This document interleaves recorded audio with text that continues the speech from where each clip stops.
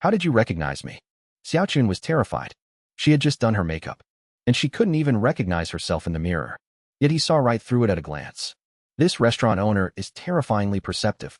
You didn't even change your clothes. It'd be harder for me not to recognize you. Never mind that. Your lady didn't get sick from that meal last time, right? Compared to Xiaochun's terror, Yuji's heart was the one truly pounding with fear. After all these days, the maid actually came knocking on his door, and looking like an absolute mess to boot. Did her lady eat those pre-made meals and get sick? What if she's here to cause trouble? Should I drag her back to a modern hospital to get her stomach pumped? How did you know my lady didn't eat it? Hearing Yuji say this, Xiaochun was even more shocked. Is this man a divine strategist? He actually knew she ate all the food that day, all by herself. How would I know? I was just asking you. Thank God. As long as your lady didn't eat it. I told you earlier, my food isn't exactly sanitary. Since your lady didn't eat it, then what are you doing back here? Hearing that her lady didn't eat it, Yuji instantly breathed a sigh of relief. As long as her lady didn't eat it, it was fine. If she didn't eat his food, whatever happened couldn't be blamed on him. Why you? How can you be so petty? Hearing Yuji bring up the unsanitary thing again, Xiaochun was so anxious that tears uncontrollably welled up in her eyes. So what if we called it unsanitary? Do you really have to hold a grudge until now? How am I being petty? Yuji was exasperated. He was a very magnanimous person. So what if we said your place was unsanitary last time? We apologized, and we paid you. Why won't you let it go? Xiaochun sobbed as she wiped her tears. Her already messy makeup smudged even worse, making her look exactly like a female ghost. But my food is actually unsanitary. You might literally get diarrhea from it. Yuji was speechless. Why does nobody believe the truth these days? You're still saying it. Xiaochun was genuinely crying now. Okay. I won't say it. As long as your lady is fine, that's all that matters. So if she's fine, what are you doing here? With the little girl crying like this, Yuji felt like some kind of creepy weirdo. I want to eat your food, Xiaochun said meekly. No way. Hearing she wanted food, Yuji firmly refused. Luckily nothing bad happened last time. If he sold it to her now and something went wrong, who would take the blame? Why? Xiaochun hadn't expected Yuji to reject her so decisively. Didn't I just tell you? It's unsanitary. Why can't this girl understand? Yuji was getting frustrated. It's unhygienic. Wah, you said it again. I was the one who ate that whole meal last time. Sob, don't you think I'd know if your food was unsanitary or not? You're just being stingy. You just want to get back at me. Boss, I was wrong. I'll kneel and apologize, okay? Ever since I ate your food last time, I haven't been able to eat or sleep. I just want one more bite of your cooking. I've been thinking about it so much these past few days. I haven't even done my chores right. If this keeps up, I'm going to get kicked out by my masters. Wah, I was wrong. I really know I was wrong. Please, be the bigger person and forgive me. Just let me eat one meal. Just one. Otherwise, I can't focus on anything. Xiaochun bawled, about to drop to her knees. Hey, don't kneel. I can't handle that. And you absolutely cannot phrase it like that. My place is a legitimate restaurant. When you say things like that, people who don't know better might think we spiked our food with something. The more Yuji listened, the weirder it sounded. Even though his dishes were packed with modern artificial additives, that was all there was to it. He absolutely hadn't put anything illegal in there. What did she mean? Couldn't eat or sleep? Did those few cheap pre-made meal packs really have that much charm?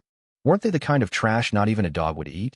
Little did he know, cooking in this dynasty simply didn't involve that many spices and seasonings. Even at the grandest restaurants in the capital, the most they used was a little lard and salt. Even adding cooking wine, or using scallions, ginger, and garlic to remove gaminess were secret techniques that most people couldn't even fathom. The fact that pork tasted better from castrated pigs was a massive secret discovered much later in history. So that was completely out of the question. In this ancient era where food was considered acceptable as long as it was cooked through, that mountain of modern flavor enhancers was practically a multidimensional strike. It was just like a pet dog, before it had ever tasted human leftovers. If you fed it bland, tasteless kibble, it would naturally eat it just fine. But once it had a taste of table scraps and experienced the deliciousness of human food, trying to make it go back to plain dog food, it wouldn't even give it a second glance. Why? Because it had no flavor. If you don't sell it to me, I'm not getting up. Xiaochun stubbornly craned her neck, completely throwing her dignity out the window. Who needs dignity? Is dignity more important than good food? Fine, fine, fine. You can eat it, you can eat it. But if you get sick, don't blame me. Also, my prices have gone up. It's 50 copper coins a dish now. If that's too expensive, there's the door. Yuji was absolutely helpless. What kind of absurd situation was this? Not expensive at all. Boss, your cooking is the absolute best. I want 3 plates. No, 7 plates. Xiaochun scrambled up, eagerly counting on her fingers. 7 plates. Can you even finish all that? Yuji looked at Xiaochun's tiny frame, looking a bit skeptical. If I can't finish it, I'll take it to go. Xiaochun hurriedly added. No way, absolutely no takeout. Tea takeout is 10 taels of silver a portion. You're getting 3 plates. Do you want it or not? Yuji knew these were all frozen pre-made meals. If she packed them up and took them home, they'd definitely get cold. And they would taste super weird. They would turn into a gelatinous mush. These dishes were flash frozen after being processed. Heating them up already broke down their flash frozen state. If you let them get cold again, bacteria multiplies. Even if you reheat it. Never mind the taste. The chances of getting food poisoning skyrocket. Fine, 3 plates it is. I'm just happy to have something to eat. Xiaochun didn't dare to complain. At worst, she'd just beg her young miss to let her out a few more times. This place isn't far anyway.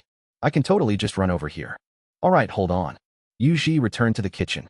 3 familiar minutes later. Kung Pao chicken. Sweet and sour pork. Twice cooked pork. 3 delicious dishes. Freshly served. Wow. This is amazing. It's so delicious. Thank you, boss. The moment the food hit the table, Xiaochun couldn't wait and started stuffing her face. Watching her, Yuji shook his head repeatedly. The twice-cooked pork is too greasy. The calories are off the charts. The chicken in the Kung Pao was deep-fried, and it even uses ketchup. This dish isn't authentic at all. Don't even get me started on the sweet and sour pork. The starch slurry is too thick, ruining the crunch. Can these 3 dishes even be called good? She's clearly not a true foodie. So good, so fragrant. Xiaochun spent a full hour savoring her meal, before finally leaving, completely satisfied. Meanwhile, Madame Wu had already rushed back ahead of her to report. Did you see it clearly? Shui Xinyue played with the prayer beads in her hand. As she asked, I saw it with my own eyes. The moment Xiaochun left, she headed straight for that restaurant. She was clutching a bulging coin purse. And right before going in, she spent a whole incense stick's worth of time dolling herself up. Oh my. She was slapping powder on her face like it was free. She fixed her hair over and over again. Then she went inside and stayed for over an hour. By the time she came out, her hair was a mess. Her purse was visibly deflated, and she had the most scandalous smirk on her face. If you ask me, it's exactly as you guessed, Mississippi. That little girl is 99% lovesick. Madame Wu reported everything she saw, in excruciating detail. Are you sure she just went to a restaurant to eat? Shui Xinyue asked doubtfully. How could that be? Who spends over an hour eating alone? And who, before a meal, spends an incense stick's time putting on makeup? Besides, Xiaochun has never been a gluttonous girl. In the past, she was always the most disciplined. She wouldn't even take 1 extra bite of food. Madame Wu shook her head repeatedly. Right. I understand. You may step down. Oh, right. Go investigate that boss. See what kind of background he has. Find out if he's sincere or just a swindler after her money. If he's just conning her. Heh. A vicious glint flashed in Shui Xinyue's eyes. Understood. Madame Wu bowed and left. Right after Madame Wu left, Xiaochun coincidentally returned. Xiaochun, you seem to be in a wonderful mood after your outing.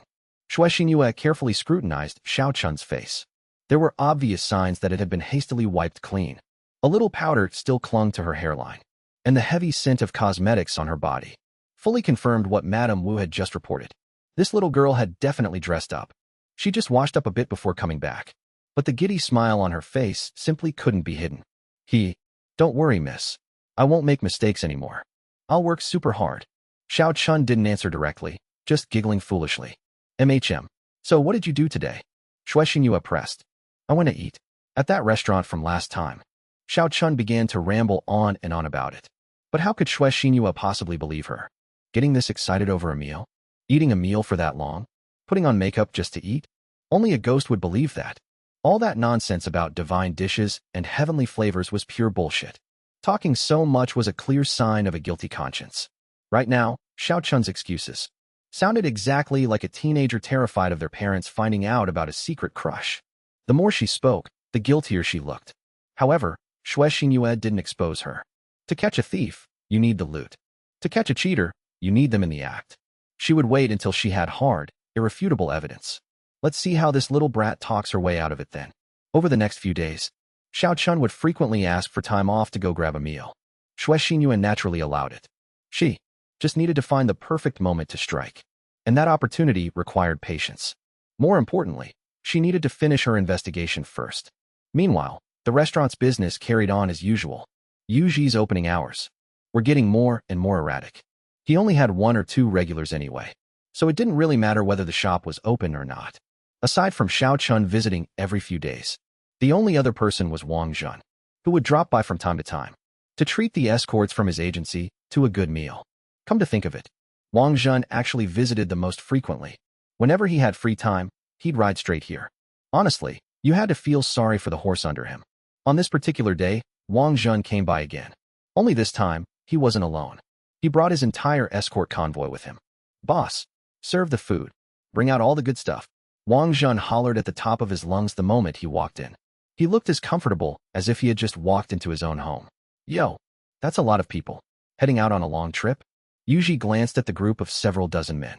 What a massive convoy. He had to admit, it was pretty imposing. In the middle of the procession were several horse-drawn carriages, loaded with dozens of heavy-looking chests. They clearly held a fortune. Yeah, this trip is going to take a few months, which means it's going to be a long, long time before I can taste your cooking again, boss, Wang Jun said, sounding incredibly depressed. But he knew his priorities. Food was just food, after all. When it came to real business, he still had to shoulder the heavy burden of the escort agency. Sneaking off to eat and drink in his free time was fine, but when duty called, he had to ride out. Otherwise, this massive family business would be ruined in a few generations. Business comes first. But where are you headed? Yuji nodded. He asked casually. This time, there's a batch of goods heading to Chuanzhou. It's not that far of a trip, but the south is a mess right now. I'm afraid the journey won't be a peaceful one. Wang Jun shook his head, looking less than thrilled. Chaotic? Yuji was confused. Ever since he arrived in Koha town, he hadn't stepped foot outside. He was completely clueless about the situation out there. But seeing how peaceful and ordinary life was in Koha town, aside from being a bit poor, it didn't seem so bad. He figured the outside world was exactly the same. Yeah, even though the imperial court has been doing its best to let the nation recover these past few years, the south is full of mountains and rivers. Crops just don't grow well there. If it weren't for the merchants and the imperial court transferring grain from the north down to the south, famine would have broken out a long time ago. But the north has been hit with nothing but severe droughts and massive floods lately.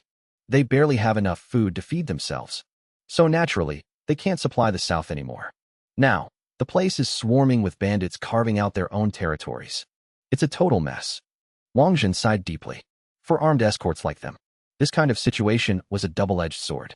The good news was that the escort agencies had way more business. The bad news, naturally, was that the danger level skyrocketed. Anyway, every path has its own struggles. All right, just be careful out there.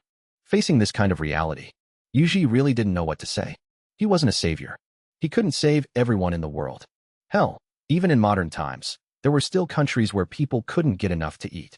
If his era hadn't produced a modern-day Shinno, the situation back in his world probably wouldn't be much better, either.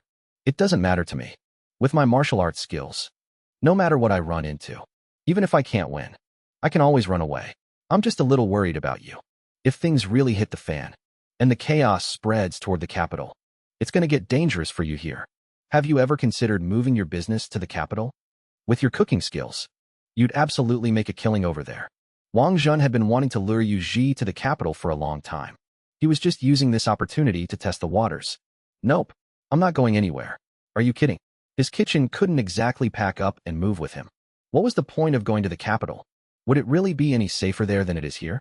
If trouble came knocking, he could just escape back to the modern world. Slam the blast door shut, and no one would be able to lay a finger on him. That's right, not a standard security door. A bank vault-grade blast door. Whenever he had free time lately, he had specially hired contractors to install it in his kitchen. Once it's locked, not even a bomb could blow it open. It was incredibly safe, even though the contractors had no idea why. Anyone would need a blast door in a kitchen. They were getting paid, and everyone has their own quirks. They chose to respect it. And hey, even if they didn't respect his quirks, they definitely respected his money, right? Actually, this door wasn't originally meant to keep out refugees. It was mostly to keep out thieves. That way, even if a burglar broke into the restaurant at night, they wouldn't be able to follow him. Back to the modern world. It gave Yuji a lot more peace of mind when he slept at night. Fine, I knew you'd say that. But there's one more thing I need to give you a heads up about. The triennial spring imperial exam is right around the corner. Hordes of scholars are already gearing up to head to the capital. You should start prepping too. Wang Zhen let out a wry smile. Looks like his dream of having culinary freedom right at his doorstep wasn't going to happen. The spring exam? Doesn't that start next year? It's only March right now. There's still a whole year left. Besides, I'm not the one taking the exams. What do I need to prep for? Yuji asked, looking confused. You run a restaurant, don't you? Kahua Town is practically a mandatory checkpoint on the way to the capital. Every exam season, droves of scholars pass through here. Sure, nowadays they usually detour through the neighboring town. But that was mainly because in the past, Kahua Town didn't have any decent places to eat or stay. Now that you've got your place up and running, who knows? People might start showing up. Actually, scratch that. They're definitely going to show up. Wang Zhen said with absolute certainty. I mean, no offense. But those penniless scholars, are you sure they can even afford my food? You couldn't blame Yuji for being skeptical. In all the storybooks he had read, not a single scholar was wealthy. They were always mooching off some rich family's daughter. Courtesans in brothels, or their long-suffering wives back home. That was the only way they could scrape together enough travel funds to take the imperial exam. And even then, they had to pinch every penny. Could guys like that really afford his dishes at 50 coins a pop? That seemed like a stretch. Listen to you, Wang Jin countered. The guys taking the spring exam are all distinguished jiren. There are plenty of wealthy merchants along the way who are more than happy to foot their bills. Of course, that money comes with strings attached, so most of them still prefer to rely on themselves. But most jiren already have a steady source of income anyway, so naturally, they can afford your food. However, the spring exam is pretty far off. What I'm actually telling you to prep for is the autumn exam. I won't lie to you. Word at the agency is that several regions down south have been hit hard by disasters. The refugees are rioting, and the local authorities have completely lost control. There are a lot of provinces where they can't even host the autumn exam anymore. So, the imperial court held a meeting and decided to have everyone come take the exam here in the capital. That way, once they finish the autumn exam, they can just jump straight into prepping for the spring exam. Saves them the trouble of traveling back and forth. Wang Zhen lowered his voice. And if they fail? Yuji asked, feeling a bit confused. If they fail, then they just go home. In this day and age, status is everything. The imperial court doesn't have the time to care about the losers. Wang Zhen stated matter-of-factly. Well, but if that's the case, wouldn't those shoutsai coming up for the autumn exam be even broker? I seriously doubt they'll be able to afford my food. So what exactly am I preparing for? Yuji rolled his eyes. The wealthy merchants, of course. Aside from the jiren. Promising shoutsai also have rich merchants backing them. It's called an investment. Besides, you could invest in a few promising scholars yourself. If they strike it big later on, they could write up a nice calligraphy scroll for your restaurant. Or gift you a custom wooden plaque. Wouldn't business start booming then? Who knows, 100 years from now, it might even become a legendary tale. Wang Zhen sighed, looking utterly exasperated with him. No need. I don't care about that stuff. Yuji waved his hand, looking completely indifferent to fame and fortune. Relying on those poor, miserable scholars? How is that reliable? If I really wanted to be famous, I'd be better off just writing poems myself. I could just throw out a few immortal masterpieces. Living the dream as a master plagiarist would be sweet. I guarantee my stuff would be way better than the pretentious drivel those poor scholars spit out. Fine, fine, fine. You don't care about fame, but you do care about money, right? Wang Zhen let out another heavy breath. He really hadn't expected Yuji to be this stubbornly dense. Why was it so damn hard just to do the guy a favor? I do care about that. But didn't you just say they're broke? Yuji nodded. I definitely want money. But if they're broke, that's exactly why you can make money off them. Wang Zhen said, as if it were the most obvious thing in the world. Now you've really lost me. At that moment, Yuji felt like he wasn't even listening to human logic anymore. Let me ask you this. Where do you think all those people are going to stay? Wang Zhen asked. The capital, obviously. They're taking exams in the capital. Where else would they stay? Yuji found the question a bit strange. Back in his time, he had traveled out of province for exams too. Naturally, you stay as close to the testing center as possible. It's just a matter of booking a hotel. Have you ever thought about how high the cost of living is in the capital? You said it yourself, they're poor scholars. Do you really think they can afford the rent there? Wang Zhen reminded him. Well, staying for one night shouldn't cost that much, right?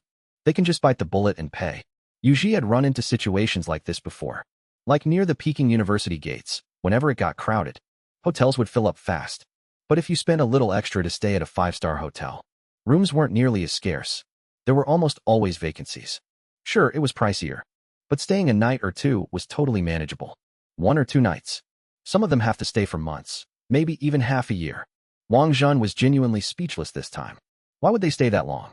As Yuji spoke, it suddenly dawned on him. This wasn't the modern era. There was no convenient transportation. In ancient times, where most people traveled on foot, leaving months in advance was completely normal, especially for something as important as the provincial exams. After a long, grueling journey, taking the exam while exhausted was obviously a bad idea. They had to find a nearby place to settle down and study in peace for a while before the test. That was the only way to ensure success. It was absolutely impossible to do it like in modern times, arriving the night before, taking the test the next day, and leaving immediately after without staying. Some scholars bet everything they had on this, and might only have enough travel money for a one-way trip. If they wanted to go back home, they'd have to find a place to work and earn money first, just to scrape together the fare back. Figured it out now? Wang Zhen looked a little smug. I get that part, but there's still something I don't understand. Even if the capital is too expensive, they could totally just stay outside the city gates. There's no need to stay all the way out here in Kowa Town, right? Yuji nodded, raising another doubt. Maybe not usually, but there are an exceptional number of people this year. The temples and inns right outside the city definitely won't be able to fit them all. And the closest hub to the capital is your area right here. When the time comes, there are bound to be tons of scholars stopping here to review their coursework. They'll wait until right before the exams to head into the capital. This is your golden opportunity. Wang Zhen grabbed Yuji by the shoulders, speaking with utmost seriousness. Opportunity? What opportunity? Yuji was a bit dazed.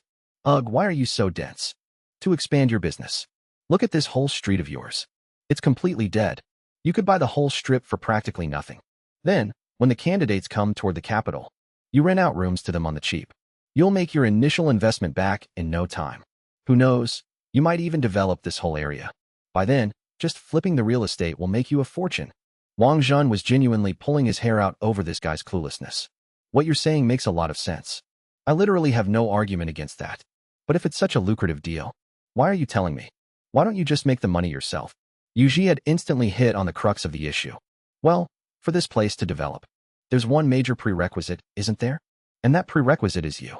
Wang Zhen had naturally figured out the trick to this whole scheme. A long time ago, the prerequisite he was talking about was what would allow Kowa Town to develop in the first place. Otherwise, staying in the neighboring town would be exactly the same. Why would anyone come to this middle-of-nowhere dump? And for Kowa Town, the only factor that could drive its growth right now was just one thing. That was Yuji's restaurant. Only with his restaurant here could Kowa Town actually retain people. Without it, all of this was just empty talk. If he wanted to keep Yuji here, he had to give him enough benefits. Or rather, tie him down with financial interests. Otherwise, if Yuji just turned and left, everything Wang Zhen pitched would fall apart. Me? You're giving me way too much credit. Yuji waved him off. He was just a guy selling pre-made meals. How could he be that important? That's right, it's you. Or rather, your dishes. The food you make is just too damn delicious. As long as your shop is here, it's only a matter of time before Kowa Town takes off. You don't understand. Ever since I had your cooking, I realized I've been living my life in vain all these years. The more I eat it, the more I crave it. I literally can't stop. If I go a few days without it, I feel like I'm losing my mind. Wang Zhen's expression suddenly became incredibly intense. Whoa, stop right there. Now you're just starting to sound creepy. I run a legitimate restaurant here. I definitely didn't add any illegal addictive substances to the food. Yuji hastily cut Wang Zhen off. But it's hard to say just how much food science is actually in it. I know. I'm just saying your cooking is amazing. Actually, it wasn't like Wang Zhen hadn't suspected anything. He had wondered if Yuji was slipping something bad into the food. But later on, he went out of his way to find a few renowned doctors in the capital to give his body a thorough checkup. Not only was there absolutely no sign of poisoning, his body was actually in much better shape than before. Thinking back on how Yuji had been buying up medicinal herbs these past few days, yet never seemed to sell them, everything finally seemed to make sense. Perhaps what Yuji was making wasn't regular food at all. It was medicinal cuisine. That would explain absolutely everything. Why his dishes were unheard of, unseen anywhere else. Why eating his food made people's health improve so drastically. It was all thanks to the medicinal cuisine.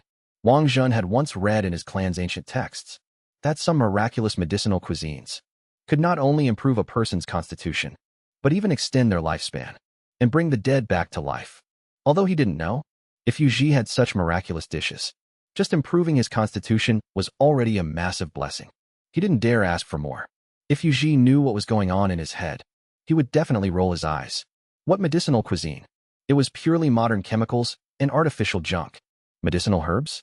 None. The entire periodic table of elements? Guaranteed. Still, you do have a point. But I have no idea where to find the owners of those properties. Yu Ji thought about it. What Wang Zhen said made sense. The most crucial thing was, how could he let others encroach on his territory? If he owned all the surrounding land, he could do whatever he wanted with it. His freedom and security would drastically increase.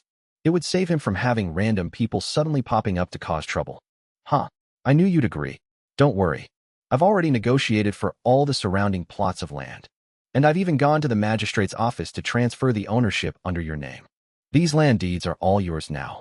Since he was doing a good deed, he might as well go all the way. Send Buddha all the way to the west. If he was going to do a favor, he absolutely couldn't half-ass it. Otherwise, it'd be no different than doing nothing at all. Wang Zhen had long since prepared everything perfectly. How much did all this cost? Yu Ji was a bit speechless. He was just wondering how he'd go about buying up the properties. And just like that, the problem was completely solved for him. It's on the house. Wang Zhen shook his head repeatedly. All right then, what's your request? If he wasn't asking for money, he definitely had an ulterior motive. Yu Ji wasn't in a rush to take the land deeds. Well, I'm going to be out of town for a few months, right? I'm going to be craving your food so bad if I don't eat it for that long. So you see, do you happen to have any food I can take on the road with me? You know, travel rations. Wang Zhen rubbed his hands together and chuckled cheekily. I know what that is. It's not like I don't have any. Yu Ji thought about it and spoke up. The guy had been loyal enough, so he couldn't just turn him down. You really do? Wang Zhen was overjoyed. Originally, he was really just asking to try his luck. He didn't expect him to actually have such a thing. I do, but it might not be quite what you're expecting. Yu Ji pondered for a second, then added, That's fine. That's perfectly fine. As long as it's delicious. I'm not picky. Wang Zhen nodded emphatically. All right then, give me one night. I'll give it to you first thing tomorrow morning. Yu Ji planned to close the shop and check the supermarket. After all, his place had nothing but ready-made meals. He had absolutely nothing else. He definitely couldn't give him the ready-made meals. That would be way too absurd. Plus, most ready-made meals were flash frozen. They wouldn't last long if left outside. They'd spoil easily. Great. Then about these land deeds.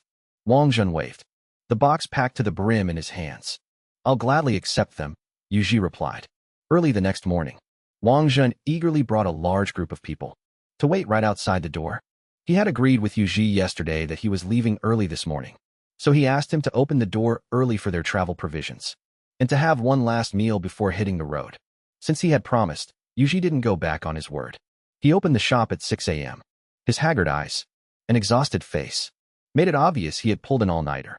While he usually couldn't wake up early in the morning, he could always just stay up all night and not sleep. Asterisk ding, ding, ding, ding, ding, ding, asterisk. 10 microwaves went to work simultaneously. In less than 20 minutes, he had dozens of people's meals sorted out flawlessly. Boss you, about those travel rations we discussed last night. After eating and drinking their fill, Wang Zhen pulled Yu Ji to the side and asked in a low whisper, Don't worry, I prepared them ages ago. Yu Ji dragged a massive wooden crate out from behind the counter. He opened it. It was packed to the brim with instant ramen. There were all sorts of flavors. Of course, they weren't the cup noodle versions. They were all in bags. After all, cup noodles took up too much space. Anyway, it was just a matter of having a container. He had actually considered self-heating rice meals and similar foods. But on one hand, those things looked way too similar to his ready-made meals, which would easily make people suspicious. On the other hand, it came back to the same problem. They were hard to carry and took up too much space. But most importantly, they were expensive. The cost of one cup could buy 2 bags of noodles. It was far less practical than a whole crate of bagged instant noodles. What is this item? Wang Zhen stared at the massive crate stuffed full of instant noodles. Wait, What about the travel rations we agreed on? This is exactly what you wanted. The writing on the outside is the instruction manual. Watch closely, I'm only going to demonstrate this once. Tear open the packaging. Put the noodle block into a bowl. Then pour in the seasoning packets. And finally, add boiling water. Coincidentally, he hadn't eaten breakfast yet. So Yuji simply grabbed a pack of noodles and cooked it right then and there. At first, Wang Jun was a little skeptical. 3 minutes later, the noodles and seasoning had fully bloomed in the broth. The rich, savory scent of beef noodles instantly filled the entire hall. What an overpowering aroma. It completely crushed the smell of the pre-made dishes in the shop. They can't even compete. What is this? It smells way too good. Wang Jun twitched his nose, greedily inhaling the endless fragrance. He was dying for just a single bite. Such a pity, though, just to keep himself from getting bored on the road earlier. He had stuffed himself way too full. As everyone knows, instant noodles only reach their true potential when you're starving. That's when you get the buff. So, the ever-wise Wang Jun, despite the mouth-watering smell, truly couldn't take another bite. He had no choice but to give up. This is another kind of braised dish, in a way. We call it instant noodles. All right. Get going. You can eat it on the road if you can't hold back. It's really simple to make. Just add hot water in a bowl, and you're good to go. You don't even need a bowl, actually. As long as you have hot water, it works. You can pour boiling water straight into the bag. Tastes just the same. And if you really don't have hot water, you can just eat it dry. Yuji casually closed the box. Instant noodles were idiot-proof. He wasn't worried at all. That Wang Jun wouldn't figure it out. Men, carry this box out. Remember, you must guard it with your lives. I won't tolerate a single mistake, Wang Jun said, as he carefully pulled a heavy iron lock from his robes. He had prepared this especially before coming here, just in case there was something valuable that needed protecting from thieves. Now it was coming in perfectly handy. Young Master Wang, what was that smell just now? It smells incredible. Yeah. I was craving it so bad I started drooling. I was already full, but for some reason, I just wanted to eat more. It was driving me crazy. Young Master Wang, you must know what it is, right? Quick, tell us. Young Master Wang, what's this box for? Is there some kind of treasure inside? The moment the box was carried out the door, a massive crowd of escorts instantly surrounded Wang Jun, packing him in 3 layers deep. Enough. Don't ask questions you shouldn't ask. If we don't hit the road soon, it's going to get dark. Hurry up and get in formation. We're moving out. Wang Jun didn't answer them. He simply put on his authoritative young boss attitude. Honestly, everyone really did have the thought of waiting until dark, just to grab another meal. Hell, if it were possible, they'd gladly eat here for the rest of their lives. But the boss had spoken, so they naturally had to obey. Move out. Everyone to your posts. At Wang Jun's command, all the escort masters and vanguard guards took up their positions and escorted the transport carriages away in a grand, imposing procession. As soon as Wang Jun left, Yuji immediately locked the doors. He couldn't help it. He had pulled an all-nighter. He was utterly exhausted. It was time to catch up on some sleep. He slept like the dead, totally oblivious to the world. The sun and moon could have fallen from the sky for all he cared. By the time Yuji woke up, it was already past 10 p.m. Naturally, he couldn't do any business at this hour, and he couldn't fall back asleep. Might as well just play video games. Another all-nighter. So on the second day, Yuji naturally failed to wake up again. When he finally got up, it was midnight. Needless to say, the restaurant remained closed. Unable to sleep, Yuji played games all night long once again. The third day, the fourth day, and the fifth day went exactly the same way. The restaurant was closed for a full week. Before Yuji barely managed to fix his sleep schedule. He definitely enjoyed his long, satisfying sleep. But some people weren't feeling so great about it. Xue Fu has investigated everything. Xue Xinyue toyed with the porcelain teacup in her hands. Is everything clear now? She asked calmly.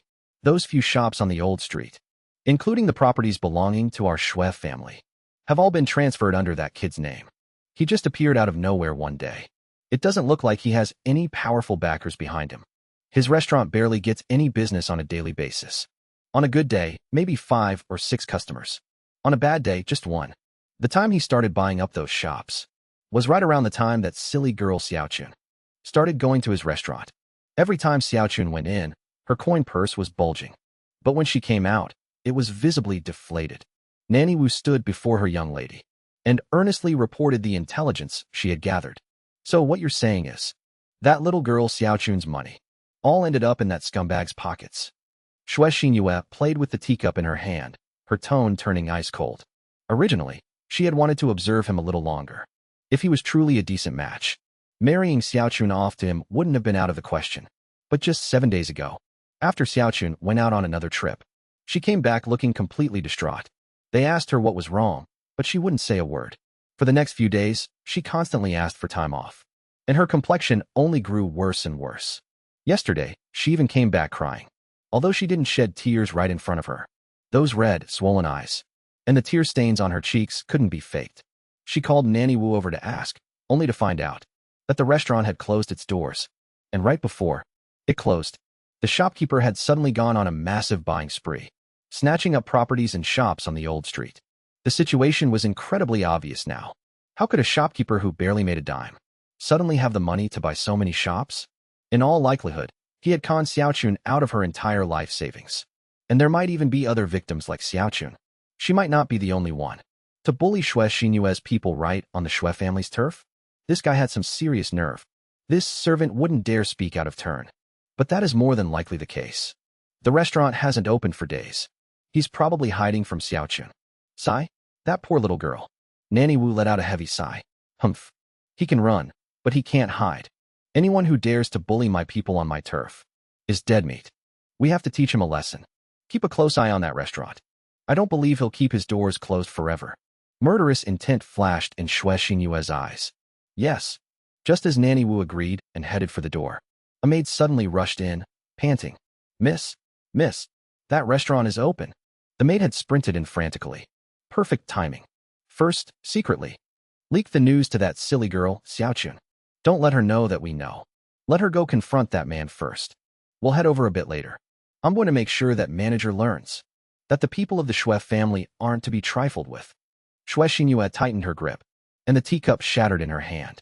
Nanny Wu and the little maid shuddered in unison. The miss was absolutely terrifying like this.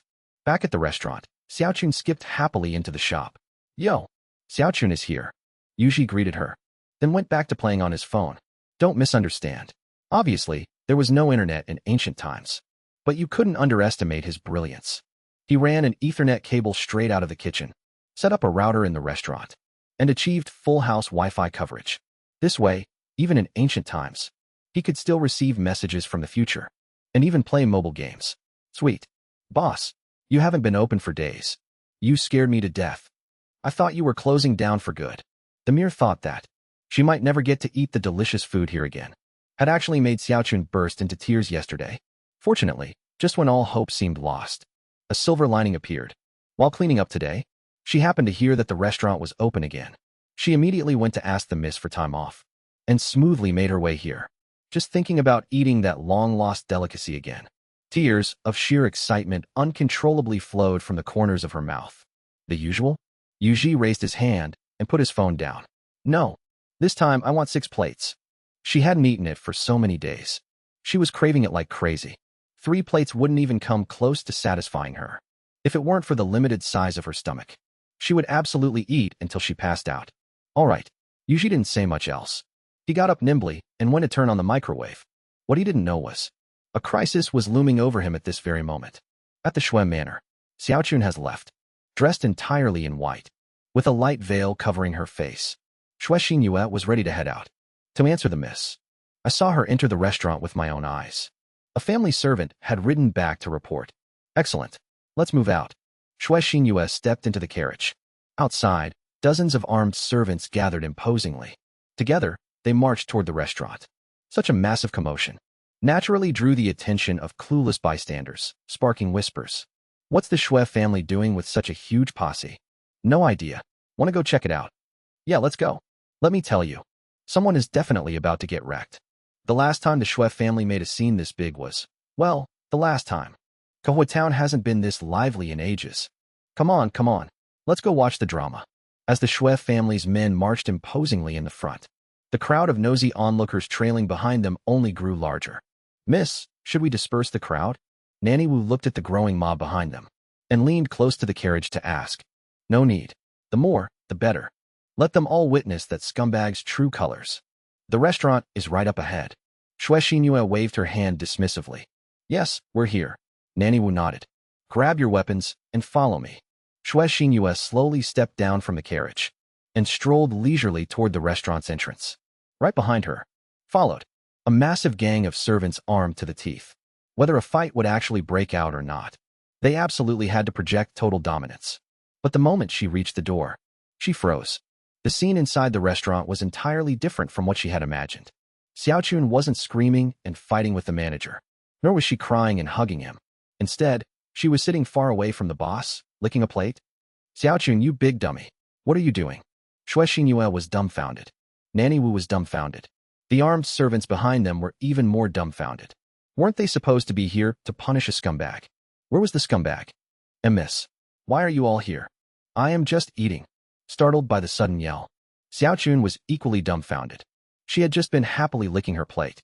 Why did the miss suddenly show up, dragging along a pack of fierce-looking servants? What on earth was going on? Why you? All these days. You've just been coming here to eat. Shui Xinyue asked in utter disbelief. Yeah, what else would I be doing? Miss, do you want to try some? The food here is seriously amazing. Xiaochun nodded, stating it as if it were the most obvious thing in the world. After all, she had reported to the miss every time she went out. Nanny Wu, what is the meaning of this? Shui Xinyue sharply whipped her head to the side. The situation couldn't be any clearer now. Xiaochun was literally just here for the food. All that nonsense about getting swindled out of her money and innocence, being emotionally manipulated, didn't exist at all. Miss, I honestly had no idea. Nanny Wu was completely bewildered too. This was completely different from what they had assumed. Hey, what are all of you doing crowding around my restaurant? Just as the awkward silence dragged on, Yu Ji, who had been hiding by the kitchen door, finally spoke up. Earlier, the moment he noticed things going south, he had wisely ducked into the kitchen, fully prepared to lock the doors at a moment's notice. But looking at it now, it seems this was all just a misunderstanding. Only then did they dare to make a sound. So, are we eating? Is anyone gonna eat? Shui Xinyue's face was as red as a monkey's, but right now. Fortunately, she had a light veil covering her face, so it wasn't obvious to anyone else. Anyone else can eat. Except you. Yuji glanced at her and said calmly, why not? Now it was Shui Xinyue's turn to be indignant. Seeing this, the guards behind her gripped their weapons, looking furious. Didn't I tell you already? The food here is unhygienic. If a precious young miss like you ends up with a stomachache and comes crying to me for trouble, then what? Yuji sounded completely justified. He was hiding behind his blast door right now, ignoring everyone. Worst case scenario, he'd just slam the door shut and never come out. Boss, my lady didn't mean it like that. Be the bigger person here. Just spare my lady a bite of food, please. After being here for so many days, Xiaochun knew full well that Yu Ji wasn't a bad guy. She pleaded bitterly. Such a heavenly delicacy. If her lady couldn't taste it, then what was the point of living? Xiaochun stopped begging him. If I can't eat, then I won't. It's not like I care anyway. Shui Xinyue crossed her arms, the picture of perfect stubborn pride. But it really is so delicious. Xiaochun mumbled, feeling wronged. It's just a plate of food, isn't it? No matter how good it is, how incredible could it possibly be? Xiaochun, oh Xiaochun, you've just seen too little of the world. Today I'll show you just how completely overrated the food here really is. Shopkeeper, fine, I won't eat. But the others can still eat, right? Shui Xinyue was completely fired up now, determined to go head-to-head with Yuji. Naturally. But my dishes don't come cheap, you know. 50 yuan a dish. It's up to you. Yuji had already figured out what she was planning. But it didn't matter. Whatever she pulled wouldn't affect him in the slightest. Fine. 50 it is. Everyone listen up. Today, all expenses in here will be paid by me, Shui Xinyue. I only have one requirement. Pick. Find a flaw in his food. For every single flaw you find, I'll reward you with 10 taels of silver. Shui Xinyue shouted her announcement out the door. She was fully prepared to butt heads with Yuji today. Eldest Lady Shui. Does that include us, too? The peanut gallery watching the drama from afar heard this, and immediately shouted back. Yes, anyone who can find a flaw counts. But I'll only accept the first 10 complaints, and they can't be repeats. No matter how loaded Shui Xinyue was, there was no way she'd hand out 10 taels to absolutely everyone. She still had to manage her expenses a little. The crowd instantly boiled over in excitement. Free food, free drinks, and free money. I haven't seen a deal this good in lifetimes. Boss, bring on the food. Naturally, the first batch to rush inside were the Shui family servants. The tavern's first floor wasn't particularly large. Very quickly, It was packed to the brim with over 20 people. Shue Xinyue slammed a silver ingot onto the counter, signaling to Yuji that he could start serving. Yuji didn't waste his breath. He turned right around and headed into the kitchen, putting the microwave chef to work. Damn it. Not fair. We're lined up so far in the back. All the flaws will be pointed out by the people in front of us. Exactly.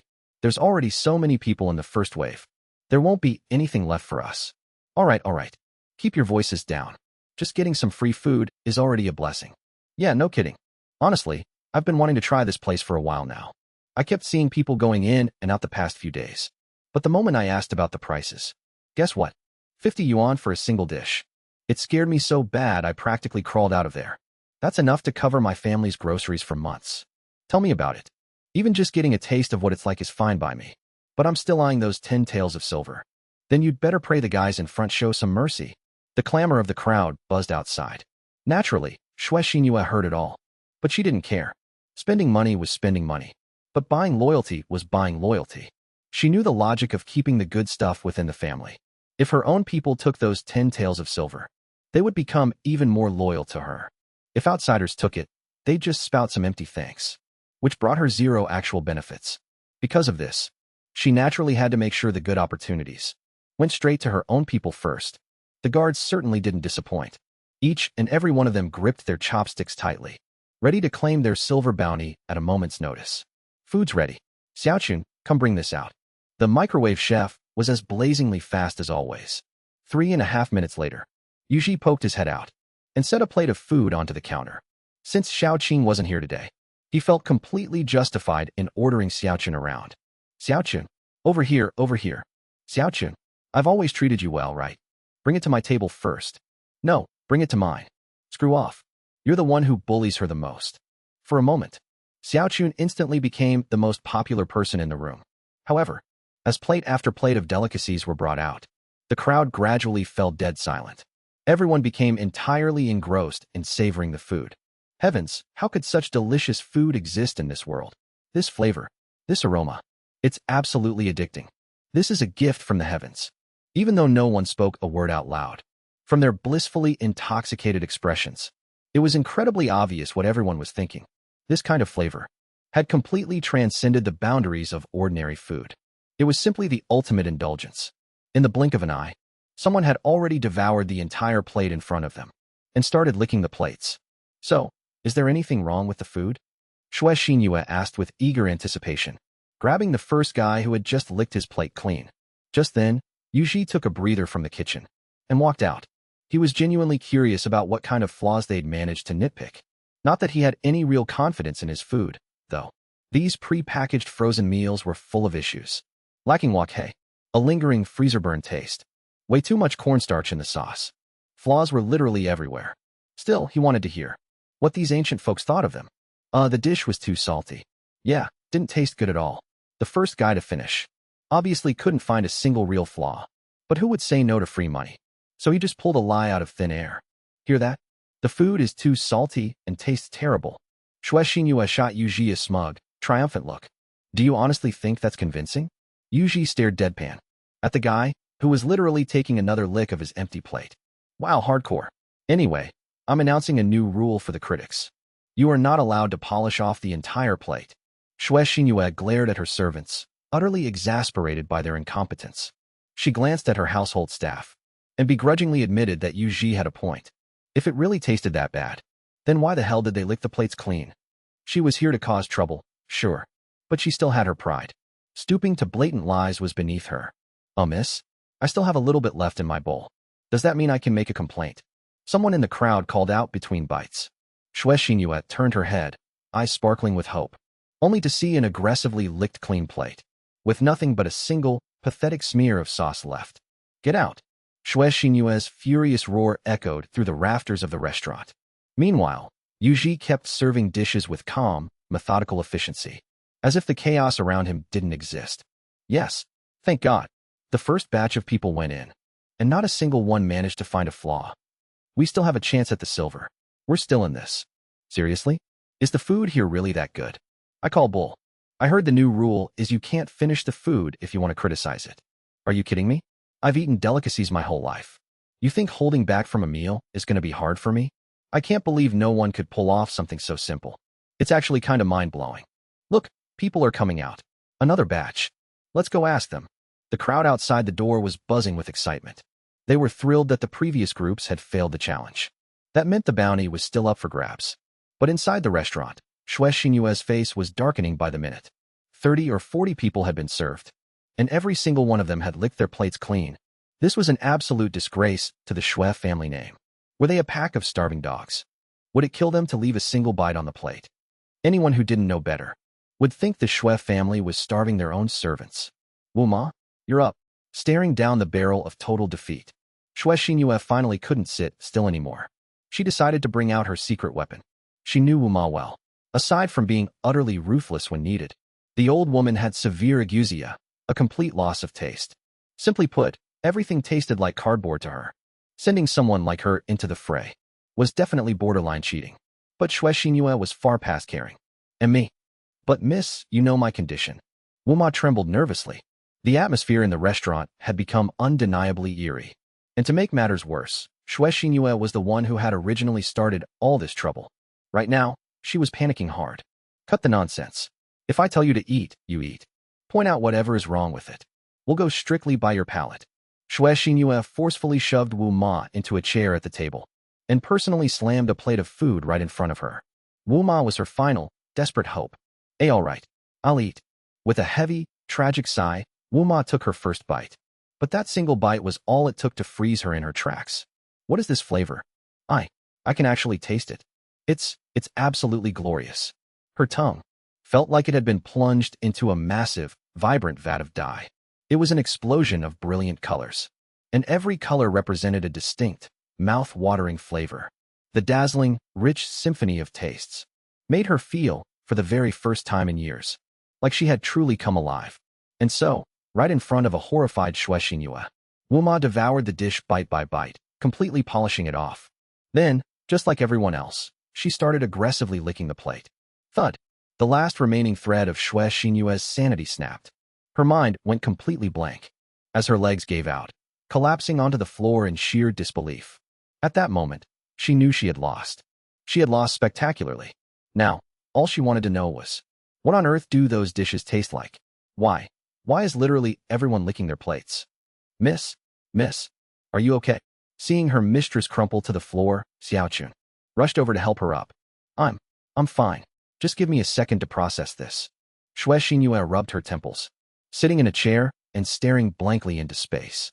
Throughout the rest of the day, a few more people tried to game the system, to snag that 10-tail bounty, but Yuji quickly shut down their weak complaints, sending them scurrying away in embarrassment.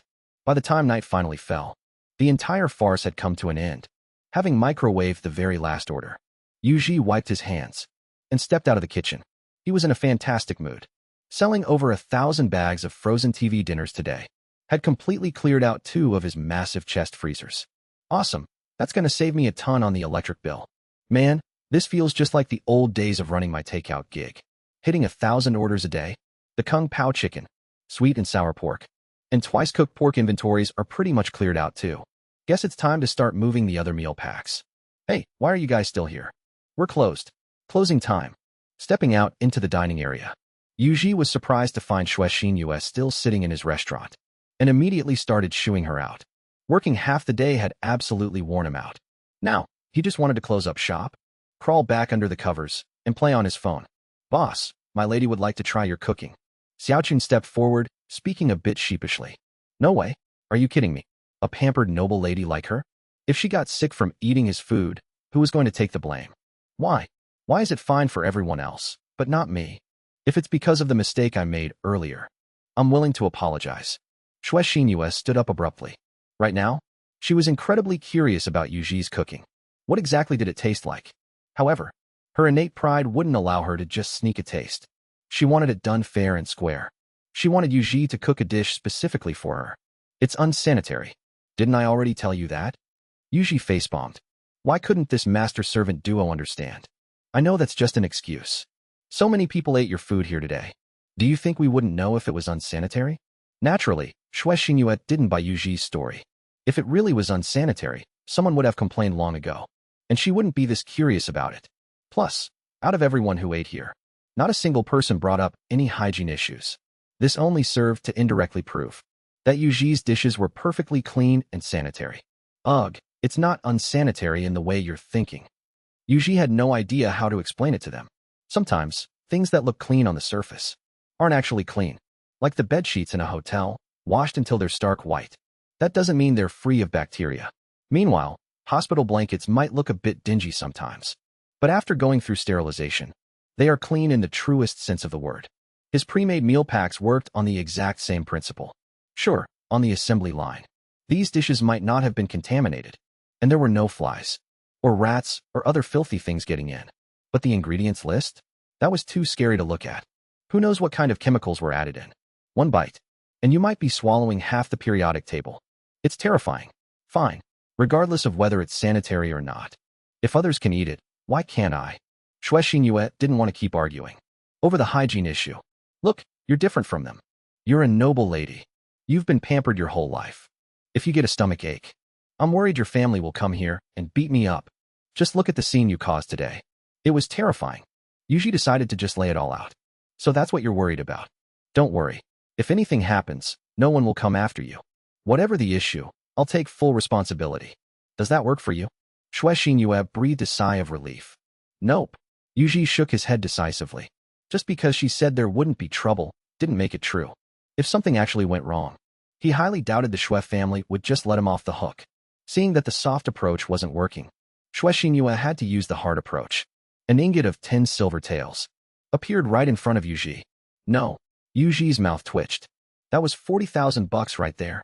But thinking about the potential trouble later, he steeled his heart and refused.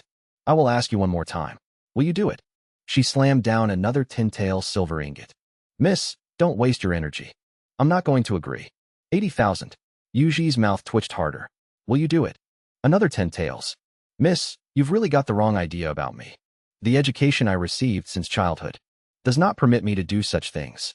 120,000. Yuji felt the muscles in his face twitching uncontrollably. Will you do it? Shui Xinyue tossed down another 10 taels. I am not that kind of person. 160,000. Yuji struggled weakly. Final offer. 50 taels. Shui Xinyue was practically bleeding money at this point. You are a very good judge of character. Ha. But let me make this clear beforehand. You must bear all the consequences for whatever happens. And I decide what dish you eat. Yuji scooped up the silver ingots in one swift motion. He couldn't even suppress the grin spreading across his face. Deal. Now hurry up and go. Shui Xinyue let out a sigh of relief. Thank goodness he was greedy for money. Otherwise, she really wouldn't have known what to do. It wasn't like she could sell her body just for a bite to eat. All right, wait right here. Yuji happily hugged the silver and marched into the kitchen. But once inside, he found himself in a dilemma. What should he feed this pampered lady? He couldn't actually risk giving her food poisoning. Forget it. I'll pick something with a shorter shelf life. It should have fewer preservatives. Meat is a no-go. Zombie meat, synthetic meat, cheap neck cuts, and all sorts of other trash. I'll just make something vegetarian. Rummaging through the freezer, Yuji finally pulled out a satisfactory pre-made meal pack. Snip, bubble, ding. After his familiar routine, Shui Xinyue finally laid eyes on her long-awaited delicacy. Except, what the heck was this green and white thing? And as far as the aroma went, it didn't smell nearly as appetizing as the previous dishes. The plating, however, was quite exquisite. It looked incredibly appetizing. Miss Shui, your dish is served. Scallion tossed tofu. Please enjoy. Honestly, to make Shui Xinyue feel that her 50 taels of silver were well spent, Yuji had put in a bit of extra effort. He plated it on a square, lightly glazed dish with subtle, embossed patterns. Porcelain white and tender, garnished with vibrant green scallions. But most importantly, it was a massive plate for a tiny portion. After all, small portions were the epitome of elegance. Tofu. That's a first, she murmured. Shui Xinyue curiously picked up her chopsticks and took a gentle pinch. The soft, white tofu quivered gently like a willow branch. Looking so delicate it evoked a sense of pity. Placing it into her mouth, the silky tofu melted on her tongue like the first snow. It dissolved effortlessly, without even needing to be chewed. The fresh, subtle fragrance of soy rolled smoothly down her throat and into her stomach. The mellow warmth of the sesame oil, paired with the slight, sharp bite of the green scallions, hit her taste buds with an electrifying thrill. That flavor was too pure. So pure it seemed stripped of all worldly impurities. In just an instant, it completely conquered Shuexinyue. She closed her eyes, savoring the exquisite taste dancing on her tongue. From childhood to adulthood, she had never experienced anything like this when it came to food. She had tasted her fair share of lavish meats and seafood, but their flavors could only be called average. She was no stranger to fresh greens and vegetables either. Yet she'd never tasted anything like this. Never experienced such a profound artistic conception. This dish made her feel like she wasn't just eating food. It was more like appreciating a piece of art.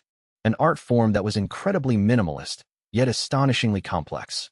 Simple in its ingredients, but complex in the profound meaning behind it. Yuji waited for quite a while. Finally, Shuexinyue opened her eyes. He hurriedly asked how it was. Wonderful, truly wonderful. No wonder so many people can't find a single flaw. Boss, your culinary skills are practically miraculous. Shuexinyue didn't hold back her praise in the slightest. Ah, you flatter me. As long as you're happy with it. Yuji scratched the back of his head, feeling a little embarrassed by the praise. Although he didn't technically cook the dish himself, he had meticulously prepared it with his own hands. So being praised felt pretty much the same. Most importantly, before serving, he had specifically picked through it, tossing out all the subpar pieces of tofu, which meant what was originally a bowl brimming with scallion mixed tofu had less than a third left by the time it hit the table. Selling a dish like this for 50 taels of silver, even someone as thick-skinned as Yuji couldn't help but blush a little. It's not flattery, it's the truth. You might not know this, but I originally came here wanting to trip you up. My servant here has had an abnormal sense of taste since she was a child. Everything she eats tastes bland to her. I wanted her to nitpick and find flaws in your food, but I never expected that you could actually conquer even her taste buds. I am truly, deeply impressed. The scallion and tofu prepared by Yuji was truly elegant and refined, so it was polished off in just a few bites, perhaps due to her strict upbringing. Shuexinyue didn't feel the portion was too small. Instead, she thought it was supposed to be exactly like that. Since the customer didn't mention it, Yuji naturally wasn't going to offer more. After all, feeling a bit guilty about the small portion, he figured eating less was the safer bet. So he was more than happy to change the subject. Oh, a weakened sense of taste. Now that's rare. Yuji had never actually encountered someone like this. It was perfectly normal for older folks to experience taste degradation, especially at Aunt Wu's age. That wasn't strange at all. But for her to have had a weak sense of taste since childhood, that was indeed quite abnormal. Actually, it still wasn't quite satisfying enough.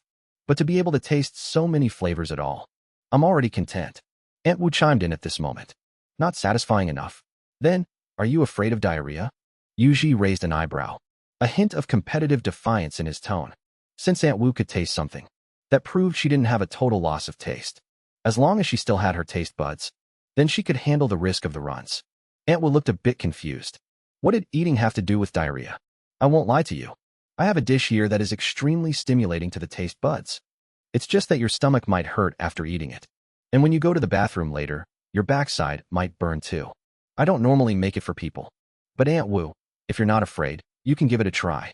What Yuji was talking about wasn't really a dish, but rather a type of cuisine. Spiciness. It was actually a sensation of pain. Chili peppers didn't exist in this area yet, so he wasn't entirely sure if the people here could handle spicy food. But there was no doubt. When it came to treating a weakened sense of taste, chili peppers possessed a unique and unparalleled advantage. It's just that the butt would have to suffer the consequences. And if her stomach was weak, it would be pure agony. I'm not afraid. As long as it satisfies my craving, I'm not afraid of anything. Aunt Wu's eyes shone with unwavering determination. Her only regret in this life was when it came to food. All right, wait a moment. Yuji turned and walked into the kitchen. Very quickly, he brought out a new dish. It was a classic Hunan stir-fry, pork stir-fried with chili peppers. Unlike the simple elegance of the scallion and tofu, the aroma of the chili pork was incredibly domineering. The moment it crossed the kitchen threshold, the people in the dining hall were hit by a rich, pungent, and spicy scent. It was a deeply mellow heat, carrying the earthy essence of soil and the warmth of the sun. It was so pungent it made their noses itch. Yet they couldn't help but want to breathe it in again. What kind of dish is this? Shuexinyue pulled the green veil back over her face. The spicy aroma of the dish was far too aggressive. It didn't quite suit a refined and elegant person like her, especially since it was her first time experiencing the scent of chili. It felt almost painful just to smell it. Pork stir-fried with chili. Give it a taste. Yuji pushed the plate in front of Aunt Wu, whose eyes were practically glowing. At this moment, Aunt Wu stared wide-eyed, as if she were looking at some rare, priceless treasure. She had never experienced normal flavors in her entire life. But the very second this dish appeared, she felt a profound, instinctual connection to it. This was her destiny. A glossy sheen of oil coated the rough porcelain plate. The slices of meat glazed in a translucent savory sauce. The chilies were beautifully blistered and curled at the edges, and the mix of green and red peppers instantly whetted the appetite. Aunt Wu couldn't wait a second longer. She picked up a slice of meat and placed it in her mouth. Fatty, but not greasy. Lean, but not tough. The moment her teeth sank into it, the first thing to meet her tongue was the seared, fragrant crust, followed immediately by a burst of rich, savory fat. Next came the firm, tender texture of the lean meat, as the umami of the sauce melted effortlessly on her tongue. The chili peppers weren't just sitting idly by either. They were crisp, tender, and packed a punch. The fresh, fiery flavor surged straight down from her tongue. It wasn't a scorching, unbearable pain, but rather a hearty, exhilarating thrill. Spicy and immensely satisfying. Thoroughly aromatic and deeply savory. All of the ingredients, brewing in the savory aroma of fermented black beans and the sharp tang of garlic, ultimately unleashing a blissful explosion of flavor in the mouth. So good.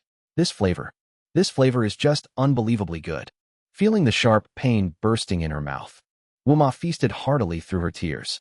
Beads of sweat constantly formed on her forehead, but it still couldn't suppress the fiery passion in her heart.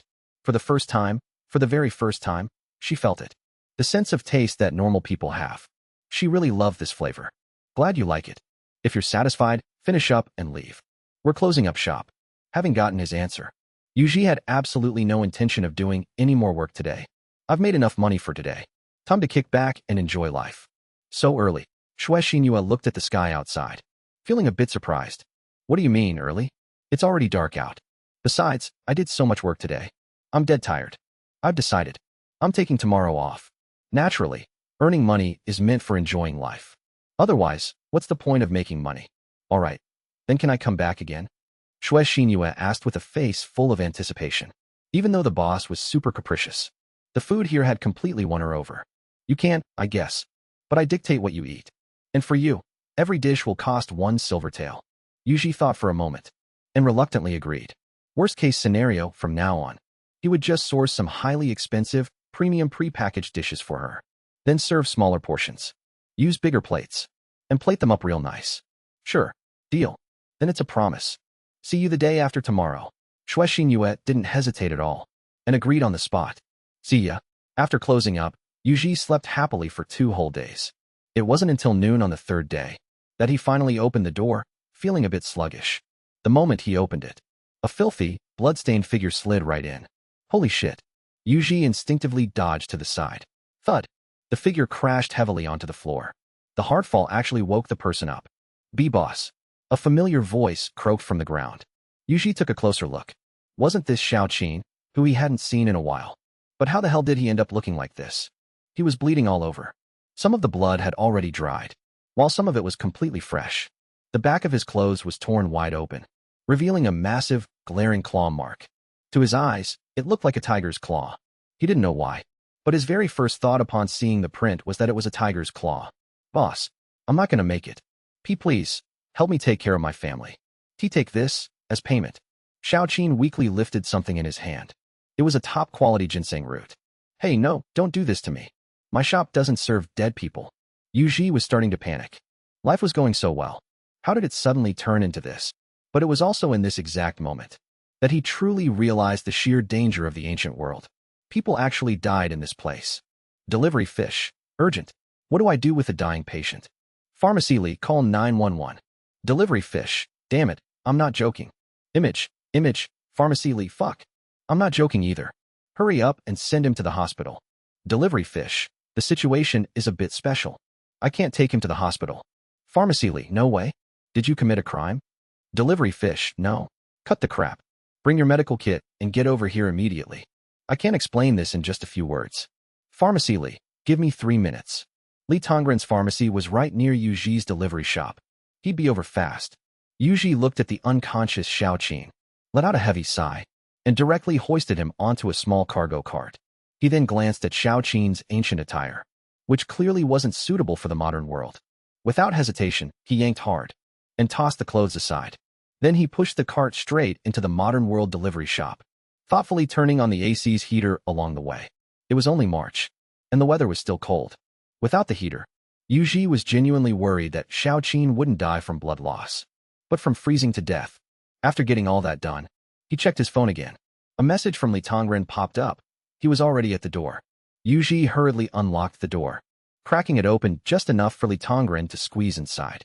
Holy shit, what's going on here? I haven't seen you for a few days, and you're already playing this kinky?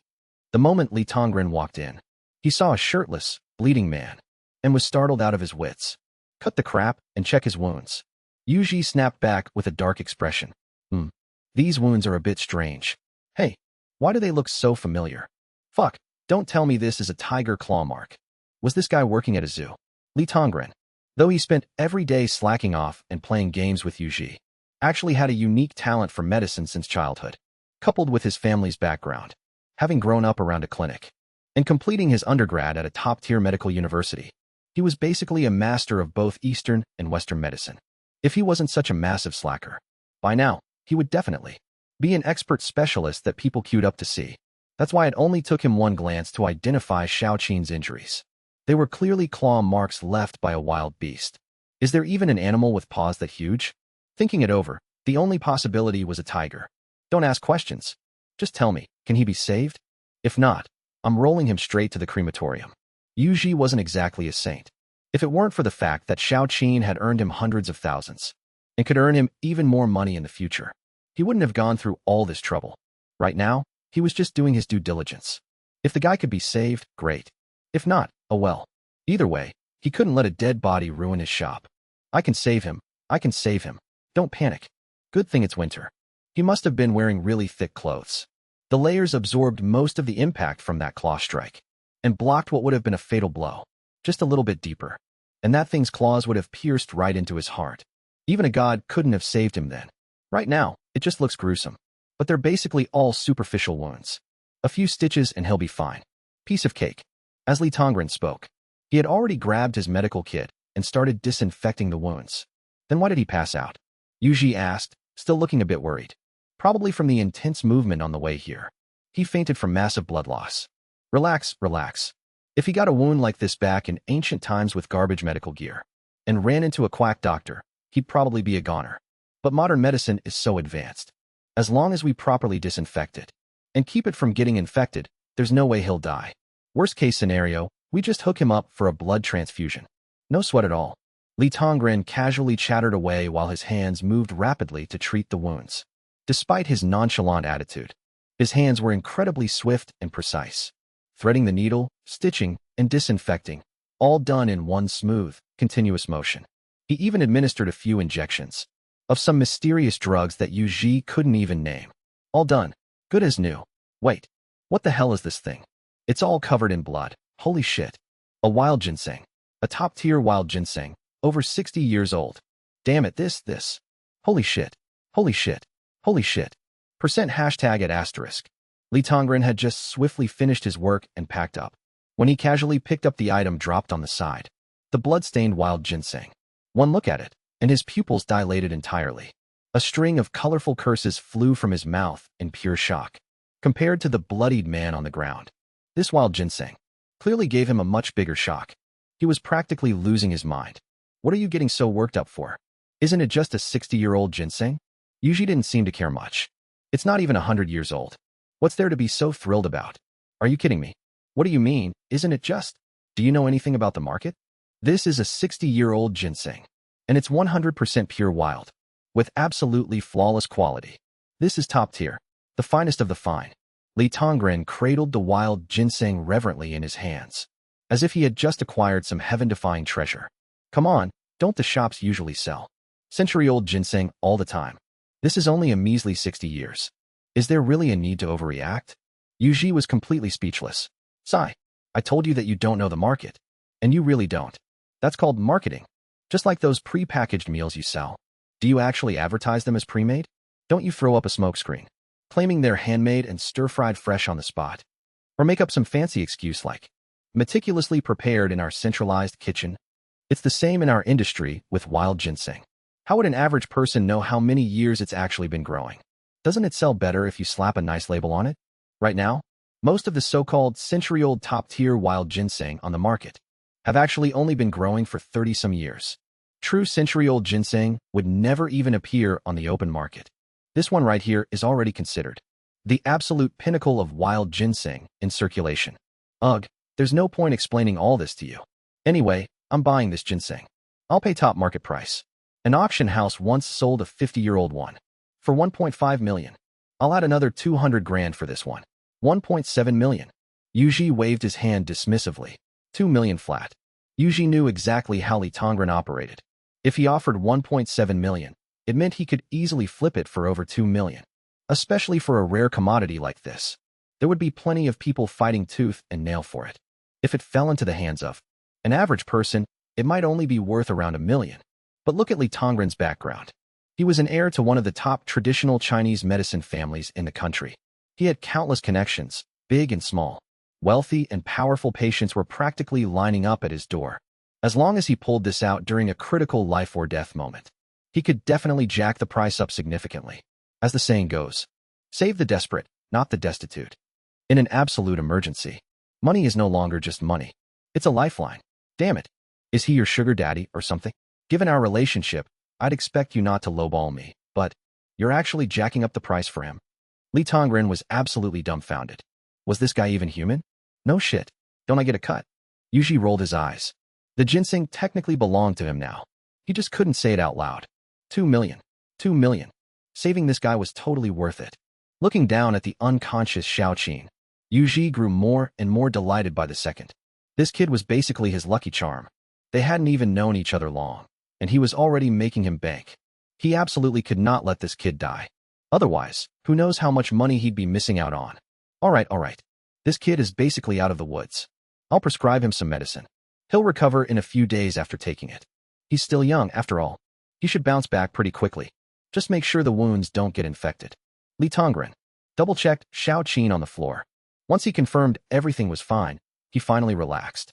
No problem. Just make sure to prescribe traditional Chinese medicine. He has plenty of herbs at home. Yuji nodded, adding another thought, mainly because Xiaoqin has to go back to ancient times, and it'll be hard for him to explain Western medicine over there. Got it. I'll text you the prescription in a bit. I need to head back now. Although this ginseng is a top-tier specimen, it hasn't been preserved properly. If I don't process it soon, its medicinal properties will degrade, and it won't fetch a good price. Lee Tongren was well-versed in both Eastern and Western medicine, so it made no difference to him. He casually wrote down a prescription for both internal medication and topical ointments, and hurried off, leaving only an upper torso on the floor, and Xiaoqin, wrapped up like a mummy. Sighing, he casually tossed 2 thick cotton quilts over Xiaoqin, before dragging her all the way back to the ancient world. As for taking care of people, naturally, Yuji had no clue how to do that. But whatever. After Xue Xinyue arrived, Yuji just had her assign 2 of her maidservants to help take care of her. The price, of course, went without saying. A $5 bag of spicy fermented tofu. Xue Xinyue gladly accepted the deal. And so, the days passed one by one. The early winter snow melted. The weather turned warm, only to grow chilly again. In the blink of an eye, April arrived. During this time, Yuji's business remained lukewarm. Still, it was leaps and bounds better than before. Ever since Miss Xue treated the entire town to a taste of his restaurant's delicious food, he'd get a walk-in customer or 2 from time to time. Of course, the current Yuji couldn't care less about that. Ding! 2 million yuan deposited into your bank account. Your current balance is 3,228,601.11 yuan. The notification chime for a bank deposit rang out from his phone. The money from the Wild Mountain Ginseng last time had finally been transferred over by Lee Tongren. The payments for the previous herbs had also been trickling in. A massive sum of 3 million yuan. You could officially call Yuji a millionaire now. And more importantly, he still had nearly 100 taels of silver on hand, along with an entire street's worth of storefronts. Man, life couldn't get any sweeter than this. Meanwhile, in Kahua Town, rumble, rumble. The heavy sound of wooden wheels rolling across the dirt road echoed through the dead silent streets. A caravan appeared at the gates of Kahua Town. The group was a mixed bag of young and old. There were wealthy merchants dressed in lavish silks, poor scholars wearing shabby robes, and rugged martial artists in simple fighting gear, with about a half-dozen carriages, over 20 fine steeds, and dozens of donkeys.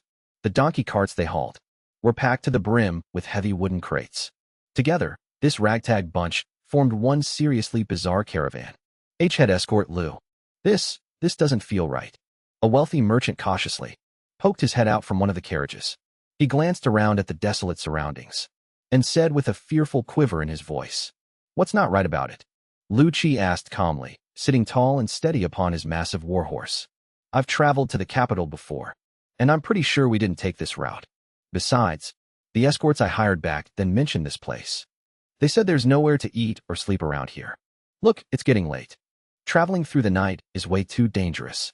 Why don't we detour to the neighboring town and rest for the night?" The merchant kept his tone incredibly polite and cautious. He had witnessed Lu Chi's absolute brutality on this journey. When a gang of mountain bandits tried to rob them earlier, Lu Chi skewered them one by one with his spear. He literally terrified the rest of the bandits into fleeing for their lives. But it had also left the merchant deeply traumatized. This guy was a cold-blooded killer who didn't even blink. Yeah, he's right. This place ain't fit for people to stay in at night. There's not a single living soul around. Half the town is in ruins. It's creepy as hell in the dark. Let's just take the detour, huh? A martial artist perched on one of the carriages chimed in to agree. He was an escort, too, but he belonged to a different agency than Lu Chi. In fact, this entire caravan was just a patchwork crew put together by several different merchants. It was a fairly common setup. Each merchant would hire a few of their own escorts, pool their funds, and travel together as a massive group. Sure, they were completely disorganized, but marching down the road, they looked like a mighty army. The sheer size of the caravan was intimidating. Your average petty thieves wouldn't even dare show their faces. As for the larger, more dangerous bandit gangs, the merchants had a countermeasure for them, too. They just had to hire one highly renowned escort agency to lead the charge. All the other escorts would lower their banners, and the entire caravan would travel under the banner of the famous agency. That way, the outlaws of the Green Forest, who had already been paid off, wouldn't give them a hard time. It was the classic strategy of spending a little money to solve a massive problem. Of course, if they ran into some reckless fools who didn't care about reputations, well, then everyone was on their own. In this day and age, everything was a gamble. Win, and you walk away with 10,000 taels of gold. Lose, and your head rolls in the dirt. That's ancient history you're talking about. Kowa Town has food and a place to sleep now. Plus, it's close to the capital. It's the absolute fastest route if we want to reach the city. Lu Chi didn't even bother looking back. Right now, all he wanted was to reach Yuji's restaurant and gorge himself on a good, hot meal. He was well aware of the little schemes playing out in the merchants' heads, but as long as he got paid enough, he didn't care. When it came to handling patchwork jobs like this, the Wei Yuan Escort Agency had its own set of rules. They would draw up an ironclad contract in advance. The penalty for lost goods was incredibly low, and the agency retained maximum autonomy. Simply put, we can escort you, but if the cargo gets robbed, our payout only covers the cost of hiring us, and the escorts dictate the entire route.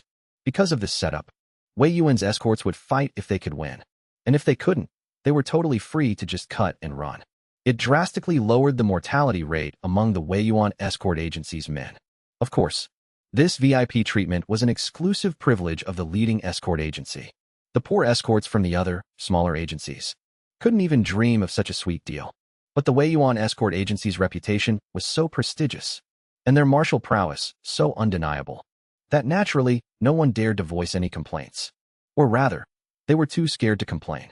They were all relying on Lu Chi to get them through this alive, after all. But it just looks so eerie. It feels like these houses are completely empty. Head escort Lu. Please, can't we just head to the neighboring town? Truth be told, the dead silence of Kowa Town really did give off a sinister vibe. It was terrifyingly quiet. Even a single street peddler shouting their wares would have made it feel better. But there was absolutely nothing. I'm not going anywhere. You want a detour? Go by yourself. Boss Chien, we signed a contract. My only job is to get you safely to your destination. As for everything else, you follow our orders. You know the rules of our escort agency. When it comes to lodging, we don't just stay anywhere. I'll be straight with you.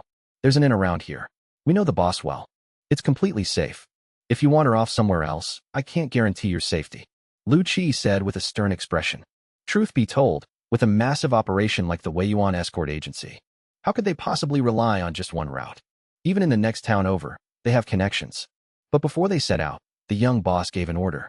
He told them to look after Boss Yu's business. Plus, everyone loves the food there anyway. So naturally, no one objected. And it wasn't just him. From now on, as long as Boss Yu's restaurant is open, the Wei Yuan escort agency's route will run straight through here. Especially now, during the rush to the capital. We've got plenty of brothers trailing behind us, leading whole crowds of travelers right this way. All right. Understood. We'll do whatever escort leader Lu says. Since Lu Qi put it that way, the wealthy merchant naturally didn't dare argue. They were so close to the capital now, and he didn't want any unexpected complications. Still, with Lu Qi insisting on taking this specific route, Boss Qian couldn't help but feel suspicious. These days, a lot of escort agencies have hidden revenue streams. Take the inns along the road, for example. The agencies negotiate the prices in advance, and the cost of food and lodging is jacked up significantly higher than anywhere else. Sure, it's safe, but it's basically a disguised toll. The agency then takes their cut of the profits. This kind of hidden extortion is naturally despised by the clients. Just think about it, traveling for months on end. An overcharge here, a rip-off there. Who knows how much money goes straight down the drain? Escort agencies that pull this kind of stunt rarely have a good reputation. He thought a massive operation like the Wei Yuan escort agency would be above these petty shakedowns. But who would have thought? Looks like my wallet is going to bleed again today. What? You're saying I could just refuse to go in? And what happens if my goods get stolen and the agency denies responsibility? The one suffering the biggest loss would still be him. So, whenever they run into situations like this, most people choose to just swallow their anger and keep the peace. If a little money can smooth things over, there's no need to butt heads with the escorts. After all, their lives are literally in these guys' hands. Of course, once the escort job is finished, how they spread the word about the agency's reputation is entirely up to them. We're here. This is the place. Finally, Kahwa town wasn't very big, so even on foot, they made it across in no time. Seeing that the familiar shop was still open, Lu Qi breathed a sigh of relief. That shopkeeper was way too unpredictable. Whether the restaurant opened or not depended entirely on his mood. Lu Qi had been met with a locked door more than a few times in the past. Fortunately, the boss was usually around in the evenings. At least they didn't make the trip for nothing. Come on, everyone. Park the cargo right here. We're staying here tonight. This relay station is run by one of our own from the Wei Yuan escort agency, so safety is absolutely guaranteed. If you want to grab a bite, there's a restaurant right across the street. But let me warn you right now, the food there doesn't come cheap. 50 copper coins a dish. But the taste? Absolutely out of this world. Whether you go or not is entirely up to you. Since Boss Yu's business hours were so erratic, he obviously couldn't offer lodging. So, the Wei Yuan escort agency simply decided to set up their own lodgings right across the street. That way, they had both food and a place to sleep sorted. This was actually Wang Jin's idea. Sometimes, he couldn't be bothered to run back and forth. So he just set this place up. He usually crashed here when he had nothing else to do, just so he could be the first in line the second the restaurant opened. And since he was building it anyway, he figured he might as well make it bigger. It would come in handy for the agency. I'm going. Naturally, Boss Qian was the first to chime in. I've been waiting for the other shoe to drop all journey, and here it is. Just listen to him. 50 copper coins a dish. In a dump like this? What kind of food could possibly be worth 50 coins? It's definitely a shady joint scheming with the agency to squeeze us dry. This is textbook hidden extortion. And as for that entirely up to you crap, he didn't believe a single word of it. He could guarantee that if he actually refused to go, there would mysteriously be some kind of trouble tonight. At best, he'd lose a few crates of goods. At worst, he might just lose his life. When you're standing under someone else's roof, you have no choice but to bow your head. Scholar Zhang, scholarly. Are you two coming along? Boss Qian offered politely. Scholar Zhang and scholarly had tagged along with his caravan for the journey. They called it traveling companions. But in reality, it was just mutual exploitation. Boss Qian needed their status as scholars to bypass the road tolls, while the two scholars relied on the wealthy merchant's caravan for protection. These days, even though the imperial court had repeatedly decreed that scholars were not to be harmed, and even established incredibly strict laws protecting them, rules were just rules. Someone actually had to enforce them. With the imperial court losing control over the situation in the south, naturally, there was no one left to give a damn about whether these scholars lived or died. If they were lucky, an anti-bandit military campaign might avenge them in passing. If they were unlucky, their corpses would just rot in the wilderness, completely forgotten by the world. No matter how you looked at it, it was always better to rely on yourself than on others. Because of this, most scholars traveling up from the south would latch onto wealthy merchants who hired bodyguards, forming a mutually beneficial relationship. Of course, when it came to food and lodging, it was every man for himself. Unless a scholar showed extraordinary potential, the merchants wouldn't foot their bills. After all, scholars were a dime a dozen. And if one wouldn't cooperate, there was always another who would. Oh no, we're fine. We still need to review our studies. We'll just stay here and read. The two scholars clearly weren't men of wealth. Otherwise, they wouldn't have been colluding with a merchant in the first place. The moment they heard the food cost 50 copper coins a dish, how could they possibly afford that? What about you escorts? Boss Qian then glanced at the remaining escorts. Nah, we'll pass. The cargo is more important. We need to keep an eye on the goods. We'll just stay here and guard the cargo. Several of the escorts naturally shook their heads repeatedly. 50 coins for a single dish? What kind of precious ingredients could they possibly be using? We can't even imagine it. Not even close. So, in the end, only the wealthy merchants and a few guys from the Weiyuan escort agency ended up going. Of course, within the Weiyuan escort agency, not just anyone can afford a 50-coin dish.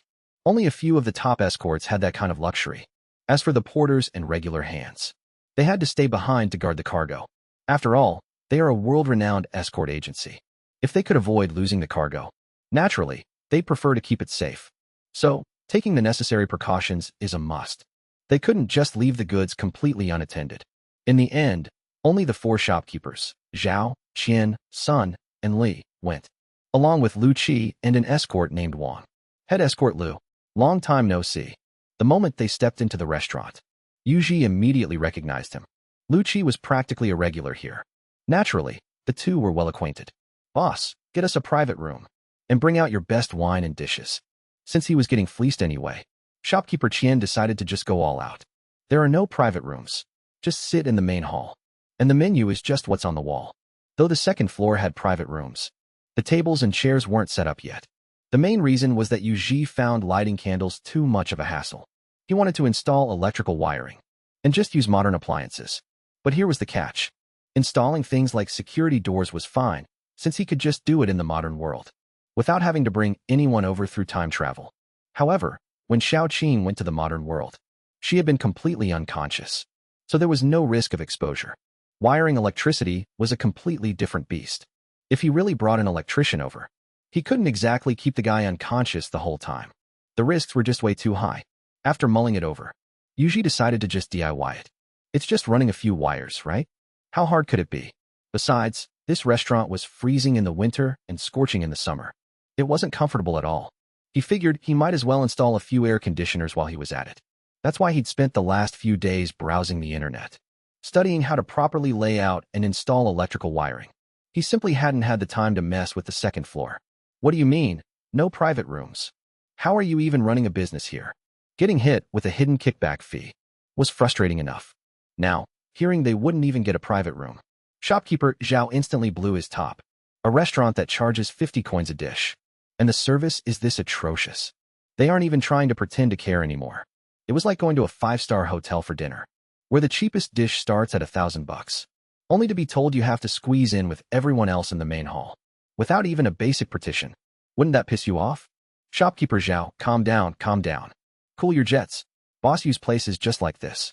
His main selling point is that the food tastes incredible. He doesn't care about all that superficial, fancy stuff. Come on, sit down. Let's just eat. Lu Qi stepped forward to smooth things over. Yeah, old Zhao. Take it easy, calm down. We need to give head escort Lu some face. Boss, we'd like to order. Shopkeeper Qian was a pragmatic man. He quickly chimed in. It's just those few dishes, right? Order whatever you want. Yu Ji pointed at the 4 wooden plaques hanging on the wall. Kung Pao chicken, twice-cooked pork, sweet and sour pork, and our newest addition, stir-fried pork with chili peppers.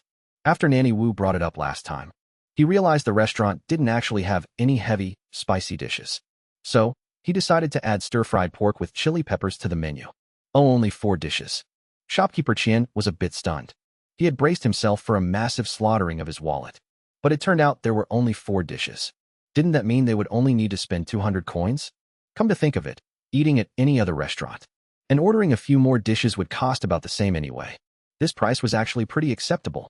Boss, you actually added a new dish. That's rare. Truly rare. Say no more. Give me 3 plates of this stir-fried pork with chili peppers. And 1 plate of everything else. Lu Qi's perspective, however, was completely different. They actually had a new dish. Naturally, he had to try it. His luck was seriously off the charts today. To run into this right after getting back. The other guys were going to be jealous as hell. If he had a smartphone right now, he would absolutely take a picture and post it to his moments. Just to show off a bit. Too bad, he didn't have one. Shopkeeper Qian wanted to cry, but had no tears left. He had let his guard down. He never in a million years expected this kind of play. You could actually order the same dish multiple times. Wasn't this just bullying an honest man? Oh well. This new stir-fried pork with chili peppers is pretty spicy. You might not be used to it. I don't really recommend ordering that much of it. When it came to spiciness, Yu Ji was still a bit worried about these ancient stomachs. It's fine, it's fine. I love all kinds of flavors. You shopkeepers, don't be shy now. Order up. Order whatever you want. Seeing that the others weren't reacting, Lu Qi quickly urged them on. No, we're good. Head escort Lu, you've already ordered plenty. We'll just have a little of what you're having. Shopkeeper Qian hastily replied. Yeah, exactly. We have very small appetites. Shopkeeper Sun chimed in to agree. Their hearts were bleeding on the inside. He had just blown 300 coins in the blink of an eye. What an absolute sin. Nonsense. I ordered my own personal portion. I didn't include yours in that. Are you kidding me? He had personally brought them to such a hidden gem of a restaurant. Forget the fact that he wasn't making them treat him. They actually had the nerve to try and mooch off his food. That was an unforgivable crime. Then, I'll just have a kung pao chicken.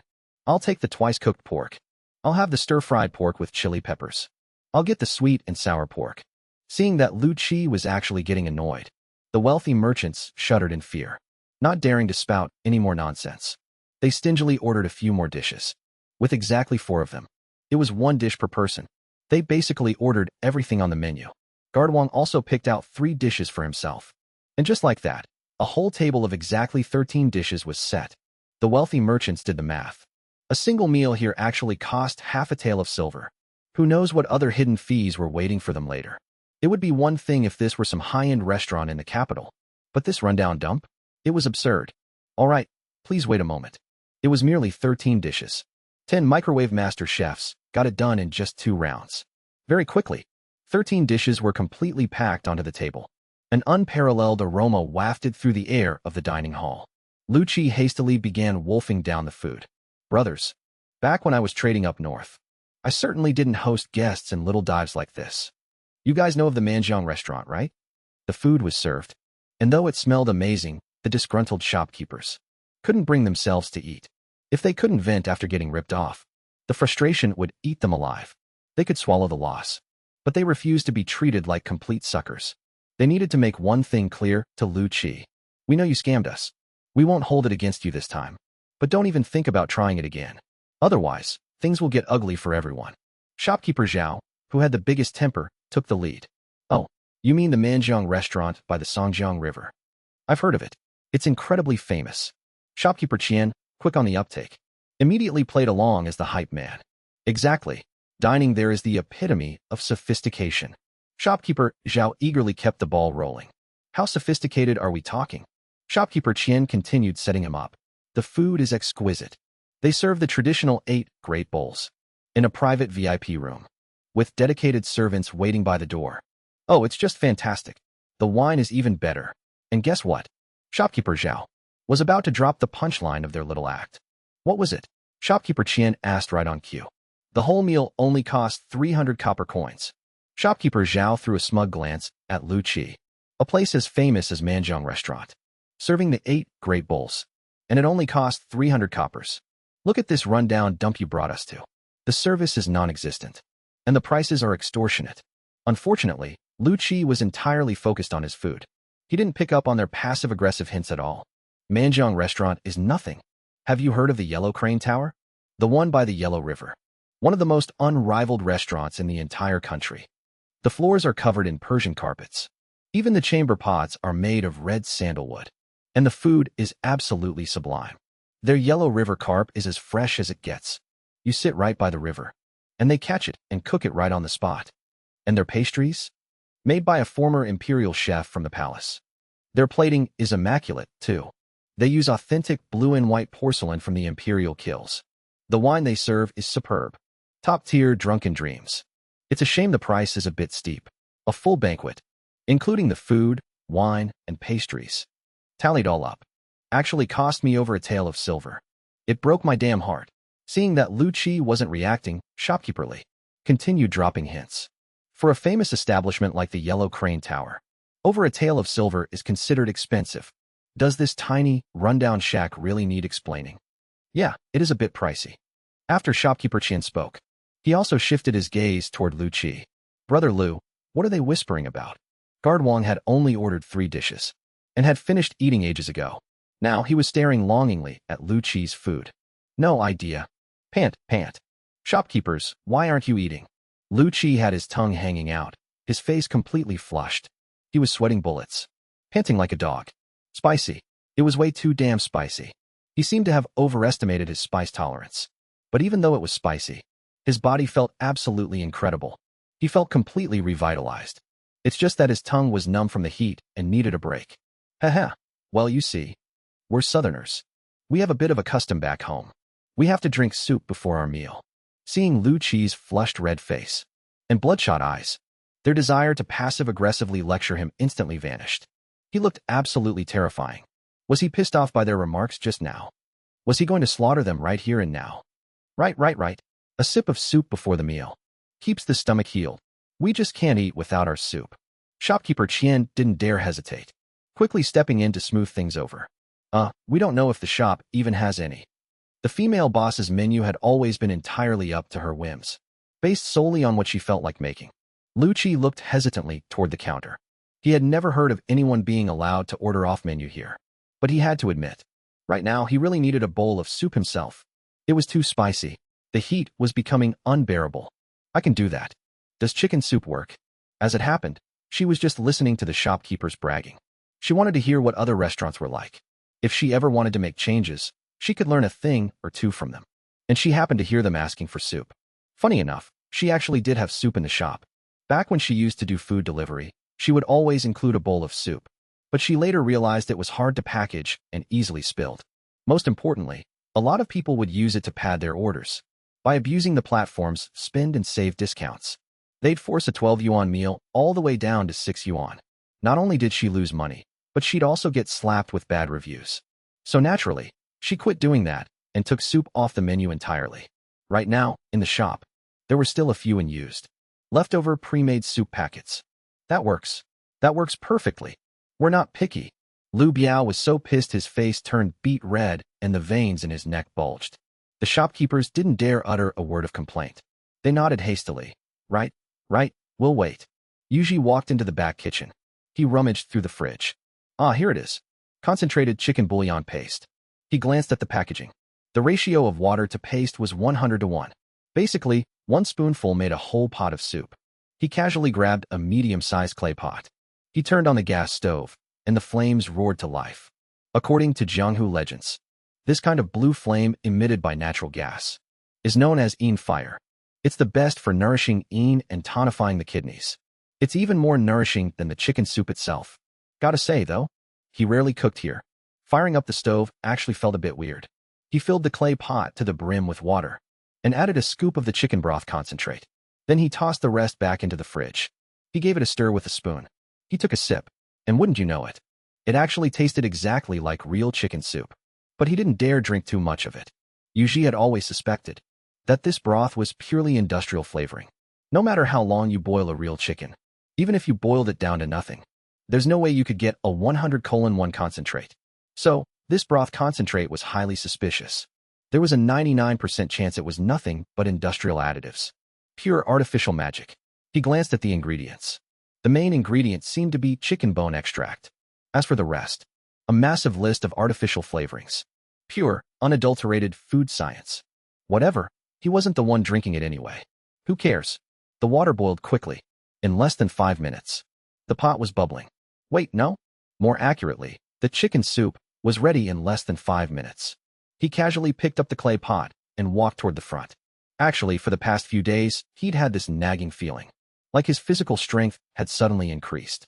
Things he couldn't even budge before now felt completely effortless to lift. Take this clay pot, for example. In the past, he'd have had to strain himself just to carry it. Now, he could hold it with one hand. But a feeling was just a feeling. Yuji had no solid proof. So he just brushed it off. He was busy. Who had the time to care about that? Haha. Chicken soup is served. Eat up. What are you waiting for? Yuji placed the clay pot on the table, seeing the whole group just staring blankly at the pot. Without making a move, he felt a little confused. Boss, where's the chicken in the chicken soup? Everyone else was just as baffled. This was the first time they'd ever been served a pot of chicken soup without an actual chicken. The chicken? Didn't you guys order chicken soup? Well, here's the chicken soup. Why do you care where the chicken went? Yuji really didn't know how to explain it. How was he supposed to know where the chicken was? You have soup to drink, isn't that enough?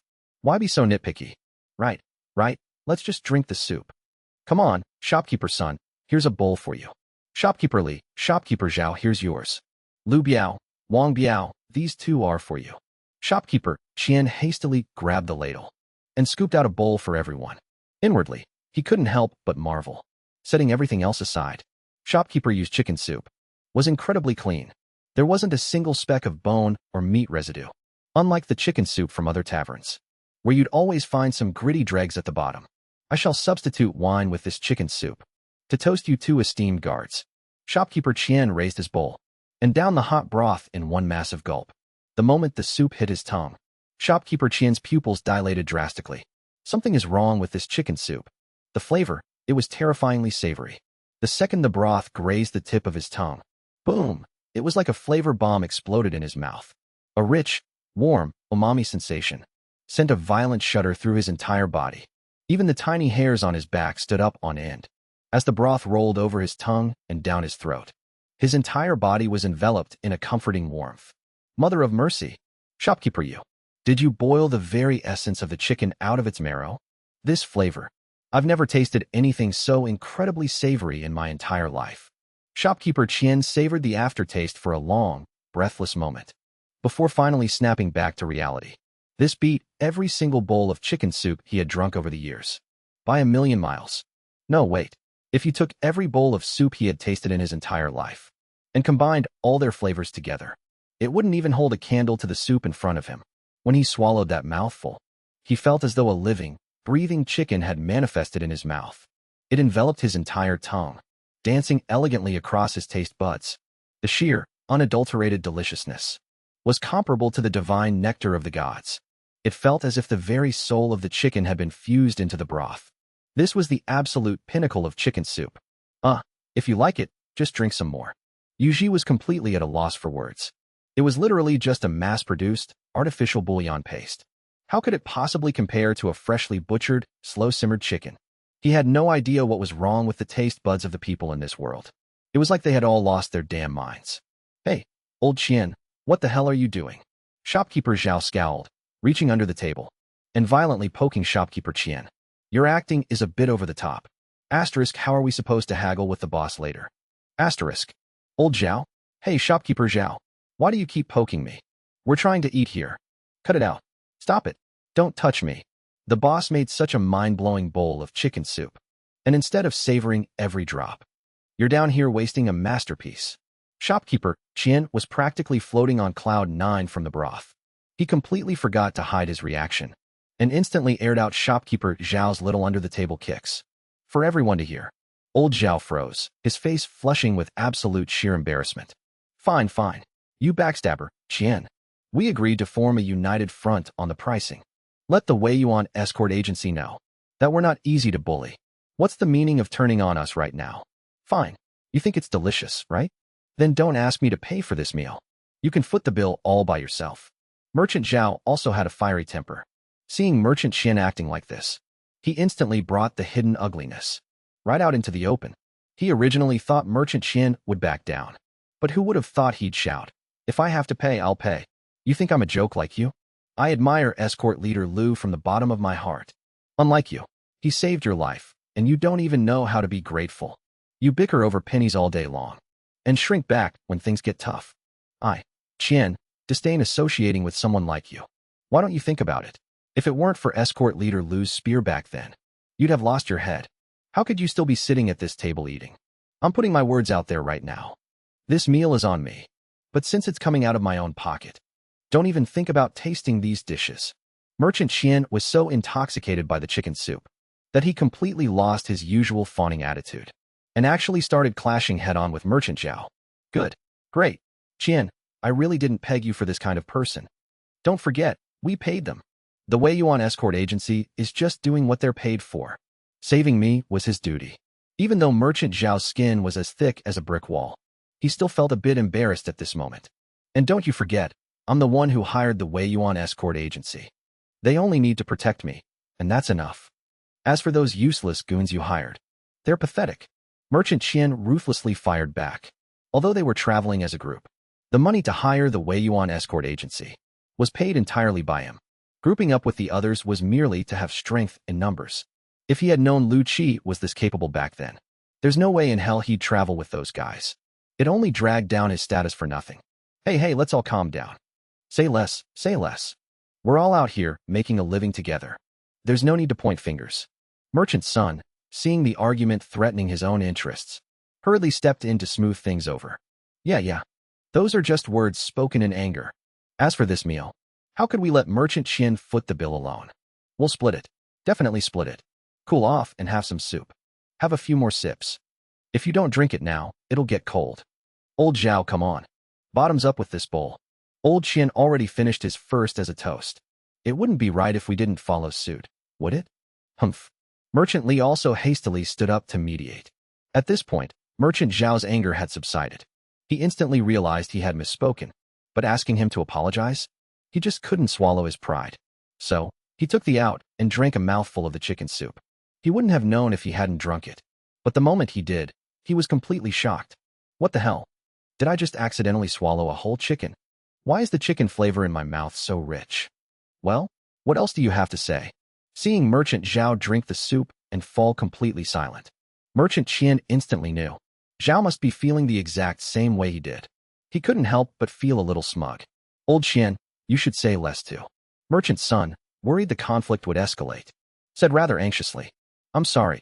I was wrong, escort leader Lu. I was wrong. I shouldn't have judged a gentleman's heart with my petty mind. I apologize to you. I sincerely apologize to you. Merchant Zhao suddenly spun around and gave Lu Qi a deep bow. What's going on now? Merchant's son, who was watching from the sidelines, and Merchant Li were both dumbfounded. This plot twist was way too sudden. At their old age, how could they handle such a wild roller coaster? They'd break their backs, trying to keep up with Merchant Zhao's train of thought. See? I told you I wouldn't scam you. Why would I invite you if it wasn't delicious? No matter how much the food costs here, it's worth every penny. Don't just drink the soup. Try the dishes. Shopkeeper used dishes are the real masterpieces. Lu Qi had just chugged 2 large bowls of chicken soup, and by now, the spiciness had faded.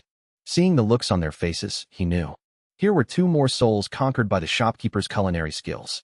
I guess this would happen. How boring. Yes. We were too shallow. Shopkeeper used food. Is simply absolutely divine. Merchant Zhao's arrogance from earlier had long been bent out of shape by the chicken soup. Right now, he wanted nothing more than to slap his past self across the face a few times. For a dish like this, forget 50 copper coins. Even if it were 1 tael of silver a dish, I'd gladly pay up. Haha, it's all good now that we've cleared the air. Eat up, eat up. Merchant's son was completely baffled, but he still did his best to play the peacemaker. After all, since Merchant Qian wasn't doing it anymore, someone had to take up the job, right? But before he could even finish speaking, he saw Merchant Qian and Merchant Zhao simultaneously reach out for the 4 plates of dishes in front of them, moving as fast as lightning, like a pack of starved wolves. Don't be fooled by Merchant Qian's big belly. His reflexes were extraordinary. In the battle for the food, he actually managed to securely gain the upper hand. In the blink of an eye, the only thing left in front of the 4 of them was 1 plate of chili stir-fried pork. It wasn't that the 2 of them didn't want to eat it, but their tongues simply couldn't handle the heat. It's too spicy, but damn, it hits the spot. And it's so good. The 2 of them were panting and gasping for air, looking exactly like Lu Qi did just moments ago. They both finally understood now. Lu Qi wasn't angry earlier at all. It was all because of the magical kick of this dish. Is it really that good?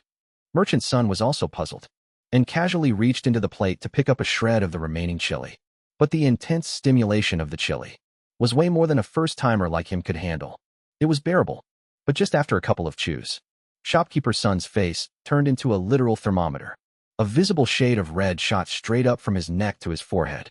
Even in the dead of winter, he broke out in a heavy sweat. Naturally, he couldn't stop. He could only desperately gulp down soup and shovel rice into his mouth. If he hadn't eaten it, he'd be fine.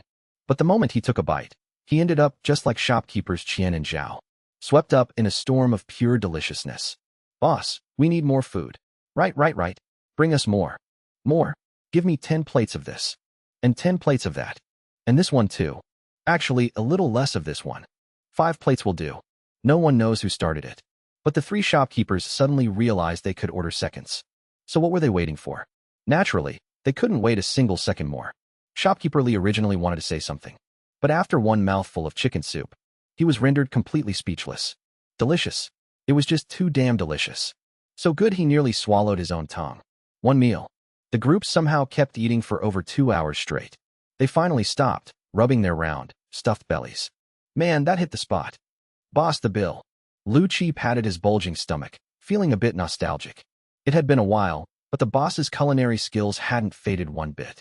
If anything, it just made his cravings even worse. A total of 48 dishes. The soup and rice are on the house. That will be 2,400 copper coins.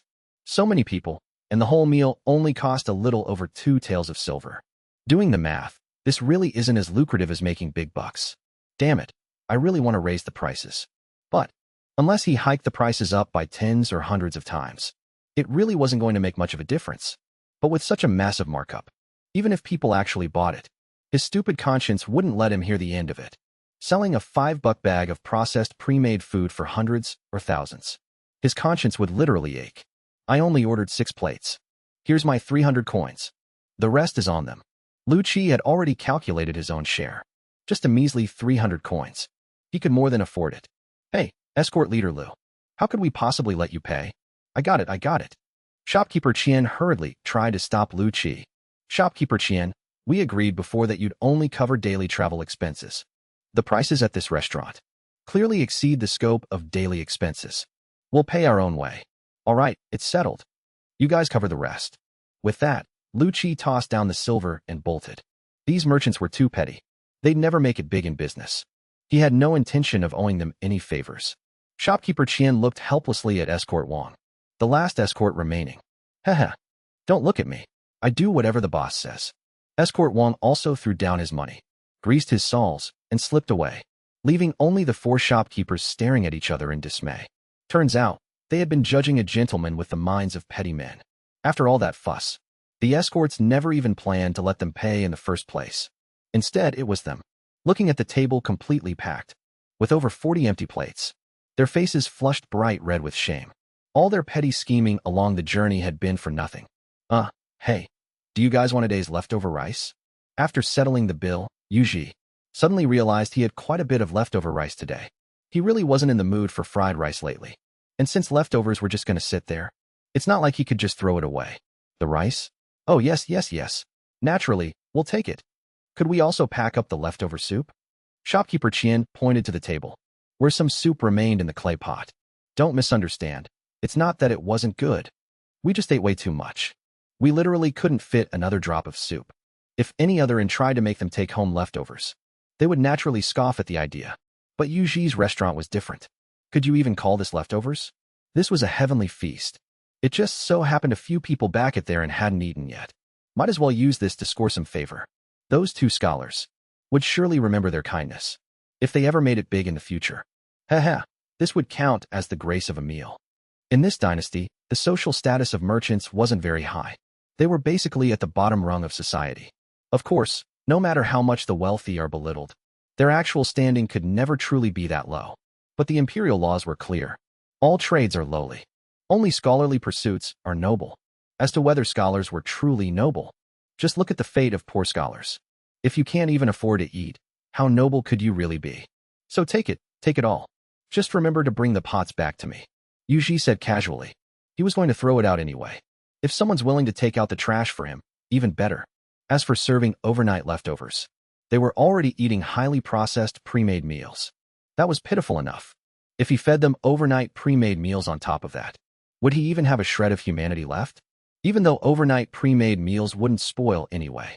After all, they were absolutely loaded with preservatives. But he just couldn't bring himself to do it. Sigh.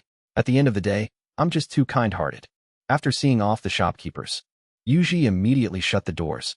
It wasn't until noon the next day that the restaurant slowly opened its doors. Ah, it's open. It's open. It's finally open. Boss, you really kept us waiting. The moment the doors cracked open, Zhao Qian's son and Li, the four wealthy merchants, squeezed right through the gap. What are you guys doing? Yuji jumped in fright. He thought yesterday's condensed chicken bouillon had caused some medical issue, and they had come to pick a fight. Doing what? Haha. Eating, of course. Bring out the food. Hurry up and serve the food. Those 4 dishes from yesterday. Give us 10 portions of everything. Let me make this clear to you all right now. It's 10 dishes per person. Nobody steals from anyone else. Oh, right, we want the chicken soup too. Shopkeeper Qian took the lead and found a table to sit down at. According to their schedule, they should have hit the road this morning. But these wealthy merchants were so hooked on Yuji's cooking that they actually delayed their entire journey. At first, since Yuji didn't open his doors for a long time, they thought they wouldn't get to eat here before leaving. Who would have thought things would take a turn, and the doors would actually open at the very last second?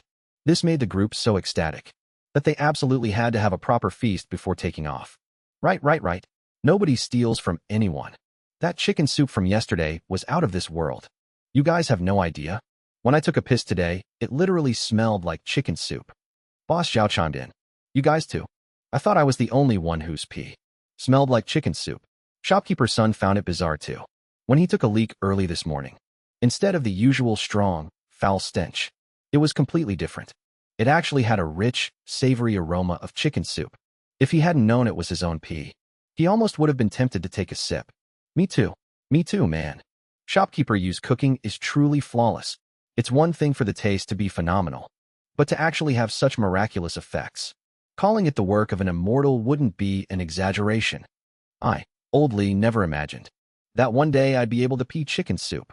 Shopkeeper Lee laughed heartily as well. However, hearing the 4 of them, Yuji's heart couldn't help but violently twitch. Asterisk, what the hell is this? Asterisk. Asterisk, work of an immortal. Asterisk. Peeing out the smell of chicken soup. That just means your body couldn't absorb it. These concentrated chicken bouillon cubes really are junk.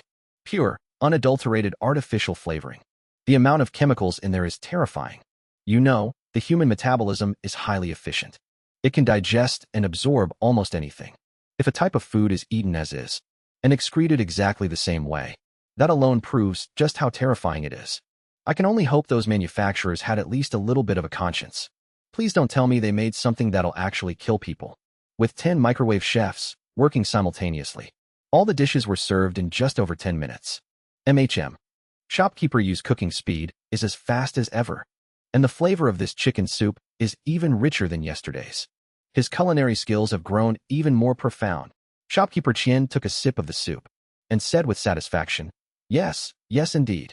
The flavor of this chicken soup definitely far surpasses yesterday's. I thought yesterday's chicken soup was already unrivaled in this world. But who knew there'd be a mountain higher than the last? Where on earth did he get this hen? The taste is actually a cut above the rest. Shopkeeper Zhao took a sip and said with equal satisfaction, such a massive improvement.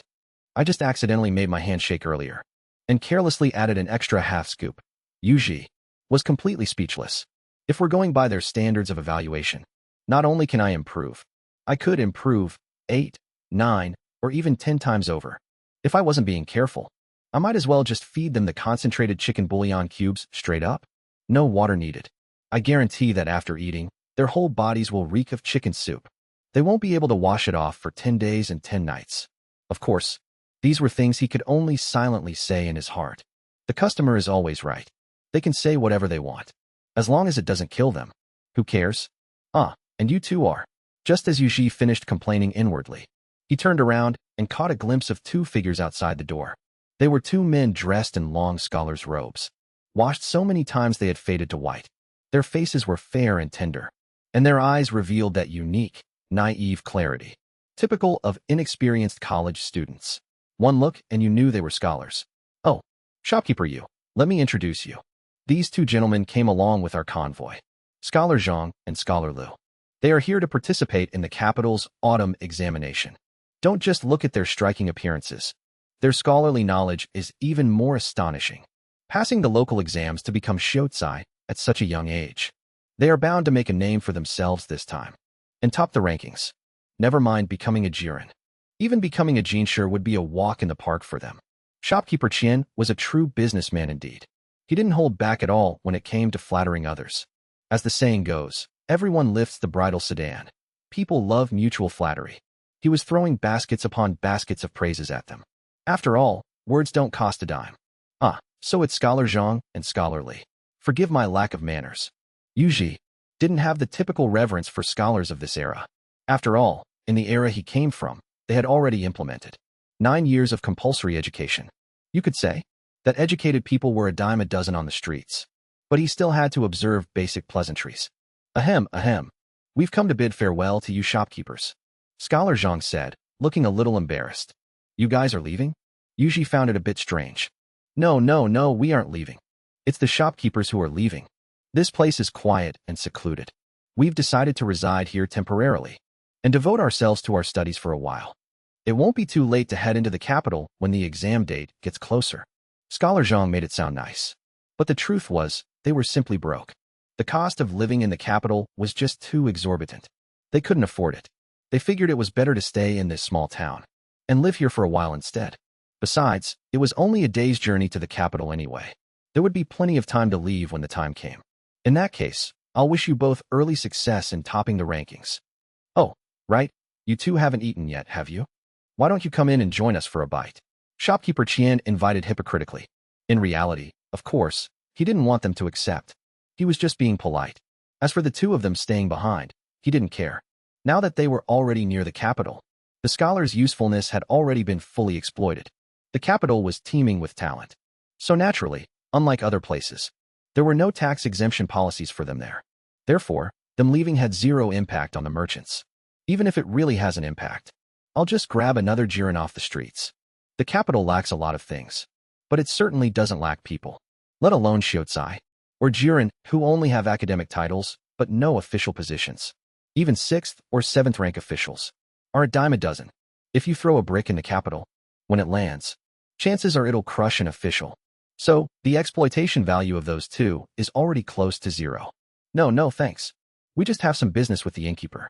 Could we step aside for a word? Scholar Zhang had his pride, after all, especially when the dishes cost 50 copper coins each. He really felt too embarrassed to freeload. But this also made his desire to pass the exams and gain official rank even more urgent. Yuji, of course, had no objections. He didn't have much to do anyway, so he didn't mind chatting with them. Innkeeper, it's nothing major. I just wanted to ask, is there any of last night's chicken soup and rice left? After walking to a corner outside the door, Scholar Zhang actually got a bit embarrassed and started stammering. Leftover rice and soup? What do you want that for? Yuji was a bit confused. Well, it's not exactly leftovers. We just wanted to ask if the rice and soup could be sold separately. It's not easy for our families to support our studies. Most of their savings have been spent on us. Now we have to prepare for the autumn examination and then the spring examination. As the saying goes, living in the capital is no easy feat.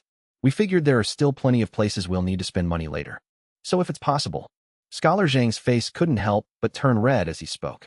They were scholars, after all. They cared about their dignity. I get it. If you have money, don't spend it. Once you spend it, it's gone. So remember my words. Money is the kind of thing where, as long as you don't spend it, you'll definitely have enough for a lifetime. Yuji nodded. He instantly understood what the scholar was thinking. Yes. Innkeeper, your words are profound. Scholar Zhang nodded repeatedly. That made a lot of sense. It just sounded a little weird. Like he had said a whole lot of nothing. Naturally. However, whether I have leftover rice isn't guaranteed. If there are a lot of customers, it might completely sell out. Yuji's place wasn't empty all year round. He'd occasionally get a walk-in customer or two. Plus, he never cooked too much rice to begin with. So whether there were leftovers or not was entirely up to fate. That's why I wanted to ask, Innkeeper, could this rice be sold separately? Scholar Zhang understood this logic too. The main thing was that eating leftovers didn't sound good if word got out. So it would be best if they could just buy it directly at a cheaper price. No. Yuji shook his head decisively. Was he joking? How much could I make by just selling rice? It wouldn't even cover the labor costs. Why? Innkeeper, please, I'm begging you. We're just dirt poor scholars. We really can't afford a dish that costs 50 coins. Scholar Zhang looked pitiful. Yeah. Innkeeper, take pity on us. Scholar Li also chimed in, begging bitterly. No reason. Selling it separately is a loss. Unless you can offer something of equal value. Otherwise, there's no way I'm selling it separately. Yuji shook his head decisively. He wasn't a saint. There are millions of poor scholars in the world. How could he possibly help them all? If you want to eat, sure. Just bring out something of equal value. Though to be fair, back in the day, the dishes he made were only patronized by dirt poor scholars anyway. What rich person would eat this? So toward dirt poor scholars, he did have a natural sense of goodwill. But of course, it was strictly limited to goodwill. If they wanted a free meal, no way. Rest assured, innkeeper, if I pass the imperial exams one day, I'll definitely. Scholar Zhang's most valuable asset was his future. He gritted his teeth, ready to swear an oath. But unexpectedly, he was immediately cut off. Stop right there. I don't accept empty promises. I want something tangible, not some illusory future. I don't care if you pass the exams or not. That's all completely baseless. But you needing to eat is happening right now. Don't try to use a pipe dream to get something for nothing. If you try to feed me empty promises, then I can only feed you empty promises in return. In this lifetime, Yuji had been fed way too many empty promises. The promises his boss made when he was working. The promises those successful people made before he opened his shop. Anyway, not a single one of those promises could fill his stomach. Empty is empty. Maybe they really could pass the exams and become jiren. But then what? He was already wealthy, lacking neither food nor drink. There was absolutely no need to gamble on this. Wait, if not that, then innkeeper, what do you want? I can write an IOU. Scholar Zhang was stunned. He had just laid out his most precious future. If it were any normal merchant, they definitely would have agreed. He didn't expect to be so brutally rejected. I told you, I don't buy into pipe dreams. I want something tangible. As for what it is, I don't care. As long as you can bring out something I consider valuable. That'll do. Yuji actually didn't know what he wanted either. Mainly because the guys in front of him were poor scholars, whose pockets were cleaner than their faces. So he could only let them figure it out themselves. All right, innkeeper, please give us some time to think about it. Seeing Yuji act like this, Scholar Zhang was also helpless. Go on. Think it over carefully. I'm rooting for you. Toward anyone who could bring him profit. He was always full of anticipation. After the two scholars left, the other merchants also finished eating and left. They still had to rush to the capital today, so they ate faster than yesterday. Just as he sent off the customers and prepared to take a break, someone came limping in from outside. Yo, take it easy. You haven't recovered yet. What are you doing out of bed? The man was none other than Yuji's money tree, Xiaoqin. Shopkeeper, your great kindness is something I will never forget. You've given me a second lease on life. From now on, I'll do whatever you ask of me. I'll follow you for the rest of my life. As soon as Xiaoqin entered the shop, he dropped to his knees with a thud. Whoa, get up. Your injuries haven't even healed yet. Hurry and get up. The ground is cold. It'll be bad if you catch a chill and ruin your recovery. What's all this about repaying my kindness? In the future, if you cause trouble, don't drag your master. Wait. I messed up my lines. What I meant to say was, just go back and focus on recovering. I sold that ginseng for you last time. Here's 100 taels of silver. Take it. It wasn't that Yuji didn't want to give more. The truth was, he only had about 100 taels on him. Even if he sold himself, he couldn't cough up any more than that. No, I can't. I absolutely cannot accept this. Shopkeeper, saving my life is already like giving me a second birth. How could I possibly take your silver too? Besides, I know that ginseng wouldn't sell for that much silver. On the market, a ginseng like that could sell for over 30 taels. And even that's a high price. How could it possibly be worth 100 taels? Shopkeeper, you don't need to pay out of your own pocket for me. If you do this, I'll feel even more guilty. Xiaoqin guiltily pushed the silver back. Ginseng is that cheap in this place. Yuji was in disbelief and shock. Yeah, that's the going rate at the pharmacy. Moreover, a 60-year ginseng isn't a particularly rare item. If you want it to fetch a high price, it has to be at least a century-old ginseng. But those are basically only consumed by wealthy families. Plus, to forage for one, you have to go deep into the mountains. It's extremely dangerous. Ordinary folks like us rarely ever come across them. Just like this time, I ventured just a little deeper into the woods and ran right into a tiger. I almost didn't make it back. Thank goodness I ran into you, boss. Otherwise, my little life would have been over. Xiaoqin said with a sigh. Wait, you said century-old ginseng. Are you sure it's a solid 100 years, not just an exaggeration? Yu Ji remembered his childhood friend's words and asked seriously. It's definitely real. Not to mention a century-old ginseng. Even thousand-year ginsengs exist. Of course, thousand-year ginsengs are basically tribute items. They're usually kept in the imperial palace. I heard they've even gained sentience. If you stumble upon one, it'll run away if you don't tie it down with a red string. Xiaoqin nodded with absolute certainty. This claim, actually, matched exactly what Yu Ji had seen recorded in ancient books. Wait here a second. Yu Ji interrupted Xiaoqin and pulled out his phone. Delivery boy Xiaoyu. Real century-old ginseng. Delivery boy Xiaoyu. What's the going rate for it nowadays? Delivery boy Xiaoyu. I mean a solid 100-year-old one. Pharmacy Xiaoli, worthless. Pharmacy Xiaoli. You've definitely run into a fake. Delivery boy Xiaoyu. I'm not joking. Delivery boy Xiaoyu. Just give me a price. Pharmacy Xiaoli, are you serious? Pharmacy Xiaoli, you actually have your hands on one? Delivery boy Xiaoyu. Of course I'm serious. Delivery boy Xiaoyu. I should be able to get one. Pharmacy Xiaoli. What do you mean should be able to? Pharmacy Xiaoli. Wait, it's too hard to explain over the phone. Pharmacy Xiaoli. I'll talk to you in person.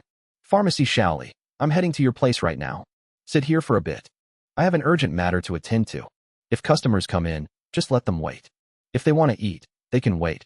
If not, they can leave. Don't stop them. Yuji gave his instructions and ducked into the kitchen. He locked the door behind him, so no one would barge in recklessly. Arriving back at his takeout shop, he opened the door to find Li Tongren, sporting a messy bedhead, already standing at the entrance. Clearly, he had rushed over in a massive hurry, having just rolled straight out of bed. You have a century-old ginseng? The moment he stepped inside, Li Tongren slammed the door shut behind him and asked eagerly, Not right now, but I can get one. If century-old ginsengs really existed in the ancient era, he was confident he could get his hands on one. You haven't been scammed, have you? Do you know why the market only has 50 or 60-year-old ginsengs at most? Li Tongren looked at Yu Ji with suspicion. Over-harvesting? Yu Ji thought for a moment before answering. The invention of modern firearms meant that many ancient, mysterious places were no longer a mystery. Naturally, the resources in those places couldn't be preserved. They were stripped bare long ago. That's only one part of the reason. The main issue is its growth cycle and medicinal potency. Ginseng has its own natural growth cycle. Growing for 50 or 60 years is already its absolute limit, unless there are exceptional circumstances. Never mind if a century-old ginseng could even live that long. Even if it could, the soil wouldn't be able to sustain it. You must have heard the ancient farming proverb, grow herbs for a year, leave the land barren for 3, right? Think about it. A single century-old ginseng would drain an unimaginable amount of nutrients from the soil. Once the soil can no longer supply enough nutrients, the ginseng dies. That's why nowadays, for all intents and purposes, ginseng older than a century simply doesn't exist. Li Tongren explained rapidly. But I remember ancient texts frequently mentioning century-old ginseng, and even thousand-year-old ginseng. They can't all be completely made up, can they? Yu Ji recalled the ancient texts he had read. They were full of records like that. Things about ginseng extending a person's lifespan, or bringing the dead back to life. Even though it sounds like bullshit, they couldn't have just fabricated it out of thin air without a single shred of truth. Well, it might not all be fake. Actually, according to ancient records, ginseng used to be quite abundant in ancient times. It was only after the Ming and Qing dynasties that it suddenly became incredibly rare. It's probably due to changes in the climate and environment. A lot of things just naturally died out. It's like certain creatures recorded in the classic of mountains and seas. They might have actually existed back then, but later on, due to environmental shifts and other factors, they went extinct. To give you an example, the fireflies we used to play with when we were kids, you basically can't find them anywhere now. But back then, there were so many of them. As soon as night fell, they'd twinkle everywhere. You could catch a whole bag of them and use it as a lantern. Once our generation is gone, fireflies will probably just become legends in books. Li Tongren thought for a moment and said, So that's how it is. Oh right. Take a look at my body. Notice any changes? Yu Ji seemed to have remembered something and extended an arm. What's up?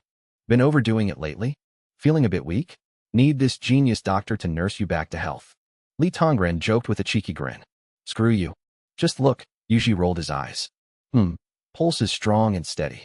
Heart rate is normal. No issues here. You're in great shape.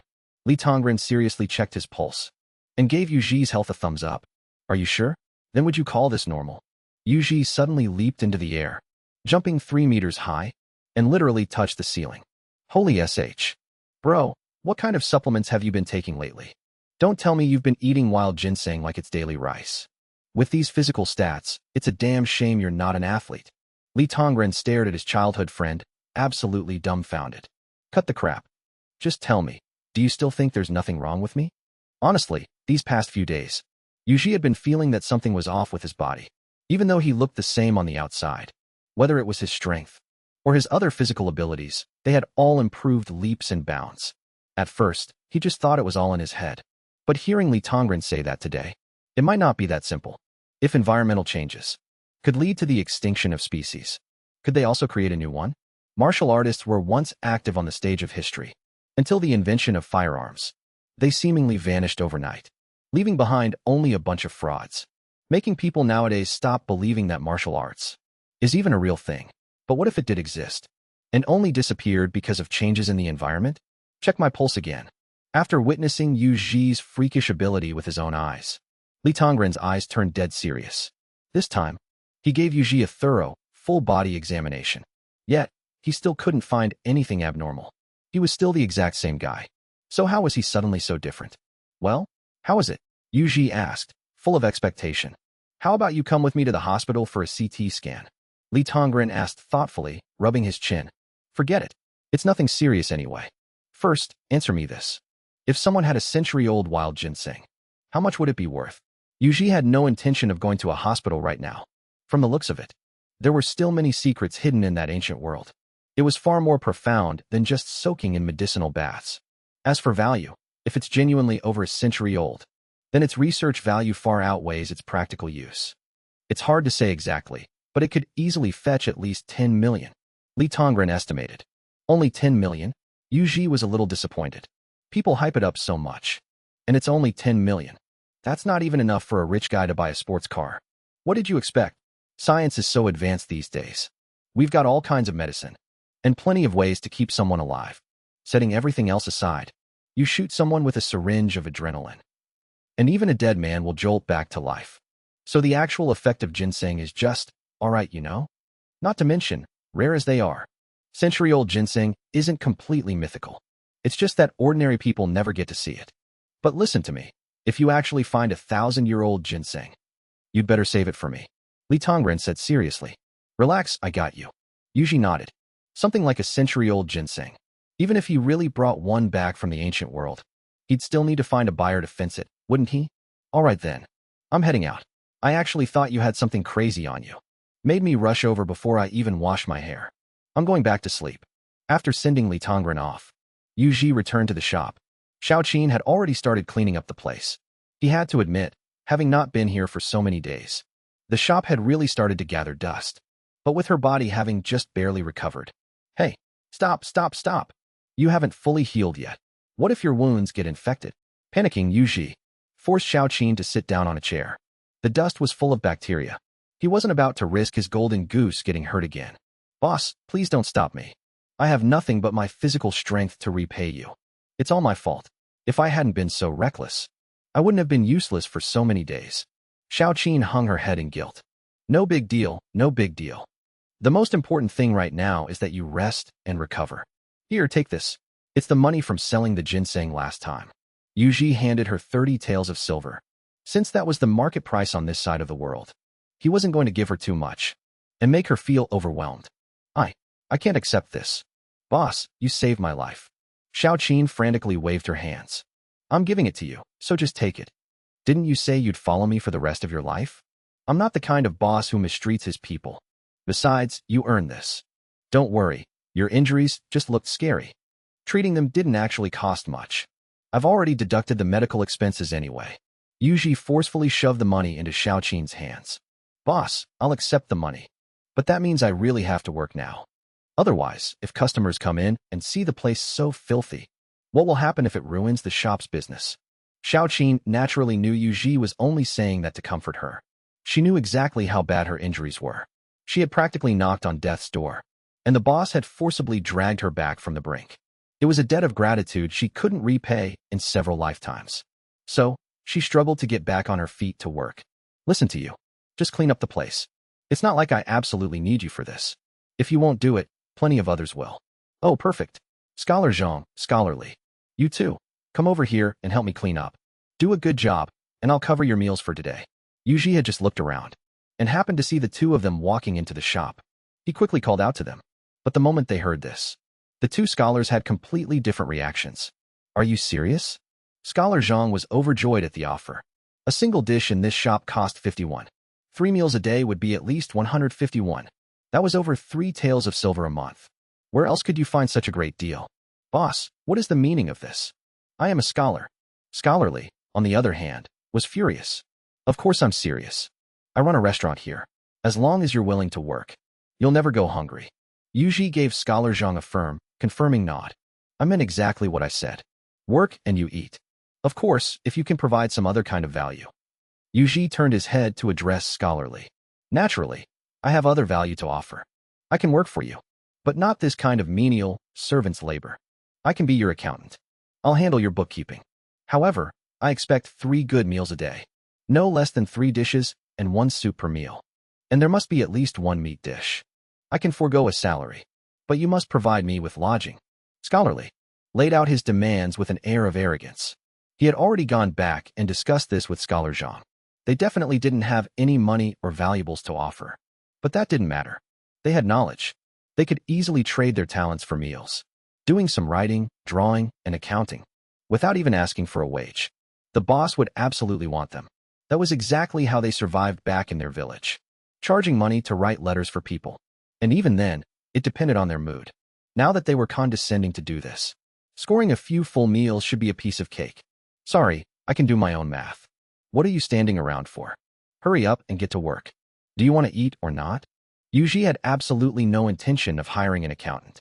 It was just a little bit of pocket change. What was there to calculate? Besides, his shop was completely different from other restaurants. There were no profit-sharing complications. All the income and expenses were his own, and he didn't even have employees to pay a monthly wage to. He didn't need to worry about all that miscellaneous nonsense at all.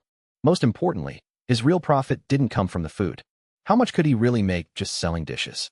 It couldn't compare to the money he'd make selling medicine.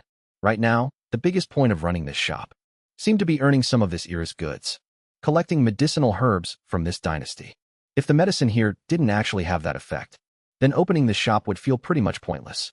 Come on, brotherly, let's do this together.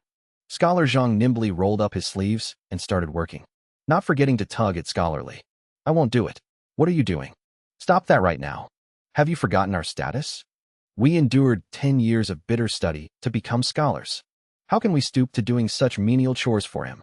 We are men of letters. We read the words of the sages and cultivate our righteous spirit. How can we bow down for a mere 5 pecks of rice? Scholar Zhang, has all your education gone to the dogs? Scholarly delivered his impassioned speech, his tone fierce and dramatic, acting as if he had suffered some monstrous injustice. Oh, brotherly, look at the times we're living in. What's the big deal about doing a little manual labor? Doesn't the sage always say, one must attend to matters personally? There is no distinction between high and low. If doing a few chores means we get a full belly, it's completely worth it. Right now, the most important thing is preparing for the exams. If we don't eat, how will we have the energy to study? Scholar Zhang pleaded gently, but Scholarly snapped. Spare me your words. These petty chores taint our scholarly elegance. Even if I were offered 1,000 pieces of gold, I wouldn't bat an eye, much less for a few bowls of rice. This is an absolute insult to our dignity. Scholarly reprimanded him with righteous indignation. In this world, there's no such thing as getting a free meal without putting in the work. You offer absolutely zero value, and you refuse to work. What gives you the right to eat? Yuji really couldn't listen to this anymore. This broke scholar couldn't even afford his next meal, yet he had the nerve to act so high and mighty. Did he really think starving and eating scraps was somehow dignified? It was utterly ridiculous. I study the texts of the sages. I am filled with profound wisdom and statecraft. It is my destiny to enter the government, to educate and civilize the masses. How could I ever associate with the dirt and grime, or perform such lowly labor? How could a man stinking of copper coins like you ever understand? Scholarly cast a disdainful glare at Yuji as he spoke. He had always looked down on commoners. Even earlier, when he was with those 4 wealthy merchants. Deep down, he had always despised them too. That was why all social interactions had been handled by Scholar Zhang. Right now, he was just blurting out his true, unfiltered thoughts. Educate the masses? Try passing your exams first. You read a few dusty books and suddenly think you own the world. I've seen plenty of guys just like you. Yuji was equally dismissive. Just a rotten pedant. You don't know how to do anything except read. If someone like you gets into power, all you'll do is talk theory. That would be a disaster for the common people, not a blessing. As far as he was concerned, government officials needed to start from the bottom up. Work the grassroots for a few years before moving up. Otherwise, they were just spewing pure bullshit. Silence. A scholar can be killed, but not humiliated. Scholar Lee's fragile ego was completely shattered. Who's humiliating you? I'm talking about your so-called wisdom. Honestly, I wouldn't even trust you to be a decent accountant. Yuji shook his head and said, preposterous nonsense. I am brimming with statecraft and wisdom. I possess a mind of profound wisdom. How could I possibly be unqualified for a mere accountant position? Scholar Lee retorted indignantly. Fine, fine, fine. Then don't blame me for not giving you a chance. I'll give you a simple question. If you can answer it, the accountant position is yours. And you'll get all the food and drink you want. I'll cover your room and board completely. Yuji didn't hold back either. He genuinely didn't believe that a pedantic scholar like this actually had any real skills. If he really had what it takes, he wouldn't be standing here right now. He would have been scouted long ago and carried off to the capital in a grand 8-bearer sedan chair to be treated like a VIP. Instead, he was reduced to this state. It wasn't like he was so noble and aloof that if people offered him money, he would actually turn it down. All right, bring on your question. Scholarly had his pride, too. Listen well. Suppose chickens and rabbits are in the same cage. Counting from the top, there are 35 heads. Counting from the bottom, there are 94 legs. Tell me, how many chickens and how many rabbits are in the cage?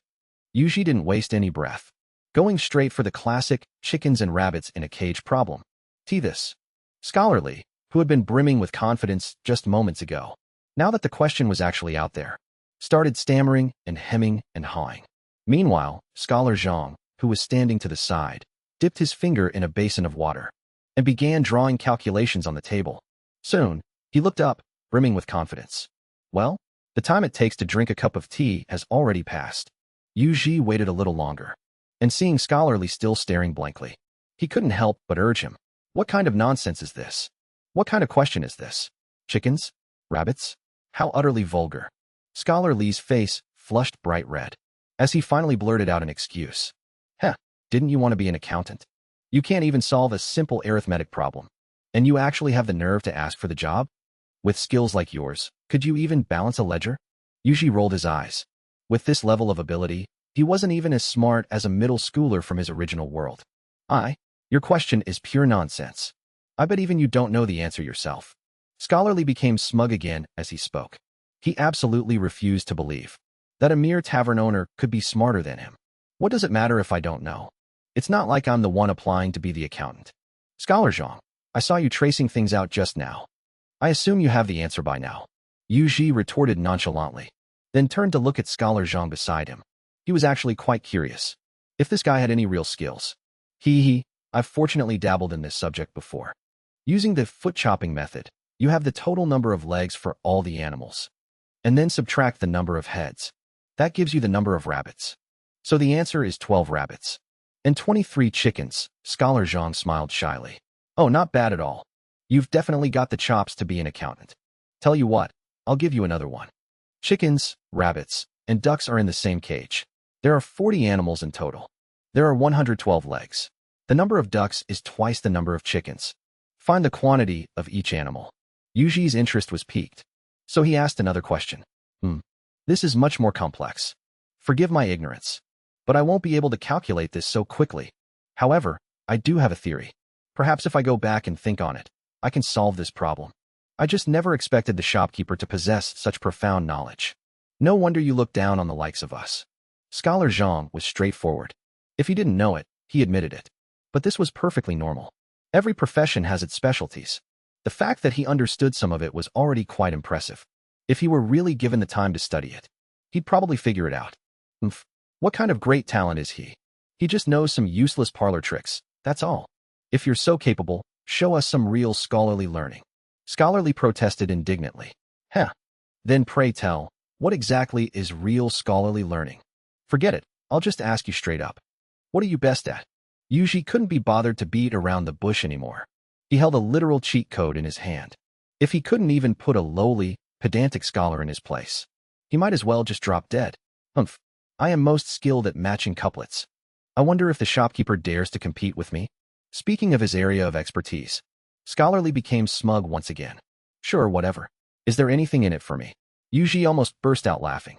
If he had transmigrated to ancient times all by himself, he'd probably have to worry about running into some obscure cultural questions that he couldn't answer. But now, with AI in hand, the world was his. Composing poetry and matching couplets? This stuff was as easy as breathing. It might struggle a bit to produce an eternal literary masterpiece. But for ordinary couplets? Sorry, but he had this in the bag. Naturally there is. If I win, you cover all my food and lodging while I'm in town. And when I leave, you have to hire a carriage to take me to the capital. Scholarly had already thought it all out. Heh, getting free room and board without lifting a finger? Sweet. And what if you lose? Yuji asked. How is that even possible? If I lose, I'll publicly apologize to you. Scholarly naturally didn't believe that he could lose. In your dreams. Is that it? Yuji scoffed disdainfully. What's an apology worth? Is your pride really worth that much? I'm putting actual, cold hard cash on the table. Trying to get a free ride, huh? Then add 3 kowtows to the wager. Scholarly ground his teeth and spat. I have zero interest in your kowtows or your apologies. How about this? If you lose, you leave all your money and your books behind. Pack your bags and get out. Scholars valued their books above all else. And Yuji valued money. This wager was much better than some empty, pie-in-the-sky promise.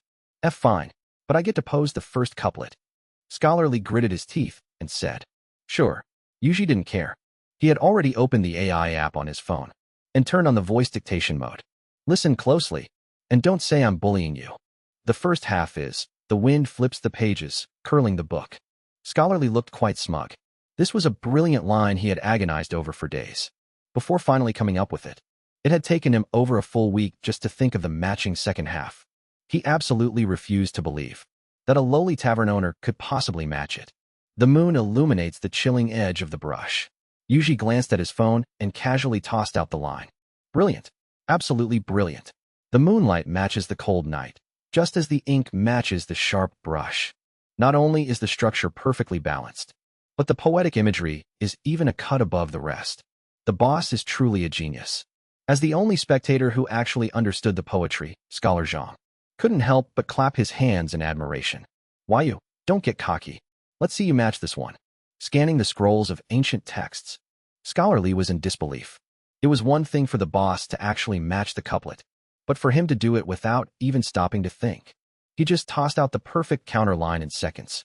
With skills like this, how could he just be a tavern owner? A forest of bamboo waits by the window for the moon. Once again, in less than a single second, Yuji spat out the perfect response. Are you kidding me? The man had an entire digital database in the palm of his hand. When it came to phrasing and vocabulary, who could possibly beat him? And even if someone could, it sure as hell wouldn't be Scholarly. The guy was nothing but a stiff, pedantic bookworm. If he were up against someone with quick wits, maybe it'd be a challenge. But a rigid bookworm trying to outquote him? That was like reciting the Analects to Confucius, or showing off a broadsword in front of Guan Yu. I don't believe this. Just as Scholarly was about to throw out another prompt, someone beside him interrupted. Hey, hold on a minute. Why are you the only one giving the prompts? You've already done 2 in a row. It's about time our boss gets a turn, isn't it? Xiao Qin might not have been formally educated, but she definitely understood how turn-based games worked. It was obvious that if things kept going this way, the one giving the prompts would never lose. Fine. Your turn. Scholarly couldn't exactly argue with that. Besides, he prided himself on his ability to match any couplet. It was his specialty, after all.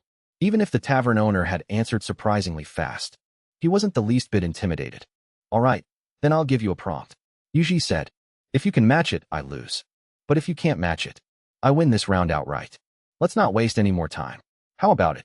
Yuji was on the verge of yawning. He decided to just let the AI generate a ridiculously hard couplet. hoping to wrap this up and call it a day. Deal. Scholarly was brimming with confidence. He had no reason to refuse. I won't make it too tough on you, Yuji smirked. I won't pull out some legendary, unanswerable couplet. Let's keep it simple. Sitting high upon a pile of books, yet blind to the 5 grains. Vainly using flowery prose to feign elegance. Yuji glanced down at his phone. The AI had just spit out the first line. Scholarly fell dead silent. Scholar Zhang broke out into a cold sweat. This tavern owner was absolutely ruthless. What exactly was going on? After a long, heavy silence, Xiao Qin, the only one in the room without an education, finally couldn't hold back her curiosity. She turned to Scholar Zhang, the only bystander who understood the poetry, and whispered, "Is our boss's couplet line a little toxic? He's insulting him without using a single curse word. Is he mocking Scholarly for being a clueless snob who doesn't know how the real world works? For being entirely useless with his own 2 hands?" Scholar Zhang frantically wiped the sweat from his forehead. He fancied himself a true scholar, and thought about trying to match the couplet himself in his head. But right now, he felt like he was the one being roasted alive. Is it that hard to match? Xiao Qin asked, completely bewildered. It's incredibly hard. To match the structure perfectly while keeping the tonal patterns in check is already extremely difficult. But that's just a minor issue. If you went home and flipped through some books, and spent enough time on it, you could probably come up with a response. The real killer is the hidden mockery woven into the very structure of the line. To match that level of subtle insult, it's harder than ascending to the heavens. But I bet just getting past the basic structure will be impossible for Scholarly. Scholar Zhang analyzed the situation in terms Xiao Qin could easily grasp. Just as Scholar Zhang predicted, Scholarly was visibly panicking, his composure completely shattered. He had brainstormed a few matching lines in his head, but the only one he could come up with barely matched the blind to the 5 grains part. He couldn't match the rest of the line at all. Worse, his tonal patterns were a complete mess. He couldn't even manage the basic requirement of matching the poetic structure, let alone weave in a clever counter-insult. Well, have you matched it yet? There's a time limit, you know. I can't sit here waiting on you forever. Yuji had already downed 2 full cups of tea. At this point, he was starting to feel bloated. Don't get so smug. If you give a prompt, you must have the answer. If you haven't actually come up with the second line yourself, then this round doesn't count as my loss. Scholarly was desperately clinging to the ancient rules of couplet dueling. A challenger could issue a prompt, but to prevent someone from just spewing out a legendary, unanswerable absolute couplet, which would ruin the game for everyone, specific rules had been established. The challenger must be able to provide a valid second line to their own prompt. If they couldn't answer their own prompt, the match would be declared a draw. Otherwise, Scholarly wouldn't have bothered giving those earlier prompts that he had come up with himself. He would have just spouted out some historical, unanswerable couplet to cheat from the start. Oh, is that so? If you want to admit defeat, just say so. I had the second line ready from the start. Locked in a room, chanting empty verses, all 4 limbs crippled by laziness, yet relying on ink and brush to mask the stench of a pathetic scholar. When Yuji used the AI to generate the prompt, it naturally provided the perfect counterline. He didn't have to put in an ounce of effort. The moment those words fell, sweat poured down Scholar Zhang's forehead in sheets. Damn, what a venomous tongue. It wasn't enough to insult him once. He had to bury him twice. As the saying goes, don't hit a man in the face during a fight, and don't expose his deepest flaws when cursing him. But this was slapping him across the face and ripping off his dignity at the same time. The pure malice behind the poem was staggering. Impossible. Absolutely impossible. I don't believe it. There's no way you came up with this. You copied it. You definitely plagiarized this from some ancient text. This doesn't count. It doesn't count. Again, give me another one. Even an outsider like Scholar Zhang was sweating bullets just listening to the insults. So for Scholarly, the actual target of the humiliation, he was naturally pushed to the brink of absolute madness. His pride had been thrown on the ground and viciously stomped into the dirt. TCH, you want another one? Fine. As if I can't cure a stubborn pedant like you. 10 fingers devoid of calluses, struggling to earn even 3 meager meals, yet boasting that poverty is the mark of true elegance. When it came to a battle of couplets, Yuji wasn't intimidated in the slightest. With his smartphone in hand, he held the entire world in his palm. Another vicious insult. This couplet was so straightforward and brutally blunt that Xiao Qin didn't even need Scholar Zhang to translate. She understood it perfectly. Scholar Zhang nodded numbly. He felt like he hadn't sweat this much in his entire life. This tavern owner looked so friendly and amiable on the outside. But when it came to insulting people, he was unspeakably savage and utterly ruthless. The best part? He didn't even use a single dirty word. That's some next-level skill. Seriously high level. And scholarly? Don't even mention him. His mind went completely blank. He literally begged to get roasted. All right, you definitely can't come up with anything anyway. So I'll just give you the answer. Shoulders bearing no weight. Hands bungling every task. Yet you dare call yourself a noble gentleman. Another 2 cups of tea worth of time passed. Seeing Scholarly stay completely silent, Yuji lost interest. Using AI on a nobody like him is a total waste. He could have handled this just by flipping through a dictionary himself. It just wouldn't have been as brutally insulting. Or as fast, that's all. Scholar Zhang was holding back his laughter so hard, he was practically giving himself internal injuries. This completely flipped all of Scholar Li's pretentiously noble words from earlier, and mocked every single one of them. Talk about absolute domination. Scholarly wasn't faring any better. His chest felt tight, a breath caught in his throat, unable to go up or down, getting toyed with and crushed in his own area of expertise, taking 4 straight insults to the face without being able to fire back a single word. Who could possibly stomach that? All right, just help him back first. Look at him, he can't even stand straight. Oh, and Scholarly, you're welcome to come back for revenge anytime. But make sure you read a few more books first. Oh wait, my bad. You just lost all your books to me. Remember to leave the silver and the books behind. I'll leave you with one last couplet. Whenever you can come up with a match, you're welcome to come seeking revenge. Listen closely. A mind devoid of true knowledge. A mouth full of arrogant lies. A shameless fraud posing as a pure scholar. Yuji shouted to Scholarly, who had already reached the door. Whoosh. The moment those words landed, Scholarly could no longer hold back the stifling rage in his chest. He violently spat out a mouthful of old blood and instantly blacked out. He just got roasted into the next dimension. If he didn't pass out, he wouldn't have the face to see anyone anyway. Boss, I'll carry him back first then. Scholar Zhang now had absolute, 10,000-fold respect for Yuji. This boss could literally anger someone to death and get away with it. Go on, get out of here. His tolerance is way too pathetic. Yuji was a bit speechless, to actually faint from pure anger. Little did he know, Scholarly had spent his entire life only reading the texts of sages. He considered himself the absolute elite of the mortal realm. Aside from reading, he was entirely useless. Yet he was supremely confident in his own abilities. As a result, he suffered a relentless series of crushing blows from Yuji. Every single word had stabbed him right in the lungs. The fact that he lasted this long actually meant his tolerance was pretty high. Boss, you're amazing. Even though Xiaoqin didn't completely understand the couplets, she definitely understood the outcome. Her boss was incredible. Putting everything else aside, just this ability to make a man spit blood with nothing but words is enough to go down in history. Piece of cake. Now go back and focus on recovering. You saw it yourself. If you don't do this job, there are plenty of others who will. So go heal up properly. Once you're fully recovered, bringing me back more herbs is the real priority. In the end, what Yuji cared about most was money. The couplet battle just now was a massive deal for Scholarly. But to Yuji, it was nothing more than a minor distraction. All right, then I'll go keep an eye on that Scholarly, just in case he grabs the cash and makes a run for it. With that, Xiaoqin bolted off like a wisp of smoke, leaving Yuji standing there, shaking his head repeatedly. Those two were gone for an entire afternoon. It wasn't until evening fell that they finally returned. Boss, that Scholarly left. I saw him looking all shifty-eyed when he snuck out. He's definitely hiding something. He must have stuffed something in his pockets. You want me to go chase him down? I just know it. That bastard definitely hid some silver on him. Otherwise, how could there only be this little bit of silver left? Xiaoqin said, angrily slamming the items in her hands onto the table. It was a few boxes of books and a couple dozen taels of silver. For a regular farming family, it might be a massive fortune.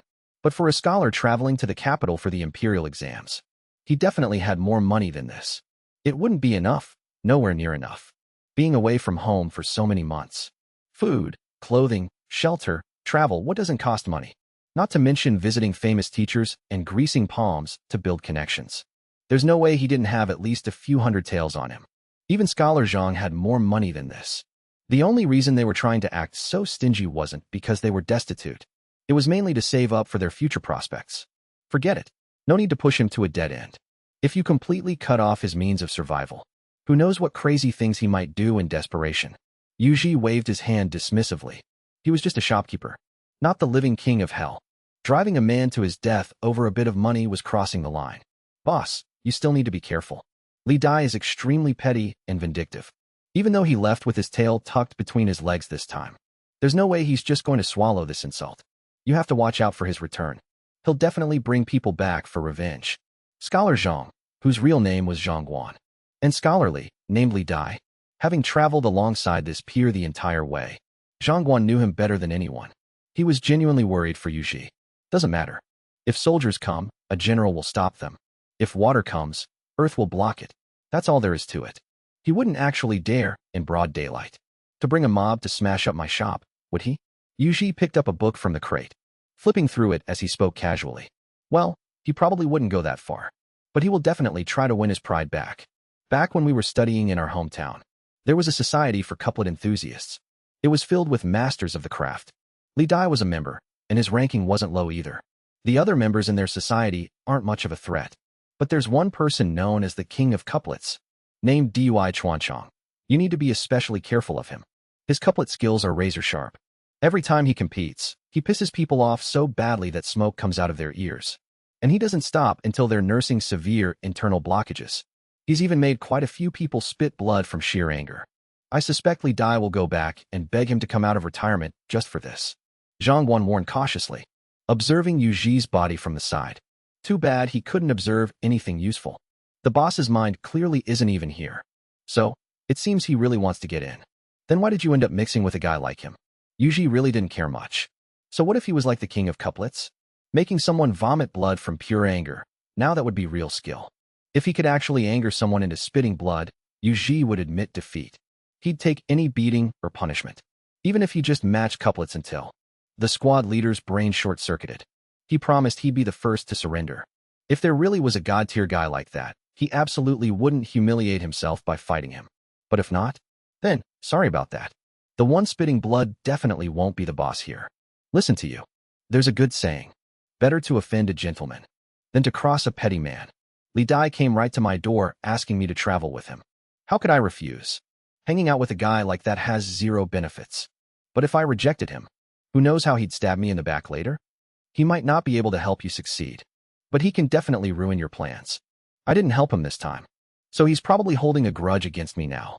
Zhang Guan pulled a bitter face. The hell are you afraid of? Let's drop it. Enough about him. Such a buzzkill. Though his character is trash. The books he reads are pretty varied. I see it written in this book that some people can leap onto roofs and vault over walls. Is that for real? Yu Ji flipped through the books Li Dai left behind with great interest. He lacked a basic understanding of this world. These books were exactly what he needed to fill in the gaps. Of course it's real. Boss, aren't you pretty close with the guys from the Weiyuan escort agency? Most of their escort masters know some martial arts. How do you not know? Zhang Guan was genuinely confused. They mostly just come here to eat. I've never seen them fight. What have you seen it? Tell me about it. Yu Ji was quite curious about all this, mostly because his own body had undergone strange mutations. He highly suspected the environment of this world caused it. If real martial arts existed, it'd make sense. His physical changes could at least be explained. If not, he might need to check into a mental hospital and see a doctor to see if he was getting delusional, or if his body was mutating from a disease. I've seen a few things, yeah, but not much. I saw the roof-leaping stuff back in my hometown. There was this notorious bandit trying to escape the city, but the city gates were already shut tight. And then, he just swish, swish, swish, sprinted right up the city wall. I don't know what happened after that. The most recent time was Escort Master Yu. He wielded that long spear so fast it generated wind. The very tip of it was even blazing with fire. But I'm just a scholar. I don't really understand these things. If you really want to know more, you'd better ask a martial artist. If there's nothing else, I'll get back to work. My stomach's starting to growl. Zhang Guan patted his flat stomach. It's all Li Dai's fault. If it wasn't for him, I would have already been eating steaming hot white rice.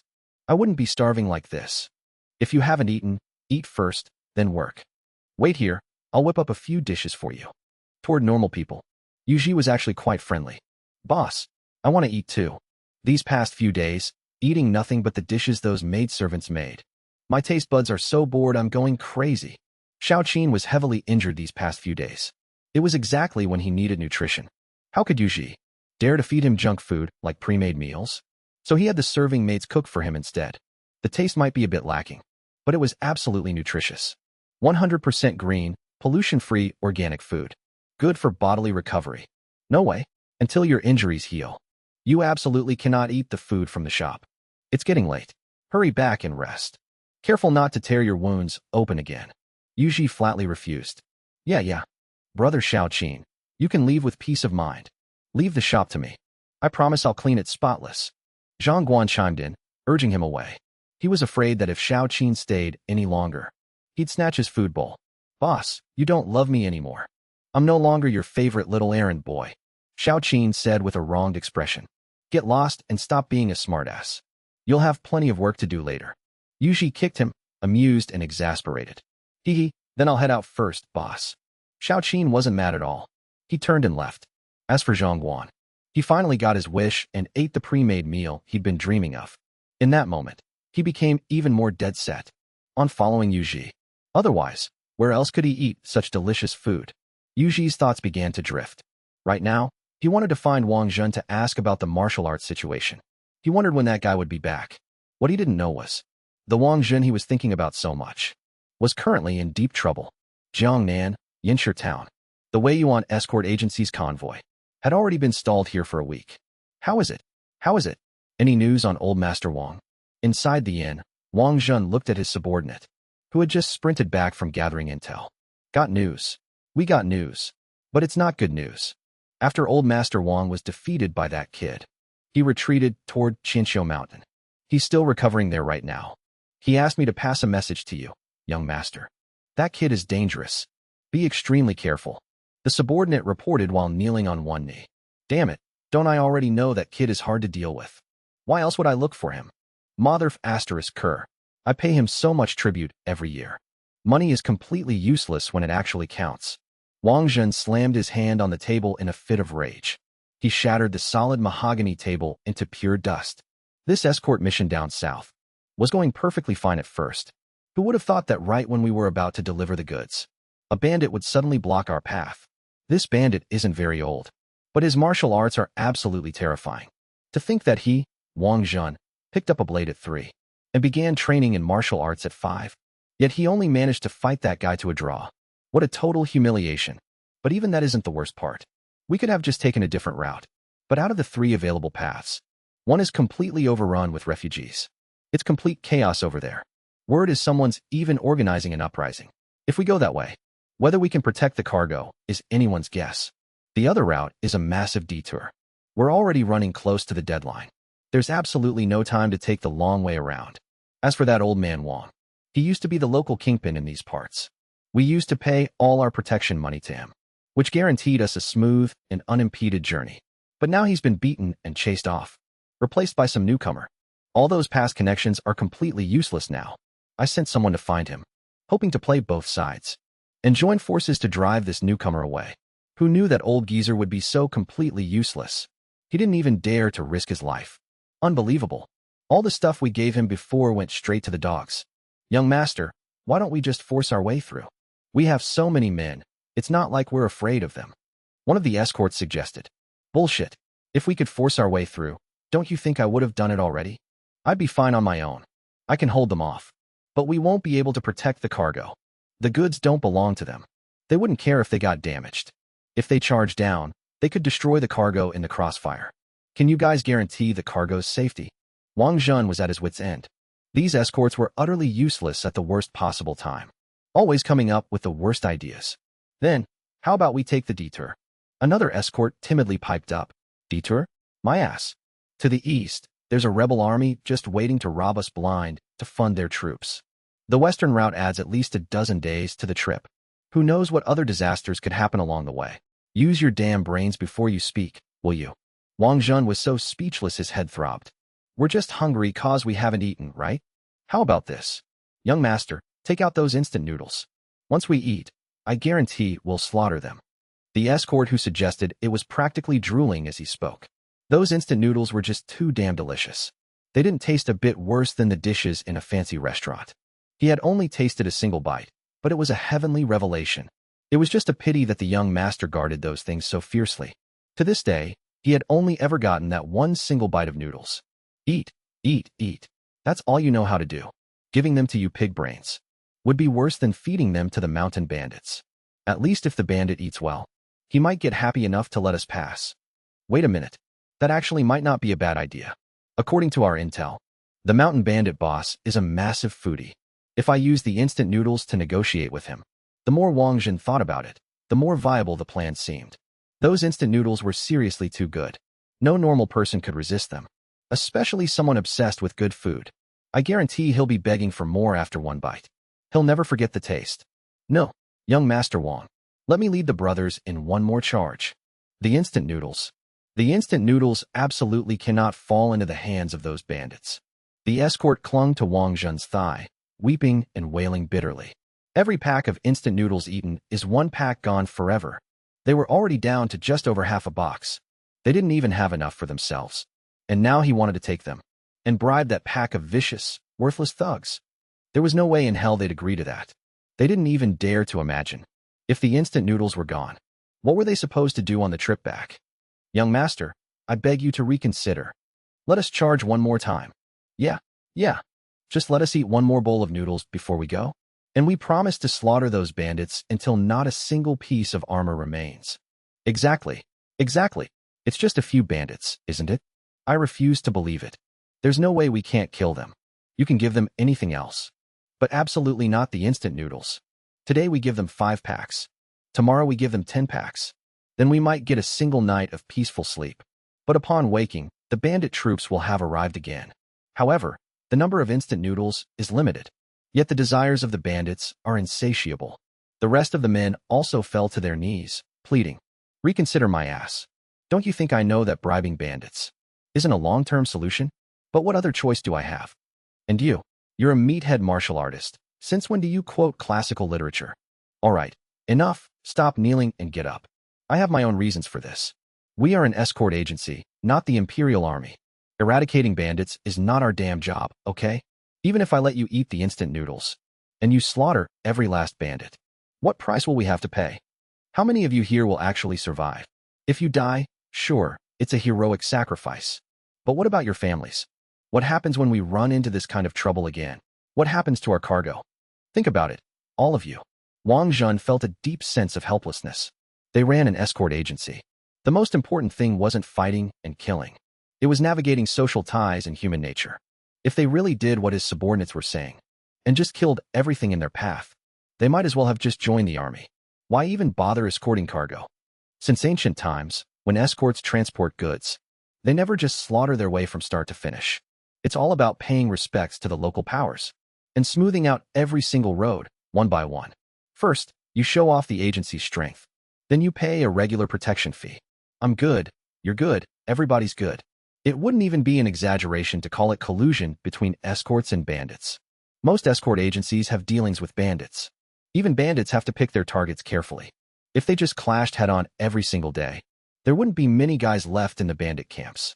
Of course, the escort agency can't be too weak, either. Otherwise, any random group of bandits coming down the mountain could easily hijack the cargo. If that happens, who'd even care about a little tribute money? Similarly, if an escort agency comes across a weaker bandit stronghold, there's no need to pay a toll. Otherwise, after traveling an entire route, the money they earn wouldn't even cover the tribute fees. It's only when an agency encounters a stronghold they'd rather not provoke that they talk about paying peace money. In short, whatever choice is made, it's all about weighing the pros and cons. To find the optimal solution, the bandits want to preserve their strength, and the agency needs to ensure the safety of its escorts. That's how this unspoken rule of protection fees came to be. Sigh. Blame it on me, old Xia, for being incompetent. Fine. We'll do whatever Boss Xiao says. But we absolutely cannot let those bandits get greedy. Otherwise, even if it costs me my life, I'll fight them to the bitter end. Appealing to both emotion and reason, Wang Jun's words finally managed to convince everyone. If they could avoid a fight, that was naturally for the best. Otherwise, no matter who died in battle, it would be hard to explain to their families. Everyone had a whole family to feed back home. Dying might be a quick release for the man himself, but leaving behind orphans and widows to be bullied? Unthinkable. Don't worry. I'm just going to have a chat with their bandit boss. If it really comes down to it. Worst case scenario, we ask the government officials to escort us. Once this run is over, I'll head back to headquarters, gather some men, and wipe them out. Wang Zhen had a temper of his own. When an escort agency hits the road, they naturally can't expect every stronghold to be so reasonable. There are always stubborn, reckless fools hell-bent on robbing them. So what do you do then? You can't just stop moving the cargo, right? To cut losses, the only option is to wipe out the stronghold. This also serves as a warning to other mountain strongholds. Reducing future tolls. It sends a message, giving you toll money. It's just giving you face. It doesn't mean I'm afraid of you. If you won't accept this protection fee, there are plenty of others who will.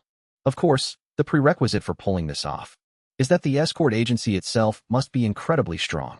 This is where having a powerful backer truly matters.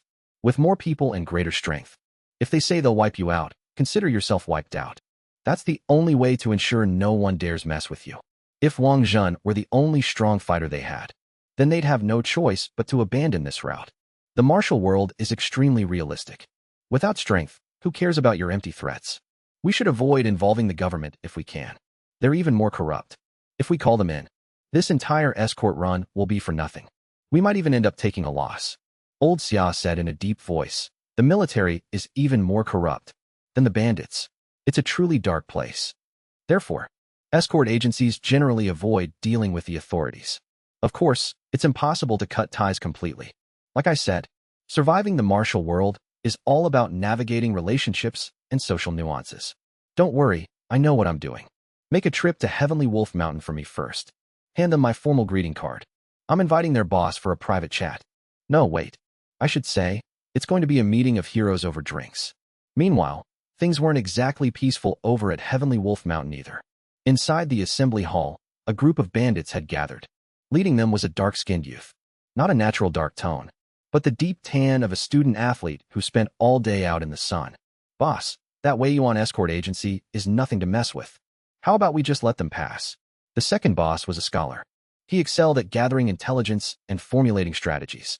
In the past, every operation Heavenly Wolf Mountain undertook was planned by him, and he hadn't lost a single one to date. Even though the main reason for that was that they had a monster of a first boss, it still earned him immense respect among the bandits of Heavenly Wolf Mountain. What the second boss says makes some sense. But if we don't fight at all, and just let them pass, wouldn't that damage the fierce reputation of our Heavenly Wolf Mountain? We've just established our foothold here. This is exactly when we need a solid battle record. If we just let them walk right through, the other strongholds will think we only prey on the weak and fear the strong. They'll treat us like total pushovers. When they inevitably come back to attack us, who knows how many more of our brothers will have to die? The third boss fancied himself a master of both pen and sword. In reality, he had just spent a few days at a private school and a few days at a martial arts dojo. In other words, he was completely useless with both a pen and a sword. The only reason he got to be the third boss was because the stronghold literally had no one else to promote. If it weren't for the first boss holding things together, this bandit camp wouldn't even rank third-rate. It was purely thanks to the first boss, this absolute freak of nature, single-handedly dragging them up to a status they didn't deserve. Of course we have to fight. But the question is, who do we fight? You don't just go out and provoke tough targets right off the bat. Do you know what kind of place Wei-Yuan Escort Agency is? They have experts as common as the clouds. If we actually piss them off, and they send a bunch of guys to gang up on the first boss, are you going to be of any help? Or are they going to be of any help? The second boss swept his gaze across the hall. It was full of the old, the weak, the sick, and the disabled. Some were playing in the mud. Some were leaning on hose. Some were laughing and roughhousing. And there was even someone nursing a baby. If you didn't know better, you'd think you'd walked into a rural farmer's market. And the truth was, they really were just peasants. Most of these people were from the same village. Due to exorbitant taxes and harsh levies, they couldn't survive anymore. Plus, since their village had produced a freak of nature like the first boss, it gave them the confidence to go up the mountain and become bandits.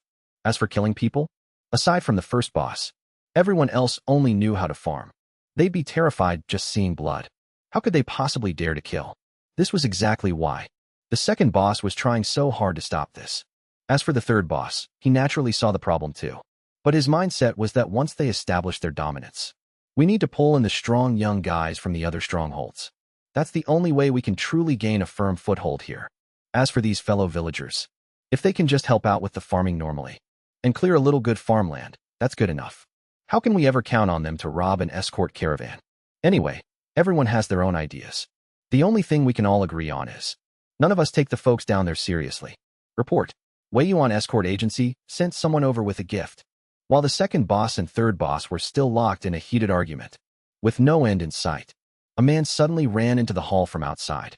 Bring it up here, let's take a look. Boss, the young master of the Weiyuan Escort Agency wants to speak with you alone. The location is halfway up Tianling Mountain. As the second boss is the only one in the stronghold who can actually read every word, he naturally took the invitation card without hesitation. The third boss was a bit annoyed that he was left out. It says something about cooking noodles and discussing heroes. Even the second boss didn't quite understand. He was just a child scholar, after all. If he had any real skills, he would have passed the Shoutsai exam and entered the autumn provincial exams long ago. Why would he be mixed up with this bunch of people? Noodle what now? Boss, absolutely do not go. Beware of a trap. The third boss said urgently. Yuanfang, what do you think? The boss, who had been silent all this time, finally spoke up. His voice still carried a boyish immaturity. At the end of the day, he was indeed still just a boy. If the imperial court wasn't so corrupt, he'd still be playing happily in the fields right now. To answer you, boss, this matter definitely has a catch. But as for this noodle thing mentioned on the invitation, I think I've heard of it. For the specific details, maybe Lu Laojian. When you were tailing them last time, didn't you hear them mention something about instant noodles? As the head of the Stronghold's intelligence group, the second boss immediately recalled a key piece of information. Yup, sure did. I smelled that amazing aroma from way far away last time. I ain't never smelled anything so good in my entire life. I even sneaked closer to take a look. A huge crowd of guys was gathered around one pot. There was only a tiny bit of noodles inside, but they poured a whole lot of water in it. Everyone was fighting over the broth to eat with their cornbread. It was so darn delicious. When I tried to get a bit closer, I got chased out. When I got back, I kept thinking about it. And the more I thought about it, the weirder it seemed. These big shots from the capital, their lives, aren't all that great, are they? Over a dozen guys sharing that little bit of noodles. And they were even fighting over it. Ain't much different from when we were refugees. But man, those noodles sure smelled good. Lu Laojin grinned, revealing a few big yellow teeth, looking like he was still immersed in the memory of that aroma. Wait, I sent you to tail them. You sneaked right into their crowd. And they didn't capture you. The second boss was somewhat speechless, putting aside whether the noodles were good or not. You're supposed to be tailing them. Why would you get so close? Why the hell did you walk right up to their pot? Does that look like how a proper scout should act? Well, no. I was carrying my hoe at the time. I figured I'd go down the mountain and farm my land a bit. And let me tell you, they were super friendly to me. They just wouldn't let me get close when it was time to eat. They were afraid I'd rob them. Like I was after their smell or something. Guarding against me like I was a weasel. Lu Laojin grumbled in annoyance. You went down the mountain. You're still farming that land at the foot of the mountain. The second boss felt his brain buzzing. Before this, he had always just handed down tasks directly. Since the tasks were so simple, and nobody ever asked any questions, he had never paid any attention to how his subordinates actually carried them out.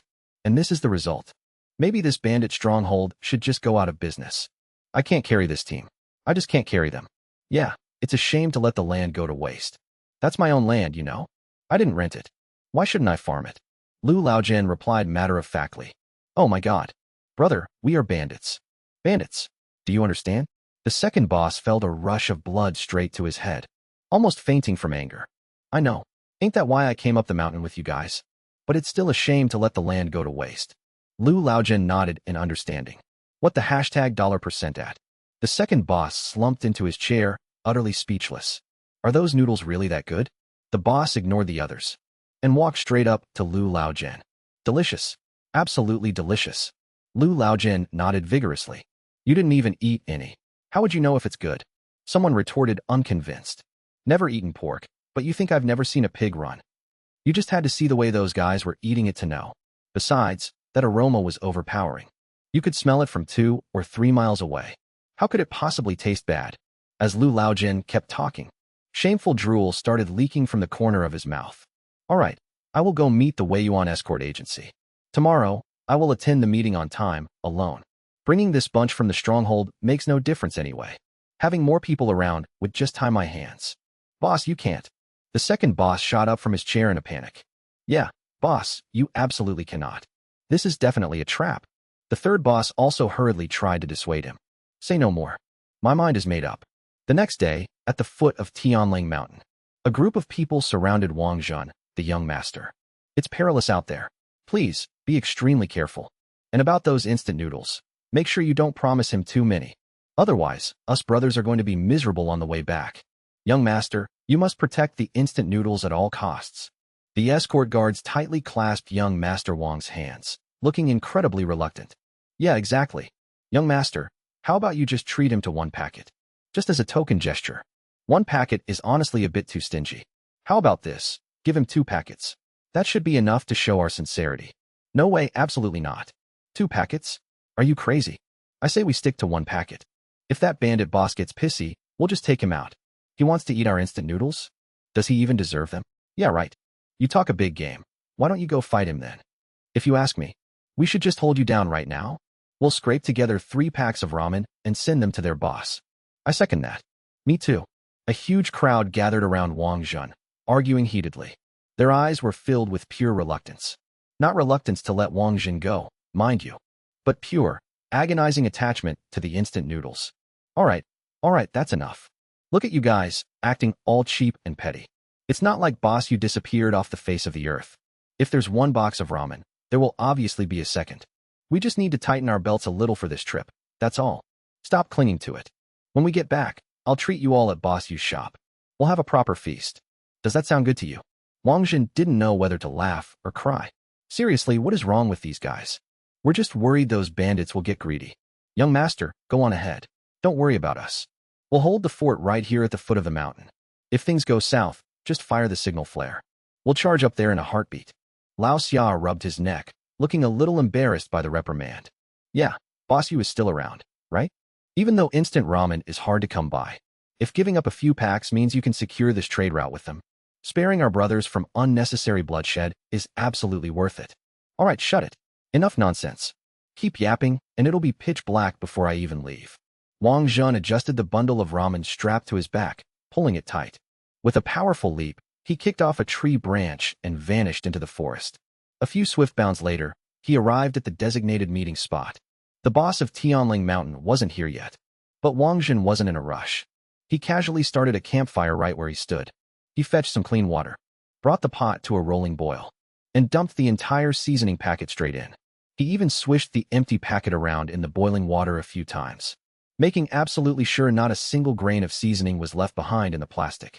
Only then did Wang Jun pull it out and give it a satisfying lick. A seasoning packet is a luxury item. Like hell, I'd just throw it away. You gotta lick it until there's literally no flavor left. If you asked him, Boss Yu's method of making ramen was way too extravagant.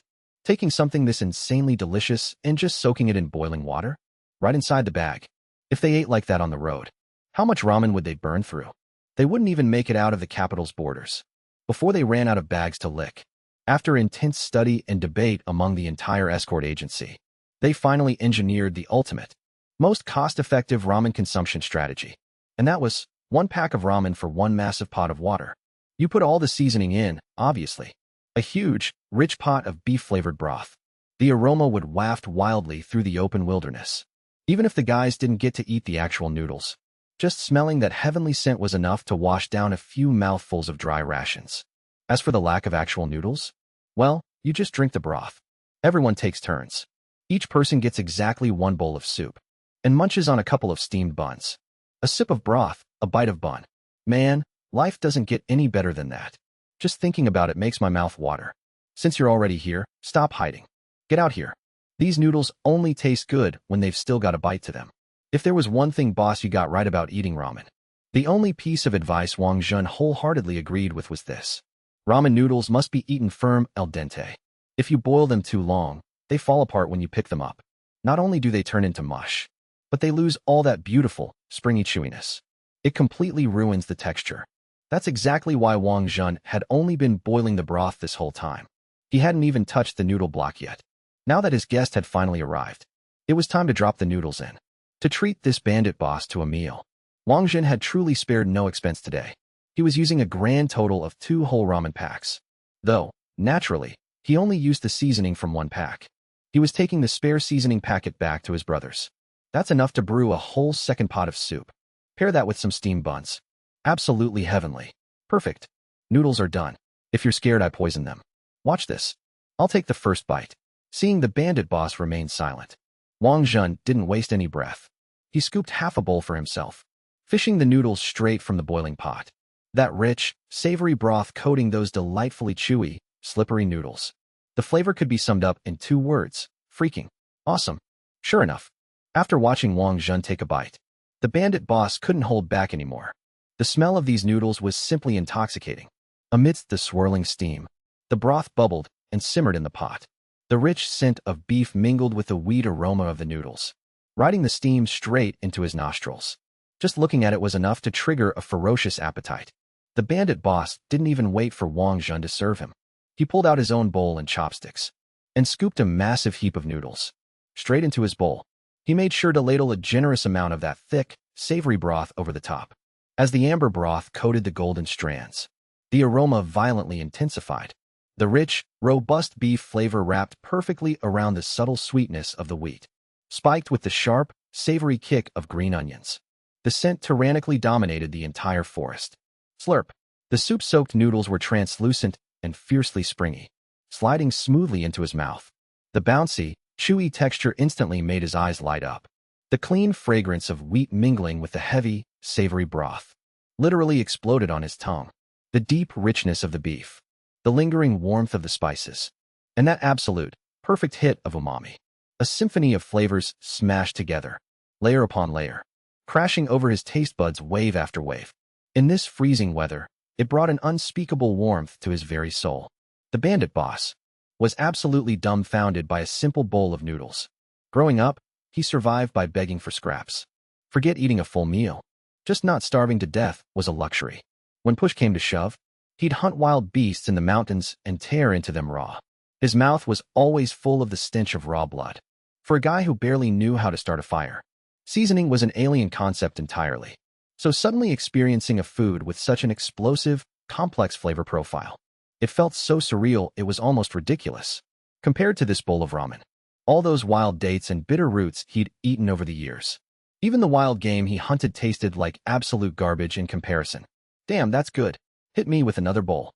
The bandit boss tipped his head back and chugged the rest of the broth in one massive gulp. I was hoping for seconds, but then I realized there was nothing left in the pot except broth. I had no choice but to hold out my bowl anyway. Oh, come on, bro. You think this is just some regular white rice? That you can just ask for another bowl and actually get one? This stuff. Even I had a hell of a time getting my hands on it. You can't just eat it like it grows on trees. So I just dip your steamed buns in the broth and eat that. Be glad you have anything to eat. Wang Zhen rolled his eyes and tossed him a few steamed buns. The bandit boss really wanted to snap back. Even white rice isn't something we can just eat whenever we want around here. But on second thought, he figured there was no point trying to explain that to a rich young master who frequented these routes. So he just kept his mouth shut. Food was food. He got another bowl of broth and started biting into the steamed bun dipped in it. Naturally, it wasn't as good as eating the noodles, but to him, it had its own unique flavor. By the very end, as if on cue, both of them reached their steamed buns. Right into the pot. They wiped that pot absolutely spotless, making sure not a single drop of sauce was left behind. So how about it? I give you these instant noodles, and in exchange, you let us pass safely. Full and satisfied, Wang Zhen gave a long, hard stretch. Deal. 1,000 caddies.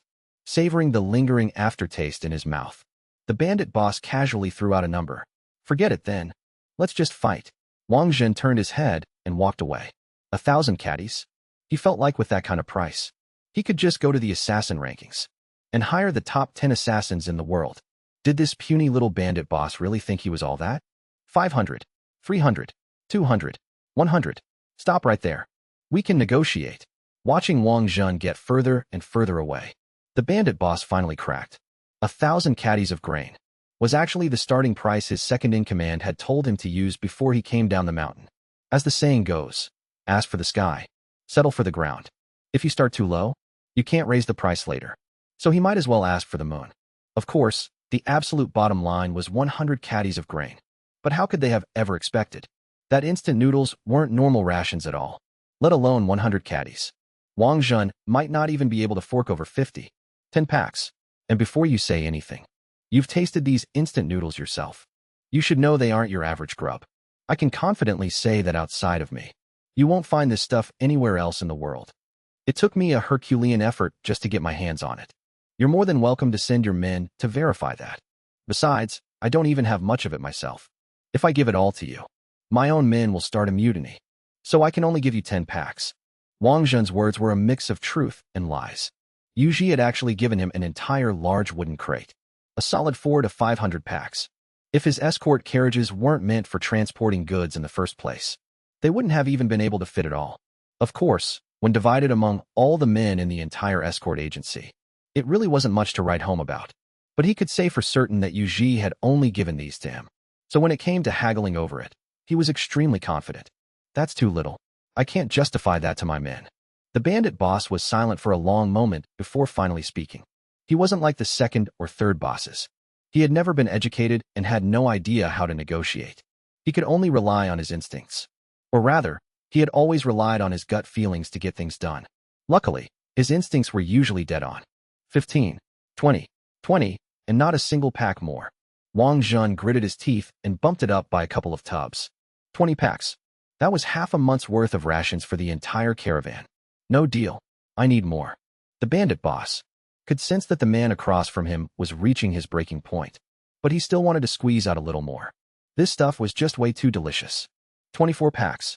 These last 4 are coming straight out of my personal stash. Any more than that, and I'm totally wiped out. Wang Zhen wanted to cry, but had no tears left.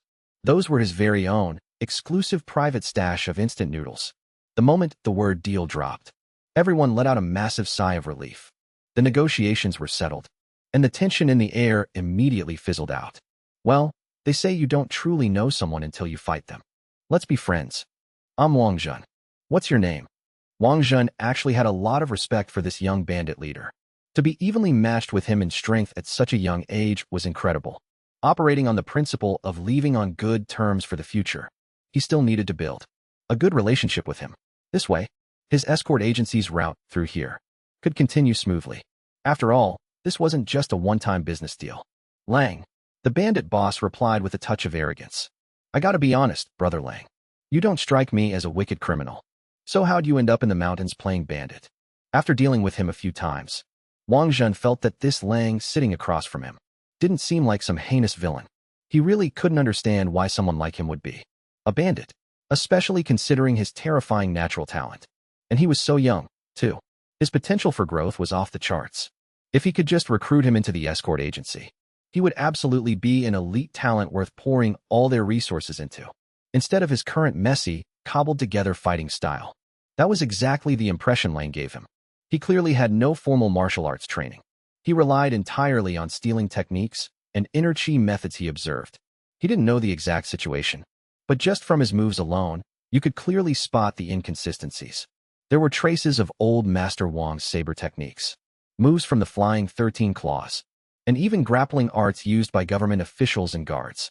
Hell, by the end of their last fight, the kid had even started using Wang Zhen's own moves against him.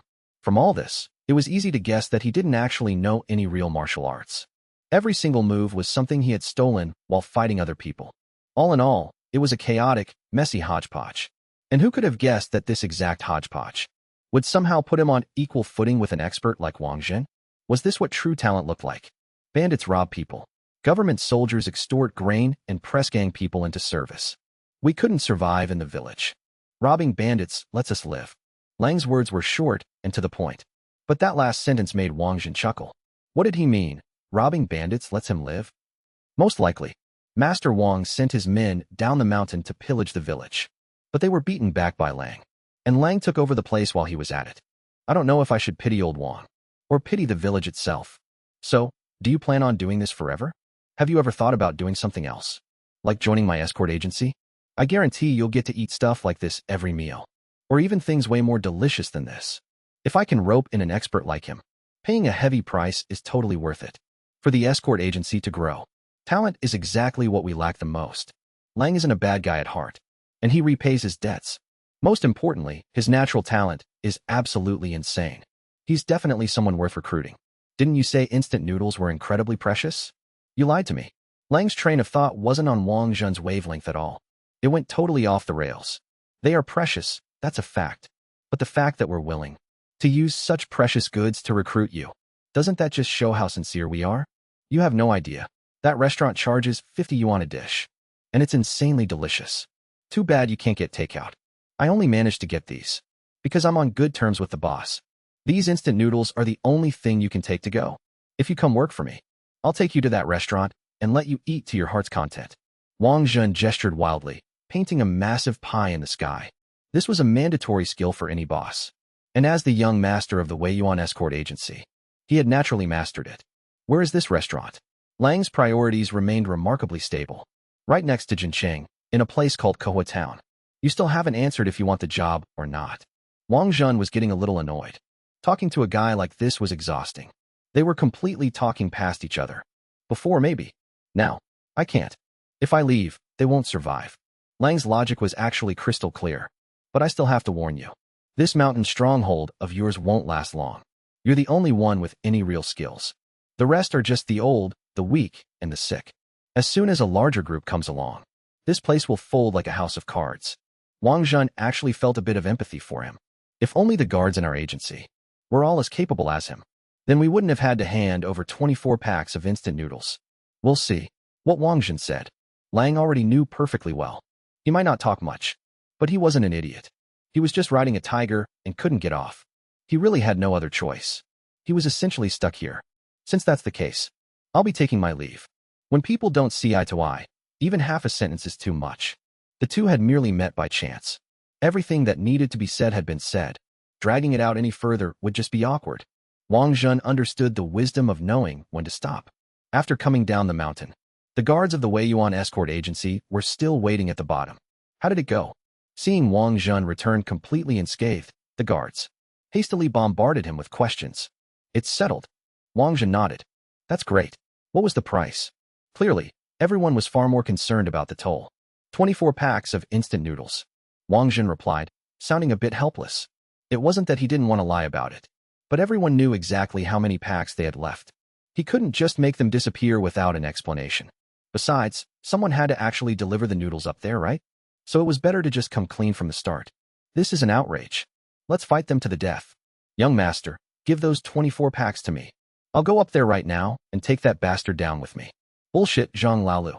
You just want to hog all the food for yourself. Exactly. You can't go alone. Count me in. I'll fight them to the death too. The guards of the agency erupted into an uproar. Clearly, handing over 24 packs all at once was a bitter pill for them to swallow. Enough. The matter is settled. We can't delay our trip to Chuanzhou any longer. Old Xiao, take the instant noodles up to them in a bit. The rest of you, get ready. We set off at dawn. Let's get this delivery done, so we can hurry to the boss's restaurant for a real meal. Wang Zhen directly cut off everyone's chatter and forcefully handed out the orders. Of course, if you use the stick, you have to offer a carrot too. 24 packs might be a lot for one person, but for an escort team as large as theirs, it really just meant everyone missing out on one meal.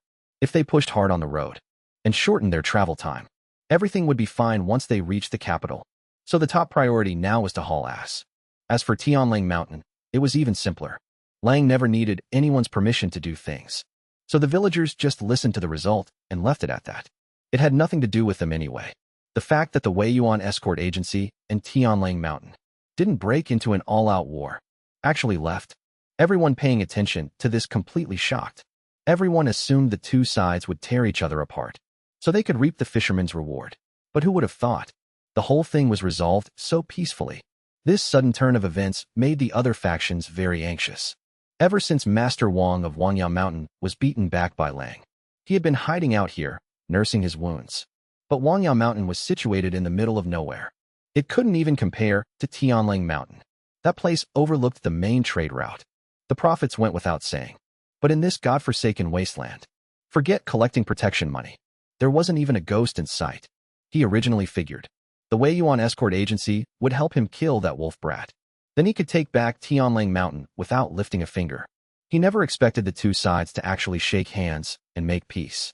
Now he was the one with a massive headache. Did you get the intel? What the hell is going on over there? Isn't that little brat from Tianlang Mountain completely stubborn? So why did he let them pass? Master Wang was so furious his blood was practically boiling. We got it. We got the intel. I heard that. The Wei Yuan escort agency gave them 24 packs of instant noodles as a toll fee. Only then were they allowed to pass. Now, Heavenly Wolf Mountain has put out the word too. If you want to pass safely, you either pay with money, grain, or instant noodles. Their demands for money and grain are absurdly high. There's a high chance no escort agency is willing to cough that up. But rumor has it, the price in instant noodles is negotiable. The scout who gathered the intel reported while kneeling. Instant noodles? What the heck is that? Old Master Wang was completely baffled. He had lived most of his life and had never heard of such a thing. And it wasn't just him. Other factions had caught wind of it too. Now, everyone was dying to know what kind of holy relic this instant noodle was. To actually be able to make those rabid dogs loosen their grip. It was just a pity. Far away in Kowa Town, Yuji had absolutely no idea that the instant noodles produced in his shop would make their name not at his inn, but actually among the outlaws of the Green Forest in the south. He would never have guessed that his instant noodles would later become the hard currency to open up the outlaw trade routes. Back in Kowa Town, Yuji was still leisurely drinking his cola. Junk food might be junk food, but when you gotta drink, you gotta drink. As time passed, the Kowa Town of today was no longer as peaceful as it used to be. With the backing of the Wei Yuan escort agency, many wealthy merchants would pass through Kowa Town and stay for a night. Of course, whether they'd actually eat a dish that cost 500,000 coins was a completely different story. Regardless, the town's popularity had skyrocketed. Yuji wasn't idle either. He simply had Shaoqin and Zhongguan clean up all the properties under his name. If they were livable, people could stay in them. If not, they were left empty for now. Of course, since there was no service staff, lodging in Kowa Town was incredibly cheap. Just 1 copper coin a day. Naturally, guests had to clean their own rooms. The inn only provided basic furniture. Everything else, they had to prepare themselves. It was pretty much a self-service setup. Surprisingly, this was incredibly popular among the poor scholars. Quite a few of them actually ended up staying long-term. After all, compared to the cost of living in the capital, the prices here were frighteningly cheap. The only downside was the lack of food. They had to find ways to buy meals from the local townsfolk. With more mouths to feed, a demand arose in the small town, and quite a few households started selling food. Of course, there were no real restaurants. With Yuji's restaurant right here, anyone else trying to open one would definitely go bankrupt immediately. When it came to taste, who could possibly beat them? But if someone wanted to open a cheap eatery, they wouldn't get many customers either. The poor scholars staying here were lucky if they could even afford flatbread. Who would be willing to shell out money to eat at a restaurant? If they really had that kind of money to spend, they'd either go to the capital or the neighboring town, or else they'd just eat straight at Yuji's restaurant. If you have money, you gotta enjoy life, right? Boss, this isn't working. Someone else just came asking if we have cheaper food. They've asked like 800 times this week alone. If this keeps up, we should just whip up some cheap dishes to sell. Shaoqin had a rag draped over his shoulder, looking every bit the classic tavern waiter. His injuries were mostly healed by now, but Yuji wouldn't let him do any heavy lifting. He just served dishes and greeted customers. That was all he was allowed to do. So he actually had it pretty easy. After all, the shop barely had any customers anyway. As for those self-service lodgers, they went to Zhongguan to settle their bills every 7 days. No one had a heavy workload. Why bother with that crap? It's a hassle and doesn't make any money. I told you before. Capable people get to eat. The incompetent ones can just starve. Yuji took a sip of cola, flipping through his book, scoffing at the pedantic scholars. They're just a nuisance to the common folks anyway. Good riddance if they starve. But whether they're capable or not, don't you have to test them to find out? There are quite a few scholars outside waiting to see you. How about you take a look first? Shaoqin wasn't like Yuji. He had a natural reverence for scholars. Of course, you couldn't blame him. It was the result of the imperial court's heavy-handed indoctrination. Fine. I'll take a look. Call a few of them in. Yuji had no intention of stepping outside. He didn't feel safe out there. If he went out and caught a stray arrow in the back, he didn't have any miraculous resurrection items. The shop was much safer. At the very least, if he ran into thugs, he could just dive into the kitchen. With his current speed, even a flying immortal couldn't catch him. The first scholar was quickly brought in. All right, tell me your worth. Yuji cut straight to the chase. I can do accounting. I can be your bookkeeper. The first scholar obviously hadn't heard about the incident with Zhongguan. Great. Shaoqin, kick this guy out. From now on, anyone who says they want to be a bookkeeper, make them solve this problem first. Yuji casually pulled out a sheet of paper. Written on it was an advanced calculus problem.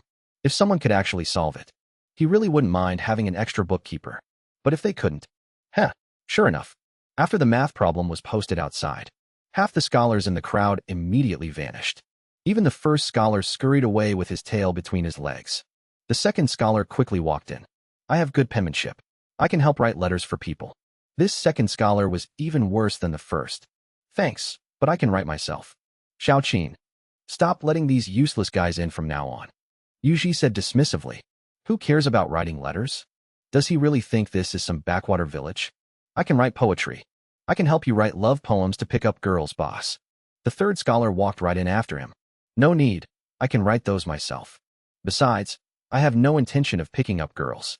Well, at least you put some thought into it. Xiaoqing, jot this down. This guy qualifies for the 1 copper broke man's combo. The third scholar knows a bit about social graces. A step up from the 2 clueless idiots before him. He might have been somewhat useful in the past. Too bad I have AI now. When it comes to piling on fancy rhetoric, AI is absolutely top-notch. But AI lacks emotion. If I ever actually need to write something emotional, it really wouldn't cut it. Let's keep him around for now. Who knows, he might be useful. Boss, what's the broke man's combo? Xiaoqing looked completely bewildered. Since when do we serve combos? It's 1 copper for a bowl of chicken soup and a bowl of rice. Served 3 times a day. Limited to 1 purchase per meal. Too many people have been bringing this up lately. Yuji had to take public opinion into consideration. Of course, whether they actually got the combo still depended on their skills. Thank you, boss. Thank you, boss. Despite being labeled a broke man, scholar number 3 didn't mind in the slightest. Truly worthy of being handpicked by him. Yuji nodded in satisfaction. I know calligraphy. I have excellent handwriting. The fourth one respectfully handed over a sheet of writing. The handwriting is decent. Put him down for the combo. Even if he didn't know if the guy would be of any use. He could take the meals for now. I can write couplets. The fifth one clearly hadn't done his research either. Out the door and take a right. Yuji despised those who didn't prepare before a test. People like this deserve to starve. I can sing, dance, and rap. Half a day passed. Quite a few broke man's combos had been handed out. But the only one capable of ordering a proper dish was a beautiful woman. All right, let's call it a day here. Xiaoqing, next time have manager Zhang do the screening. Just use today's standards. Only come to me if there's someone you really can't decide on. Yuji yawned. A whole day of interviewing had completely worn him out. It's been a few days. Your place is quite lively, boss you. A familiar voice. A familiar masked figure. Miss Xue, it's been a while. You haven't visited in days. For a major patron who regularly spent 1 tael of silver per meal, Yuji always had a great memory. Yeah, there've been some family matters lately, so I've been busy preparing. I came over today to ask you if you might be able to help out. Xue Xinyue's voice was as ethereal as ever. With what? Yuji asked. It's my grandmother's 60th birthday. We'd like to hire you, boss you, to cater a few banquet tables. Xue Xinyue asked cautiously. Although boss Yu's culinary skills were excellent, his personality was quite eccentric. She could never quite figure him out. No, absolutely not. Not even if you pay extra. A relentless triple rejection. Are you kidding me? Serving pre-made meal kits for a 60th birthday banquet. What kind of unfilial descendants would do something like that? Not to mention, a 60-year-old lady might not even survive the heavy industrial additives and dark magic in his food. That was highly debatable. Boss Yu, don't be so quick to refuse. Why don't you think about it? Xue Xinyue pleaded. I won't. Give it up. There's no way I'm catering a banquet for you. This concerned the elderly lady's dignity and her very life. Yuji's attitude was completely resolute. Well, all right then. There's still a long time. Until my grandmother's birthday. You have plenty of time to think it over, boss Yu. No need to give me an answer right away. This time Xue Xinyue had only come with the intention of trying her luck. So she wasn't too disappointed. Especially for grand birthday celebrations in wealthy families like theirs. No matter the affair, even the simplest things had to be prepared way in advance. They also needed various backup plans to prevent accidents. Coming to ask Yuji was just the first step. I don't need to think about it. My answer is no, right now. Yuji rejected her decisively. Sigh? Never mind. Let's drop it. I'll have the usual today. Scallions mixed with tofu. I have to say this dish of yours is actually quite miraculous. After eating your scallions and tofu, my face has gotten noticeably whiter. When I met up with my girlfriends recently, they all asked me what my skincare routine was. Speaking of this, Xue Xinyue couldn't help but feel a little smug.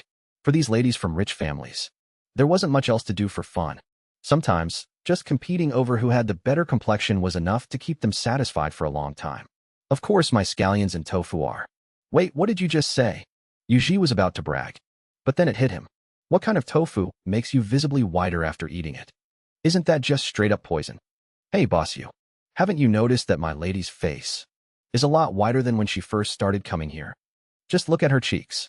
Look at this complexion. Compared to me, isn't she so much paler? Xiao Chun chimed in cheerfully from the side. As she spoke, she even compared her own skin tone to her lady's. Damn, she really is unnaturally pale. Hold on a second, you guys. Yuji swiftly whipped out his phone and started looking things up. Ignorance was bliss. But the search results gave him a heart attack. Good lord, the tofu made in these shady little workshops actually contains industrial bleach. No wonder the tofu he saw earlier was so white. Unnaturally white. Turns out even the tofu is packed with industrial chemicals and ruthless additives. I am so screwed. It was glaringly obvious now. Xue Xinyue's absurdly pale skin was definitely because of this tofu. No way. I can't let her keep eating this. If she eats any more, she'll turn into a ghost. I'd be scared to death in my nightmares by that ghastly pale face. Boss you, what's wrong? Is there something wrong with my face? Seeing Yuji turn pale and break into a cold sweat, Xue Xinyue asked curiously. No shit, there's a problem. You've been consuming industrial bleach. How could there not be a problem? But Yuji couldn't possibly say that out loud. And nothing's wrong. Wait, no? There is. The tofu with scallions is sold out today. But we do have a new dish on the menu. You could give it a try. It's just a little on the pricey side. Ever since Xue Xinyue paid a premium for that tofu last time, Yuji specifically kept an eye out for premium ready-made meals. Honestly, the internet really has everything. From cheap $5 or $6 ready-made dishes to high-end ones costing hundreds. He wouldn't dare serve the cheap ones to the young lady. But what's there to worry about with the expensive ones? Those are absolutely carefully selected, completely foolproof. Their whole selling point is being clean, hygienic, and safe. As long as it tastes good, money is no object. It's just about that tofu with scallions. I really enjoyed it. Recently, some of my close girlfriends even asked me how my skin got so pale and beautiful. I was thinking of bringing them over to you, boss you, to throw some business your way. So how about you prepare a little more of that tofu for us? Xue Xinyue didn't really care about the cost of the meal, but she definitely cared about the widening effects of that tofu. To become that beautiful? No amount of money could buy that. No need for referrals. I'm doing just fine with how the shop is right now. Besides, my new dish also has special effects. Seeing Xue Xinyue still hung up on the tofu, Yuji hurriedly changed the subject. He absolutely couldn't let her eat any more of that. Even if she had to eat, she needed something better. This new dish he bought was made with genuine, top-tier ingredients. It was as safe and reliable as it gets. Oh, then I definitely have to try it. I just wonder what kind of effects this new dish has. Hearing it had special effects, Xue Xinyue's eyes immediately lit up. First, her skin became pale. If things kept going like this, wouldn't she become the #1 beauty in the great Qin dynasty?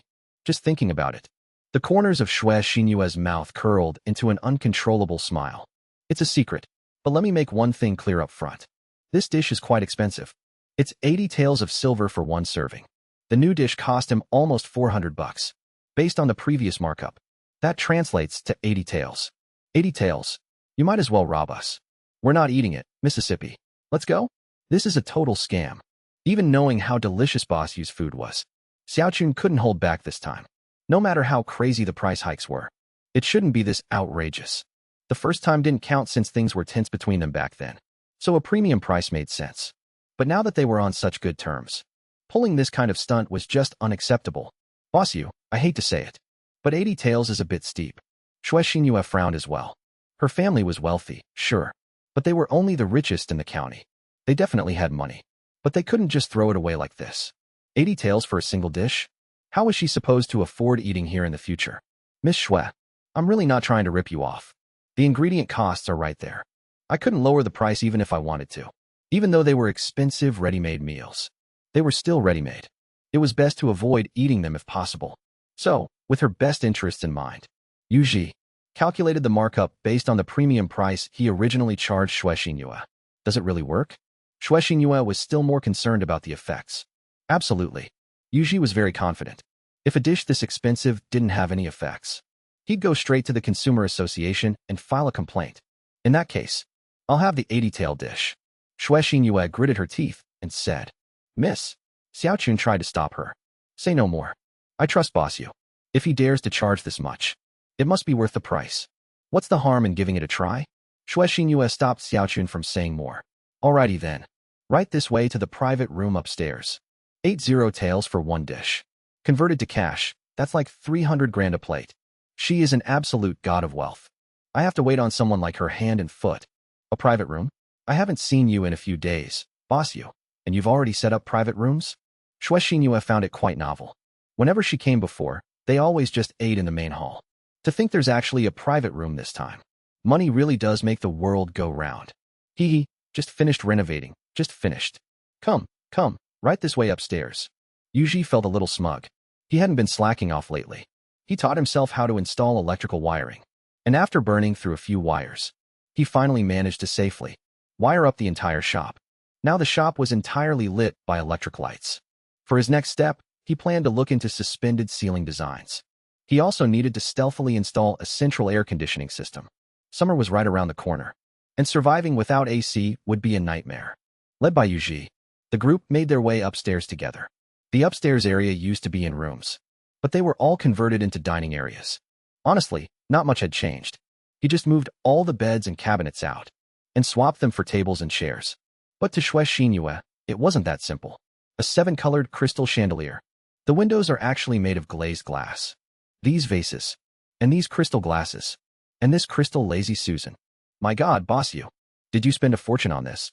Even someone from a wealthy family, like Shui Xinyue, was taken aback by the sheer extravagance before her.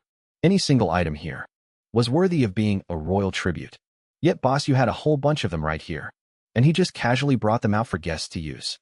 Just who exactly is this guy? It's alright. Yuji was left a bit speechless.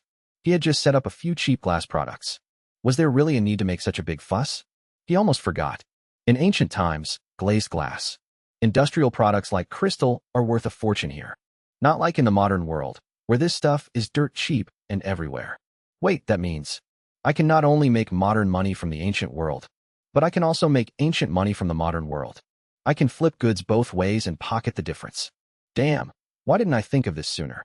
But then again, these luxury goods obviously aren't something the average person can afford, and I can't flood the market with them, either. Once they're everywhere, they'll lose their value. I guess there's no rush. I'll take it slow and observe the market. I'll wait for the right buyer and the right moment to strike and make a killing. It's way more profitable than blindly running a street stall. Boss Yu, you're being too modest. I always thought, never mind. Anyway, today I finally realized that you are truly a man of hidden depths, Boss Yu. Since that's the case, I definitely need to properly savor this dish that costs a whopping 80 taels of silver. Shui Xinyue caressed the glass, goblet in her hands, completely enamored with it. Miss Shui, I should make this clear up front.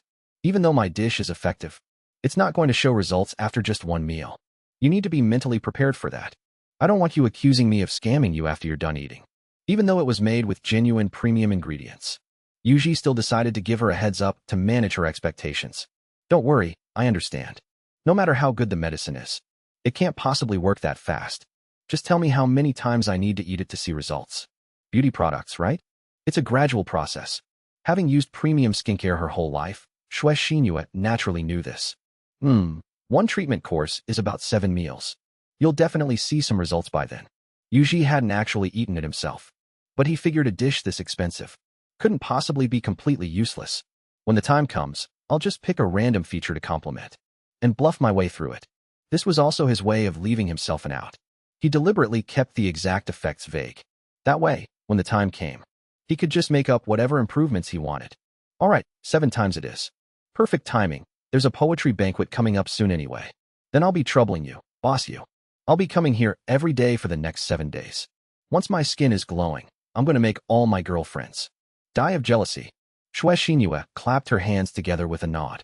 Right. Yuji honestly didn't know what else to say, so he simply turned around and headed to the kitchen. From the refrigerator in the back kitchen, he pulled out a luxuriously packaged pre-made meal. It couldn't be helped. He didn't go to culinary school. How was he supposed to know how to cook? Besides, this dish was no ordinary meal. It was the legendary golden broth fish maw chicken, a recipe with 1,000 years of history. Fish maw, also known as swim bladder, is the dried swim bladder of large marine fish. It's traditionally known as one of the 8 treasures of the sea, and was even an imperial tribute. It works wonders for beauty and skincare, as well as nourishing the vital essence and strengthening the kidneys. Fish maw is composed of 80% collagen, earning it the titles of liquid gold and nature's collagen vault. Eating it keeps your skin smooth, firm, and bouncy. Paired with premium free-range chicken and ingredients like dried scallops and other high-end delicacies, it is slow-simmered for a full 16 hours to finally create a delicious bowl of golden broth fish maw chicken. Of course, his version was a pre-made meal mass-produced in a central kitchen, also known as batch cooking, so there was absolutely no need to wait 16 hours. In just 3 minutes, a rich, aromatic golden broth fish maw chicken was ready to be served. When it came to this dish, Yuji had absolute confidence. He had specifically demanded a fake 1, compensate 10 guarantee from the seller. In other words, if there were any issues at all with the quality of this golden broth fish maw chicken, they'd have to pay him over $3,000. And in this day and age, nobody messes around when money is involved. With that kind of guarantee backing him up, Yuji felt completely at ease serving this dish to Shuexinyue. After all, she was a wealthy, pampered young lady. To match the prestige of a dish that cost 80 taels of silver, Yuji had put some serious effort into the servingware. Combined with 98, he selected a gold-rimmed fine-boned china soup tureen with a lid. Before serving, he preheated the tureen. Whether it actually did anything for the taste was debatable, but the theatrical presentation had to be absolutely flawless. Balancing a small white porcelain saucer in his hand, he slowly carried the golden broth fish maw chicken upstairs. Inside the private VIP room, Shuexinyue was still lovingly caressing the clear glass goblet when she saw Yuji walking carrying a champagne gold-accented bone china soup tureen. A thin, dewy layer of steam gathered on the porcelain surface. Under the warm glow of the crystal chandelier, the gold rim shimmered with a delicate, captivating light, looking as if it held half a bowl of starlight. It had to be said, tableware this luxurious and high class, paired with such an extravagant private room, instantly made Shuexinyue, who had been secretly wincing at the 80-tael price tag, feel like she was getting her money's worth. You have to understand, the plates down in the main hall were all bought in bulk. Cheap, mismatched, and cracked porcelain. Not to mention the rough, unpolished edges on some of them. The best Yuji had ever done for Shuexinyue, when he served her that 1 tael per jar scallion, mixed tofu, was pick out the slightly better-looking bowls, but that was it. I mean, who eats a fancy feast on an old elmwood table out in a main dining hall? Because of this, Shuexinyue had always assumed Yuji was just an unrefined boor. It wasn't until today that she finally realized the truth. There's no such thing as someone who is naturally unrefined. She just hadn't been paying him enough. Now that the price was right, the level of service had skyrocketed. Crystal glazed cups, frosted glass goblets, and this gold-rimmed porcelain bowl, every single piece, was something you'd only see at a royal banquet. She had absolutely no idea that in Yuji's era, the art of gold plating existed. It looked like real gold, but it was actually incredibly cheap. Miss, your golden broth fish maw chicken is served. Please enjoy. Yuji set the bowl down with the utmost gentleness. Naturally, he had to be gentle. He bought it, so he cared if it broke. Handling it with care was the only way to go. Swept up in the refined atmosphere, Shuexinyue reverently, almost like a pilgrim, lifted the gold-painted lid. A rich, savory aroma instantly filled the room. That deep, savory essence that only comes from slow-simmered old chicken broth. The fresh sweetness of the fish maw, the soothing warmth of goji berries and red dates. It was enough to make anyone's mouth water. The ingredients in the soup had been meticulously plated by Yuji, perfectly arranged with an artistic touch. The thick golden broth formed the base, gleaming like a lake of liquid amber, clinging to the sides of the white porcelain bowl, clear and translucent. The fish maw nestled right in the center, a pure, silvery white, its edges slightly curled, looking perfectly plump and chewy. The chicken was incredibly tender but held its shape perfectly, coated in a layer of gelatinous goodness that trembled with the slightest movement. Shuexinyue gently scooped a spoonful of broth and brought it to her lips. The sensation was absolutely phenomenal. A soothing warmth glided down her throat. There wasn't even the slightest hint of gaminess. Just the deep, rich flavor of slow-simmered perfection, mingling with a subtle, delicate sweetness. It was the flawless fusion of the fish maw and chicken's natural flavors. She then picked up a piece of the fish maw and bit into it lightly. The outside was wonderfully soft and chewy, but the inside simply melted away. The rich, gelatinous juices flowed slowly across her palate. The chicken, too, melted in her mouth. No need to chew, just a gentle press against the roof of her mouth, and the flavors bloomed on her tongue. The tender meat and skin blended with the savory broth, spreading across her taste buds, instantly bursting with an intense, rich umami. Absolutely exquisite. The only downside was the portion size. Because Yuji wanted to pursue ultimate refinement, he had reduced the portion by 2/3. After just a few bites, the 80-tail bowl of golden broth fish maw chicken was gone. Shue Xinyue frowned in dismay. She hadn't had nearly enough. Ha ha ha. Yuji could only chuckle awkwardly. He couldn't really be blamed for this. In a standard serving of golden broth fish maw chicken, most of it was just the golden broth. There was only a tiny bit of actual fish maw and chicken. If he dumped everything in at once, it wouldn't look nearly as elegant. But plated like this, looking so refined, with such premium, substantial ingredients, that was the only way it justified the price tag of 80 taels a bowl. It's a bit small, but the taste is as phenomenal as always. Boss, I'll be coming over for the next 7 days straight. I'll have to trouble you to prepare it for me. To be honest with you, I have a sister coming from the capital for the flower festival. If this dish really has the beauty effects you claim, I'll definitely recommend you to her. If you can win her favor, an 80-tael dish will be absolute chump change to her. Shue Xinyue praised. The flower festival. Yuji was confused. That's a rare holiday to hear about. The flower festival has been around since ancient times. On that day, the peonies will be in full bloom. A truly breathtaking sight. While all the cultured scholars hold grand poetry gatherings and recite couplets, we women are also invited to step out, to admire the flowers and appreciate the poetry together. It's a very lively event. Shue Xinyue explained. I see. Basically, it was a little mixer for young men and women. Now that, he understood. It's a pity. This year, people from the capital and several poetry societies have set their sightseeing location right by the Tsuyu River next to our town. I heard that you, boss, are also a man of great literary talent.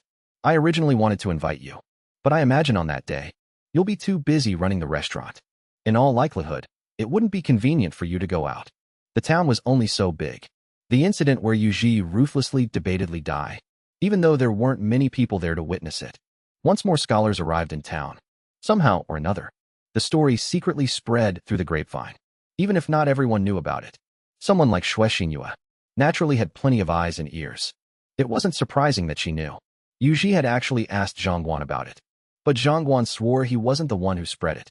It was likely that when Li Dai went back to look for backup, he accidentally spilled the beans himself. Yuji really didn't take the matter to heart. He was just a nobody. Winning a debate against him was nothing to brag about. Literally anyone who spends time arguing on the internet could have done it. It really is inconvenient. Yuji nodded. The outside world was way too dangerous. There was no way he was stepping foot outside. As for the restaurant, he had already started setting up various hidden traps and weapons. He guaranteed he could kill as many as dared to come. It was no wonder he was so confident. Even if he didn't have heavy artillery on hand, he could rely on his electric defenses. He would shatter the darkness with the power of thunder. Well, then I wish you prosperous business, boss. There should be quite a few people from the capital traveling here these coming days. Your dishes are undoubtedly top tier, but your menu is ultimately a bit too sparse. You might want to consider adding a few more dishes to prepare for the banquets of the capital elites. Shue Xinyue stood up. I'll consider it. As long as the money was right. Anything was doable. Yuji nodded. His restaurant did indeed have too few options. Just 4 dishes were far from enough to put together a proper banquet spread. But it didn't really matter.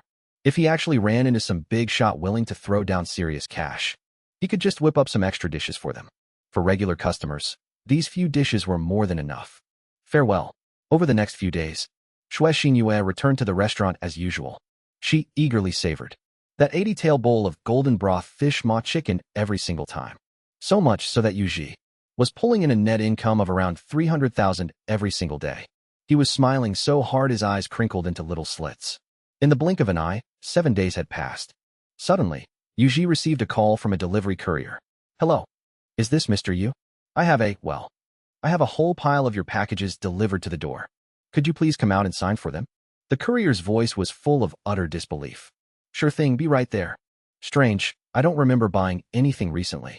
Yuji muttered to himself as he walked toward the door. As for danger, he wasn't really worried. It's not like he was in ancient times right now. He did all his trading directly through his childhood friend, and he hadn't registered any shady transfers. There was no way anyone would go out of their way to kidnap him. Besides, in broad daylight, his front door was covered in security cameras. Even if they snatched him, the kidnappers wouldn't get far. Yuji had just glanced out from upstairs. It was indeed his usual delivery guy unloading the goods. A whopping 20 or 30 delivery boxes, packed to the brim. Just like back when he bought those pre-made meals in bulk. It looked exactly the same. But the problem was, the pre-made meals he bought recently had already arrived. Even if there were a few stragglers left, there shouldn't be this many massive boxes. Bro, did you deliver to the wrong address? Opening the door, Yuji poked his head out. Nope, the address is yours, and the name matches perfectly. Think it's from a shop I've delivered for before. All right. Hurry up and sign for it. It's all frozen stuff. If you don't get it in the freezer ASAP, it'll spoil. If there's an issue, take it up with the seller yourself. I'm just the delivery guy. As long as the goods are intact, my job is done. You can check it over if you want. The delivery guy was panting a little. Unloading over 20 boxes at once was no joke. Plus, the weather was starting to heat up again. Got it. No problem. Thanks for the hard work. Yuji signed the receipt and huffed and puffed as he lugged the boxes inside. Only then did he have a moment to start opening them. He tore one open. Golden broth fish maw chicken. He tore open another. Still golden broth fish maw chicken. By the time he finished unboxing all 20, it was all golden broth fish maw chicken. He did a rough count. There were actually over 200 packs. What the hell? When did I ever buy this much golden broth fish maw chicken? Yuji remembered very clearly. Because the price was so steep, he had only ordered about 20 packs to try them out. Did I mess up the order? Or did the shopping system bug out? Or maybe the seller just shipped the wrong amount. But regardless of what happened, the chicken was frozen food. Leaving it out in the cardboard boxes for too long would ruin it. Yuji had no choice but to dump everything into the freezer first. Only then did he pull out his phone, planning to see what exactly was going on. If the seller really made a mistake, he would definitely return it. He wasn't the type to take advantage of petty slip-ups. If he was going to be greedy, he'd aim for something massive. If he had placed the wrong order, then he could only wait and see. If he could manage to sell it all off over time. Or maybe he could cry a river, drop to his knees, and beg the shop owner to take it back. But just as he returned to his ancient tavern and opened the shopping app, he saw Zhang Guan rushing in from outside in an absolute panic. Panting heavily, his face was painted with sheer terror. Bad news. This is bad. Boss, something terrible has happened. Zhang Guan's sudden shout completely interrupted Yuji's next move. What's all the fuss about? The sky hasn't fallen yet, has it? Yuji put away his phone, feeling a bit bewildered. Normally, Zhang Guan was a pretty level-headed guy. You couldn't exactly say he wouldn't flinch if Mount Tai collapsed in front of him. But at the very least, he had the quiet grace of a scholar. Why was he acting so reckless today? I just got word. That ungrateful bastardly Dai actually went and found Dui Chuanchong. I heard Dui Chuanchong already agreed. He's bringing his guys from the Couplet Society, and they're heading straight for our tavern right now. Zhang Guan was an honest and kind man, so he had plenty of friends. Someone heard this involved him, and immediately sent him the tip-off. The moment he got the news, he rushed straight back to find Yuji, terrified that if he was a second too late, it'd be all over. So let them come. It's not a big deal. Yuji nonchalantly pulled out his phone. Sigh. What was I about to do again? Oh right, shopping. The weather's changing. I should buy a few sets of hanfu to look the part. Hey now, this one's pretty nice. This flying fish robe isn't bad either. Armor? Nah, pass. Too bulky. Why is the app recommending women's styles to me anyway? Wonder if the ladies in this world would like these? Could I sell this style? Yuji had already completely forgotten his original reason for opening the shopping app. In that moment, he threw his entire heart and soul into the absolute thrill of hanfu shopping. What do you mean not a big deal? That's Dui Chuanchong. Boss, why don't we close the shop for a few days? Let's lay low. We can reopen once he's gone. That Dui Chuanchong. He probably just took some bribe from Li Dai and is dropping by out of convenience. There's no way he'll wait around here forever. As long as we avoid him this time, he'll naturally just leave. Zhang Guan's tone was frantic. He had personally seen Dui Chuanchong anger someone to the point of literal death. It was an old Tongxing scholar. He tried to use his seniority to act all high and mighty, and ended up getting utterly roasted by Dui Chuanchong until he was speechless. He choked on his own fury, coughed up a mouthful of blood, and dropped dead. Rumor has it he even puked out a piece of his intestines. The scene was ridiculously gruesome. But Dui Chuanchang's family had connections, and he held the title of a Xiuzai scholar. Most importantly, everyone present could testify that he hadn't laid a single finger on the old man. He was a good 2 or 3 meters away. Sure, his words were harsh, but that didn't equate to murder. There was no law in the penal code that stated you had to pay with your life for scolding someone to death. Throw in the fact that Dui Chuanchang's family, purely out of humanitarian goodwill, tossed them a few taels of silver for the funeral, and the whole thing was swept under the rug. That old Tongxing scholar merely became another stepping stone on Dui Chuanchang's path to greatness. And just like that, Dui Chuanchang's name became legend. Lay low? Have you read so many books that it rotted your brain? Why would I need to lay low? Yuji casually replied while browsing through Hanfu outfits. These Hanfu actually look pretty good. But once you scroll down to the comments, oh boy, if you don't have a model's figure, you can't pull them off at all. Plus, there are tons of issues. They're all machine-made.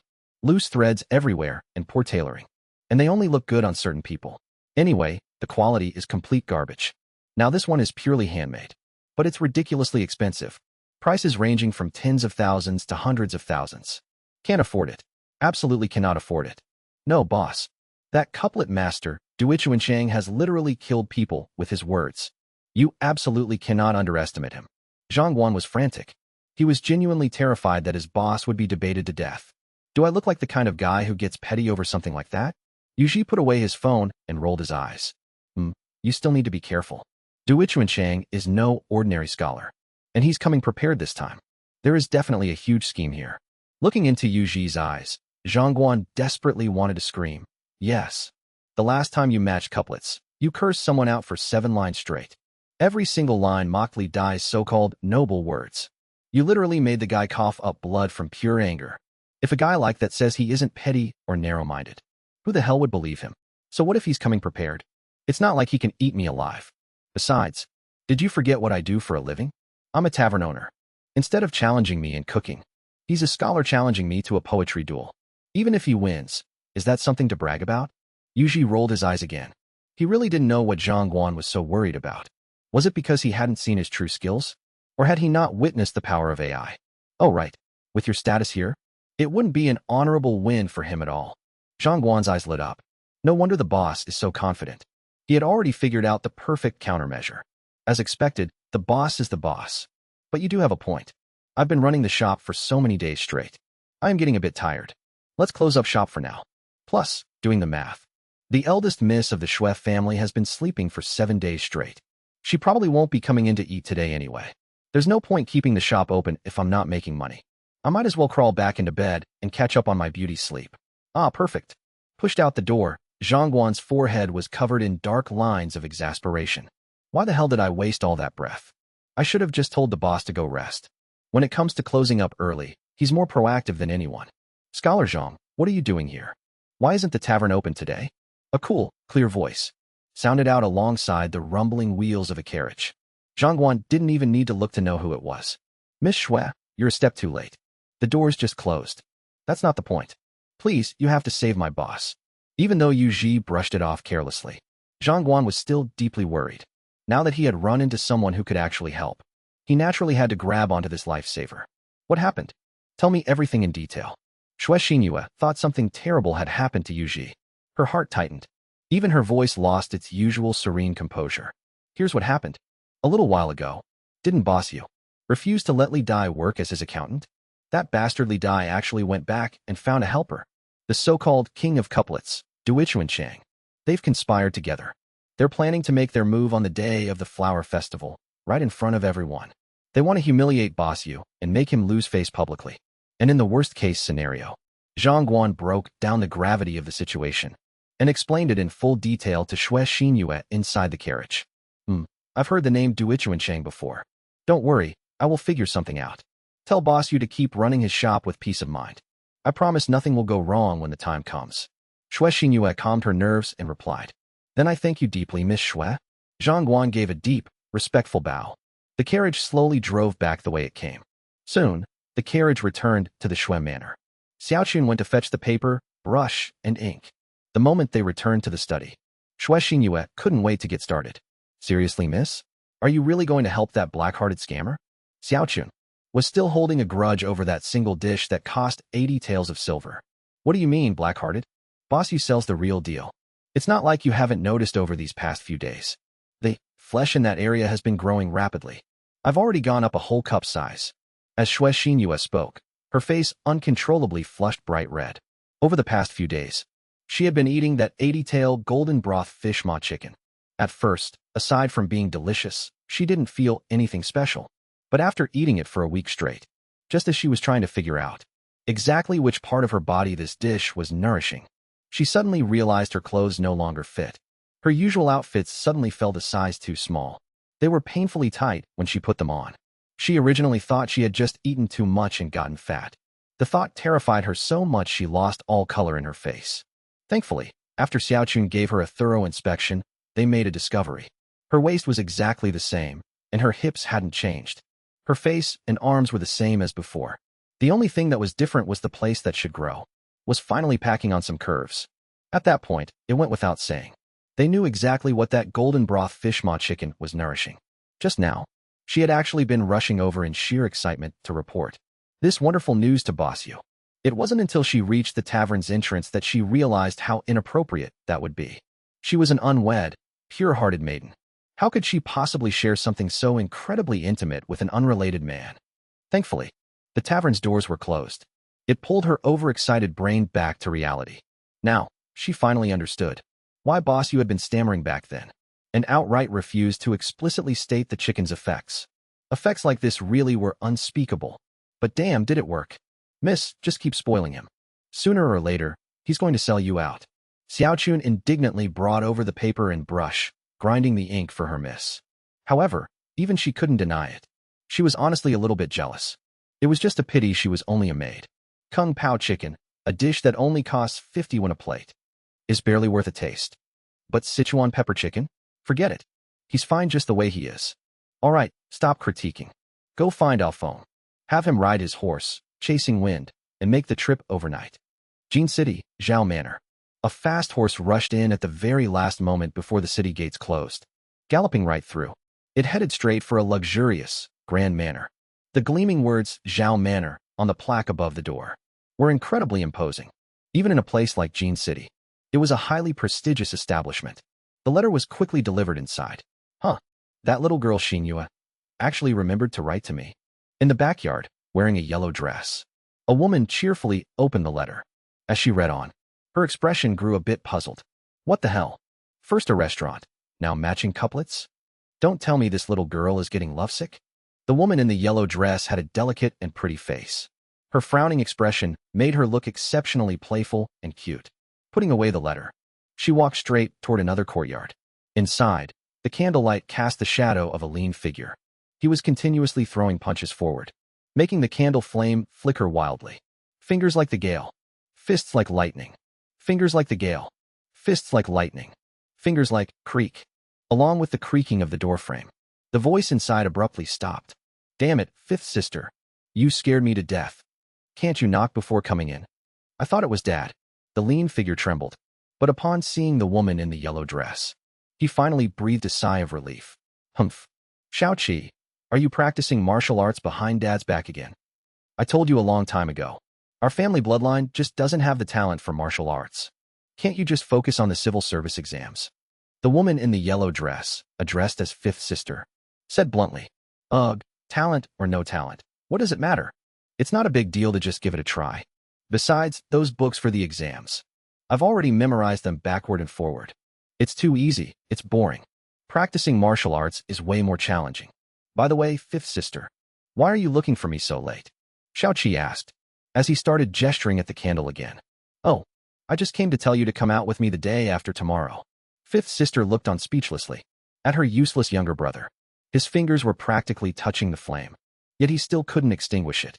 With talent like that, he might as well just wash up and go to sleep. Not going, Xiaoqi flatly refused. Every time he went out with fifth sister, he was nothing but a bag boy. It was exhausting. All day long, she'd visit dozens of shops in a single afternoon without ever getting tired. You're really not going? Fifth sister asked. I'm really not going. Wait, you're not going to run and tell Dad that I'm secretly practicing martial arts again, are you? Yeah, but you don't have any evidence this time. I was just playing with the candle. I didn't bring any contraband back home. What can you do to me? Xiaoqi suddenly realized something and paused, but then immediately got smug again. Why would I tell Dad? If you don't want to go, then don't. Xinyue is going this time, anyway. Go or don't, it's up to you. I'm leaving. Going to sleep. Fifth sister stretched lazily and strode toward the door. Wait, I'll go. Take me with you. Hearing Xinyue's name, Xiaoqi instantly changed his tune. Nope, not going. I can't be bothered to take you. You're just a little third wheel. You didn't want to go anyway. That works out perfectly, fifth sister said, continuing toward the door. No, fifth sister. My dear fifth sister. My wonderful, dearest sister, won't you please take me along? I really want to go. Please. I really, really want to go. Xiaoqi hugged fifth sister's leg and begged pitifully. Then you have to go shopping with me 3 times next month. Fifth sister demanded an exorbitant price. Deal. Xiaoqi agreed without hesitation and scrambled up from the floor. I have to ask, you don't actually have a crush on her, do you? Oh please, you're just a kid. Fifth sister narrowed her eyes, scrutinizing her dear little brother. No way, I just feel close to her. Xiaoqi would never admit to her that going out with anyone else was pure torture. But going out with Xinyue meant getting a good meal. To him, her name was synonymous with delicious food. It better not be. The annual Manhwa festival had arrived, and the area around Kowa town welcomed a long-lost bustle. Luxurious carriages, one after another, drove from Jin City to Shiyubei. The place had been decorated several days in advance. Commoners without much money watched the excitement by the river, while the wealthy had already set up viewing tents. Those even wealthier entered the private gardens next to Shiyubei. There was no helping it. Rich people's private estates were everywhere. Even a remote place like Kowa town was no exception. As the local big shot around here, Xinyue naturally had her own garden too. Friends from Jin City with whom she had a good relationship had long booked this place for the Manhwa festival, bringing their poetry societies here to recite poems and compose verses, indulging in romance and leisure. Right now, the garden was a vibrant tapestry of blooming flowers, filled with peonies everywhere.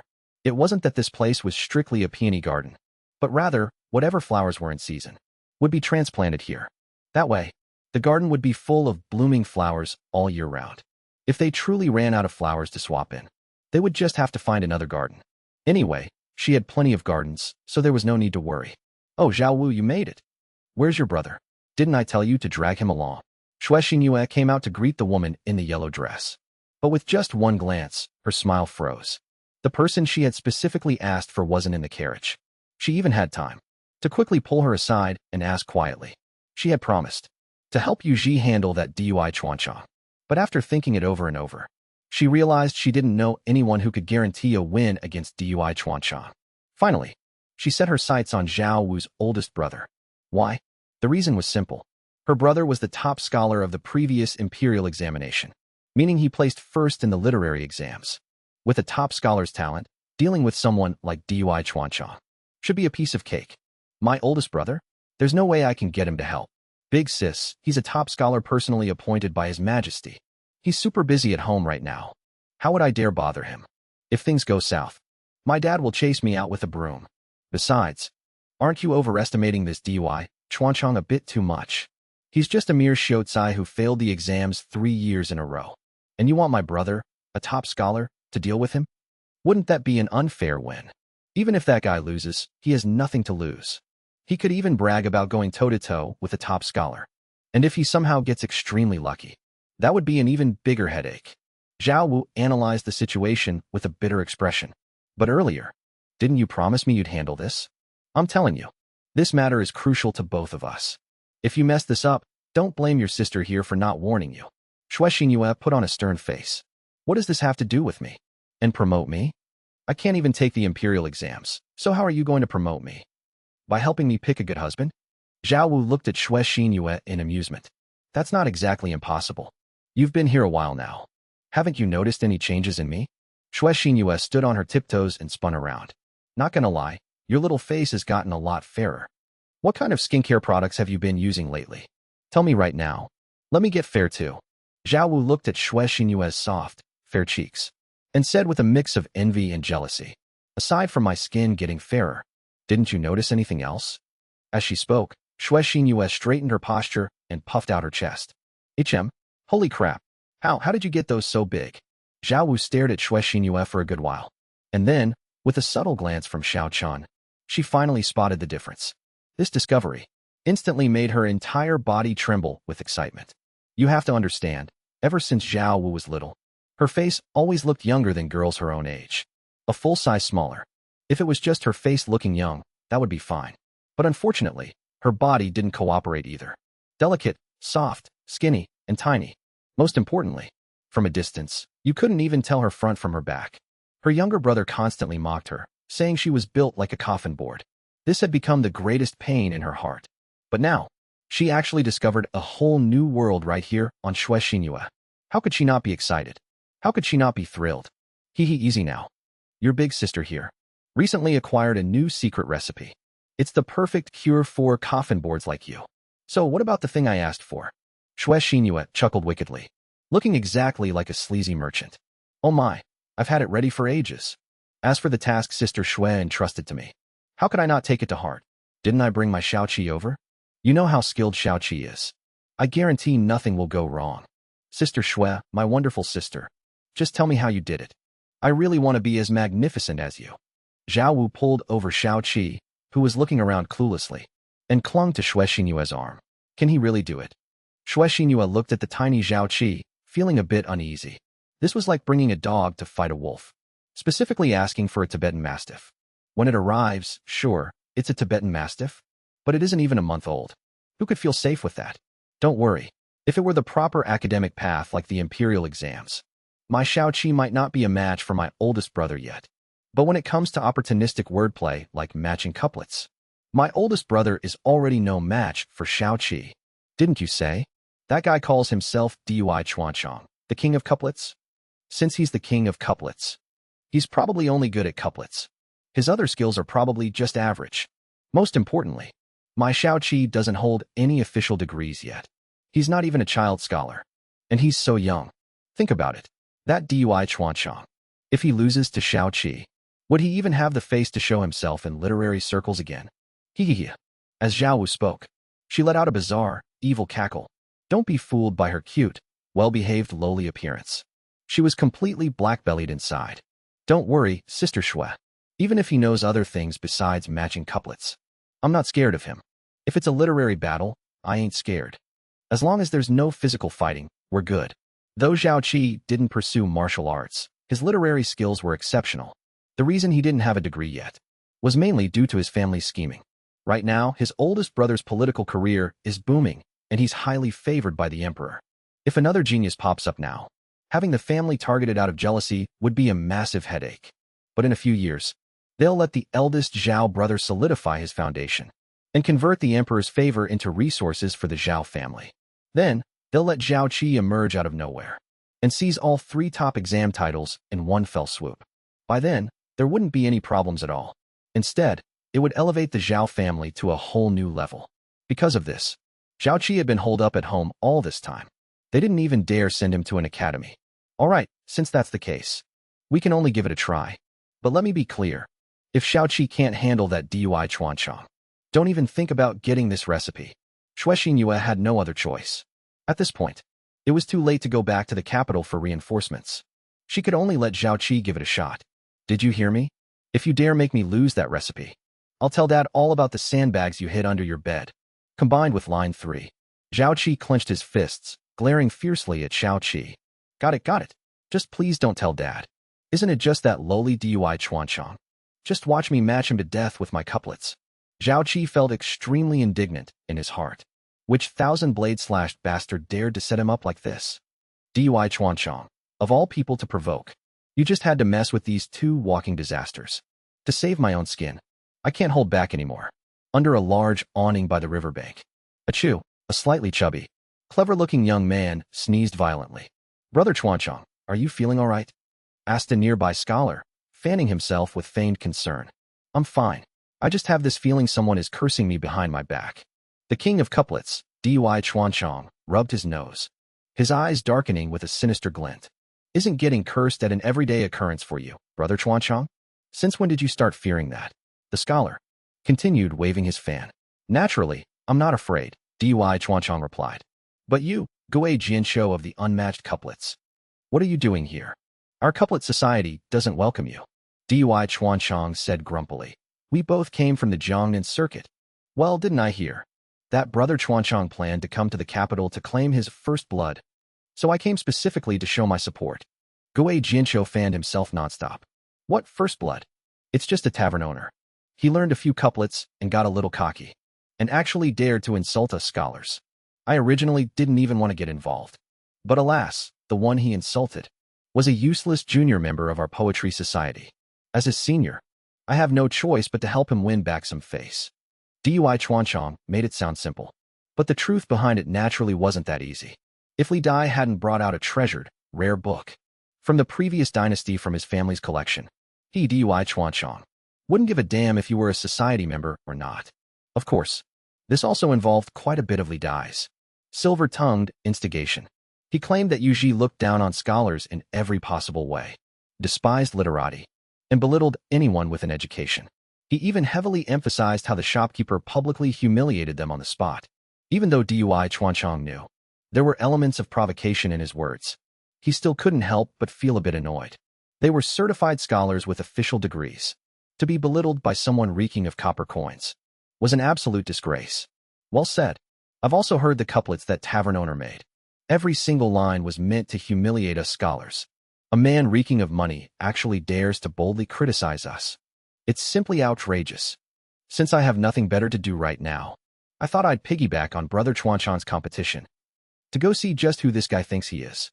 Don't worry, I'm only going as a spectator. I absolutely will not trip you up behind your back.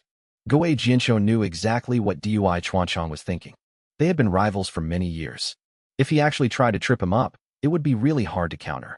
Even if you try to trip me up, I'm not afraid. You make it sound like you could easily beat me anytime. Dui Chuanchong's words sounded fierce, but inwardly, he relaxed quite a bit. If this old rival really wanted to cause trouble, it would be quite a headache to deal with. Humph. I'm not the only one who came this time. Scholars from the 13 counties spanning Jiangnan to Bazhou. Anyone who was nearby has shown up. Everyone wants to see exactly what kind of character is actually worthy of making Brother Chuanchong make a move. As the saying goes, scholars tend to disdain one another. Goei Jinsho naturally didn't have much fondness for Dui Chuanchong either. Humph. Such a massive spectacle. This Li Dai sure knows how to stir up trouble. To gather so many people, it was naturally impossible that no one was pulling strings behind the scenes. And the only one who would put in that much effort could only be Li Dai himself. Dui Chuanchong wasn't an idiot. He could easily figure it out. However, that was Li Dai's own business, and it wasn't his place to stop him. Besides, why would he even want to stop him? He had this competition in the bag. The more people Li Dai called over, the more he was just helping him build his reputation. For a scholar, reputation could literally put food on the table.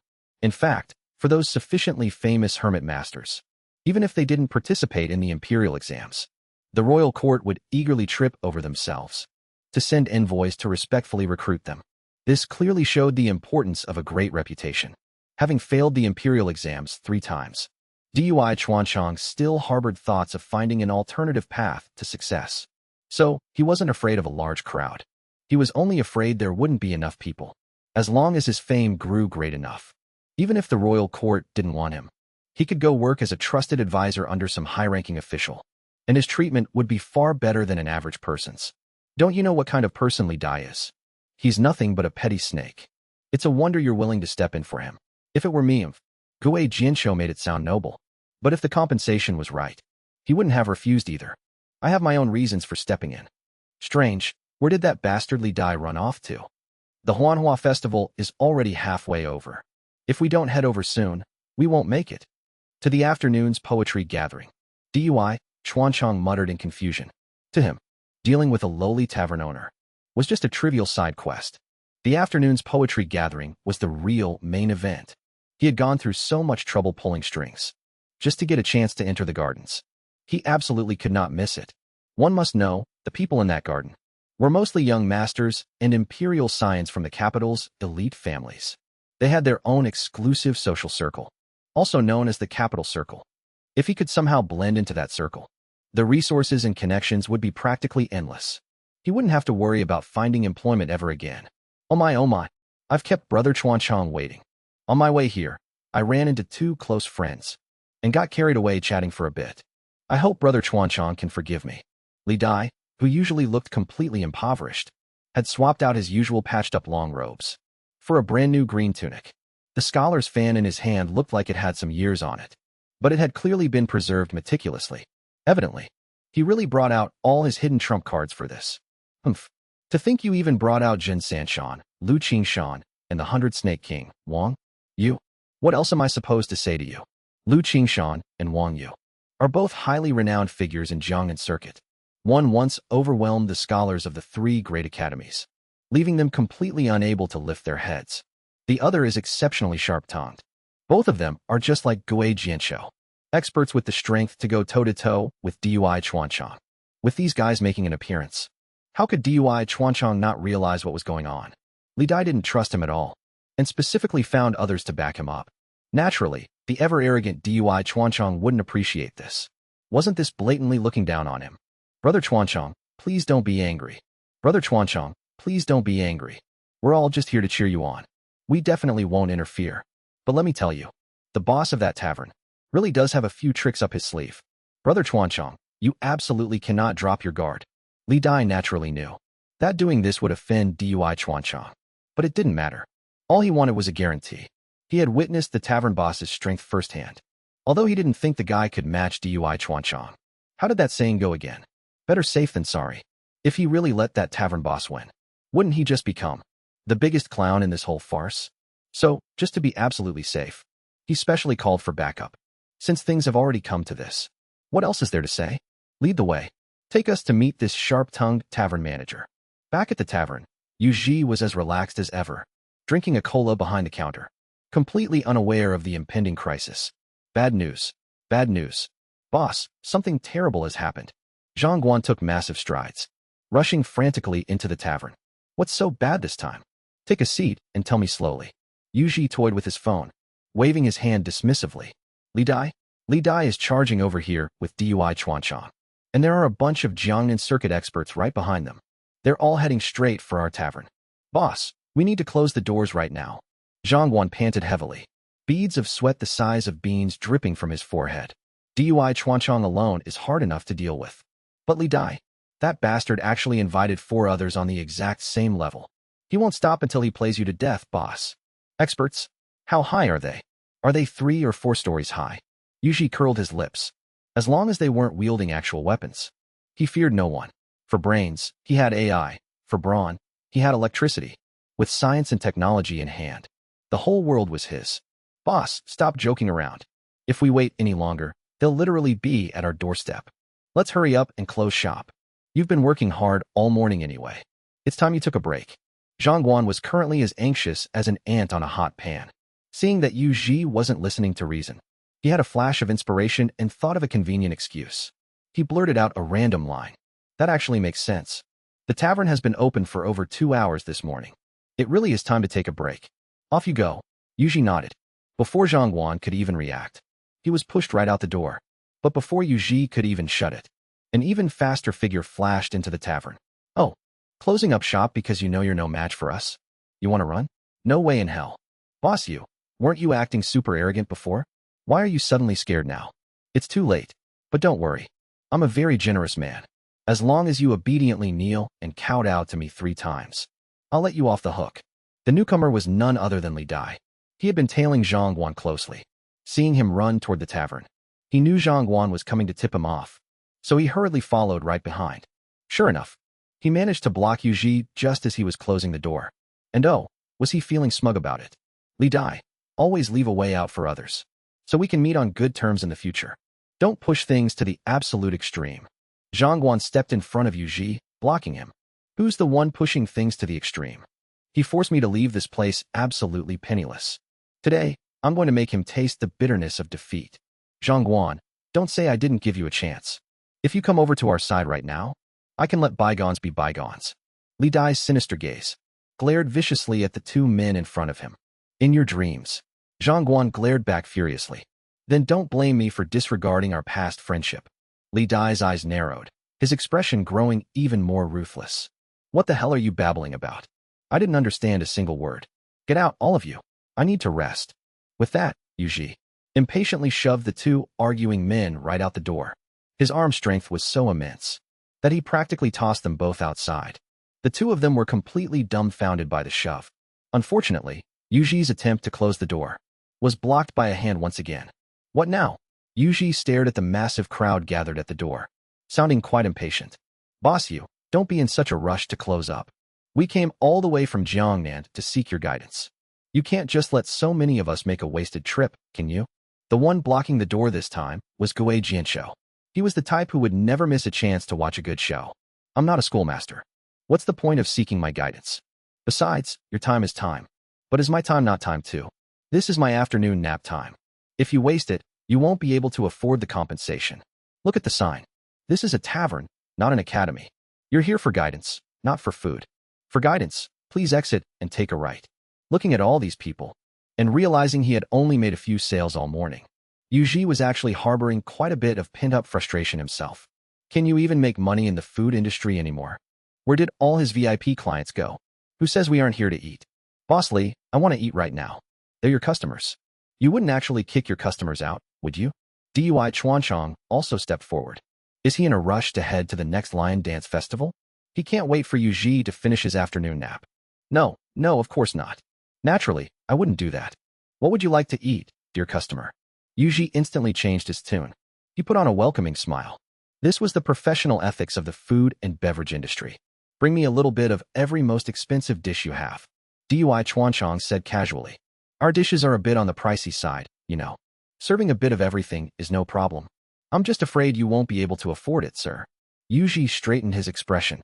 Humph, a rundown little shop like yours? Even if it's expensive, how much could it possibly cost? Dui Chuanchong cast a disdainful glance around the shabby restaurant and found a stool in the dining hall to sit down. Our most expensive dish is 6,000 taels of silver per serving. Yuji glanced at his scrawny target. The most expensive imperial-grade dish originated from a high-end Cantonese restaurant that launched the absolute highest-tier premium dish. Buddha jumps over the wall. A single serving sold for 30,000. Converted using Miss Shue's pricing scale.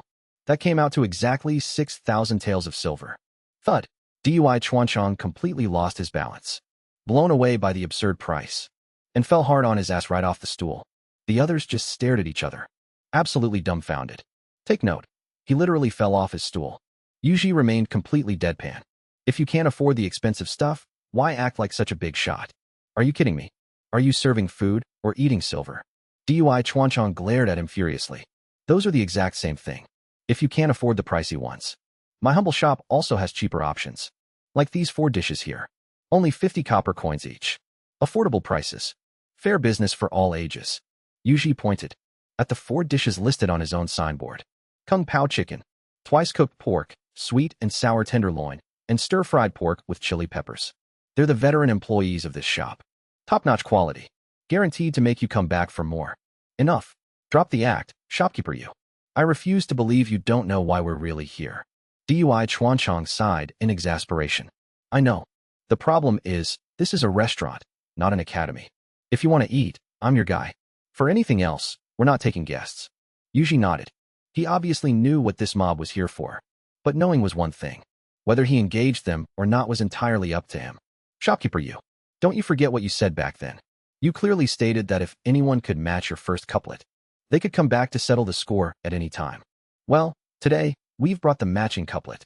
Li Dai finally swaggered inside. He unfurled the scroll in his hand for all to see.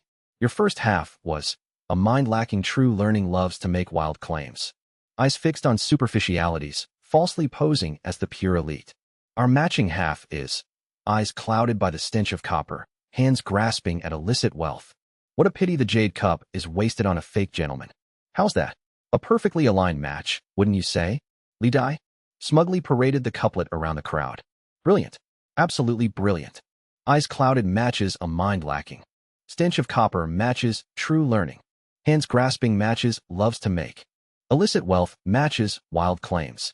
Wonderful. Truly wonderful. It's a direct jab at the boss for only caring about money. It's simply perfect beyond words. Honestly, the boss's first half wasn't bad either. It's just a shame it was way too aggressive. Are you an idiot? He was insulting you.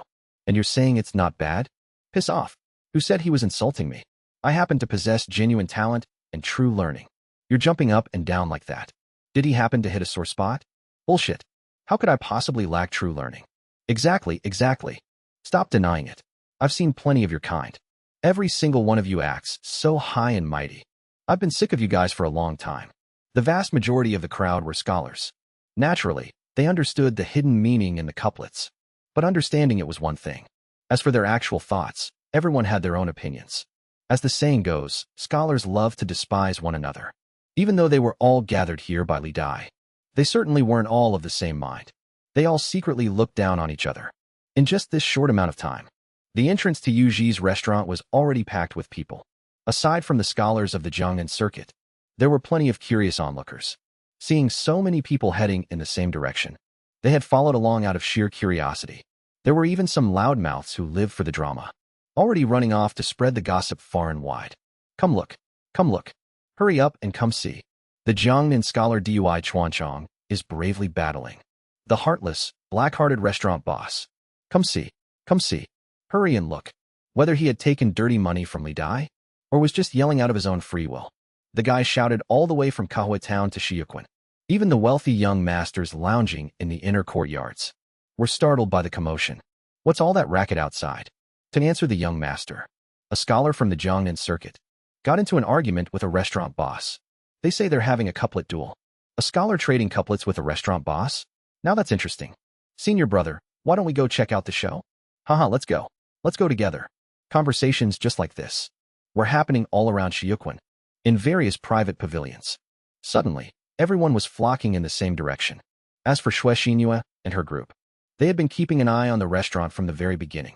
The exact moment Dui Chuanchong showed up, they caught wind of it. So naturally, they were early, already waiting near the entrance of the restaurant. Right now, they were occupying the absolute best vantage point. So this is the guy Sister Xue wants to help. I mean, I took a look around this restaurant. It's totally run down. Doesn't look like the food would be any good. But then I took a look at the boss. And suddenly, things started making a lot more sense. He's actually pretty handsome. No wonder Sister Xue is so nervous about him. That's him. And let me tell you, you must help him win this couplet contest. Otherwise, you're dead meat. Xue Xinyue nodded, stating firmly, Little 7. Did you hear me? If he loses, don't even think about secretly practicing martial arts ever again in this lifetime. If I catch you even once, I'm snitching straight to father. Zhao Wuluan glared fiercely at her younger brother. I hear you, I hear you. Both of my ears heard you loud and clear. As soon as they start matching couplets, I'll step up. Happy now. I honestly couldn't care less if they can match couplets or not. My main issue is, it's high noon. Can I get a bite to eat? I'm a growing boy, you know. Starving me like this is straight-up child abuse. Zhao Qi rubbed his loudly rumbling stomach. Good grief. He had been dragged out of bed bright and early by Sister Wu, without even getting the chance to eat breakfast. Now it was fast approaching noon, and his stomach was throwing a massive tantrum. Relax, relax. Once you win, I'll treat you to a massive feast. You'll get to eat the most delicious food in the world. Xue Xinyue hurriedly comforted him. After all, Zhao Qi was their main weapon today. She absolutely had to keep him happy. Besides, Boss Yu's place might lack a lot of things. But the one thing it doesn't lack is amazing food. As soon as we pack these annoying jerks on their way, you can eat whatever your heart desires. Really? Zhao Qi's eyes lit up. He knew sticking with Sister Xue meant good food was guaranteed. Whenever he went out with his other sisters, they only cared about whether their dresses were pretty, if their hair looked nice, or if they were wearing enough jewelry. They never once cared if their bag-carrying little brother was hungry, or if he wanted to eat. But Sister Xue was different. Every single time, she made sure he ate well, and ate his fill. That was exactly why. The moment Xue Xinyue called for help, he came running. In his eyes, Xue Xinyue was entirely synonymous with delicious food. Of course I mean it. Xue Xinyue nodded, though her eyes remained anxiously fixed on the inside of the restaurant. While they were whispering outside, the confrontation inside the restaurant continued. I guess that counts as a neat couplet. Whether it was actually neat or not, Yuji couldn't tell. But hey, at least the word count matched up. Let us begin then. Li Dai's eyes blazed with the fires of vengeance. Begin what? Yuji stared at him blankly. To continue our unfinished match from last time, naturally. And this time, it is our turn to set the topic. Listen closely. Li Dai looked incredibly smug. He had spent a very long time coming up with this opening couplet, and he was absolutely certain Yuji wouldn't be able to match it. Hold on a second. Yuji interrupted Li Dai's theatrical wind-up. What? Are you scared? If you're scared, that's fine. Just kneel on the floor and respectfully kowtow to me 3 times, and we can consider this matter settled. Li Dai sneered arrogantly. No, it's not that. I simply disdain reciting poetry and matching couplets with a thief. Yuji shook his head, stating with absolute deadpan seriousness. Who are you calling a thief? Li Dai immediately snapped back, highly agitated. You, obviously. You're the thief who stole my money. Yuji pointed straight at Li Dai's nose. When the hell did I ever steal your money? You need evidence to spread rumors like that. Otherwise, I'll sue you for slander. Li Dai's face was a mask of fury. If I had evidence, would it still be a rumor? But since you brought it up, let me ask you this. Our original bet was that the loser had to leave behind all their money and books. True, you left your books behind, but you definitely didn't hand over all your money. And since the money you had technically belonged to me, taking it without permission makes you a thief. Yuji mercilessly dug up the old score. Nonsense. I didn't take a single. Wait, no? I didn't hide anything. Li Dai was visibly panicking. He really had hidden some of his money back then. He thought he'd gotten away with it, and the matter was closed. Never expecting it to be dragged out in public today. You didn't hide any? Then here comes the million-dollar question. From Kahua Town all the way to Jiangnan. That is a massive distance. How exactly did you get back? Don't tell me you begged your way home. Now this was a fascinating question. Scholars valued their reputation above all else. Whether Li Dai was a thief or a beggar, the rest of the scholars would immediately cut ties with him. Otherwise, they would be dragged down and become laughingstocks too. I ran into a good friend on the road and borrowed some silver from him. Li Dai's eyes darted nervously, sweat beading on his forehead. Anyone with eyes could see he was lying through his teeth. Okay, then here come the follow-up questions. Who is this good friend? How much did you borrow? Where did you meet? And where is the IOU? Yuji's words were sharp as blades. His logic utterly airtight. He's a good friend from my hometown. You wouldn't know him even if I told you. I borrowed a few taels of silver. There's no IOU. We're close friends. Why would we need an IOU? We ran into each other right outside Kahua Town. Right? He was also on his way to the capital for the imperial exams. Li Dai stumbled through his words, making up garbage on the fly, his eyes darting everywhere. Good. Since he's also a candidate heading to the capital for the exams, I assume he's either in the capital right now, or perhaps even in this very crowd. Why don't we invite him out here? We can clear things up face to face. It's not like he came all the way to the capital and then went back home without even taking the exam, right? Yuji pressed his advantage, cornering him step by step. He doesn't like showing his face in public. Are you questioning my integrity? Li Dai stammered, growing more panicked by the second. Even the people in the crowd were starting to realize something wasn't right. As if trash like Li Dai could actually borrow money. Exactly. I'm from the same town as him. As long as he can name someone, I'll know who they are. Forget about naming names. There are only a handful of scholars from his area anyway. Aren't they all right here? Who lent him the silver? Not me. Me neither. Don't look at me. I'm trying to borrow a few taels myself. What are you all staring at me for? Do I look like a sucker to you? I'd rather lend money to a dog than to him. I bet my bottom dollar he's just spouting lies. Absolutely lying. For a dignified scholar to commit theft. I, Sue, am ashamed to even be associated with his kind. A true man walks this earth open and above board. Even if starving to death, one must never steal another's wealth. A loss is a loss. A win is a win. If you can't afford to lose, then don't play. Yeah, exactly. Countless similar remarks echoed through the crowd. These were all people who cared about their reputation. Who would dare stand up and help him now? Defending him now was just asking for professional suicide. If you dared to speak up for him, wouldn't that mean you're a thief too? Why else would you associate with such a petty thief? Naturally, a broken Li Dai heard all of this as well. Feeling everyone's disdainful glares, he instantly coughed up a mouthful of blood. He knew he was completely finished. This wasn't like before, when people just hated his personality. Now, his moral character was in question. Once this stain was left on his record, even if he managed to enter officialdom in the future, he would never be put in an important position. In fact, it was highly likely he wouldn't even be able to become an official at all. He'd be screened out right at the moral evaluation stage. You could say his life was over. Come on. How did he start coughing up blood again after just a few words? Scholarly, you've got a serious condition. You need to get that treated. Yuji was rendered a bit speechless. We haven't even started the couplet battle, and he's already spitting blood. His mental fortitude is way too weak. He can't handle pressure at all. If this were the modern world, he'd be in and out of the hospital every other day. Such sharp words, boss you. But I'm not like that, Li Dai. I have never committed any acts of theft. So surely boss you wouldn't disdain exchanging couplets with me, right? Dui Chuanchong didn't even spare a glance at Li Dai on the ground. People like him had it coming. But he still had to get his hands on that rare manuscript. Left with no choice, he had to step up. Besides, he wasn't Li Dai. Boss you couldn't just stand on the moral high ground and point fingers at him. If he wanted to win, he'd have to rely on genuine skill. Didn't expect you to actually be self-aware. I really do disdain it. Yuji nodded sincerely. Is it disdain, or do you just not dare? Boss you has wasted so much breath just to avoid doing couplets. Are you actually afraid of me? No matter. I'm not that scoundrel Li Dai. As long as you publicly admit that your skills are inferior to mine, I'll turn around and leave right now. No need to kneel and kowtow. Dui Chuanchong made it sound nice. But with so many people watching, if he really admitted defeat, everyone who sees him from now on would bring it up. Oh, so it's that restaurant owner who lost to Dui Chuanchong. Yes, I'm afraid of you, afraid that you're broke. Yuji nodded sincerely. If you're scared then. Wait, what did you just say? Dui Chuanchong didn't quite catch that. Look, didn't you guys write this?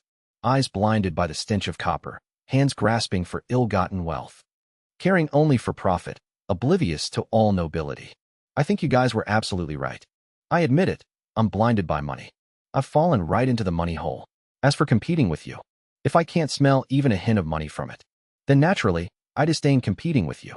Let me emphasize this one more time. I run a restaurant. I'm not some idle scholar with nothing better to do all day. I want to make money. Lots and lots of money. I won't do anything that doesn't benefit me. Yuji felt a bit helpless. These people were so simple-minded. He might as well just be straightforward. Sincerity is always the ultimate weapon. Humph, truly reeking with the stench of copper. Spit it out. How much money do you want? Name your price. Dui Chuanchong's eyes were filled with disdain. To deal with someone reeking of money like this was truly a stain on his own status. Easy. You can order the most expensive dish in our restaurant. Premium customers naturally get preferential treatment.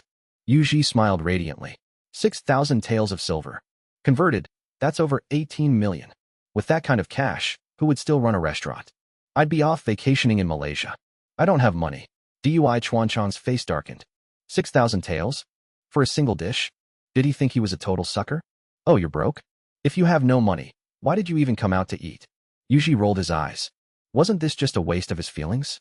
I only have 100 taels. Take it or leave it. Dui Chuanchong had dark lines dropping down his forehead. 100 taels? Fine, whatever. Even the smallest mosquito is still meat. 100 taels of silver is equivalent to 10 taels of gold, which is roughly 300,000. In the past, that would have been a lot. But after eldest Miss Shui had consecutively paid 80 taels of silver a day for 7 days, Yuji's standards had gotten a lot higher. 100 taels was just to him now. Very well. I am the king of couplets, Dui Chuanchong. I have matched couplets across the martial world without equal. I laugh at your boundless incompetence, covered in mud. It's finally starting. Dui Chuanchong took a deep breath. He planned to end this quickly. It's starting. Zhao Qi stepped forward from the side. He also took a deep breath, just as he was preparing to help counter the couplet. Who would have thought that Yuji was even faster? Like a god of wine overturning all boundaries. Even drunken heroes are shown no mercy. Yet beneath your pen, only poor sourness remains. With AI in hand, the world is mine. Yuji toyed with his phone out of boredom. How could anyone else recognize this thing? They just watched as Yuji found a chair and laid back. He didn't even spare Duichuanchang a single glance. He looked absolutely badass. He didn't take his opponent seriously at all. Boss, I don't think we have any alcohol in the shop. Xiaoqin had sneaked up at some point, leaning close to Yuji's ear to whisper. Piss off, I'm the boss. If I say we have it, we have it. Yuji rolled his eyes. He was starting to suspect. If this kid was a spy sent by the competition, how could he tear down his own boss's stage like this? Luckily, the other party didn't notice. Mostly because they weren't familiar with this restaurant either. If you have the skill, then match this. Lacking grain, you brew cheap wine. Raising nothing but useless toils suddenly swindled away, leaving your heart full of nothing but petty greed. Duichuanchang magically produced a feather fan from nowhere. He waved it gently, his voice dripping with mockery and disdain. Impressive, truly impressive. As expected of the great Duichuanchang, he shows absolutely no mercy in a couplet battle. Yeah, no kidding. And the craziest part is how difficult that couplet was. I'm a bit lacking in my studies. Could someone tell me what makes it so hard? We won't even talk about the rhyme scheme. This is a classic word-splitting couplet, and it ends with a karmic, mocking punchline. If the boss wants to clap back, he's going to have a really hard time. Clapping back is definitely hard. But if he just matches the structure, it'd be a lot easier. True, just matching it is easier. But then he'd be losing the upper hand. That's basically just taking the insult without throwing one back. Hey, just not losing outright would be a miracle. Who cares about a clapback? The crowd buzzed with lively discussion. They were all scholars, after all. Very quickly, someone analyzed exactly why this couplet was so difficult. Seeing the situation, Duichuan Chang felt quite pleased with himself. This couplet was something he had specifically prepared before coming here. He came locked and loaded. He hadn't planned on using it this early, but since he wanted to end this quickly, he just naturally threw it out. The best part was, he already had the follow-up prepared. Another vicious insult. He was going to beat him at his own game. And curse this restaurant boss so hard he'd never be able to show his face again. It hasn't even been that long. What's the rush? Gotta admit, you actually have some skills. Too bad it's not much. I have to admit, Duichuan Chang's couplet really was something. It wasn't that the AI couldn't match it, but finding the perfect word-splitting insult took a bit of filtering. So after tweaking the AI's prompt a couple of times, he didn't expect Duichuan Chang to be so impatient. Seems he wasn't that big of a deal after all. Cut the crap. I bet you just can't come up with a match. This was a couplet he had agonized over for a long time, as if an ordinary person could easily match it. Duichuan Chang glared coldly at Yuji, already plotting exactly how to humiliate him next. After all, he had spent days brainstorming more than just one couplet. Every single one was tailor-made to destroy Yuji. He had done his homework to the fullest. Seeing Yuji seemingly in trouble, Zhao Qi, standing on the sidelines, finally saw his chance. He took a step forward, but just as he opened his mouth to speak, Yuji's leisurely voice drifted over. Sai, why so eager? Looking for a scolding? Well, since you're so desperate to get roasted, stand up straight and listen closely. Words beside an inch makes beg. Begging brings you poverty. A broken mountain lacking heart is just empty will. A decayed mind achieving nothing for a lifetime. Rushed for time. Yuji could only pick one of the slightly better generated options. What a shame. If he had time to prompt the AI one more time, he guaranteed he could have made Duichuan Chang die of absolute shame. Brilliant. Simply brilliant. The boss really does have some skills. Duh, obviously. There's already a guy lying on the floor puking blood. You think he could do that without some serious skills? His words were razor sharp, hitting right where it hurts. How did he know that becoming an official is Duichuan Chang's deepest desire, and that his greatest fear is achieving absolutely nothing? Listen to you. Isn't that true for all scholars? True, true. So how do we score this round? A draw? Of course not. It's Boss Yu's turn to set the challenge now. I wonder what kind of couplet he'll come up with. Duichuan Chang was still standing there, stunned. The crowd had already started breaking down the match. Just as dumbfounded as Duichuan Chang was Zhao Qi. He turned his head and blinked at Xue Xinyue. A guy this good? Was she sure he needed help? His speed was practically on par with his own. Honestly, his own couplet might not even have been as brilliant. Oh my, is it my turn? Then I'll reluctantly throw one out. 3 subjects, 5 schools, citing the classics through 7 chapters of history. 10 full years of lofty effort, only to remain an unknown commoner. Yuji casually had the AI generate a number-based couplet. Zhao Qi once again stepped forward. He wanted to help throw out a challenge, but ended up freezing in place once again. Was this guy fucking with him? 3, 5, 7, a number couplet. The boss really knows his stuff. To come up with a couplet like that in such a short time. His mind works incredibly fast. But why do I get the feeling he's insulting him again? You don't need to feel it. He is insulting him. The boss has a wicked tongue. Every time he opens his mouth, it's a curse. He's mocking Duichuan Chang for never passing the imperial exams. It's brutal. But don't worry. Even though this number couplet looks tough, brother Duichuan Chang wouldn't be unable to match it. Matching it is one thing. The key is whether he can insult him back. Exactly. Slapping back with a counter-insult is the hardest part. Otherwise, anyone could just throw out a basic match. Even I could do that. Oh really? Then you do it, let me think about it. The crowd wouldn't stop chattering. The noise giving Duichuan Chang a massive headache. Well, can't come up with an answer. Let me teach you then. 4 rights of conduct, 6 deep essays of theory, 8 chapters of prose, yet failing the exams 1,000 times like a joke. Yuji glanced at his watch. 2 minutes had passed. Du Chang had also mocked him after 2 minutes earlier. The boss is a beast. That doesn't count, right? How much time has even passed? Exactly. He should at least give the guy some time to think. What are you talking about? Just a moment ago, did Du Chang give the boss any time to think? Exactly. But the boss really knows how to trash talk. If it were my brother, he'd be lying on the floor right now. 3 sentences to make a man drop dead for me. Forget 3 sentences.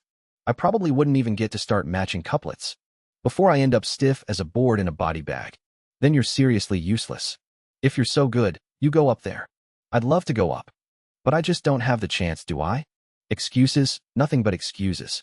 If we actually let you go up, don't you dare chicken out later. Why would I chicken out? As long as I get on stage, I guarantee that in 1 minute, he'll be on his knees. Oh, how so? On his knees, begging me not to die. Oh, you. In the crowd, the scholars whispered among themselves. Some sided with Chuanchang, feeling that Yuji gave him too little time, while others sided with Yuji, thinking that Chuanchang was out of line first. But as they talked, the topic gradually veered off course. Don't get too smug. I've already got a match. 3 miles of southern acres, 5 fields of crops, tending to the clouds of grain, plowing for half a lifetime, only to waste the seedlings. Though Chuanchang said this, anyone could tell from the content alone that he had fallen at a disadvantage. Oh, not bad. He actually didn't curse me out this time. Although Yuji wasn't exactly an expert at matching couplets, he still understood the underlying meaning. This was clearly talking about farmers. Still, to be able to react so quickly, one had to admire Chuanchang's skill. The guy really did have some tricks up his sleeve, even if it was only a few. Manager you, I didn't expect you to be asking for a scolding too. Fine, then I'll grant your wish. With our levels of skill, we won't be able to determine a winner anytime soon. Since both you and I are masters of insults, I have a proposal. I just don't know if Manager Yu dares to accept the challenge. After their brief exchange, Chuanchang naturally realized that Yuji had real skills. But it didn't matter. He had prepared for a long time in advance, aiming for absolute perfection. Naturally, he had more than one trick up his sleeve. Against this kind of master, he had long figured out a countermeasure. Oh, let's hear it. Yuji couldn't care less. As long as it was matching couplets, he wasn't afraid. Every technique has a counter. Besides, he had an AI to crack it. What the hell was there to be afraid of? How about this? I'll give the first line of the couplet, and we will both come up with a matching second line. Of course, since there will be multiple matches, the topic won't be too obscure. So, let's bump up the difficulty. Both you and I are quite adept at trash talking. Let's make attacking and exposing each other's sore spots the premise. We'll take turns matching one line each. Whoever cracks first loses. How about it? Chuanchang proposed this. Naturally, because he was already fully prepared, by setting the topic himself, and having racked his brain for so many days. He had already come up with over a dozen matches in advance. Now, no matter how formidable his opponent was, there was no way he could be a match for him. You didn't prepare this in advance, did you? Yuji was no fool. He saw right through Chuanchang's intentions. But it didn't matter. Of course not. If Manager Yu is scared, you can be the one to give the first line. Chuanchang didn't even bat an eye. Instead, he resorted to reverse psychology. Even if Yuji set the topic, he wasn't afraid. Over the past few days, he had targeted the weaknesses of the restaurant and studied them thoroughly. He was confident that no matter the topic, he could twist it to fit his prepared routines. And if Yuji were to set the topic now, he would naturally lose the advantage of a pre-planned couplet. It would be equivalent to him having to match 2 lines right off the bat, which undoubtedly increased the difficulty by a lot. No need. Since that's the case, Brother Chuanchang, please set the topic. Yuji smiled and shook his head. He loved nothing more than striking when his opponent was at their most arrogant, and delivering a crushing insta-kill. If he won a normal match, it might not really have much of an impact on Chuanchang. 104. But if the guy cheated in advance, but if he cheated ahead of time, only to realize his skills were still inferior. Now that was a true absolute kill. That was exactly the effect Yuji was going for. The manager is being foolish. Isn't this just asking for death? Tell me about it. Chuanchang obviously came prepared. To be honest, winning like this is a bit dishonorable. TCH. So what? The 2 guys competing have no problem with it. Yet you guys are the ones whining first. Exactly. A win is a win. And a loss is a loss. If you can't handle losing, don't play. I believe in Dui Chuanchang's character. He shouldn't stoop to such despicable tactics. What do you mean shouldn't stoop? To such despicable tactics? He's obviously a petty hypocrite. He was just using words to back Manager Yu into a corner. Manager Yu was totally put on the spot. If he set the topic, he'd be seen as taking the easy way out, making it look like someone forced him to do it. There's nothing worth watching in this round. Yeah, Manager Yu is definitely gonna lose. No way, Manager Yu is pretty tough himself, especially when it comes to trash talking. I feel like there's still hope. Hope, my foot. If he wins, I'll literally eat shit. For him to win this. Unless a god descends from the heavens. Ugh, it's a guaranteed loss. Let's pack it up, this is boring. The crowd buzzed with discussion. Though everyone had their own opinions. There was no doubt about one thing. No one thought Manager Yu would win. Zhao Qi was now holding his head high, ready to strike. Was it finally his time to shine? He would wait until Yu Ji couldn't hold on anymore, then step in. A hero saving another hero. And completely turn the tide of battle.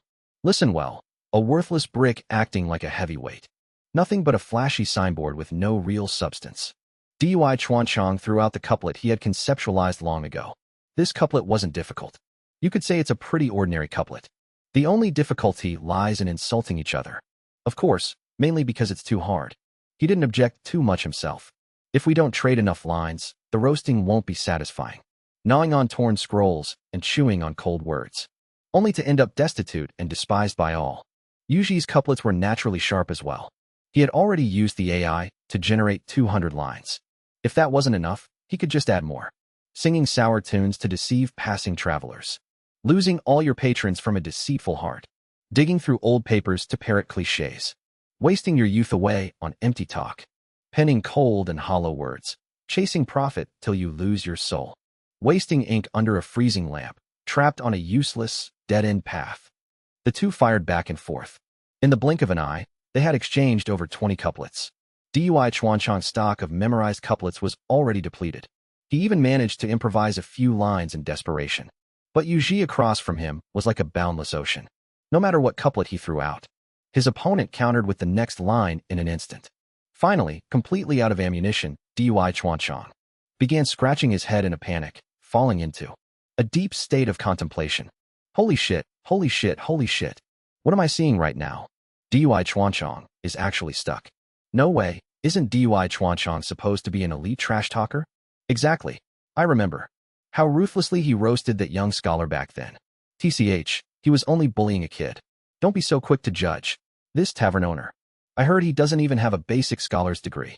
So don't just say he only bullies kids. I go to the same academy as him. He's even won couplet duels against provincial graduates. So he actually has some real skills. Real skills, yet he's getting destroyed like this? Guess his skills aren't that great after all. Not great. They've already gone through over 20 rounds. If you're so tough, why don't you go up and challenge him? Yeah, exactly. Dui Chuanchang might have zero morals. And be incredibly sinister and ruthless. But he definitely has the skills. We can only say his opponent is way too strong. Just who the hell is this tavern owner? To think he's this good at couplets. I feel like you could debate the heavens, the earth, and the air itself, and still lose to him. He feels like a ruthless roasting machine. All he does is mock and sneer. Keep your voices down. Do you have a death wish? You want him to roast you too? Look, he's glaring this way. Shoo. The crowd that was about to disperse suddenly became lively again. Everyone was utterly terrified of Yu Ji's trash-talking skills and felt a deep sense of dread. They all reached a silent consensus. No matter who you challenge to a couplet duel, never mess with Yu Ji. He is an absolute menace. Man, you're really taking your time. I've already finished my cup of tea. Forget it. I'm not waiting for you anymore. Let me roast. Wait. No, let me duel. I'll just say a few more simple lines. You take your time and think. Foolishly gnawing on tattered scrolls behind closed doors. Ultimately ruining your future out of sheer ignorance. Copying old papers and chewing on cold words. Only to end up destitute and despised by all. Drilling into dead books and echoing stale rhetoric. Wasting your youth on empty talk. Reciting old classics to pile up empty prose. Ultimately accomplishing nothing due to your stubbornness. Yu Ji took a sip of tea, cleared his throat, and began his one-man show. By the time he reached the 50th line, Dui Chuanchang's face had started to turn pale. The murmurs in the crowd gradually died down. At the 100th line, Dui Chuanchang's face was terrifyingly ghastly. The crowd fell dead silent. You could hear a pin drop. No one dared to utter a single syllable, terrified of being targeted by Yuji, lowering their heads in unison. It felt exactly like the oppressive tension of a teacher about to call on a student in class. Truly, wherever Yuji's gaze swept across, everyone hurriedly bowed their heads to avoid eye contact. The scene was incredibly spectacular. By the time Yuji reached the 150th line, finally, with a choked sound, another arc of blood painted the sky. Blood trickled from the corner of Dui Chuanchang's mouth, his chest heaving violently. He couldn't even keep himself seated anymore, collapsing hard onto his ass on the floor. Whoa there, Brother Chuanchang. I'm not even finished talking. Why are you laying on the floor? The ground is cold. Get up, get up. Yuji glanced at the remaining 50 couplets on his phone that he hadn't read yet, feeling a bit unsatisfied. Didn't they say this Dui Chuanchang was a master of couplets? He's pathetic. The AI hasn't even gone full throttle yet, and he's already down. His mental fortitude is way too weak. He needs to go back and reflect on himself. Huff. Hearing Yuji's words, Dui Chuanchang could hold it in no longer. A sharp pain struck his chest, and he spewed another mouthful of blood. Blood splattered 5 paces away. The sheer rage almost made him pass out completely. Holy crap, are my eyes playing tricks on me? Dui Chuanchang actually got roasted so hard, he threw up blood. Yeah, you're not seeing things. He actually coughed up blood, and he did it twice. Isn't he supposed to be the king of couplets? How is his trash talking so weak? He sure has a big reputation for nothing. Is this really about reputation? Look at the way the boss's mouth fires off like a machine gun. No matter how good your skills are, it's completely useless. Give the guy a break. How many lines do you think you could survive up there? We aren't talking about 1 or 2 lines here. Not even 8 or 10 lines. That was over 100 lines. And it wasn't just the sheer volume. The crazy part is he insulted him in 100 different ways without repeating a single word. Nobody could survive that. Wait, wasn't there a guy earlier who said he'd eat shit if this happened? Where is he? Yeah. Who is the guy offering to eat shit? Drag his ass out here. As the crowd chattered, they suddenly remembered the shit-eating guy.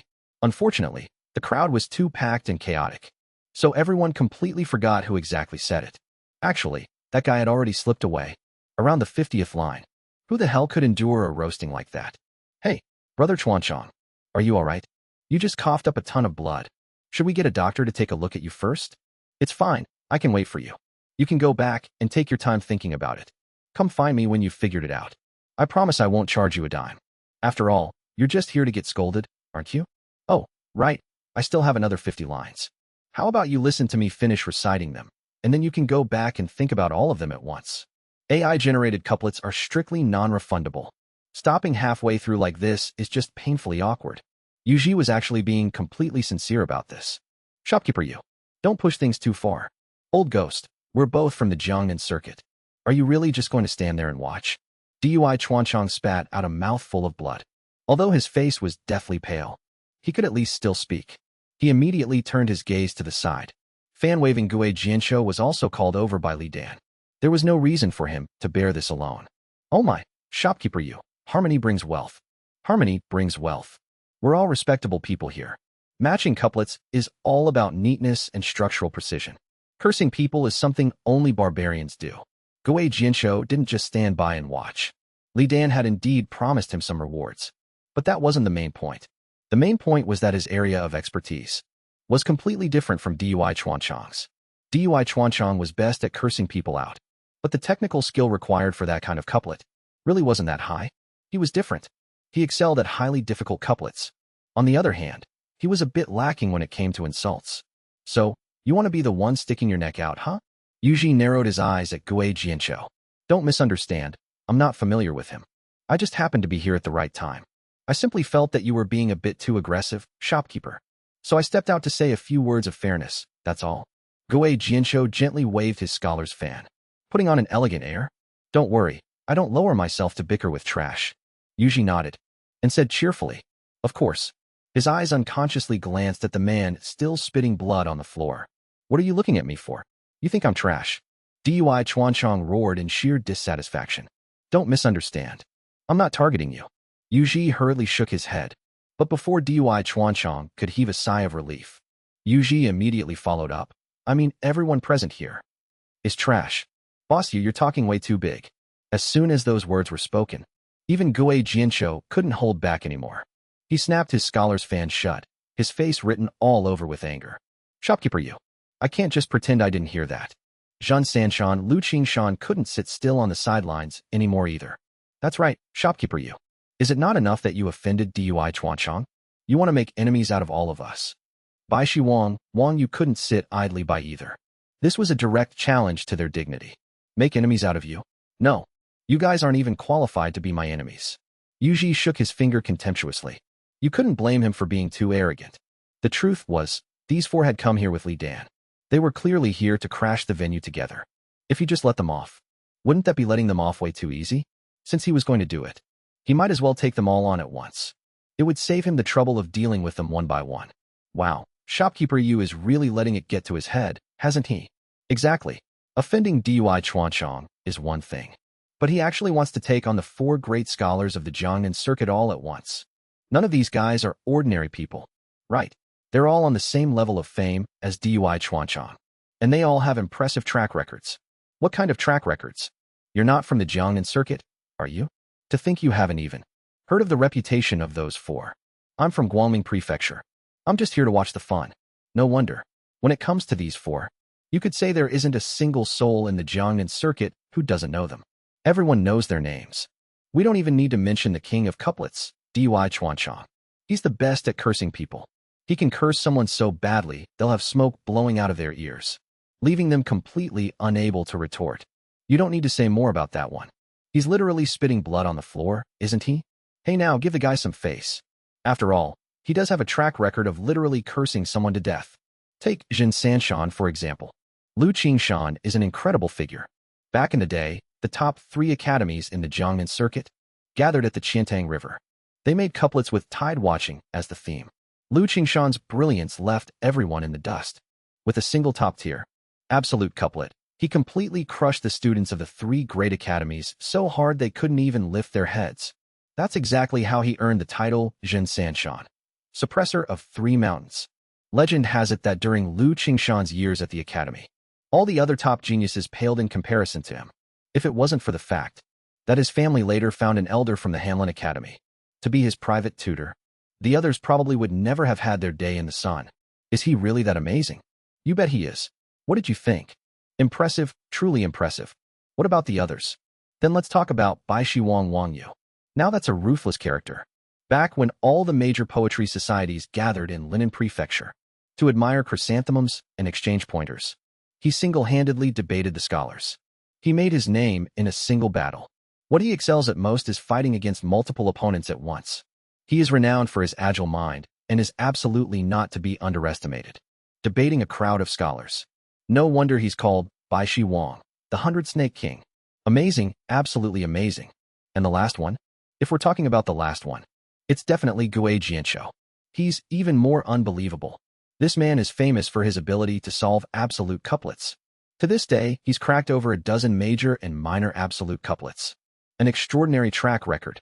Word has it, he also specializes in researching absolute couplets. Over the gate of his sect still hangs an absolute couplet that he created himself. No one has ever solved it. Is he really that cracked? All 4 of them are absolute heavyweights. That means shopkeeper you really kicked a steel plate this time. In a one-on-one, he might have had a winning chance. But 1-on-4? I'm afraid he's going to die a miserable death. He only has his own arrogance to blame. That might be true, but in the crowd, some scholars had already revealed the identities of those 4 from the Jiangnan circuit, calling out their names for all to hear. Each of them has a stellar track record. It's terrifying just hearing about them.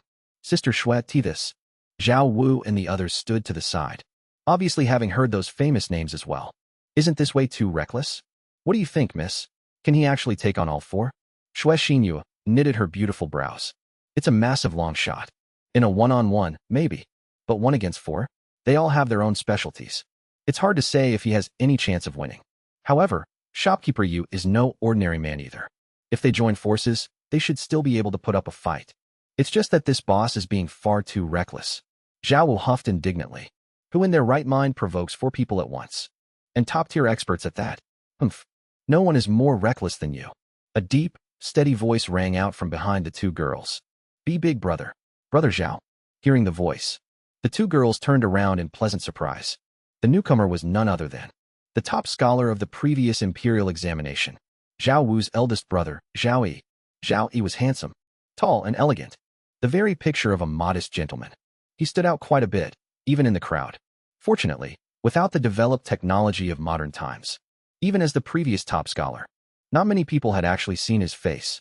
Otherwise, who knows what kind of massive uproar his presence would cause. Big brother, what are you doing here? Zhao Wu asked in surprise. Wasn't he dragged off to do some work? Because of your reckless nonsense. If I hadn't seen the letter you left in the study, I wouldn't have even known what kind of massive disaster you were about to bring down on our family. Didn't I tell you that Zhao Qi is our family's greatest secret weapon? He must absolutely not be exposed until the time is right. And yet you brought him to a place like this? Are you trying to get our family killed out of sheer jealousy? Do you have any idea that my own footing in the court still isn't fully secured? If others were to find out that our family has another peerless genius, forget about them targeting me and father. They would absolutely strike from the shadows and try to assassinate little Qi. Zhao Yi's face was stern as he lowered his voice. After reading the letter Zhao Wu had left on the desk, he had galloped over on horseback as fast as he could. Thank heavens he made it in time. Be big brother. I just figured no one had ever seen him before. Hearing this, Zhao Wu finally panicked. Brother Zhao, this is all my fault. I was the one who asked little sister Wu to help me find someone.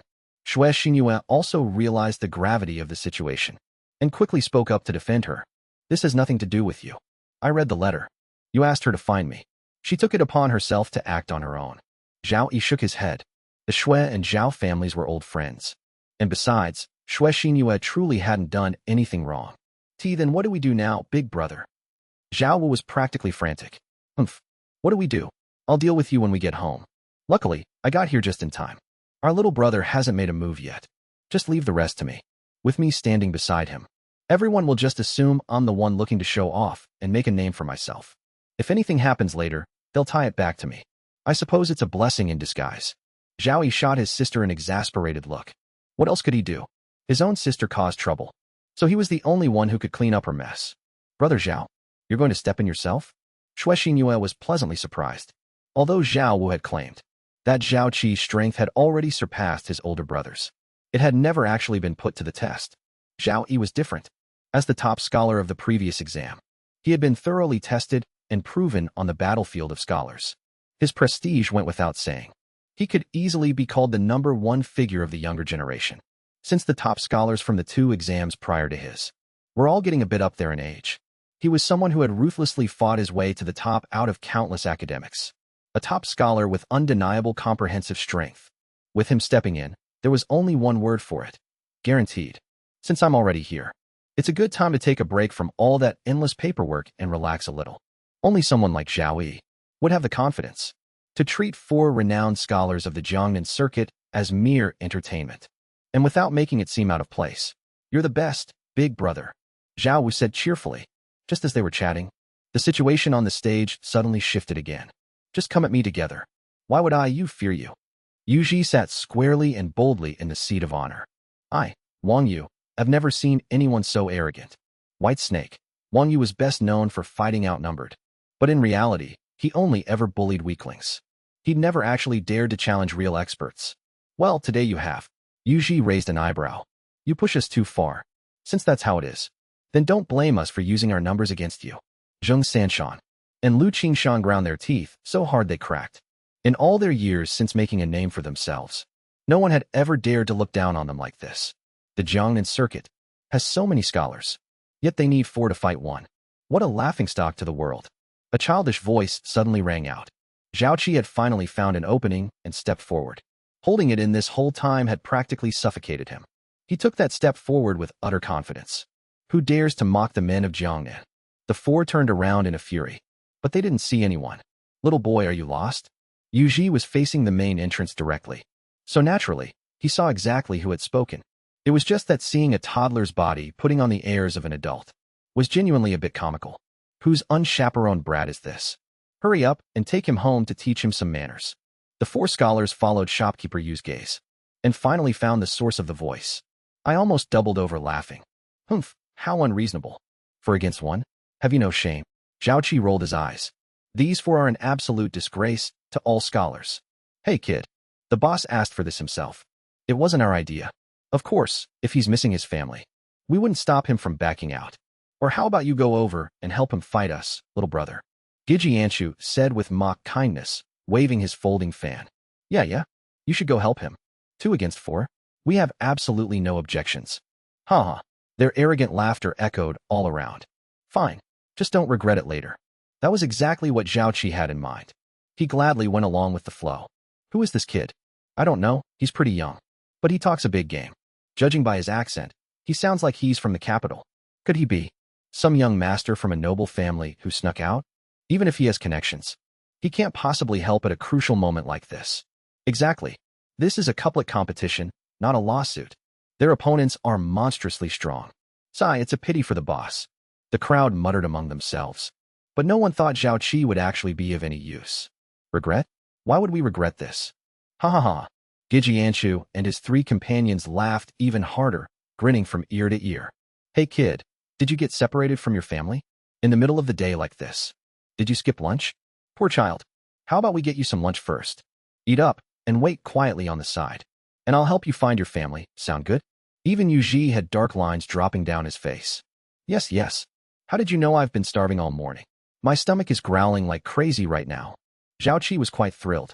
He was thrilled to finally meet someone so generous. This boss is a good guy. He swore to himself. He definitely had to help the boss take down these 4 little rats. Ha, little kid. Your mom is calling you home for dinner. No, wait. She's calling you home to drink your milk. So young. Have you even grown hair on your chest yet? And you're out here, trying to play the hero. Ha. I'm dying of laughter. My stomach is cramping from laughing so hard. Is he trying to kill the Jiangnan quartet with laughter? They said this while clutching their bellies in laughter. I wonder, what opinions do you gentlemen have regarding my younger brother? Since that's the case, you 4 shouldn't mind if I, his older brother, stand with the shopkeeper alongside my little brother, right? A gentle and refined voice rang out. As Zhaoyi stepped forward confidently. We don't mind. We don't mind at all. Ha. The 4 of them laughed wildly, completely oblivious to who they were facing. Be big brother. Zhaoqi shrank back the moment his brother appeared. I'll deal with you when we get back. Zhaoyi whispered as he walked past Zhaoqi. Then he cupped his hands apologetically toward Yuji. My younger brother is unruly. I apologize for the trouble he's caused you, boss. I am Zhaoyi. From the capital. I was invited here by Miss Xue, specifically to offer my assistance. Zhao Yi's modest and gentlemanly demeanor made a great first impression on everyone. However, there were indeed people from the capital in the crowd, so he was recognized the moment he appeared. Zhao Yi. Wait, that Zhao Yi. Holy crap, it is him. What is he doing here? My god, this is a god-tier match. Wait, who exactly is Zhao Yi? How come I've never heard of him? You've never heard of Zhao Yi? Are you sure you're even a scholar? Yeah. Do you even deserve to call yourself a scholar? Good brothers and sisters, please. Can someone just tell me? Who exactly is this Zhao Yi? Stop speaking in riddles, okay? When it comes to Zhao Yi, you have to mention the previous spring imperial examination. He crushed all obstacles in his path, defeating geniuses from all 13 provinces north and south, and took first place in one fell swoop, claiming the immortal throne of the top scholar.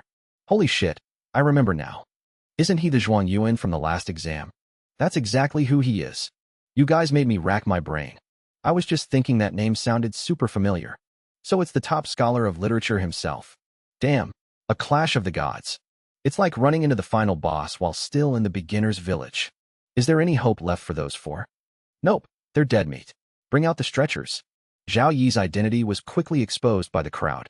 The arrogant quartet's laughter abruptly died in their throats. Thud. All 4 of them went weak in the knees and collapsed to the floor in terror. That was the Zhuang Yuan. They might have been a bit arrogant, but they weren't totally deaf. What did it mean to be the Zhuang Yuan? It meant being an existence that crushed all peers. Nicknames like Shaking 3 Mountains were utter jokes in front of him. He was someone whose brilliance shook the entire dynasty. Comparing them was like comparing a swan to a sparrow. They weren't even in the same league. Top scholar Zhao, you've come at the perfect time. We desperately need your help here. Hearing he was the top scholar, Yuji's eyes instantly lit up. Don't worry, boss. My brother and I will do everything in our power to help you win. Zhaoyi nodded, thinking Yuji was just scared, and quickly tried to reassure him. But Yuji interrupted. No. What I mean is, I was actually just worrying that those 4 on the other side were too weak. Now that you're here, you can make up for their lack of skill. A Zhuang Yuan. This was an actual Zhuang Yuan. Yuji had been dying to test out his AI, to see which was stronger, it or an ancient top scholar. As for those few lowly scholars, in the modern world, they'd just be disposable training data fed to the AI. Wait, boss. I don't think you quite understood. I was invited by Miss Shue to help you. Zhao Yi furrowed his brows. Why can't this boss understand simple human speech? Oh, I understand perfectly. If you want to help me, just head over there and do whatever. Give me a few minutes, guys. I'm going to whip up something for the little guy to eat. He's a growing boy, after all. Can't let him go hungry. Since Miss Shue invited him to help, this meal is on the house. Just between you and me. My cooking ain't cheap. I usually charge 10 taels of silver for an average customer. Saying that, Yuji swiftly ducked into the kitchen. 4 minutes later, a bizarrely delicious aroma wafted out. The scent filled the air, intoxicating anyone who caught a whiff. Zhao Qi's eyes practically bugged out of his head, staring dead at the source of the smell. Yuji walked out holding a bowl of white rice, along with a plate holding a massive, glistening chicken leg. 25. Holy crap, that smells incredible. Holy crap, that smells amazing. I want a bite so bad. We haven't even had lunch yet. Should we just eat here? What are you thinking? They're in the middle of a match. Exactly. Besides, it's just a measly chicken leg. It's not like we've never had one before. Slurp, yeah, totally. Slurp, slurp. The mouth-watering aroma had quite a few people in the crowd practically drooling. Be a good kid and go eat over there. Yuji patted Zhao Qi's head. Prepackaged meals also have their tiers of quality. This was a braised chicken leg he bought for $50. Supposedly, it's the exact same kind used by a certain brand that specializes in toddler food stalls. The quality of this ready-made meal is absolutely top tier.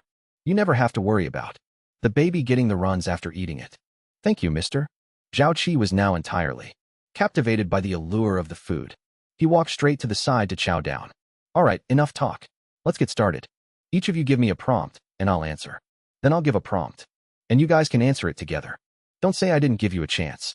If I fail to answer even one, I lose. After successfully pacifying Zhao Qi, Yuji waved his hand in an inviting gesture. Humph. Arrogant fool. I'll go first. South Tongzhou, North Tongzhou. South and North Tongzhou connect the south and north. Jin Sanshan, refusing to be outdone, was the first to step up. Impressive. This Jin Sanshan actually has some skills. Using cardinal directions for the first half of the couplet. The second half absolutely must use east and west. But coming up with a perfect match is incredibly difficult. I've got one. East idiot. West idiot. East and west idiots are idiotic things. Haha. Brilliant. Absolutely brilliant. Man, if you went up, you'd win instantly. Oh, stop it, you flatter me. I learned it all from the boss. You've really inherited the boss's true teachings. The crowd was bustling and noisy, erupting into laughter. Someone already came up with an answer? Then I'll reluctantly give it a shot. It might not be as good as his. So just bear with me. East pawn shop, west pawn shop, east and west pawn shops pawn things. Yuji smacked his lips. It was a bit of a pity. He actually thought the crowd member's couplet was better. Too bad official matches don't allow insulting couplets. Humph. Useless trash. Let me handle this. One lone boat carries 2 or 3 poets, using 4 oars and 5 sails, passing through 6 rapids and 7 bays, enduring 8 bumps and 9 jolts. Alas, arriving 10 minutes too late. Bai Shiwang shoved Jin Sanshan aside and smugly flicked open his folding fan. Great couplet. What a masterpiece. As expected of Bai Shiwang, he used every number from 1 to 10. Now this is going to be tough. Exactly. With a line that long, trying to match it perfectly, while also incorporating numbers. That's no small feat. No small feat is an understatement. An ordinary person wouldn't even be able to match the word count. The boss ain't an ordinary person either. This level of difficulty is a piece of cake for him. Number couplets have always been a crowd favorite, and this time was no exception. Even easier. 10 years of hard study, entering 9 or 8 academies, casting aside the 7 emotions and 6 desires, reading the 5 classics and 4 books, taking the exams 3 or 2 times. And this one time, you will surely top the list. Yuji fired back the answer in less than a second. Haha, that's our boss. Sharp-tongued as always. Bai Shiwang is absolutely dumbfounded. Isn't he just asking to get roasted? The boss's mind is incredible. I was only just thinking of the first line. I know, right? The guy's not even human. Yuji's final line was the absolute cherry on top. The crowd completely lost it, bursting into laughter. Don't get cocky. I refuse to believe you can match this couplet. Listen up. A lonely, freezing window where a widow waits in vain. Seeing that Yuji actually declined Zhao Yi's help, Guo Jinsho's confidence surged back up. This was an unparalleled couplet throughout the ages. Guo Jinsho had studied it for 3 whole years and still hadn't come up with a suitable match, since it was the final showdown anyway, and Yuji had declared he'd forfeit if he couldn't answer. He shamelessly pulled out his ultimate trump card. Holy shit, isn't that Li Xinyan's legendary unmatched couplet? Guo Jinsho bringing out an unsolvable ancient couplet. That's way too shameless. So what? It's the perfect way to crush that boss's arrogance. He's got the skills to back up his arrogance, okay? Skills are one thing, but this is a legendary unmatched couplet. How could a little bit of skill be enough to beat that? Exactly. I don't believe for a second he can match it. The hardest part of this couplet is that all the characters share the exact same radical. Finding 7 characters with the same radical while keeping a perfect parallel structure and having the meaning actually make sense. TSK. All I can say is, the boss is done for. He definitely flew too close to the sun this time. Once an unmatched couplet like this comes out, even the people who were betting heavily on Yuji earlier, they all started switching sides one after another. This stuff isn't something you can pull off with just a little street smarts. That's a peerless couplet. Nobody has been able to solve it for 1,000 years, let alone today. What a coincidence. I've actually studied this couplet before. I have a rather amateur second half, please bear with me. Melancholy stirs in the quiet heart, dreading the looming plague. Seeing Ghost Despair throw out a peerless couplet, Zhao Yi stepped up quickly, terrified that Yuji wouldn't be able to match it. Even though Yuji said he didn't need help, how could he just stand by and do nothing? Amazing. Truly amazing. As expected of the top scholar, to actually solve a peerless couplet, even if he studied it beforehand. It's still incredibly impressive. Bravo. As for Zhao Yi being able to match this couplet, the crowd actually felt it was only natural. I have one too. Withered parasol trees, longing for the scheduled reunion. Zhao Qi had already finished eating. Wiping the grease from his mouth, he stood up. Damn. This kid actually has one too. My god. He didn't just come up with that on the spot, did he? Is this really a peerless couplet anymore? TCH, making a fuss over nothing. Didn't you hear Zhao Yi say he studied it for a long time? He probably just came up with it for the kid. True. If this kid came up with it himself, that would be terrifying. Zhao Yi's efforts weren't in vain. Sure enough, with him around, no matter what Zhao Qi said, everyone would just assume he was coached by him. Now there's nothing to worry about. Are you all done?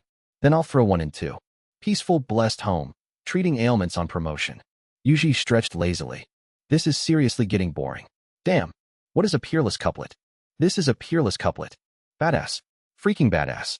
The top scholar only used words with different radicals, but this boss actually used the exact same radical. Mind-blowing. Why do I feel like the boss is even better than the top scholar? You don't need to feel it. He just is better. And look at the artistic conception. The first line is about a lonely, deep boudoir, and the second line is exactly the same. They both express the sorrow of women hidden in deep chambers. Is this guy even human? It's over. I feel like I've wasted all my years studying. You don't need to feel it. I'm in the same boat. Once this couplet came out, no one dared to question him anymore. Opposite Yuji, Ghost Despair was deathly pale. He looked absolutely miserable. His expression was exactly like the couplet king, right before he snapped. Puffed. Sure enough, the very next moment, he spewed a mouthful of blood and collapsed to the ground. Another one bites the dust. Honestly, when Zhao Yi matched the first one, his face was already looking off. By the time Zhao Qi finished, he was already struggling to hold it in. As for Yuji's line, that was the ultimate finishing blow. The couplet Ghost Despair had spent 3 years crafting, was cracked so effortlessly. How could an ordinary person withstand that kind of psychological blow? All right, your turn. Yuji turned his head to look at Zhao Yi. He was finally going head-to-head with the top scholar. Could I sit this one out? Zhao Yi rubbed his nose. He was invited here to help out, after all. How the heck did he end up on the opposing side? You have to. Like I said earlier, none of these trash-tier scholars are of any use. It still has to be the top scholar. You're the only reliable one, Yuji said earnestly.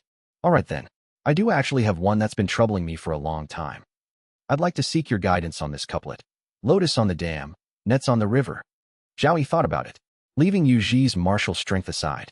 His skill in couplets was truly top tier. He might as well take this opportunity to ask him, and see if he could finally get an answer to his lingering doubts. Oh no, I told your brother to go up and save the day. Why is he acting like this? Standing outside the door, Shue Xinhua twisted her handkerchief. She looked incredibly frustrated. If I had known, I wouldn't have called them over. What kind of mess is this?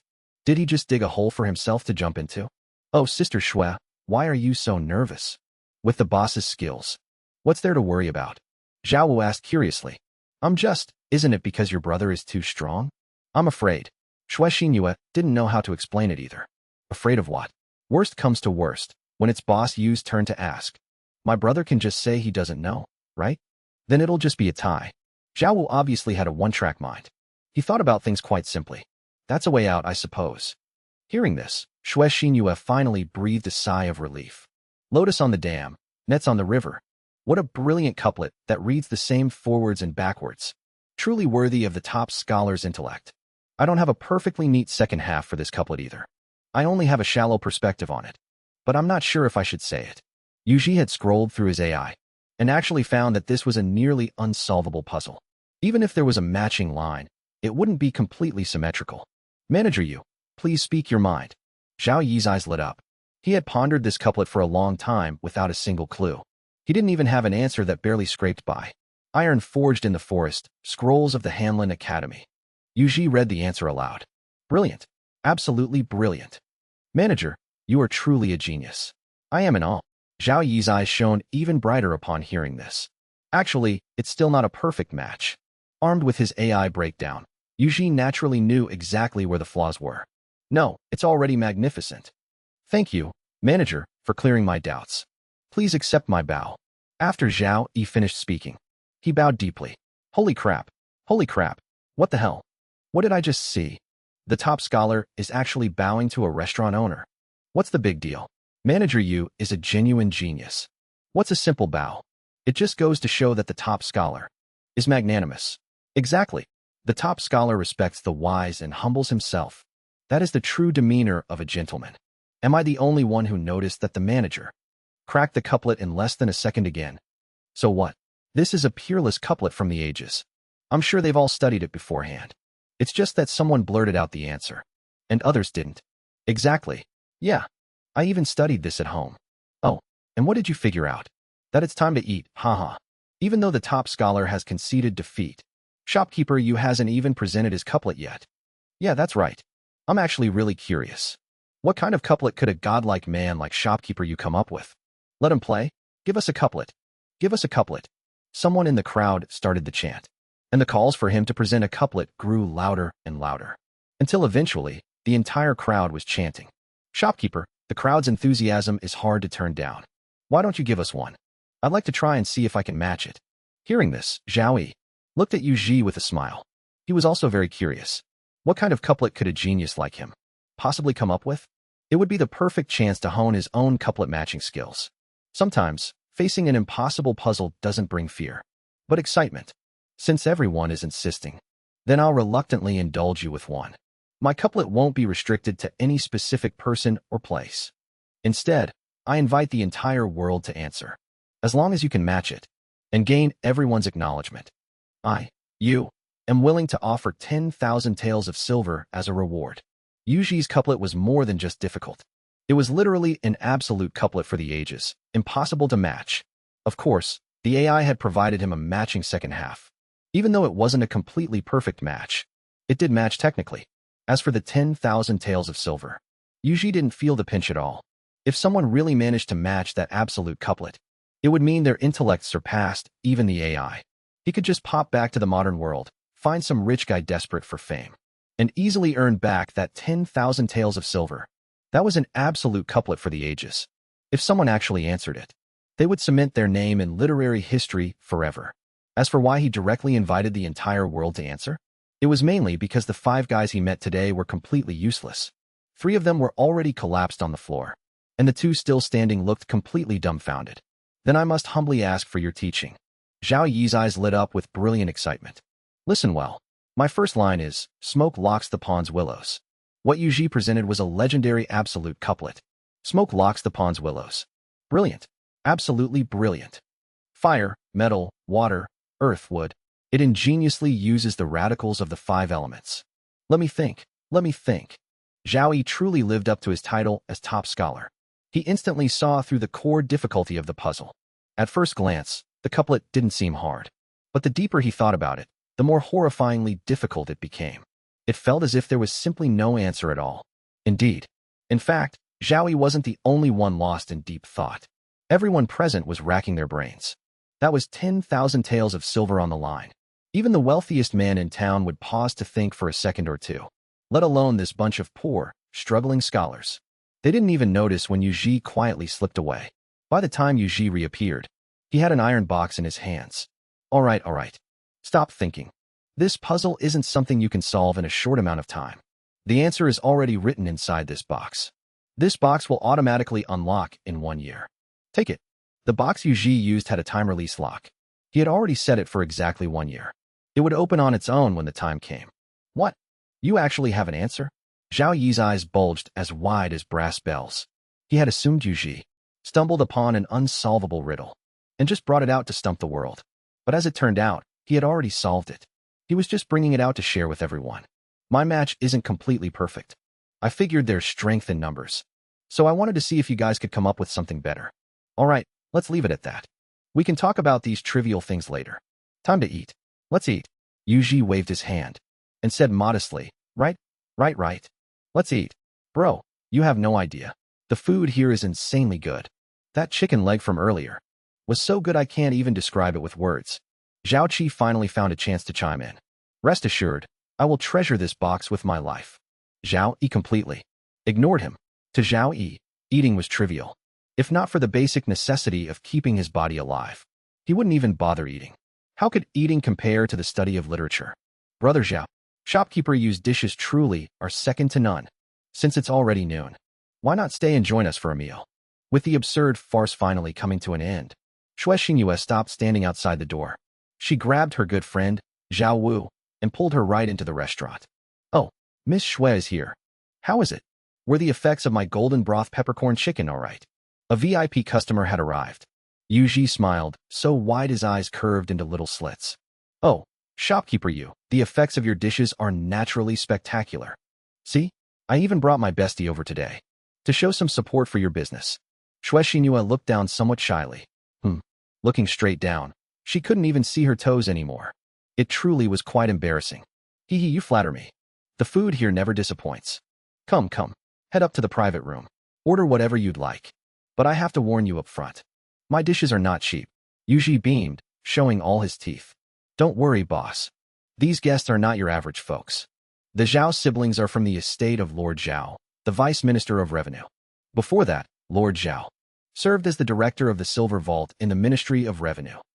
Their family is what you'd call filthy rich. Shui Xingyue introduced them. Miss Shui, please don't say that. My father has always been an upright and uncorrupted official.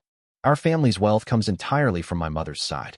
Don't let shopkeeper you mistakenly think that we are a family of corrupt officials. Zhao Yi said with a stern expression. The truth is, brother Zhao's mother's family are renowned imperial merchants.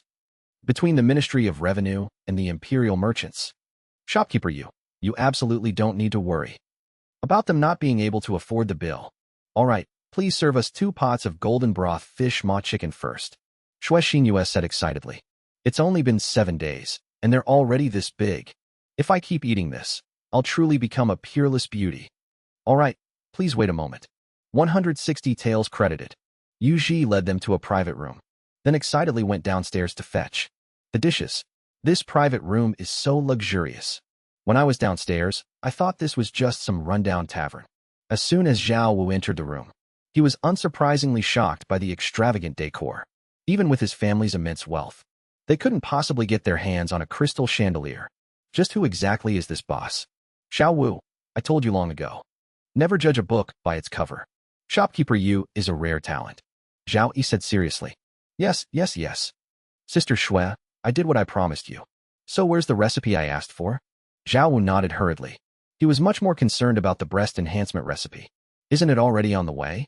To tell you the truth, the golden broth fish maw chicken I just ordered is my secret to breast enhancement. 7 days is 1 treatment course, and the results are incredibly fast. It's just a bit pricey.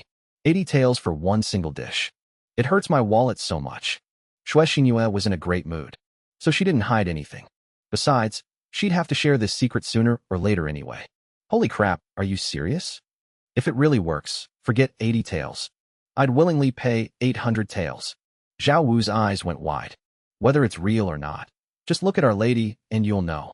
Xiaochun chimed in from the side. Take a look. Shui Xinyue stood up proudly and did a little twirl. The food is here. What are you guys chatting about? You all look so happy. In just a few minutes, Yuji had already brought the dish up. Isn't it all thanks to you, shopkeeper?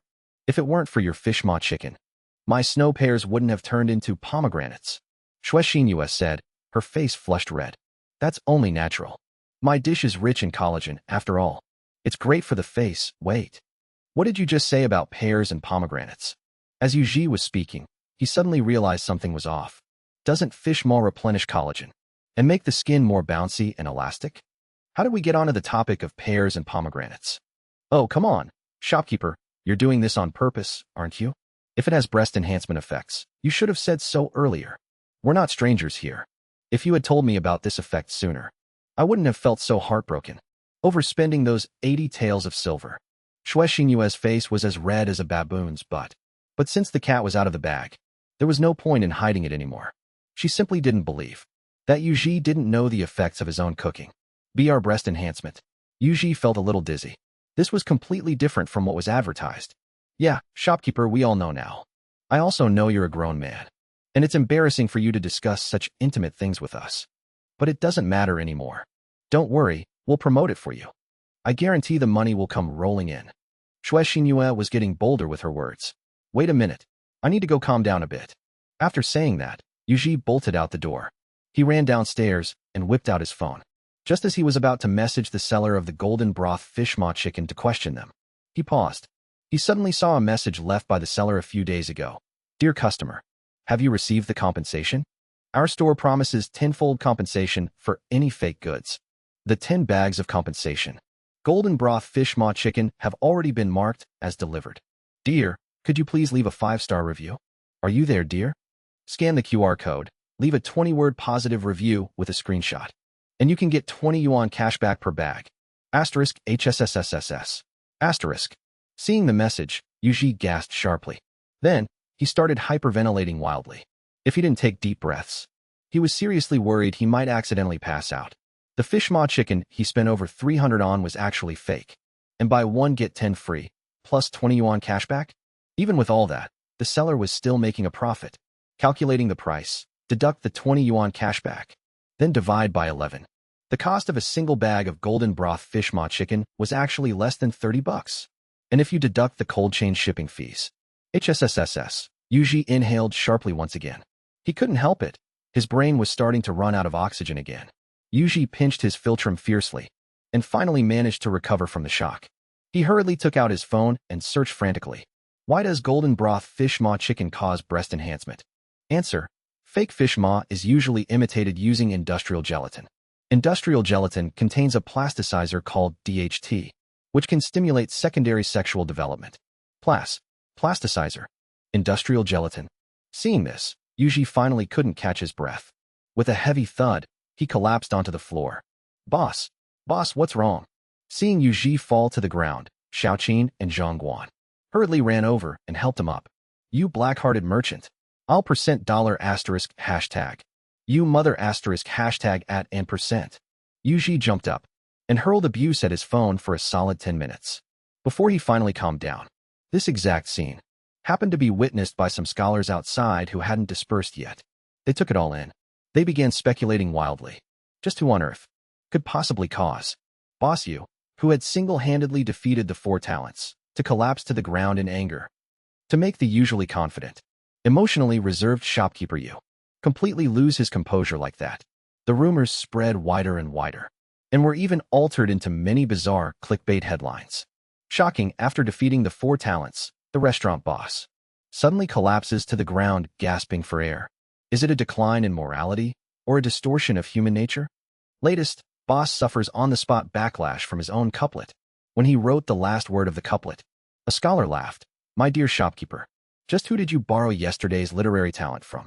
Breaking, gasping sounds heard from the tavern late at night. Is it a scholar's revenge, or a decline in morality? The night he matched the absolute couplet of the ages. The boss collapsed to the ground, bleeding from all 7 orifices. muttering, "See, could it be? They aren't human?"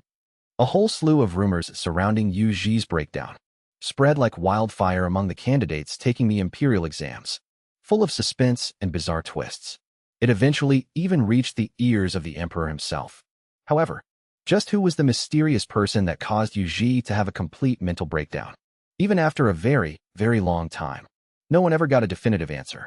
Some said it was Zhao Yi, that he had saved face for shopkeeper Yu downstairs, and only truly began their showdown after heading upstairs. Unfortunately, this theory was explicitly denied by the man himself, Mr. Zhao. Others speculated that it was a hidden martial arts master lurking in the shadows. There were countless other theories, but ultimately, it remained an unsolved mystery. Stomp, stomp, stomp, inside the restaurant. Yu Ji had no idea just how wildly the rumors were spreading outside. He only felt an overwhelming sense of doom. This stuff was actually eaten by the daughter of the Vice Minister of Revenue. It'd be fine if nothing went wrong. But if something did, how could his restaurant stay open? Would he even be allowed to stay in business? They'd definitely send someone to shut his place down. Bam! Kicking the door wide open. Yu Ji arrived just in time to see Zhao Wu blissfully swallowing the very last mouthful of the golden soup. No. Yu Ji reached out desperately, a helpless look on his face. Delicious. Zhao Wu licked his lips in absolute satisfaction. Sister Shui was right. The food at this restaurant is truly a first-class delicacy in this world.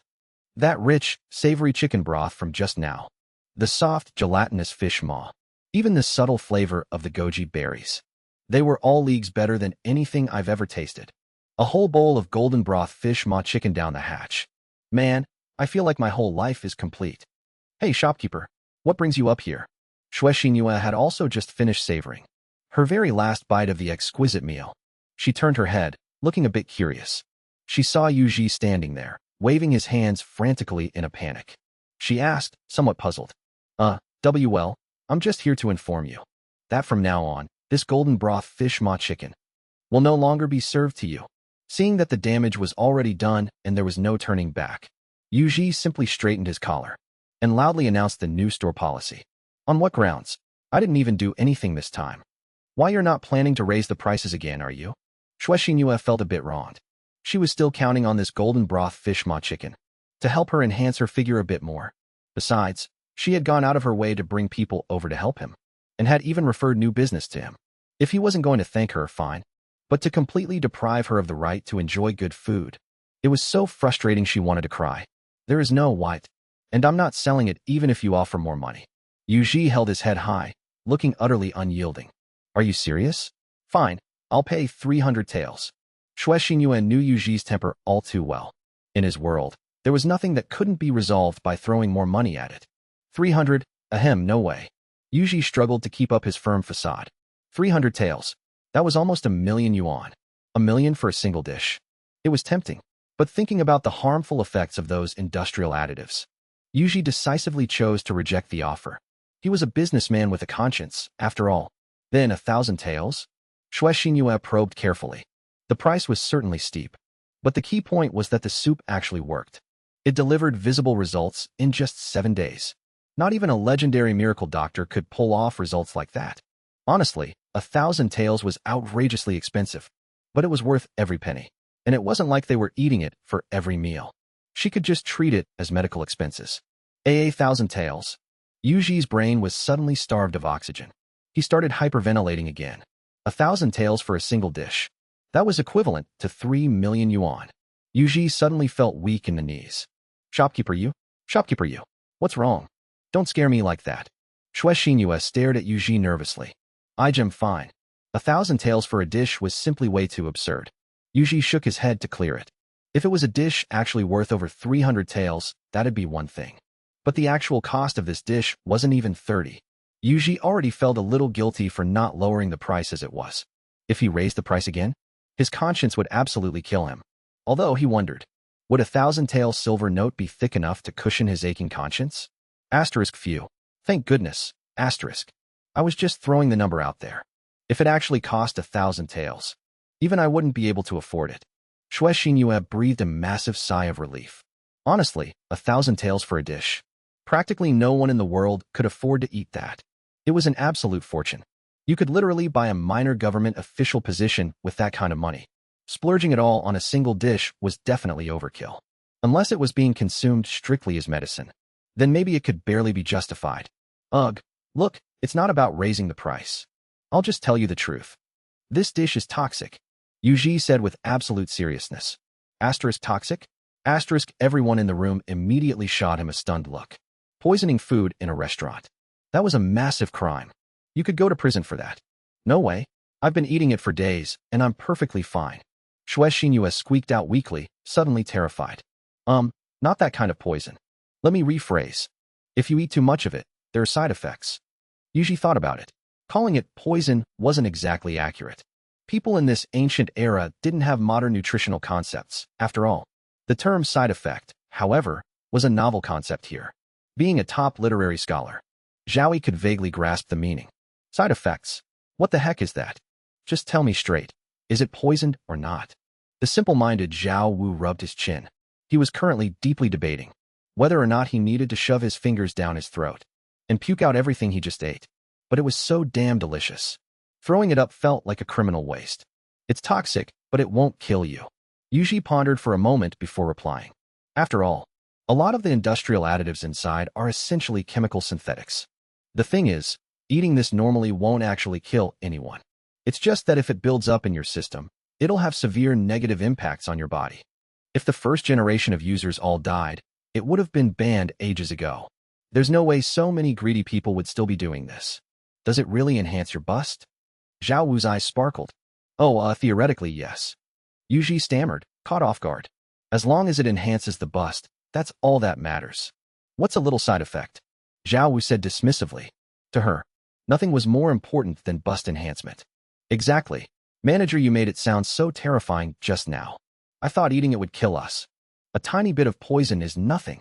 As the saying goes, all medicine is 30% poison. If it could really produce magical effects out of thin air, then that would be the work of gods. As long as there's no major impact. These are all trivial matters. To use Manager Yu's own words. It's just a side effect. Zhaoi also stepped up and said, yeah, exactly. It'd be weirder if there were no issues at all. Shue Xinhua chimed in. She let out a sigh of relief. After all, she was the one who had eaten the most. If something really went wrong, she'd be the one dying the most horrible death. The way the boss had paused for dramatic effect had almost scared her to death. You guys do have a point. But you still can't eat it. Yuji was somewhat convinced by their logic. Talking about toxicity without considering the dosage was basically just spouting nonsense. Even eating a ton of bananas could give you potassium poisoning. It wasn't like they were eating it every day, so it shouldn't be a big deal. Why can't I? I'm not afraid of poison. Shue Xinhua was speechless. Why was she suddenly the exception again? Let me put it this way. This thing I made, strictly speaking, doesn't just enlarge breasts. Its actual function is to stimulate secondary development. Secondary development, got it? Yuji asked.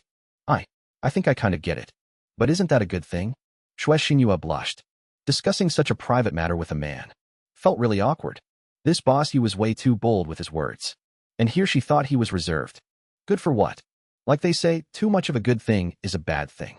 If you eat it in moderation for a few meals, it definitely promotes development. But if you overeat, it turns into an inhibitor.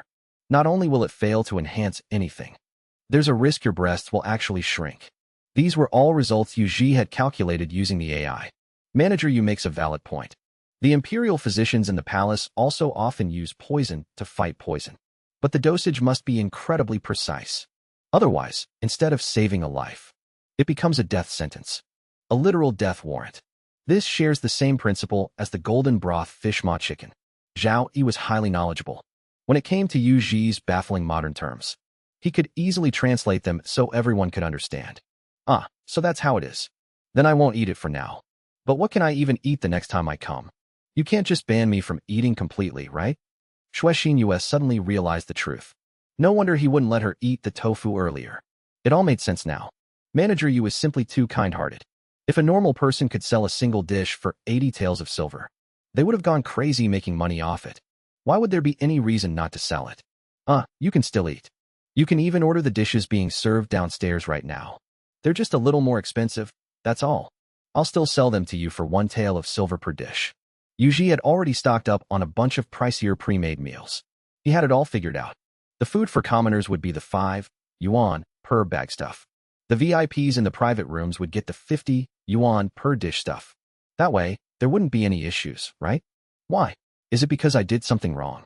Shui Xinyue wanted to cry, but had no tears. Why should she have to pay extra? They'd known each other for so long. Why was he still mad at her? I told you already. The dishes sold for 50 copper coins are unsanitary. The ones sold for 1 tael of silver are carefully prepared using premium ingredients with strict control over food safety and quality. They are clean and hygienic. I'm doing this for your own good. Heaven is my witness. Yuji was genuinely looking out for these princesses and rich young misses. Charging them premium prices was simply to make them eat less of it. After all, they were just pre-made meals.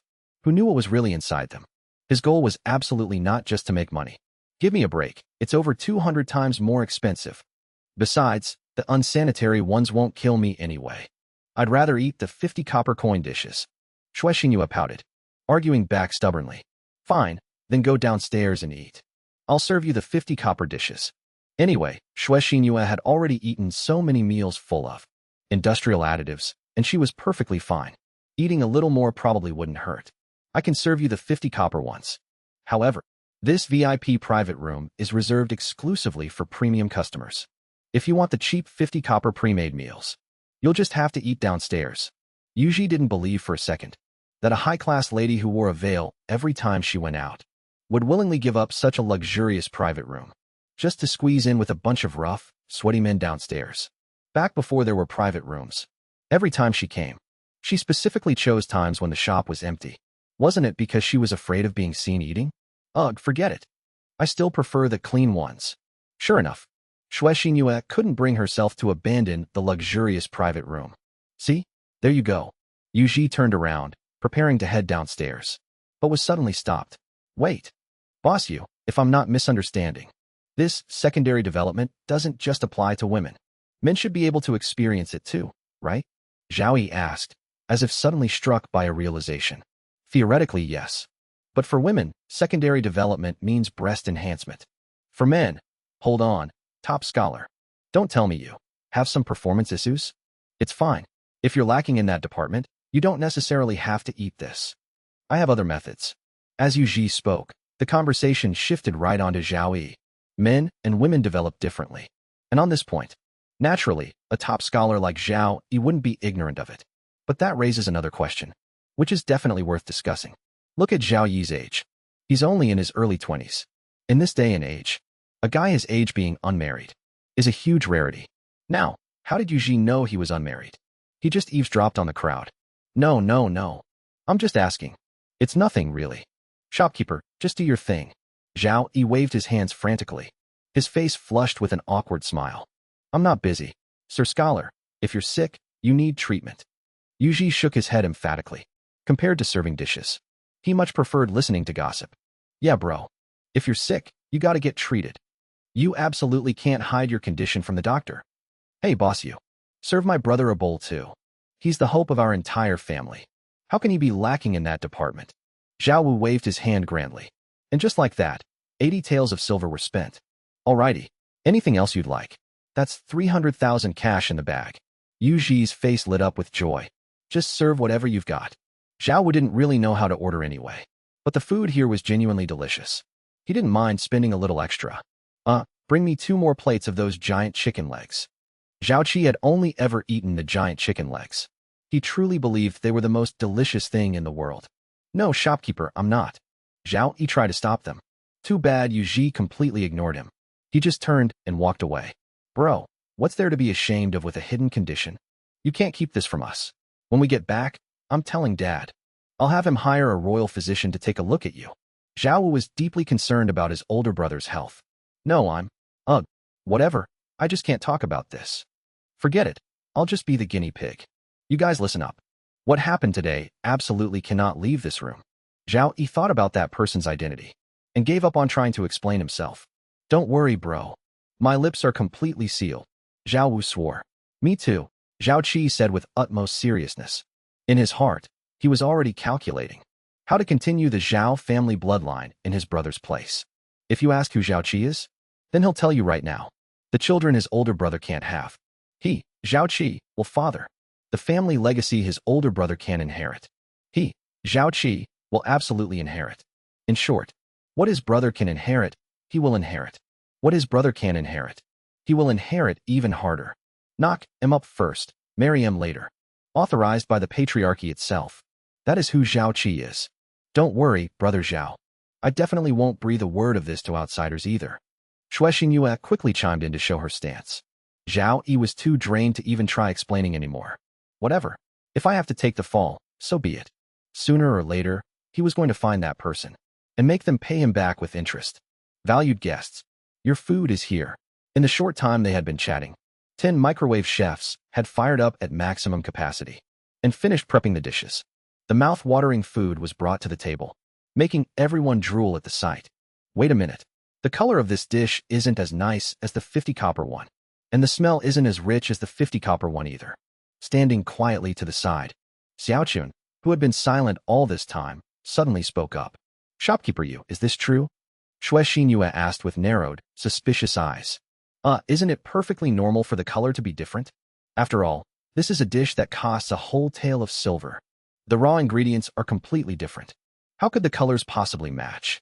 Yu Ji wiped the sweat from his forehead. How was he supposed to explain this? That the cheap dishes downstairs were packed with industrial food coloring. To make them look prettier? If he said that out loud, it wouldn't just sound ridiculous. The main problem was that they wouldn't understand a damn word of it.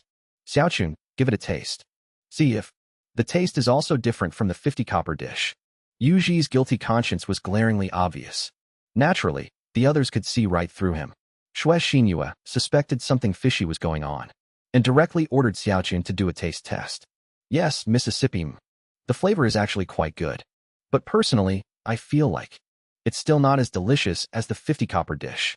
Xiaochun reached a conclusion after just one bite. Shopkeeper Yu, I demand an explanation. This is a dish that costs 1 tael of silver. Why isn't it as good as the 50 copper one? Shui Xingyue glared furiously at Yu Ji. Imagine going to a high-end restaurant, dropping 300 grand on a dish, only to find out it tastes worse than a $5 scoop of slop from a street stall. No one could stomach that. Well, about that. Isn't it because it's healthy?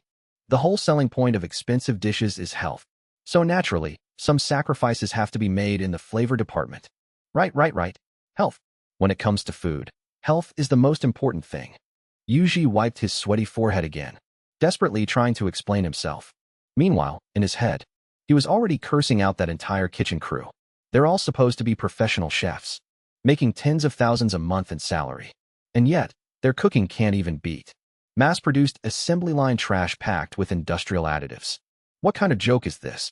And those crooked merchants using all those additives, skipping out on proper ingredients and real spices, just for one single dish.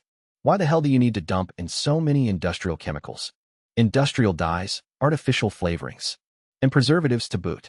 They jam half the damn periodic table into a single plate of food. And the worst part? It actually tastes amazing. This is just ridiculous. We spent a whole tael of silver. The food here shouldn't taste worse than the cheap 50 copper stuff, right? Shui Xingyue still felt a bit indignant. But, doesn't this include the fee for the private room? If it's really unacceptable, how about you eat downstairs? Yu Ji didn't know what else to do either. With no other choice, he had to pull out his trump card. Forget it. The boss is right. Health comes first. Besides, from what Xiaochun was saying, the taste really isn't that much different, right? Zhao Yi quickly stepped in to smooth things over. He had eaten dishes prepared by the imperial kitchen for the emperor. How should he describe those dishes? They were guaranteed to be natural, healthy, and beautifully presented. But the taste, it always felt like it was lacking a little something, even though the ingredients and the chefs were absolutely 1 in a million. So, sometimes, if you want to eat healthier, the flavor might indeed take a slight hit. The taste really isn't that different. Or maybe that's just my personal, subjective feeling. Xiaochun didn't dare to speak too absolutely at this point. After all, they were both delicious. As for which was better, how could a lowly maid like her dare to judge? Right. The taste is about the same. It's just, the folks downstairs are a bit rougher, so they use heavier seasoning. So the food might be a bit saltier. Those who dine in the private rooms are refined and elegant. Naturally, their palates prefer something a bit lighter. Yu Ji quickly rolled with it and hastily improvised this excuse. Is that so? Shui Xingyue frowned, but she more or less accepted the explanation. Although she was still a little annoyed, the moment she actually tasted the food, all her annoyance vanished into thin air. This food is way too delicious. The previous few times, Yuji either gave her vegetarian dishes like tofu with scallions, or golden soup fish ma chicken, a slightly sweet, beauty-enhancing dish. But none of those were dishes famous for their robust flavor. How could they compare to kung pao chicken, or twice-cooked pork, dishes that had withstood the test of the market and emerged as top-selling favorites? Just one bite, and she was completely, hopelessly hooked. As for Zhao Qi and Zhao Wu next to her, they were already chowing down with absolute delight. What kind of heavenly flavor is this? It completely blows those grand restaurants in the capital out of the water, compared to the dishes in front of them. That stuff is pure garbage. The chefs who cooked them should just fall on their swords in shame. Only Zhao Yi sat to the side without making a move. He was a refined scholar, after all. He had never had much of an appetite for food. Indulging in the desire for food not only wasted time, but also made it easier to expose one's weaknesses. So he had always been highly disciplined. Moreover, during his usual social outings, the food at grand restaurants never sparked much desire in him anyway. He didn't believe there was any dish out there that he could truly love. Just watching his younger siblings eat so happily in front of him was good enough for him. However, he had been out for most of the day, and his stomach was indeed feeling a bit empty. He glanced at the dishes on the table. The kung pao chicken was diced to perfection, but picking up the small pieces seemed like too much effort, and it felt more like a bar snack. The twice-cooked pork looked tempting, but it was glistening with grease. Eating it would easily leave his mouth covered in oil, which was beneath his scholarly dignity. His siblings seemed to really love the sweet and sour pork, so he wouldn't fight them for it. As for the stir-fried pork with chili peppers, seeing the others grimacing from the spice, Zhao Yi silently pulled his chopsticks back. He turned his attention to the only relatively normal option left, a chicken leg. But the moment he picked it up, before he even took a bite, an overwhelmingly rich aroma shot straight into his nose. Hey, I have to admit, it really does smell incredible.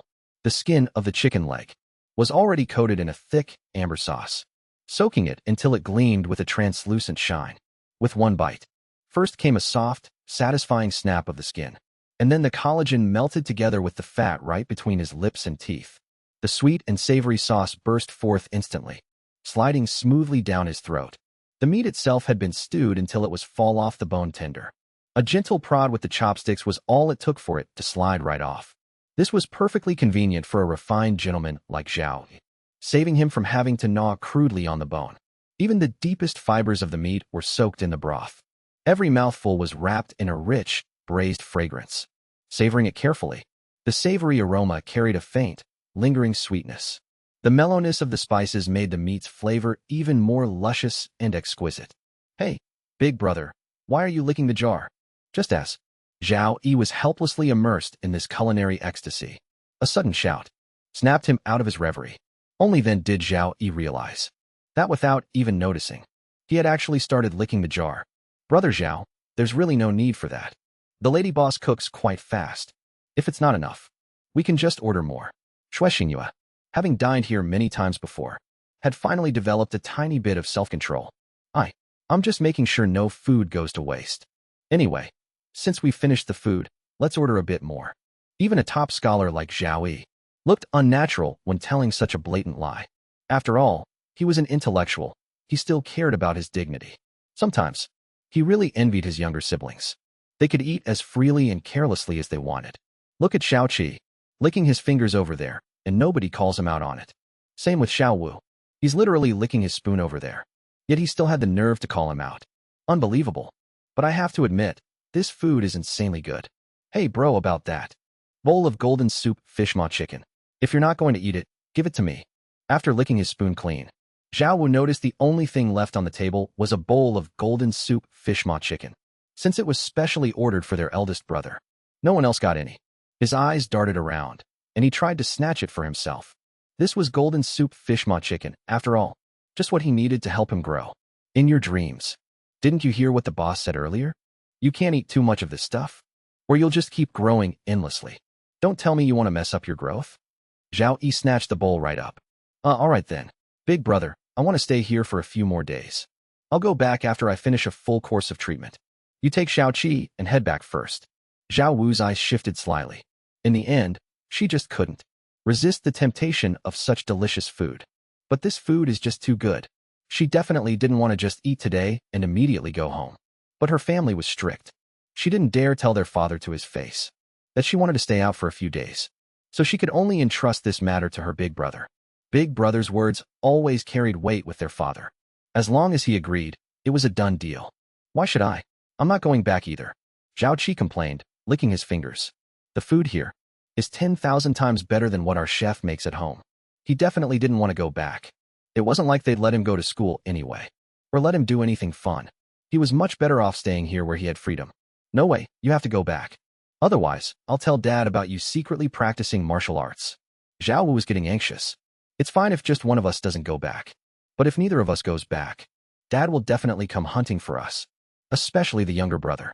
As the male heir and a future top scholar, the family kept a very close eye on him. I don't want to. I don't want to. Even if you tell Dad, it won't matter. Worst case scenario, I'll just stop practicing martial arts. With food this good, who needs martial arts anyway? Just let him stay here and enjoy it for the rest of his life. Oh, you've got nerve, Xiaoqi. Now you dare to disobey me? See if I don't beat you up. Zhao Wu jumped up, hands on her hips. All right, stop arguing. You can all stay. I'll talk to father about it. As long as I'm keeping an eye on you. He won't have any objections. Zhao Yi truly lived up to being the eldest brother. He instantly shut down the siblings' bickering. Wait, big brother, you're staying too? What about your official court duties? Zhao Wu was a bit surprised. The court's affairs aren't urgent. I've been working year-round without a break for over 2 years now. I'll just treat it as taking a long vacation. If something really comes up, they can just send the official documents over by fast horse. Besides, I have proper business here. Proper business that's far more important than the trivial matters at court right now, Zhao Yi said with serious earnestness. Naturally, no one would contradict his words, and the others didn't have any objections either. As long as they could stay, that was all that mattered. As for lodging, there was absolutely no need to worry. The Xue family were the local big shots around here. There was no way they couldn't arrange rooms for a few guests. And so, after a thoroughly delightful meal, it was time for the bill. It unexpectedly came out to a whopping 300 taels. The exorbitant price was absolutely jaw-dropping.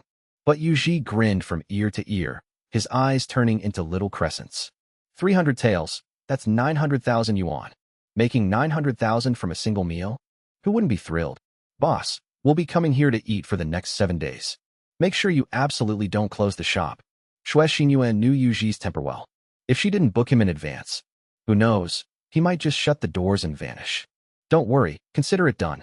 When dealing with such a VIP client's request, Yu Ji was naturally eager to oblige. Oh right, since I'm not allowed to eat the tofu, and I can't have the golden soup peppercorn chicken either, you have to at least prepare some other beauty and skincare dishes for me, right? Xue Xinyue added in a low voice. Just now, watching the Zhao siblings take bite after bite, looking so utterly satisfied, her heart was practically bleeding. Those dishes were the absolute loves of her life. Don't worry, leave it to me. I'll figure something out right away. Yu Ji patted his chest in guarantee. This time, he had to carefully select a supplier. He definitely couldn't repeat his past mistakes. Over the next few days, the four of them didn't miss a single meal. Except for breakfast, of course. After all, trying to get Yu Ji to wake up early was just way too difficult. Aside from the Zhao siblings' table, quite a few new faces appeared in the restaurant. They were all scholars. And not all scholars were poor, either. There were quite a few wealthy ones among them. Yu Ji had eavesdropped on their conversations. They had all heard that Zhao Yi, the top scholar, frequented this restaurant. So they came hoping to bump into him. But it's a pity, after tasting the food at Yu Ji's restaurant, every single one of them completely forgot why they even came. They were too busy licking their plates clean. They didn't even notice when Zhao Yi went upstairs. These relaxing days were truly laid back. Yu Ji even found time to browse online for Xue Xinyue. She just wants breast enhancement, right? Piece of cake. After a quick search around, Yu Ji set his sights on a specific item. A pre-made breast enhancement meal. Soybean stewed pig trotters. Surprisingly, the price wasn't actually that expensive. Of course, it wasn't the super cheap kind either. Only about 100 per bag. The price point seemed quite reliable. As for the quality, the reviews looked pretty good too. This is the one. However, before placing the order, Yu Ji was still a little uneasy. He needed to chat with customer service first. Take out Xiaoyu. Are your pig trotters authentic? Customer service Xiaoju. Dear, guaranteed 100% authentic, dear. Take out Xiaoyu. It's not one of those industrial chemical products, is it? Don't lie to me. I've seen plenty of those. I'll be able to tell with one bite. Customer service Xiaozhu. Of course not, dear. Rest assured, dear. Ours are all made in a central kitchen. Flash frozen and packaged. Safe and reliable. Video attachment. Takeout Xiaoyu. Seeing the video puts my mind at ease. What if they turn out to be fake? Customer service Xiaozhu. 10 times compensation for any fakes, dear. Takeout Xiaoyu. Okay. You guys aren't the kind of seller that just drop ships blindly, right? Customer service Xiaozhu. Not at all. Dear, we ship everything out normally. And our shop supports a 7-day, no-reason refund policy. You can always get a refund, dear. That shouldn't be a problem then. Hearing this, Yuji finally felt relieved. I even offer a 7-day, no-questions-asked refund policy. What else is there for him to say? I just went ahead and bought 100 portions of pre-made meals in one go. I can't help it. I've just been making way too much money lately. Just the golden broth Sichuan pepper chicken alone sold over a dozen portions. Of course, since I'm getting paid in silver, I haven't been able to convert it all into modern currency yet. And I just raked in another 300,000 from the Taoists' medicinal herbs. Making all this money while being so busy running the shop. I literally have no time to go out and spend it. Sigh, it's tough. Being a person is just too damn hard. Making money is hard, but spending it is even harder. Rumble, rumble. The clattering of wooden wheels echoed down the street. Along with the rolling wheels came a very familiar shout. Boss, hurry, hurry, hurry. Bring out the food. Bring out the massive portions. Serve it up quick. Yuji looked up. Surprisingly, it was Wang Zhen, whom he hadn't seen in a while. He was currently directing his escort guards to transport the cargo back to their station. Yo, young Master Wang. Long time no see. What took you so long to get back? Yuji poked his head out and asked. Ugh, don't even mention it. We ran into some trouble on the road and got delayed. Thank God we had your instant noodles to help us out, shopkeeper you. Otherwise, this escort mission would have been a living hell. Anyway, enough about that. Get some food ready for us first. We'll head over to eat in a bit.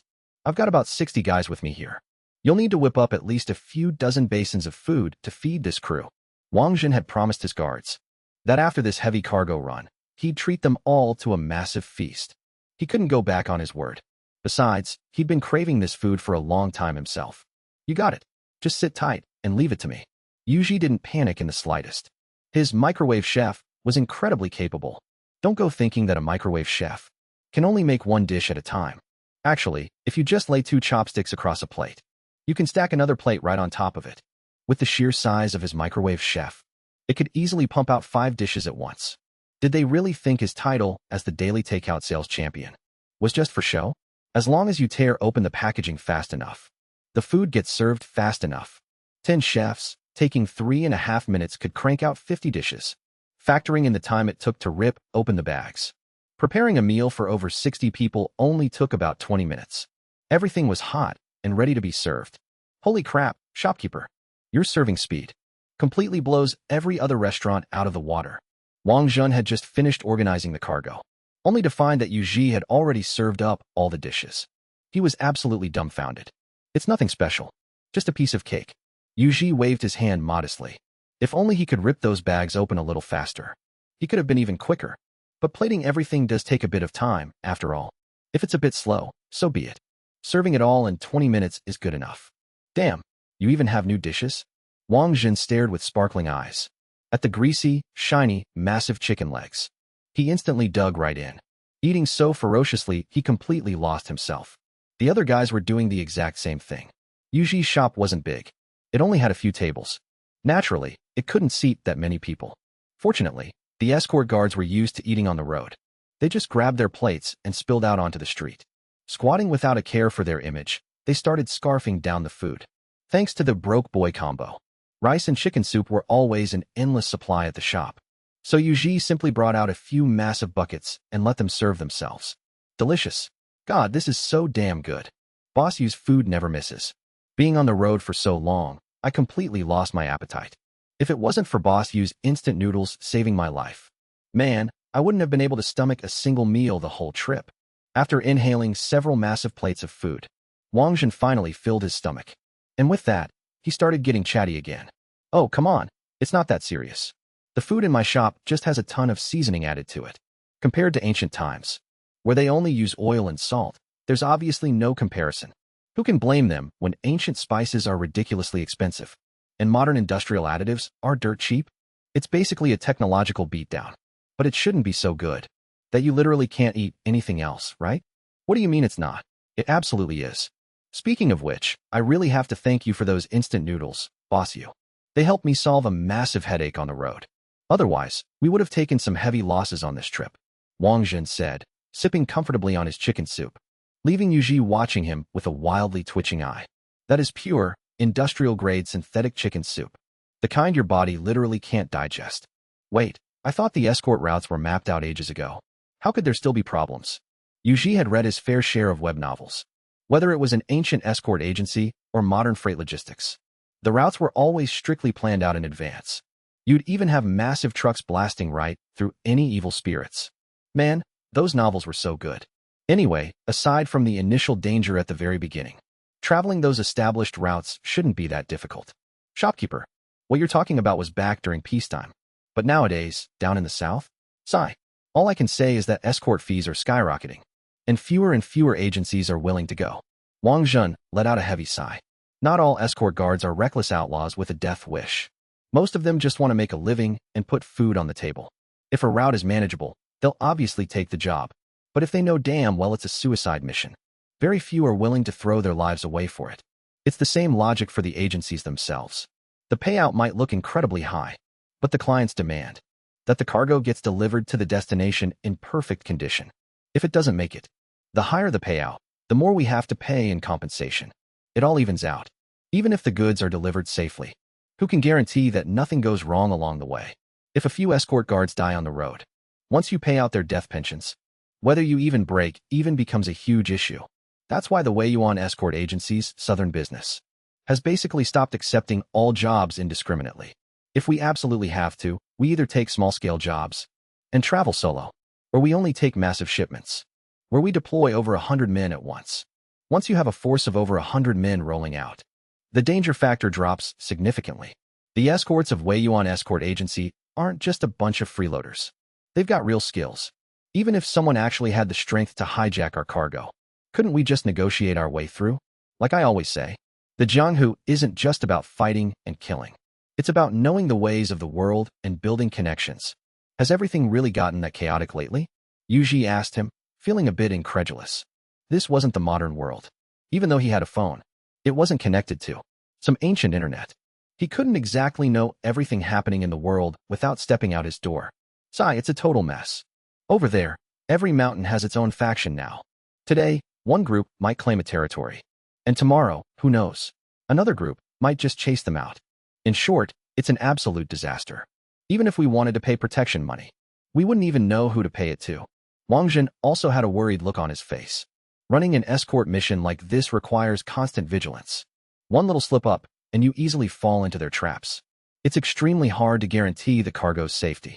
But as luck would have it, none of the capable guys in the agency want to show their faces. Left with no other choice, the young master himself had to step up. Who can blame him? The agency belongs to his family. If the young master doesn't handle it, who will?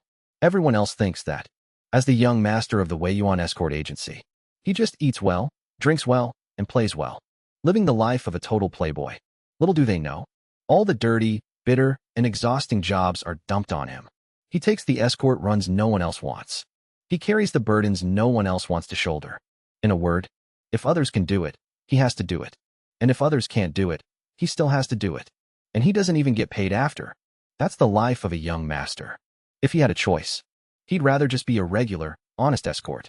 At least it wouldn't be so stressful. Doesn't the government care? Yuji asked, a bit puzzled. Isn't the great Qin dynasty still in power? The thing is, it's all peace and prosperity on his end. He hasn't felt that sense of chaos at all. Care my ass. They can't even fend for themselves. Rebel armies have already cropped up in the south. Several cities have already fallen. They're not even calling for reinforcements, let alone having the energy to manage these things. Besides, when I came back, a drought started hitting the south again. There's an 80% chance of a bad harvest this year. Who knows how many people will starve once winter comes? Sigh, this damn era. Wang Jun took a sip of chicken soup and sighed heavily. The situation in the south. Has it really gotten that bad? A clear voice rang out. It turned out to be Zhao Yi. They had come downstairs. And this is, all right. Who he is isn't important. I'm mainly curious why they're coming down from upstairs. Wang Jun was a bit baffled. This restaurant actually has a second floor? Then what's the deal with him eating downstairs every day? He was the shop's very first customer. This is the top scholar from the last imperial exam, Zhao Yi. As for why they're upstairs, the menu prices upstairs are different from downstairs. Just that kung pao chicken in your hands. It costs a whole tail upstairs. If you want to go up, be my guest. Yuji gave a brief introduction. I think downstairs is perfectly fine. The moment he heard the price, Wang Jun, who was feeling pretty indignant just a second ago, instantly deflated. Money is hard to make these days. Running a crew is no joke. Everything is just difficult. Paying 20 times the price just for a private room? That's a total ripoff. It's not like you can't eat downstairs. Might as well save a bit where I can. I'll be buying those instant noodles later. And who knows how much money that's going to cost me. Brother, you just mentioned a severe drought in Jiangnan? Seeing himself being ignored, Zhao Yi wasn't annoyed and asked again.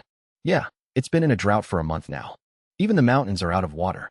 If this keeps up, the crops won't survive. Wang Jun nodded. During the few days since he got back, he had to take turns just fetching a sip of water from the river. Right now, it's the 5th lunar month, which is around July in the Gregorian calendar. It's the absolute hottest time of the year. If the crops lack water right now, they aren't going to last long at all. He could already foresee that. It wouldn't be long before people started eating each other. This is bad. This is really bad. This is a disaster. Zhao Yi smacked the back of his hand against his palm, feeling anxious. It can't be that bad, right? Jiangnan is full of rivers and lakes. Just send people to dig some canals and route the river water into the fields. Wouldn't that solve it? Yuji asked, puzzled. It's not that simple. Once a severe drought hits, the water levels in some riverbeds will drop and narrow. Even the streams will dry up. It's true that you can do that in some places, but in most areas, it's just not an option. Zhao Yi kindly explained. Oh, so you guys don't have reservoirs around here? No wonder. Yuji thought about it. Thinking about the reservoirs in modern cities everywhere, it suddenly made sense to him. He used to think that reservoirs were just for supplying tap water. But thinking about it now, when dealing with severe droughts, these reservoirs actually play a massive role. What is a reservoir? Zhao Yi asked, a bit confused. In their era, they didn't have such advanced concepts. It's basically digging a giant pit to intercept the water flow. During the rainy seasons, you store the surplus water. Of course, you also need to leave an opening, so the water can flow through normally. Then, when there's less rain, you use the water in this giant pool to irrigate the crops and stuff. The benefit of this is, you can artificially control the water levels. And when it really comes in handy, just open the gates and release the water. Plus, you can build several of these. That way, there will be enough for everyone. But this kind of thing needs to be prepared in advance. It's too late for you guys to do it now. Yuji shook his head, sighing with a bit of regret. Besides, with the technology available in this era, building a reservoir is incredibly difficult. In modern times, we have a miraculous thing called reinforced concrete to help out. That's what makes it relatively easy. But you don't have that stuff here. I can't even say for sure how good your steel-making skills are. Building a reservoir would rely entirely on rammed stone foundations. That multiplies the difficulty exponentially. As expected of shopkeeper you truly possess great talent to actually come up with something as brilliant as a reservoir. Zhao Yi's eyes sparkled with excitement. Why hadn't he thought of something so brilliant? Reservoir, what a fitting name. It's really nothing. I just thought of it off the top of my head. Just a passing thought. Yuji felt a little awkward. He really didn't expect to be praised so highly just for tossing out a couple of words. Then, why don't you think about it a little more and see if there's any solution for the drought in Jiangnan? Zhao Yi's tone had become incredibly respectful. What could I possibly do? Let me be completely honest with you. There are so many officials in the imperial court. They've all fought their way to the top, defeating countless other talents to get there. Their intelligence is beyond question. You could say that a solution proposed by any one of them would work. The biggest problem is how the method is implemented. And who implements it? An idea is ultimately just an idea. If there's no one to execute it perfectly, even the best solution will just turn into a massive joke in the end. Yuji shook his head. There are plenty of ideas. Since there are refugees, the simplest method is to hoard grain in advance for disaster relief. Since there are rebel armies, just wipe them out. Let the common folks live in peace. But the problem is, when you actually try to execute these plans, the issues become massive. Why do the commoners rebel? Isn't it because the exploitation is so severe they can't survive? If you could actually give them enough to eat, who would risk their lives doing something that'll get their heads chopped off? But unfortunately, there are some people who, just for their own petty interests, line their own pockets. They refuse to let go. It's the same with disaster relief. The court allocates funds for the disaster. The money allocated is definitely enough. But by the time it reaches the commoners, why are they only getting watery porridge? Some can't even get that. They're forced to join the rebels out of sheer desperation. Where did all that money go? Whose pockets did it fill? The people can't afford to eat, so they rebel. And they only rebel so they can have a full meal. The catch is, the court already allocated relief funds. But when faced with rebels, their only option is to suppress them. Everyone feels wronged. Everyone is forced by circumstances. And so, it becomes an unsolvable dead end. Shopkeeper you, your words are truly profound. However, it is getting late today. I have urgent matters to attend to, so I will take my leave. Everything Yuji said was the absolute truth. How could Zhao Yi not know this? But it was a problem he truly couldn't solve. Right now, his only option was to head into the palace first, report the details of the severe drought in Jiangnan, and see if they could come up with a countermeasure. It wasn't that the imperial court couldn't gather intelligence. It was mostly because many officials only reported the good news and hid the bad. A few days of drought wasn't taken seriously at all. Only when the drought escalated into a full-blown disaster and could no longer be covered up would they finally report it. Only from people like Wang Zhan, who had just come from Jiangnan, and from the mouths of the commoners, could one hear something closest to the cruel truth. Otherwise, even if someone honestly wrote in a memorial that it had been dry for a few days, no one would take it seriously. Go on, go on. Be careful on the road. Yuji waved his hand enthusiastically. This guy was already considered one of his top clients. In just 7 short days, he had brought him at least a couple million in revenue. Holy crap, he's going to the palace? Is he really the top scholar from the last imperial exam, Zhao Yi?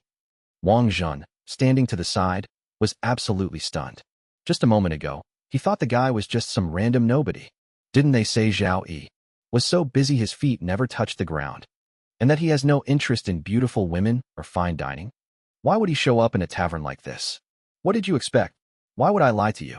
Yuji rolled his eyes. So all his introductions earlier were just a waste of breath. I just thought. Ugh, whatever. It doesn't matter. Let the big shots up top worry about the disasters. As long as we look out for ourselves, we're good. Wang Zhan waved it off carelessly. Exactly. Taking care of ourselves is hard enough. Actually, you came back at the perfect time. I've been meaning to ask you something these past few days. Yuji had been wanting to understand what the deal was with martial artists in this world. He just hadn't found the right person to ask. This Wang Zhan showed up at the perfect moment. What question? Wang Zhan asked, clearly puzzled. Since when was he the type to give people answers? I just wanted to ask, what exactly is the deal with martial artists in this world? Can they really fly and tunnel through the earth? Yuji threw out the questions that had been bugging him for days. Listen to yourself. Where did you even hear that? If we could fly and tunnel through the earth, why would we bust our asses working as escorts? Wouldn't it be better to just fly there? Martial artists just train hard to strengthen their bodies. We just jump a little higher and farther than regular folks, that's all. Wang Zhan shook his head. How much higher? How much farther? Yuji pressed, wanting to get to the bottom of it. Take me, for example. Leaping 40 feet forward in a single bound is no problem. But height is a different story. Without a running start or pushing off anything, I can jump about 10 to 13 feet straight up. Wang Zhan said modestly.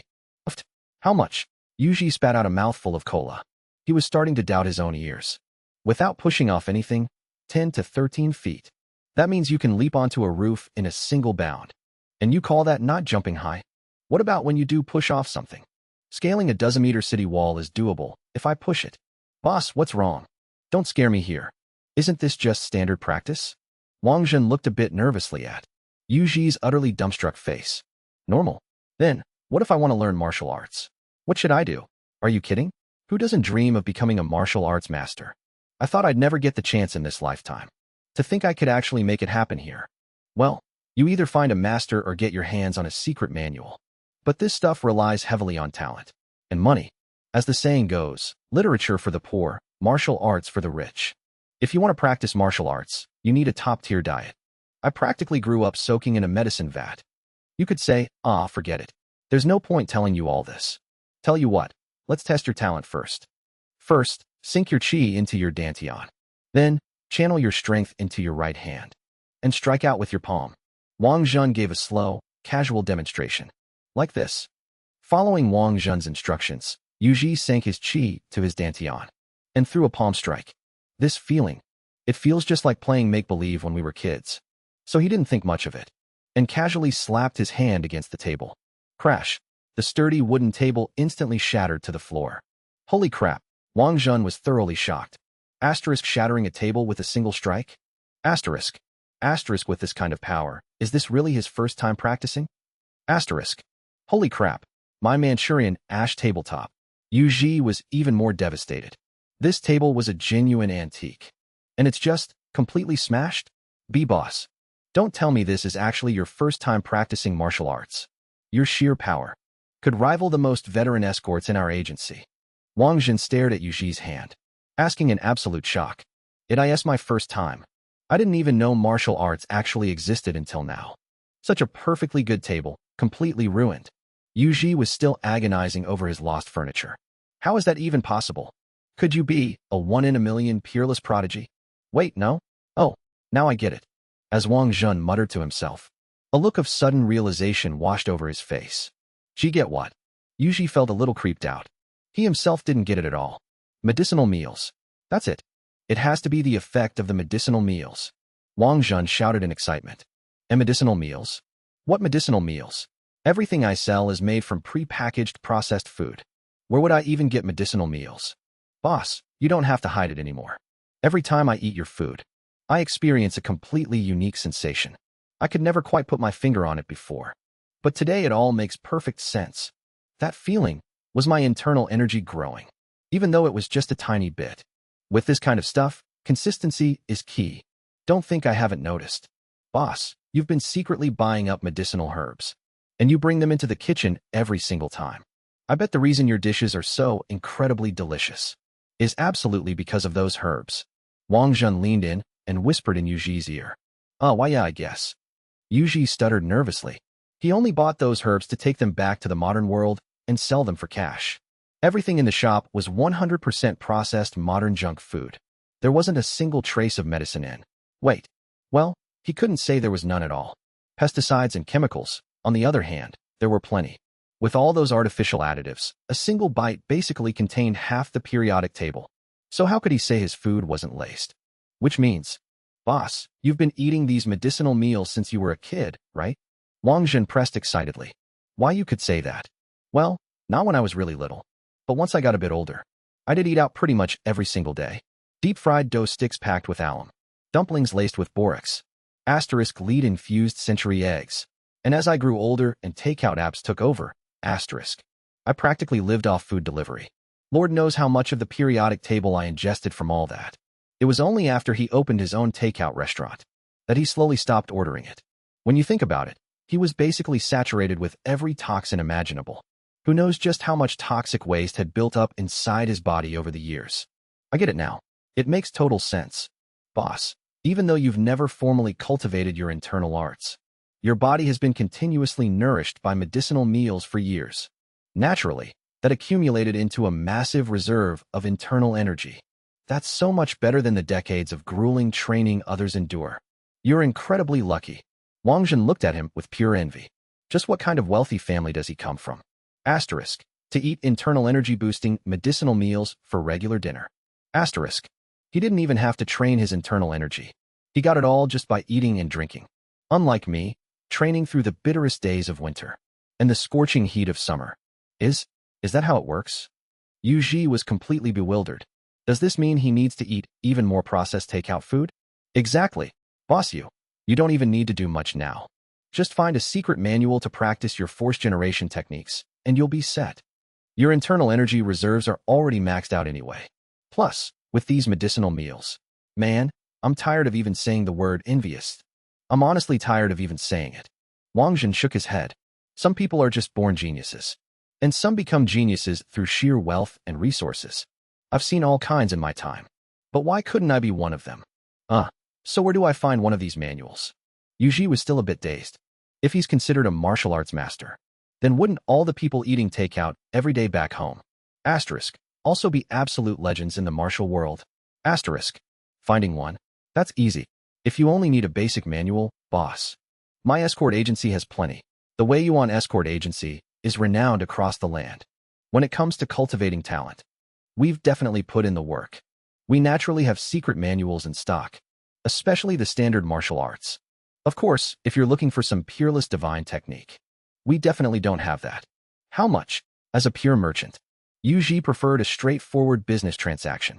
Oh, that's easy. Basic manuals aren't worth much anyway. Boss you, if you bought it anywhere else, it'd cost you a tael of silver at most. I won't charge you any silver. I'd just like to trade it for some instant noodles. It wasn't that Wang Jun didn't want to hike up the price for his own goods. The main issue is that basic cultivation methods are basically a dime a dozen. There's no hiding that. They're bound to figure it out sooner or later. And when they do, this partnership will go up in smoke. No amount of backpedaling will save it. He's in this for the long haul, after all. Better to just play it smart and keep things authentic. Instant noodles, on the other hand, are a breeze to make. But why do you even want that stuff? One pack isn't enough to fill you up, but 2 packs are too much to finish. Besides, didn't I just give you a whole case last time? Did you guys seriously polish it off already? Yuji gave him a weird look. You know, instant noodles are fine for an occasional snack. And yeah, they smell amazing. But if you actually treat them like regular meals, your body is going to start screaming in protest. Little did he know, Wang Jun's crew was literally rationing 1 pack every few days. Wait, no, multiple guys were sharing a single bite. Under those conditions, how could it not taste divine? Look, shopkeeper you. Take a look at my caravan. I've got dozens of men. That case you gave us last time wasn't even enough to fill the gaps in my brother's teeth. Not to mention, mountain bandits robbed us of several packs on the way. It's not enough. It's nowhere near enough. Wang Jun wailed miserably. Bandits didn't rob you of your gold and silver, but they robbed you of your instant noodles? Yuji stared at Wang Jun, his eyes brimming with utter disbelief. Was there something wrong with the bandits' brains? Or was Wang Jun the one who'd lost his mind? You just don't understand how incredibly delicious those instant noodles are. I'm literally relying on them just to pass through the roads safely now. Ever since the Heavenly Wolf stronghold started spreading rumors about the instant noodles, all the other bandit camps started coming to me, too. Everyone wanted a taste to see what the big deal was. And as a result, 1 bowl of noodles later, they stopped asking for toll money altogether. They've universally switched to demanding a noodle toll instead. So here I am, rushing back as fast as I humanly could. I was terrified that if I didn't get back soon, my entire escort agency would mutiny. Those were meant to be our personal rations. And just like that, the bandits snatched them all away. Where's the justice? Where's the law? What, the noodle toll? Seriously? Yuji's face twitched violently. It's just a 2 renminbi and 50 cents pack of instant noodles. Are they seriously losing their minds over this? Shopkeeper, are those instant noodles hard to make? Wang Jun looked visibly anxious. He was terrified that Yuji wouldn't be able to produce enough noodles for them. If that happened, they'd be in serious trouble. Well, it's not exactly difficult. The corner of Yuji's mouth twitched again. He had no idea how hard instant noodles were to actually manufacture. But running to the supermarket to buy them, that wouldn't even take him 10 minutes on foot. Oh, thank God. That's a relief. I know the tavern's rules state that food isn't allowed for takeout. Since the instant noodles are the only exception to that rule, I completely understand if the price is a bit steep. Tell you what, I'll pay 100 copper coins per pack. Wang Jun rubbed his hands together, practically buzzing with excitement. His only fear was that the noodles were incredibly difficult to produce. That would have spelled disaster for his supply line. But hearing Yuji's reassurance put his mind completely at ease. Listen, about those instant noodles. Yuji really wanted to just blurt it out. Instant noodles only cost 2 renminbi and 50 cents. Even my secret recipe, vegetable side dishes, are only 5 renminbi a pack. If you convert the currency, you could easily buy a pack for a mere 25 copper coins. Unfortunately, before he could even get the words out, Wang Jun cut him off. I know. A magical delicacy like this is definitely worth way more than that. But if the price gets too high, my brothers and I simply won't be able to afford it. Boss you, for the sake of our past friendship and ongoing partnership, please, just lock the price in at 100 copper coins. Wang Jun probed cautiously, watching Yuji's reaction. No, look, what I'm trying to say is, Yuji still felt it was absolutely necessary to explain the actual value. Say no more. I completely understand. How about this? I have an elixir pill here that directly enhances one's cultivation. I managed to beg it off the monks at the Grand Dharma Temple. It's incredibly precious. I've held on to it for a long time because I couldn't bear to use it myself. But today, I'm willing to part with it. Shopkeeper, I insist you accept this. I don't mean anything by it. I just want to know if we can lock in this deal for the instant noodles. And firmly cap the price at 100 copper coins per pack. Please, don't raise it any higher. Wang Zhen gritted his teeth. He fished a small porcelain bottle out of his pocket and handed it over to Yu Ji, his face contorted in sheer heartache. An elixir pill that boosts cultivation. Yu Ji's eyes instantly lit up. He'd just been stressing over how to test a theory of his. And now, the perfect opportunity had literally dropped right into his lap. Yeah, it's the Great Hua Elixir. Personally refined by Master Fao, the abbot of the Grand Dharma Temple himself. Rumor has it that popping just one of these grants you an entire year's worth of cultivation. It's incredibly rare. Wang Zhen's heart bled so much he was physically twitching. Now this is the good stuff. It can really replace a whole year of bitter cultivation? Is it really that potent? Yu Ji's eyes were practically bulging out of his skull. He couldn't tear his gaze away from this pitch-black little Great Hua Elixir, fondling it lovingly as if he could never bear to put it down. Why yeah. So, about those instant noodles? Wang Zhen prompted carefully. All right. 100 copper coins it is, then. Yu Ji agreed magnanimously. His mind and soul were completely captivated by the Great Hua Elixir right now. He couldn't care less about anything else. Oh, right, shopkeeper you. I heard from Li Qi that you finally started letting people order specific dishes. With the instant noodle crisis resolved, Wang Zhen was feeling pretty ecstatic. And you know how it is when a man gets excited. He just wants to throw back a few drinks. Well, that depends entirely on what I've got in stock. Yu Ji was in a spectacular mood. He certainly didn't mind whipping up a couple of extra side dishes for him. Shopkeeper, if I may speak frankly, the food here at your place is naturally top tier. No complaints there. It's absolute perfection. But the one flaw is, you don't sell booze. I mean, look at these dishes. These are the absolute best bar snacks a guy could ask for. Normally, I'm not fussy about what I order.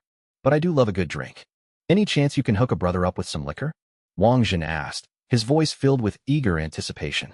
Liquor? Nah, I don't have any. Yu Ji shook his head. Usually, folks getting takeout are just happy with a complimentary soft drink. Who drinks liquor with instant food? Come on, you definitely have some. Wang Zhen pressed persistently. I really don't. Now, if you'd ordered a proper sit-down meal, there might just be a cold one waiting in the fridge for you. If you really don't have any.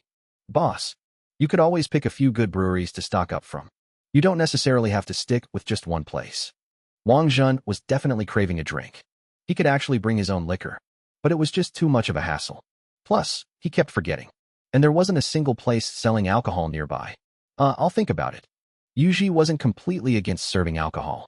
As long as no one became a mean drunk, it was fine. But given his current strength, he probably didn't need to worry about any drunks causing trouble anyway. Great. Boss. When the time comes, don't forget to add a couple of bar snacks. Wang Zhen beamed with joy. Giving him that pill was totally worth it. To be honest, he had possessed that pill for quite a while now. The main reason he hadn't taken it was that strength gained from external sources was never as pure as martial arts cultivated on one's own. A chaotic, impure internal energy would only hinder his performance. But the boss didn't have that worry.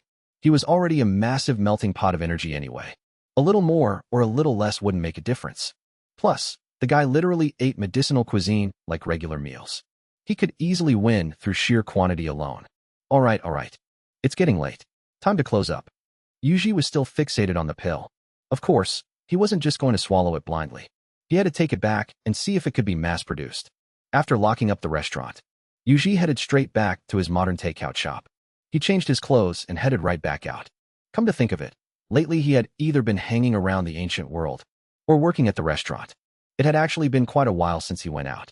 The streets were empty. The bleakness in the air was palpable.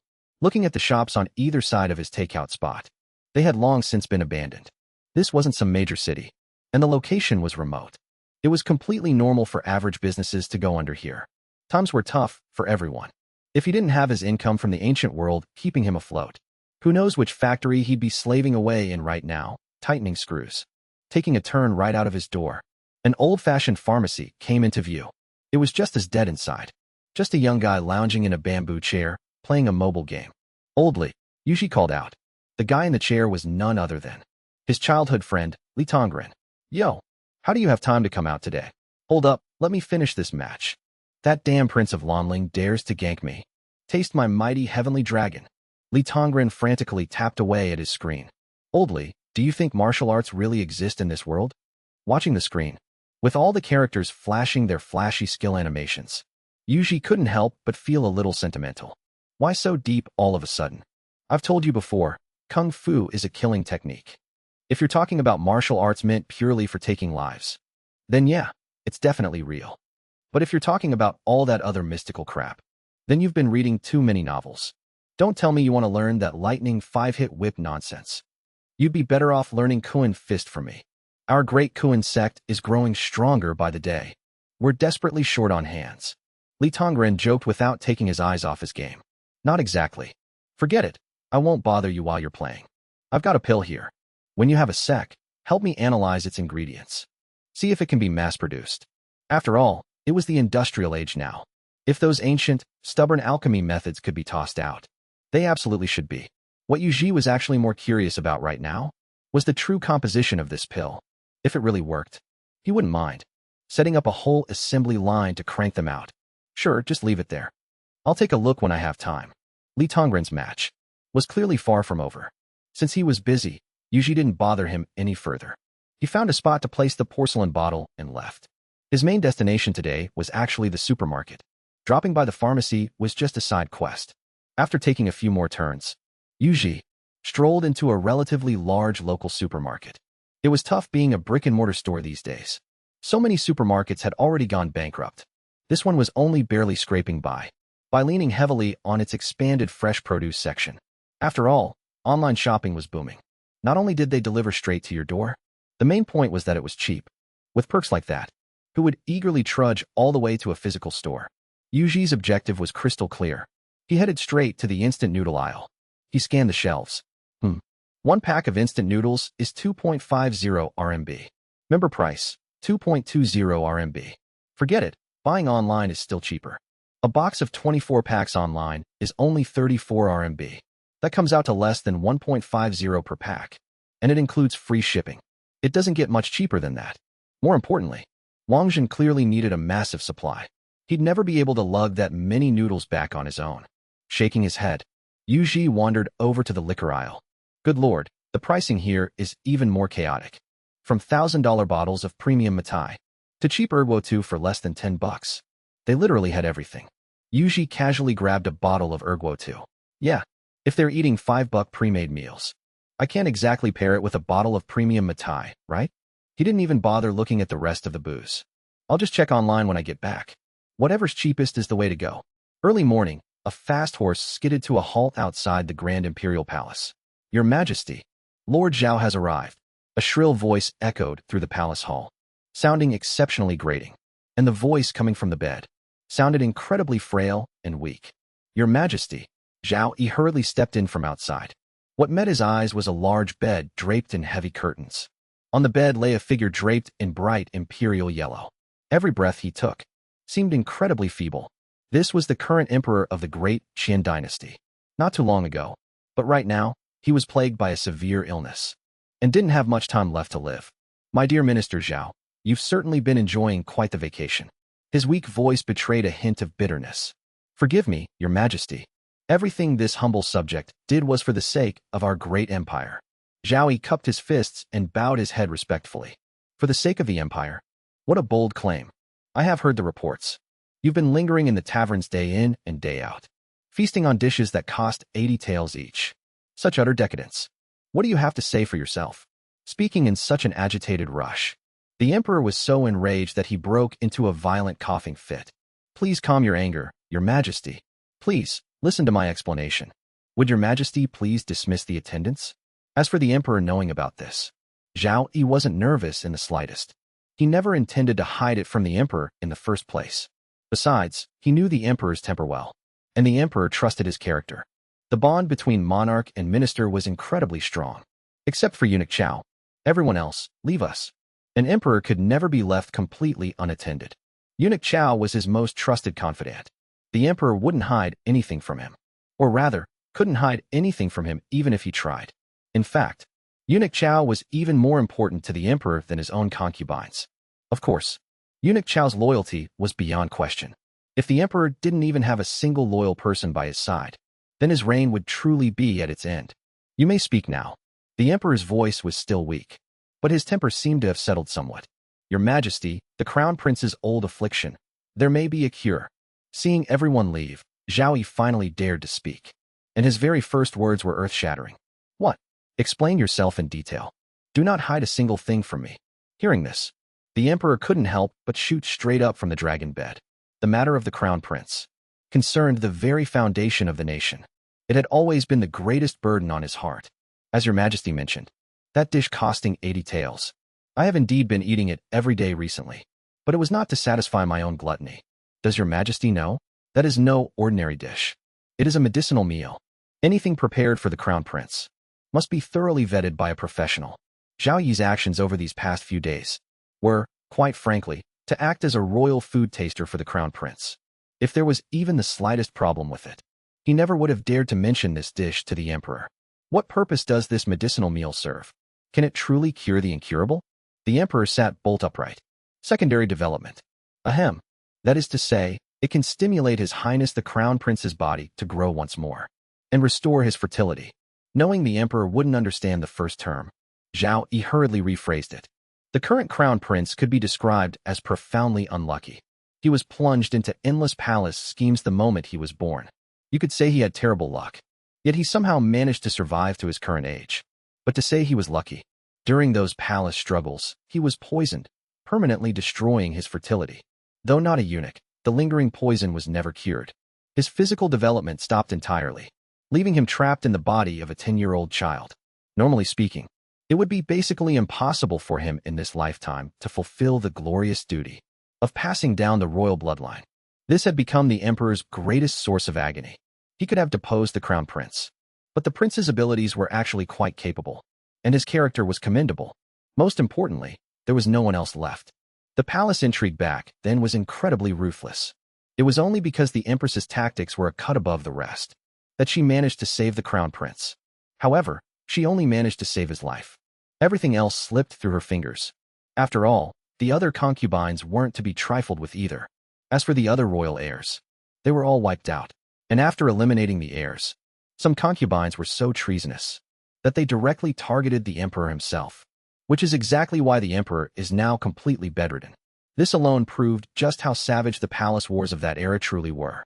The current royal bloodline, both father and son, were now entirely infertile. Inheriting the throne had become an existential crisis. If this were any ordinary family, it wouldn't be a huge deal. But this family literally has an empire to inherit. Of course, all of this was highly classified. Only Zhao Yi, as the emperor's most trusted confidant, knew the truth. And the emperor hadn't even told him directly. He had accidentally discovered it while tutoring the Crown Prince. In short, the royal family's greatest threat right now isn't foreign enemies. It's internal collapse. An infertile emperor, plus an infertile Crown Prince. If this secret ever got out, wouldn't it be a blatant invitation telling the world, "Come and steal my throne"? That wouldn't just destabilize the imperial court. It would shake the very foundation of the nation. And that is exactly why Zhao Yi was willing to set aside mountains of official paperwork and spend 7 whole days at Koha Town. He needed to verify one thing. If this turned out to be real, then it would be worth more than 10 years of his back-breaking work in the capital. Restore his fertility. Are you absolutely certain? The emperor had already scrambled out of bed. Though he stumbled slightly, he rushed right up to Zhao Yi, staring at him with blazing eyes. It is true. This humble subject has tested it on himself. It absolutely works. Zhao Yi flushed slightly. He was well into his 20s. So suddenly undergoing secondary development was honestly quite embarrassing. Heaven bless Great Qian. Heaven bless my Great Qian Empire. You, hurry up and take the Crown Prince there. Take him there and have him eat it for a year or 2 if needed. What's a mere 80 taels? I can afford it. I can afford it. The heavens have eyes. The heavens are watching over us. Tears of joy streamed down the old emperor's face as he threw his head back and laughed wildly. The Crown Prince's condition had always been a crushing weight on his soul. Now that there was a cure, he felt as if his own health had drastically improved. Wait, Your Majesty. Wait, Your Majesty. According to the shop owner, medicinal meals cannot be eaten in excess. Too much of a good thing can be harmful. If he eats too much, it might actually stun his growth. Besides, I have only just tested it myself. We still need to observe the aftermath to see if there are any other adverse reactions in the body. So this matter cannot be rushed. Zhao Yi was wholeheartedly looking out for the Crown Prince. Otherwise, he wouldn't have tested the medicine on himself. Yes, yes, yes. The Crown Prince's safety is of the utmost importance. Then I will leave this in your capable hands, my beloved Minister Zhao. If you can truly cure the Crown Prince, I will reward you handsomely, the Emperor declared with absolute certainty. Thank you, Your Majesty. Also, I have another urgent matter to report. A drought has started in Jiangnan again. Your Majesty, I'm afraid this winter will see displaced refugees everywhere. We absolutely must make preparations. Having finished discussing personal matters, Zhao Yi finally brought up today's official business. Another drought? Damn these wretched heavens. 1 year of floods, the next year of droughts. How are the commoners supposed to endure this? Not to mention the south. I just received a missive this morning. The harvest in the north this year is definitely going to be an issue too. There is simply no way they can supply relief to the south. Sigh, it is truly a predicament. My beloved Minister Zhao, do you have any ideas? Upon hearing that the south was also suffering from a drought, the emperor instantly felt completely mentally and physically exhausted. He slumped back onto his dragon throne. To answer Your Majesty, I don't have any good solutions either. Perhaps we should summon the ministers for a meeting to discuss the matter. Zhao Yi was mainly just there to inform him about the drought in the south. As for a solution, he wasn't an immortal. He couldn't just conjure up grain out of thin air. Meetings, meetings. Day in and day out. All they know is how to hold meetings. I'm telling you, even if I call them over here, they probably still wouldn't be able to come up with a single damn thing. The emperor rubbed his head, feeling a headache coming on. Speaking of which, during my trip out of the capital this time, besides the medicinal meals, I actually learned a new term, reservoir. Not knowing how else to respond, Zhao Yi simply changed the subject. Reservoir? What is that? The emperor was puzzled. Zhao Yi then explained the function of a reservoir. It's not like our great Qin dynasty doesn't have such things. The Ministry of Works handles water conservancy projects, and they've been implementing them all along. The emperor didn't have a deep understanding of this specific field. It's different, completely different. Our current water conservancy merely follows the natural flow of water. It relies heavily on the original geographical advantages of the rivers. But a reservoir is entirely different. It operates on the principle of building one if the conditions allow it. And if the conditions don't exist, we create them and build it anyway. Furthermore, we don't just build 1 or 2 reservoirs. We need to build many of them. Build them massive. Only then can we better resolve the issues of droughts and floods. Zhao Yi shook his head vigorously. The current water projects are far too primitive. They absolutely cannot compare to the concept of a reservoir. But this doesn't offer any practical help to our current situation. The emperor still shook his head. We are in troubled times. Where would the imperial court find the money to fund this kind of project? I am naturally aware of that. So, what I actually want to talk about isn't the reservoir, but the person who proposed the reservoir. Hasn't Your Majesty always wanted me to help find a suitable tutor for the Crown Prince? I believe this person is quite suitable. Although Zhao Yi held the position of Grand Tutor to the Crown Prince, he had never really wanted to do it. So it was agreed that he was only acting as a temporary substitute. And as for himself, he had been tasked with scouting for a proper teacher for the Crown Prince. But he had never found a suitable one. Until Yuji appeared. He felt that this man was incredibly well suited. He has the intellect, the foresight, and the capability. He is simply the undisputed best choice to be the Crown Prince's teacher. Are you saying the concept of this reservoir wasn't proposed by you? The emperor's expression changed slightly. He had previously assumed that the reservoir was Zhao Yi's idea. It was perfectly normal for the top scholar to have such an idea, so he hadn't paid too much attention to it. But if someone else proposed it, then it was a completely different story. What was this? This was discovering unmined gold in the rough. I dare not claim credit for it. Zhao Yi shook his head repeatedly. Then which minister in the court is it? Why not call him over so we can discuss it together? The first thought that came to the emperor's mind was one of his own loyal subjects. Could a piece of gold have been buried in a pile of dog shit? It is not any of the civil or military officials in the court. Zhao Yi continued to shake his head. Then it must be a local official who submitted the memorial. You can bring him in for an introduction. If he is suitable, I wouldn't mind making an exception and promoting him into the Ministry of Works. The Ministry of Works was considered a marginalized department among the 6 ministries when it came to amassing wealth. It couldn't compare to the Ministry of Revenue. When it came to authority, it couldn't compare to the Ministry of Personnel. When it came to power, it couldn't compare to the Ministry of Justice. When it came to prestige, it couldn't compare to the Ministry of Rights. When it came to military might, it couldn't compare to the Ministry of War. The only area where it could match the other ministries was in doing hard labor. When it came to grueling physical labor, If the Ministry of Works claimed second place, no one would dare claim first. Therefore, even if a local official was promoted into the Ministry of Works to serve in the capital, no one would raise too much of a fuss. He is not a local official either. Zhao Yi continued shaking his head. Could it be a scholar or a provincial graduate from this autumn's provincial exams? If that is truly the case, even if he failed the imperial exams, I can make an exception and let him enter the court. The imperial exams were a place to demonstrate one's ability. But if a person's ability had already been proven, the emperor didn't mind opening a back door. After all, whether someone became an official or not, wasn't it entirely up to him anyway? He is neither a scholar nor a provincial graduate. This man doesn't even have the title of a child candidate. Zhao Yi continued to shake his head. The emperor froze for a moment. Well, that makes things a bit difficult. Your Majesty, this man is simply a tavern owner named Yuji. He possesses earth-shattering, world-encompassing talent. The concept of the reservoir was merely something he mentioned in passing. I believe that if the day truly comes when we need a reservoir, he will undoubtedly have the solution for it. Zhao Yi said with utmost sincerity. Is that restaurant boss? Shopkeeper Yu? I have indeed heard a little about him. Word has it he came up with an absolute couplet for the ages. And even you couldn't match it? Yuji single-handedly took on all the scholars. His deeds are already known to everyone. And his 10,000 tael reward for matching his couplet has spread everywhere.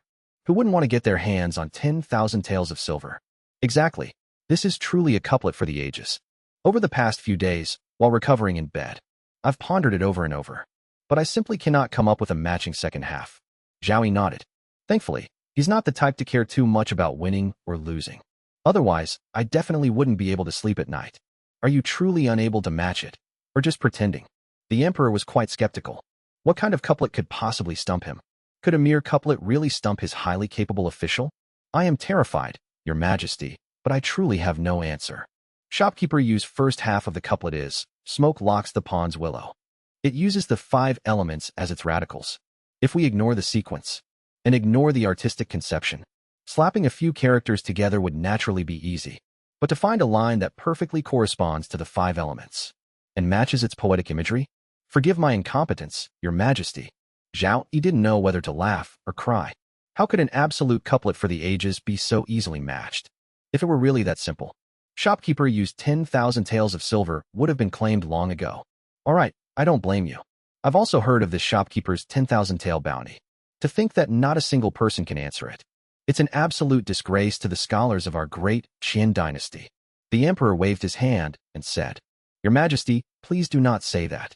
Shopkeeper Yu is also a citizen of our great Qin dynasty, and he has already come up with the second half of the couplet himself. Please take a look, Your Majesty. The second half is hidden inside this object. Zhao Yi took out the box given to him by Yuji. Eunuch Chao hurriedly took the box and presented it. Oh, how does one open this? The emperor examined it for a moment, and realized the box was sealed tight and couldn't be opened at all. There is no way to open it. Shopkeeper, you said the box will open on its own in a year. Zhao Yi answered honestly. If that's the case, then I'm even more curious. Could it be that in my vast great Qian, no one else can match it? I don't believe it. I shall raise the stakes. Eunuch Chao, have someone draw this and post it at the gates of the examination hall. Put up a public notice. If anyone can solve this couplet within a year, even if they fail the imperial exams, they shall be granted the rank of Tong Jin Shi. Beloved subject Zhao, the man you recommended holds no official scholarly rank. I cannot easily agree to this. How about this? We'll give it a year. If someone can solve this couplet, you will continue to hold the position of Crown Prince's tutor. But if no one can answer it, I will consider making Shopkeeper Yu the Crown Prince's teacher. What do you say? The emperor thought for a moment, and handed the box back to Eunuch Chao. After settling matters with Zhao Yi, he couldn't help but start coughing again. Your Majesty is wise. But your health. That medical immortal from the Valley of the Medicine King, divine physician Shun. Have you found him? Zhao Yi kowtowed once more, unable to hide the deep worry in his heart. We are already looking for him. Word is we've discovered his tracks. Unfortunately, the affairs of the imperial capital clearly had no way of affecting Yuji right now. At this moment, Yuji was happily receiving his packages. 1, 2, 3, 4. Why are there so many boxes? Yuji stared at the mountain of foam coolers, falling into confusion once again. Still dazed, he pulled out his phone. Take out little fish. What is going on here? CS little pig. Fake 1, compensate 10, dear. Take out little fish. Didn't you guarantee it was authentic? Really? Then I want a refund.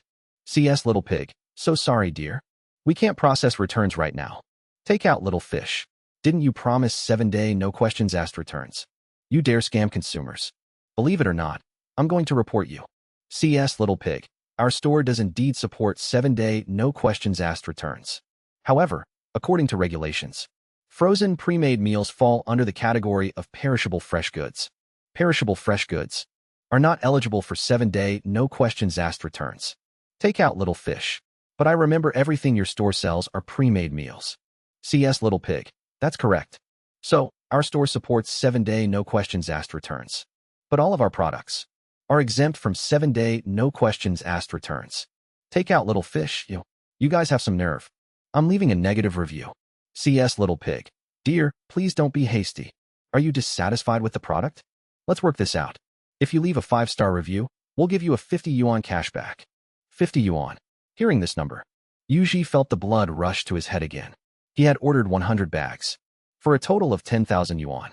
Now he had received 1,100 bags, which meant each bag cost less than 10 yuan. Damn it, is this crap really safe to eat? Take out little fish. Damn it, I'm going to report you all. Yuji was absolutely furious. These merchant traps run so deep. I want to go back to the countryside. CS little pig. Dear customer, if you are unsatisfied with this outcome, please wait a moment. We will escalate this to our superiors. We will definitely give you a satisfactory answer. Your request is, take out little fish, a refund. I want a refund. CS little pig. Understood, dear. We will report this right away. Please hold. Seeing that the customer service rep's attitude towards solving the problem wasn't too bad, Yuji finally managed to calm down a bit. He turned his attention to another, different package. That's right, the wine he bought online had also arrived. Gotta say, it was pretty cheap. 200 kilograms of wine for only 300 bucks. And supposedly, it's a 30-year aged vintage. But, is this really 200 kilograms? Yuji looked down at his feet, at a not-so-huge plastic-wrapped cardboard box. He was a bit puzzled. Did he fail elementary school math? How could he not know what 200 kilos looked like? Whatever. Let's just open it first. Opening the box. Why is there an instruction manual? Who needs an instruction manual to drink nowadays? How do you even drink this? Looking a bit confused, Yuji pulled out the manual and started reading. The instructions read, first, find a wine vat capable of holding 200 kilograms. That's easy enough. Yuji started rummaging around. And wouldn't you know it, this ancient tavern actually had quite a few empty vats lying around. Xiaoqin had already scrubbed them clean. Feeling satisfied, Yuji picked out a large vat that could hold about 200 kilos. Back to the manual. Pour cooled boiled water into the vat. Fill it up to 50% capacity. Cooled boiled water? What do I need that for? Operating on the principle of, I don't get it, but I'll respect it, Yuji decided to just follow the instructions. A vat filled exactly halfway with water just magically appeared like that. Alright, let's keep reading. Oh ho, finally time to open the rest of the box. Pour all the liquid from the box into the vat. What the hell is this? Opening the box. Inside was a square, large plastic jug labeled food-grade alcohol. He opened the lid. Ugh, what a sharp alcohol stench. What the hell is this stuff? Holding his nose, Yuji poured the alcohol into the water. Wait a minute, isn't this literally just alcohol mixed with water? After pouring it in, Yuji suddenly came to his senses. He hurriedly read the next step. Add liquor aroma essence. Hands trembling slightly, Yuji took out a bottle labeled liquor aroma essence and poured in 1 capful as instructed. Add aged aroma essence. 1 capful equals 10 years. 2 capfuls equals 30 years. Yuji felt his hands start to tremble uncontrollably. He found the bottle of aged aroma essence and shakily poured in 2 capfuls. The color of the liquor instantly underwent a bizarre change. It looked as if it had suddenly weathered decades of time. Add dehershing agent to remove the raw smell. Yuji dumped the dehershing agent in. Sure enough, the pungent alcohol stench faded significantly. Final step. Add cellar aroma mellowing agent and sauce aroma essence. Holding the 2 bottles, Yuji's hands shook violently. After going through all these steps, something felt incredibly wrong. It just hit him. He finally figured it out. This whole process, this craftsmanship, wasn't he literally brewing fake alcohol? Damn it, those cursed online e-commerce sellers. They're actually teaching buyers how to make counterfeit booze. Can merchants be even slightly reliable these days? Furious, Yuji took the mellowing agent and the sauce aroma essence, and dumped them all in. He grabbed a wine ladle and gave it a stir. He took a sniff. Well, it actually smelled pretty damn good. Bang, bang, bang, bang. Just as Yuji was about to go give customer service a piece of his mind, the front door was suddenly pounded on with a deafening bang. Startled, Yuji panicked. He frantically grabbed all the bottles and jars and tossed them all into the kitchen. Even though it wasn't his original intention, brewing fake booze was still brewing fake booze. It sounded shady as hell. It would be incredibly embarrassing if anyone found out. Bang, bang, bang, bang. Open up. Hurry up and open the door. Boss, open the door. I can already smell the liquor. You have the guts to drink in secret. So have the guts to open the door. The door was being slammed so hard it shook the heavens. Judging by the loud, booming voice, it was definitely Wang Jun. He had obviously caught a whiff of the alcohol. Glancing around to make sure no other traces were left behind, Yuji finally dared to open the door. Sniff, sniff. What an incredibly rich and fragrant aroma. The moment the door opened, Yuji was shoved aside. Wang Jun twitched his nose and bolted toward the wine vat like a bloodhound. Wow, what a beautiful scent of aged wine. Boss, you're hiding such good liquor and didn't even tell me. This is a 50-year vintage. Top-tier stuff. Ordinary folks could never get their hands on this. Wang Jun took one look and immediately recognized it as aged wine. Well, my hand did slip a bit earlier. Trembled and added an extra half-cap of aged aroma essence. 30 years instantly became 50 years. Yuji was utterly speechless. If you say he doesn't know alcohol, he can somehow identify the vintage. But if you say he does know alcohol, he can't even tell it's completely fake. This liquor foam is absolutely phenomenal. The aroma is unbelievably rich. I could smell it all the way from outside the door. Boss, that's really not cool of you. Trying to hide this from me? Wang Jun hovered around the vat, intoxicated by the smell. What do you mean hide? You absolutely cannot drink this stuff. Yuji rolled his eyes. This is literally counterfeit booze. And its production date was less than 5 minutes ago. Fresh as it gets. As for the smell, with all those industrial flavorings dumped in there, how could it not smell good? Oh, come on, boss. Look at how close we are. A 50-year vintage. Even if you won't sell it to anyone else, you can definitely sell a bowl to me, right? Don't worry, I know the drill. My wallet is ready and loaded. Wang Jun was practically drooling. That was a 50-year-old vintage.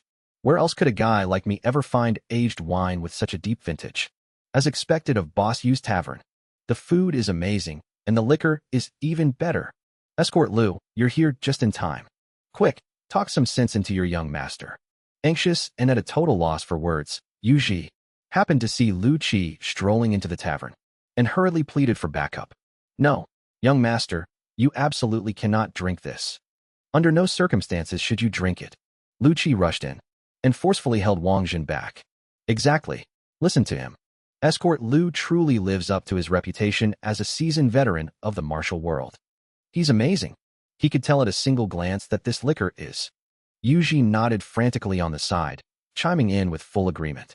But before he could even get the words fake wine out of his mouth, someone interrupted him. Young boss, you're drinking a 50-year aged vintage. And you didn't even invite me? That's just plain wrong. No way, finders keepers. I'm taking half of this. Lu Qi declared self-righteously. This isn't just any ordinary liquor. A 50-year aged vintage. How often does an average guy get to taste something like this? If I miss out on this vat, I'll never get another drop for the rest of my life. What do you mean you're half? It's mine. All of it. I saw it first. Wang Jun wasn't pulling any punches when it came to guarding his stash. Young boss. Old Lu here has worked himself to the bone for the Wei Yuan escort agency. I've risked my life for half a lifetime. Even if I don't have grand merits, I've got plenty of hard work under my belt, right? Now, old Lu isn't a greedy man. 3 jugs. I just want 3 jugs. Lu Qi held up 3 fingers. Screw you. Who knows how massive your 3 jugs are? You think I don't know my stuff? This is a 50-year vintage. And just smelling it, you can tell it's been aged for a damn long time. I bet even shopkeeper you only has this one vat. If I shared it with you, I'd be a total dumbass. Right, shopkeeper you? Wang Jun shot Yuji a flattering smile. I have as much of this wine as you want. Never mind 50 years. I've even got a 100-year vintage. Yuji was struggling to keep a straight face. In this day and age, there are actually people ready to brawl over a vat of fake booze? Man, I really haven't seen enough of the world. Seriously? 2 pairs of eyes instantly lit up. both men staring daggers of pure excitement at him. Wait, fake? This wine is fake too. Sigh, whatever. Just taste it first, Yuji said. But let me make one thing clear. If something goes wrong, I'm not taking responsibility. Yuji continued to roll his eyes. At this point, trying to persuade them was useless. It was better to just let them taste it themselves. Once they swallowed that awful swill, they'd naturally wake up. A fake wine is a fake wine, after all. It could never become real. Oh, please. Who needs you to take responsibility? Relax, I hold my liquor incredibly well. Wang Zhen waved his large hand. Brushing it off completely, he casually grabbed a white porcelain cup nearby and poured himself a glass.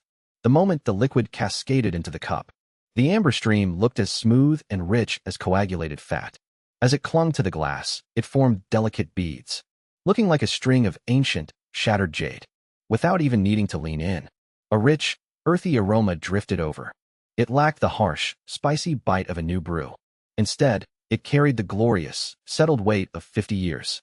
It felt like an ancient cellar that had witnessed the passage of time. Even just breathing it in brought a hint of lingering sweetness. Wang Zhen gently swirled the cup in his hand. The liquid slid slowly down the porcelain walls, actually shimmering with a faint, honey-like glow. Unable to hold back any longer, he took a sip. The first thing to hit his tongue was a warm, soothing sweetness, followed immediately by a dense, rich alcohol flavor. As it slid down his throat and into his belly, a warm, fuzzy feeling blossomed in his stomach. There wasn't a single hint of throat-burning harshness. It only left his mouth watering. His internal organs felt as comfortable as if they had been gently ironed out. Good wine. Under the expectant gazes of Lu Qi and Yuji, Wang Zhen praised loudly. Thud. Having waited all this time, Yuji literally face-planted into the floor. You call this swill good wine? If he hadn't brewed this fake booze with his own two hands. Looking at Wang Zhen's expression right now, Yuji really would have believed the guy was drinking some peerless, legendary nectar. But then, Wang Zhen took another tiny sip and frowned. Yuji scrambled up from the floor, looking at him with brimming expectation. Finally, did he finally taste how bad it is? Just what? Even Lu Qi was hooked by the prolonged silence. Mostly, he was just getting anxious because he still hadn't gotten a single drop to drink after all this time. He was getting desperate. It's just missing some bar snacks. Shopkeeper, you promised me. Wang Zhen looked over at Yuji, his face full of reproach. You've served this incredible wine. So how can we not have some good snacks to go with it? Great wine deserves great food. Thud. Yuji face-planted into the floor a second time. Fine, fine, fine. So this is how we're playing it? You actually pulled a bait and switch on me. Shopkeeper, don't think you can avoid this by squatting on the floor. You agreed to the bar snacks in advance. And you have to serve them up today? And you promised 2 dishes last time. 2, perhaps because he had guzzled some of that fake wine. Wang Zhen's attitude was noticeably more arrogant now. Fine, fine, drink up. I hope you drink yourself to death. Yuji stomped angrily toward the back kitchen. He casually ripped open a bag of deep-fried peanuts. At least, these didn't need to be microwaved. He could just serve them straight to the table. When it comes to the ultimate drinking companion, if peanuts claim second place, absolutely nothing dares to claim first. From high-end restaurants to everyday family dinners, right down to the bustling street food stalls, drinking and peanuts are a match made in heaven. As for the second dish, Yuji thought for a moment, pulled open the fridge, and rummaged around. Suddenly, his eyes lit up. You're the one. As the old saying goes, drink wine from large bowls, eat meat in large chunks. Since ancient times, martial artists have loved their liquor. 2 taels of shadaozi fiery spirits and 5 caddies of cooked beef are practically the standard issue loadout for any wandering swordsman. So, this second bar snack was naturally going to be soy-braised beef. A 5 yuan, bottom-shelf bag of cheap soy-braised beef. Yuji hadn't originally planned to bring this out, but since Wang Zhen was acting so high and mighty today, he had to teach him a little lesson. As for why a bag of soy-braised beef only cost 5 yuan, that required an explanation of legendary, flavor-infused products. The full name of this dish was beef-flavored braised meat. And right there on the ingredients list, the main meats used were chicken, duck, and pork. You could say this isn't just any regular flavor-sauced beef. It's a synthetic version of flavor-sauced beef. It's probably 80% chicken, duck, and pork scraps mashed together. Synthetic flavor-sauced beef. As for where those scraps came from, I wouldn't dare say, and I wouldn't dare ask. Of course, when you look at the price tag, it suddenly doesn't seem so hard to swallow. After all, it only costs $5. Scrap meat is still meat, right? It's just that this hardcore artificial beef flavoring. I have no idea just how crazy strong it is. With a sharp ding, the microwave finished its job. Yuji carried the 2 dishes out of the kitchen. Smells amazing. What a rich beef aroma. Lately, Wang Jun's nose had been as sharp as a dog's. It kept twitching. Yuji was actually starting to worry that if he kept sniffing around like that, his nose might literally turn into a dog's snout. Sauced beef and deep-fried peanuts. Yuji placed the 2 dishes in front of the 2 men. Whoa, 2 whole dishes? You're too generous, shopkeeper. Wang Jun ate peanuts all the time. They were a staple in Kung Pao chicken, after all, and the taste was undeniably top-notch. So, the very first thing he reached his chopsticks for was the sauced beef. This beef aroma is absolutely heavenly. Compared to every piece of beef he had ever eaten before, this had way more beef flavor. It was incredibly, ridiculously beefy. As one slice of beef slid down his throat, Wang Jun furrowed his brows slightly. This taste. Wang Jun chewed thoughtfully, lost in contemplation over the flavor. How is it? Yuji was a little nervous. After all, this flavor-sauced beef was purely artificial. Compared to the texture and mouth-feel of actual beef, it was probably lacking. For a tough martial artist like Wang Jun, who ate real beef all the time, he could probably taste the difference instantly. It's absolutely delicious. I have never eaten beef with this much beef flavor in my life. Wait, why did that sound so weird? Wang Jun felt a bit puzzled. Yuji stood there, completely dumbfounded. Turns out, his worrying had been entirely unnecessary. He really gave these ancient folks too much credit. Come on, old Lu. Try some with me. Wang Jun casually poured a cup of wine for Lu Qi as well. Good wine. This is truly good wine. As expected of a 50-year-old vintage. Shopkeeper you. Meeting you has been the blessing of 3 lifetimes. Lu Qi took a light sip, and an expression of utter amazement washed over his face. You flatter me, you flatter me. Actually, meeting you guys is the real blessing of 3 lifetimes. Yuji was utterly speechless, rolling his eyes internally. Are there any normal people left in this world? How can they praise fake, synthetic booze to the high heavens like this? Lu Qi couldn't care less about Yuji's expression. He was thoroughly intoxicated by the pure joy of the meat and alcohol. A small sip of wine, followed by a bite of beef. The rich, savory marinade burst open on the tip of his tongue. Soft and tender, but not mushy. Lean, but not dry. Fatty, but not greasy. The umami-packed sauce perfectly sealed in the meat's natural juices, immersing him in a fragrant, mouth-watering aftertaste. He didn't even know how to describe the feeling. He could only borrow Ba Xiao's exact words. I have never eaten beef with this much beef flavor. You guys have no idea what I've been through. This trip down south was absolute torture. I made my instant noodles, but I didn't even dare to eat them. All those wolf-like eyes, just staring dead at me. Sometimes I'd think to myself, why don't I just sneak away with 2 packs of instant noodles and eat them outside by myself? But who would have thought? In the middle of the night, the second my hand brushed the box, I'd see 5 or 6 pairs of eyes, staring right back at me in the pitch black. Scared me so bad I didn't dare move a muscle. And the bandits on the road were even worse. One guy, just a single guy, actually robbed me. My 24 packs of instant noodles. 24 packs. 4 of those packs were practically pried right out of my mouth. Once a man starts drinking, the floodgates open. Wang Jun was no exception. After downing his wine, he started violently pouring out his grievances. Are you drunk? Yuji rolled his eyes. He still didn't buy a word of it. What kind of bandit in this day and age robs someone for instant noodles? And 24 packs at that. Even in the modern era, no petty thief would go around stealing takeout or instant noodles. Wouldn't they at least steal fried chicken, boba tea, or a rice bowl? Robbing instant noodles? Just how pathetic does a bandit have to be to sink that low? I'm not drunk. I, Wang Jun, grew up swimming in a wine vat. If I say I can down 10 jugs, I won't tap out a single drop early. Don't believe me? Just watch. Slurring his words, Wang Jun swayed heavily and raised his glass. Turns out he was already completely wasted. He hadn't even finished a single cup, and he was already smashed. If he had just chased it with a few peanuts, he wouldn't be this plastered. I'll just tell you the truth. This wine is fake. It's completely synthetic. Yuji pressed down on Wang Jun's raised wrist and said, Shopkeeper, you're pulling my leg again. I've been drinking since I was a kid. Whether this wine is fake or not, you think I wouldn't be able to tell? You just don't want us drinking all your good stuff. Wang Jun's eyes were totally glazed over. He was a messy, drunken sight. Yeah, old Lu. Have spent my whole life drinking watered-down swill. Spent a fortune on it, too. Suffered through every drop. Now that I finally get to taste some real, kick-ass liquor. You insist on calling it fake. Would I not know if this wine was fake or not?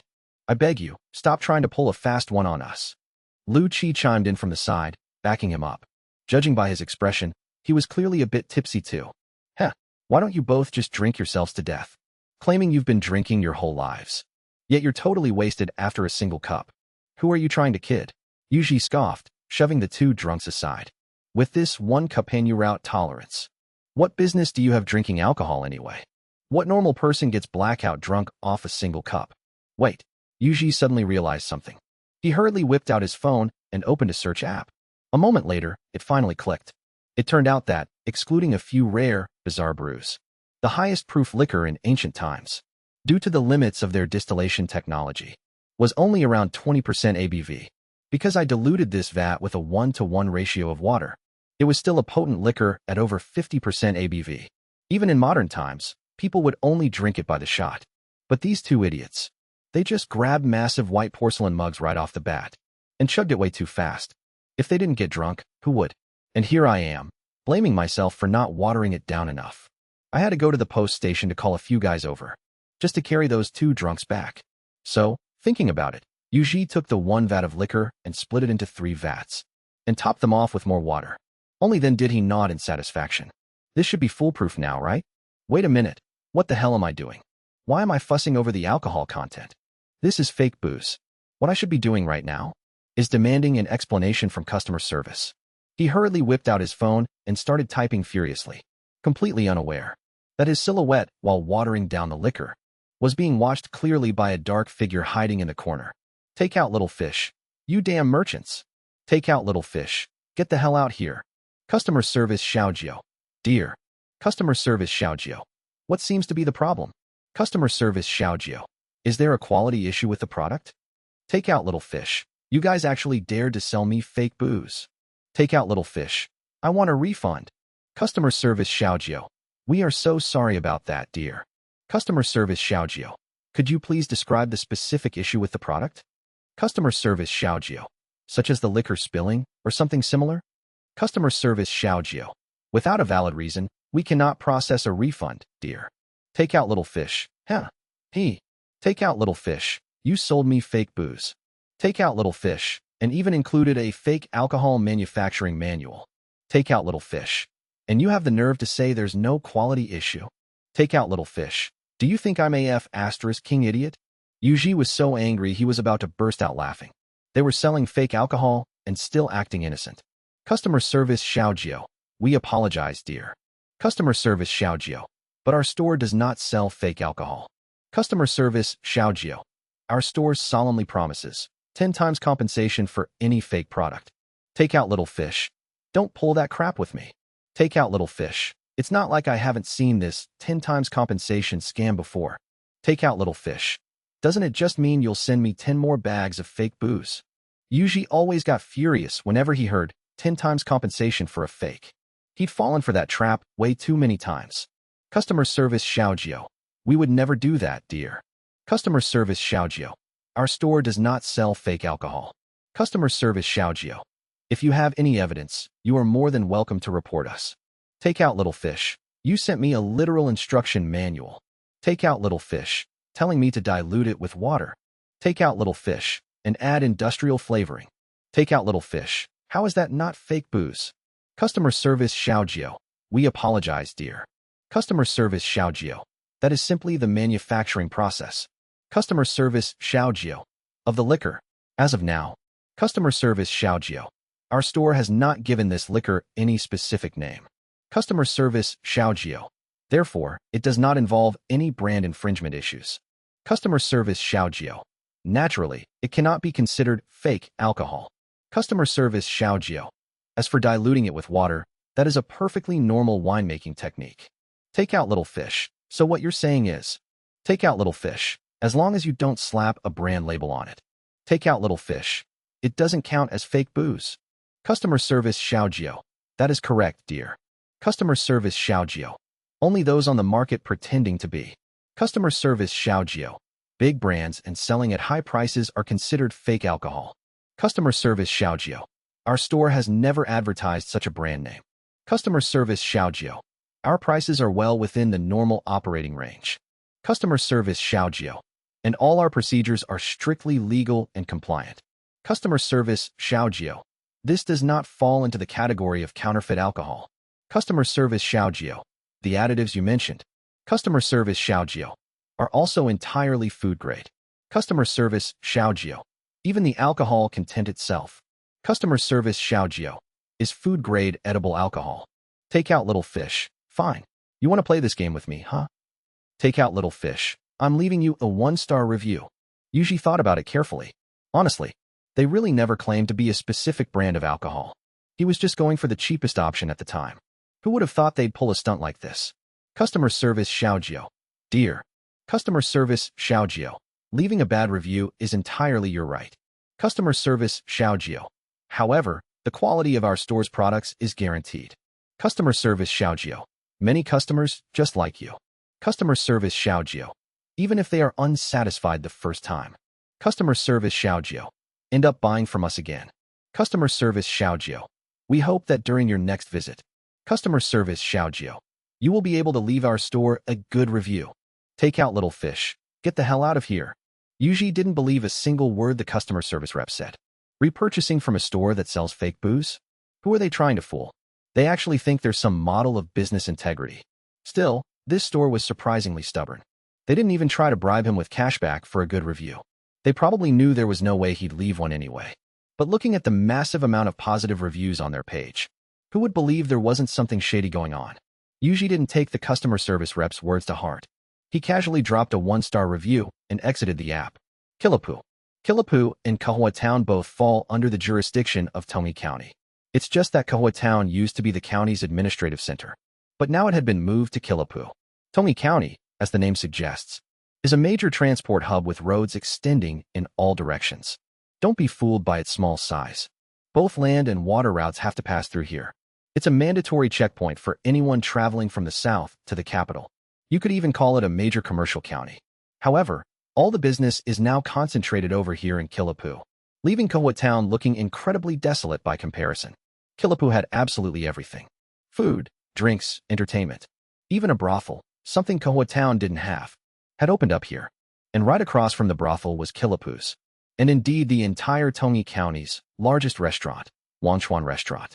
The boss of Wangchuan Restaurant was a pot-bellied, middle-aged man, always rolling 2 iron Baoding balls in his hand. He was a man of few words, but utterly ruthless. He had started out as a bandit in his early years, but later colluded with the Tomi County magistrate to wash his hands clean and go legitimate. Now he operated several businesses, like the brothel across the street, the inn next door, and a few small food stalls. You could say they were all part of his enterprise. By all accounts, with an enterprise this large, the boss should have been thrilled, but quite the contrary. Lately, the restaurant boss, Chin Alai, was very unhappy, for no other reason than the fact that he was making less money. Compared to the rush of scholars heading to the capital for exams 3 years ago, there seemed to be more people this time around. But his income over this period had noticeably plummeted. Boss Chien had naturally analyzed the reasons behind this. For one thing, 2 of his biggest VIP patrons hadn't shown up in ages. The first was the local tyrant of Tomi County, the eldest miss of the Xue family. In the past, she would drop by Wangchuan Restaurant every few days to hang out. She'd even invite quite a few guests over. She was incredibly generous with her money. Losing her made his income take a massive hit. The other VIP, of course, was the Wei Yuan escort agency. It wasn't just Wang Zhen, but the entire Wei Yuan escort agency. Whenever they passed through here in the past, they would always stay at his inn and dine here. But now, it's been ages since they last showed up. In fact, I hear the Wei Yuan escort agency's convoys don't even take this route anymore. That was a massive chunk of his income. It was like watching a mountain of gold just float away. As for the other issue, it was, naturally, the scholars. Don't look down on them just because they're poor scholars. They make up for it in sheer numbers. With them eating, drinking, and living in Kilapu every day, if they didn't spend at least a few dozen copper coins, Boss Chien would consider himself a failure. But now, so many of those poor scholars have just vanished. Sure, the foot traffic this year is heavier than in previous years, but he's actually making less and less money. He poked around and found out they all went to Kahua Town. He dug a little deeper and learned a new tavern opened up in Koha Town. The Wei Yuan escort agency and the eldest miss of the Shui family all flocked over there. They've become regulars at that new place. Now, Boss Qian really couldn't sit still anymore. He hurriedly sent someone out to gather intel. And speak of the devil, the guy he sent out was currently reporting the latest situation to him. Boss, you guessed it right. That guy named you is definitely up to no good. Guess what I just saw? His subordinate was a scrawny guy. Everyone called him Shouho. His specialty was snooping, spying, and fishing for information. What did you see? Qian Dalai asked, his curiosity piqued. I just caught that dog of a boss. Secretly adding wine to water. No, wait. Adding water to his wine. He had just one vat of wine. And the bastard somehow split it into 3 whole vats. He was pouring water in there like his life depended on it. Boss, you're a saint compared to him. I mean, what merchant isn't a little crooked these days? Like they say, there's no business without a little shady business. Watering down wine is completely par for the course. Shouho himself had seen his own boss do it several times. But adding wine to water, now that's something else. In the past, whenever he saw Boss Qian watering down the wine, he'd be a little intimidated by the sheer audacity of it. But compared to Boss Yu, it suddenly felt like child's play. 1 vat of wine, and he dares to sell it as 3? As the saying goes, since the heavens created Boss Yu, why did they also create Boss Qian? With such brilliant business tactics, how can I allow him to remain in this world? Qian Dalai narrowed his eyes, radiating a chilling, murderous aura. Boss, do you want me to? Shouho made a slicing motion across his throat. No, no, no, Shouho. We aren't at the bandit stronghold anymore. We are men of status now. The world is so beautiful, yet you are so violent. Not good, not good at all. Those scholars who came from Jiangnan Circuit are still here, right? Qian Dalai said, shaking his head. Yes, yes. They're all in bed waiting for you, boss. Shouho nodded frantically. The scholars from Jiangnan Circuit naturally referred to Li Dan and his group. Ever since their humiliating defeat in Koha Town, they had been carried over here.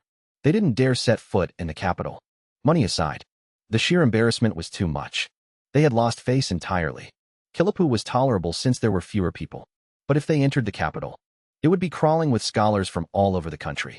Their embarrassing exploits would be the talk of the town. They wouldn't even have a place to hide. Just recently, they had started to recover a bit, only to hear that His Majesty actually took that eternal, absolute couplet and hung the answer right at the entrance of the examination hall, and even posted a public bounty for anyone who could match it. Now, every street and alley was buzzing with the story of how Boss Yu outsmarted the scholars. And in that story, they were undeniably the villains. The sheer anger ruined their newly recovered health, and they violently coughed up mouthfuls of blood all over again. Now, they were holed up in the inn, too terrified to take even a single step outside. Let's go. We're going to see them. And what do you mean, waiting in bed for me? That sounds weird as hell. Qian Dalai shot Shouho a disgruntled glare. This brat really didn't know how to talk. Right. My bad, my bad. This way, boss. The scholars are all staying right here. Our boss requests an audience, Shouho announced, as he led Boss Qian up to the inn's premium guest rooms. A premium room didn't just mean a room on the upper floor. It meant a top-tier, luxury suite. This inn's premium suites were located in the back, arranged in private courtyard houses. The gentlemen from Jiangnan Circuit were all staying here. After Boss Qian was announced, a pageboy quickly ushered him inside. The scholars all looked dreadfully pale and sickly. The worst off was Wei Chuanchang. He was still bedridden, gasping heavily for air. He was the one who had been roasted the hardest. A whole 100 lines of pure insults. Every single word was a lethal weapon, every sentence stabbing right into his heart, given a taste of his own medicine in the cruelest way possible. But the most devastating part was that after this disaster, his future prospects were completely ruined. Now, the joke was still out there, hung at the entrance of the examination hall with a bounty on it for all to see. If he could still act like everything was fine after all that, then he'd truly have the temper of a saint. As for the blood-coughing Gue Jianshou, his situation was slightly better. Although his absolute couplet had been effortlessly cracked, one of his opponents was the top scholar, and the other was the top scholar's younger brother. He could console himself by thinking that the top scholar was the one who actually came up with the couplet, and just gave it to his younger brother to make a name for himself. Thinking about it that way made him feel a whole lot better. Surprisingly, the one faring the best was Li Dan. Maybe he was just used to coughing up blood by now. Plus, his reputation didn't take an obvious hit, even though he was the one who started the whole mess. He was the one people talked about the least. Looking at him now, he was actually recovering quite nicely. Coming to see Boss Qian this time was entirely his idea. An honor to finally meet you, Boss Qian. Stepping up as their spokesman, Li Dai stepped forward to respectfully welcome Boss Qian inside. Scholarly, the pleasure is mine. Qian Dalai's response was lukewarm. Scholars, farmers, artisans, and merchants. Merchants being at the absolute bottom of the social hierarchy was no joke. Boss Qian, I'll skip the pleasantries. We share a common enemy, Yu Ji. Lately, I'm sure you felt the threat he poses. Li Dai cut straight to the chase. They didn't have the leverage to play mind games with Qian Dalai. It was better to just be completely blunt from the start. Gentlemen, whatever do you mean? I run my business here in Chili Shop, while Boss Yu operates over in Kohua Town. We each mind our own business. How does that make us enemies? Qian Dalai still wanted to put on a front. He couldn't just let them figure out his bottom line right from the start. That was the golden rule of business negotiations. Boss Qian, let's not beat around the bush. If we didn't know your situation, we wouldn't have come looking for you. Your tavern's business has taken a massive hit recently.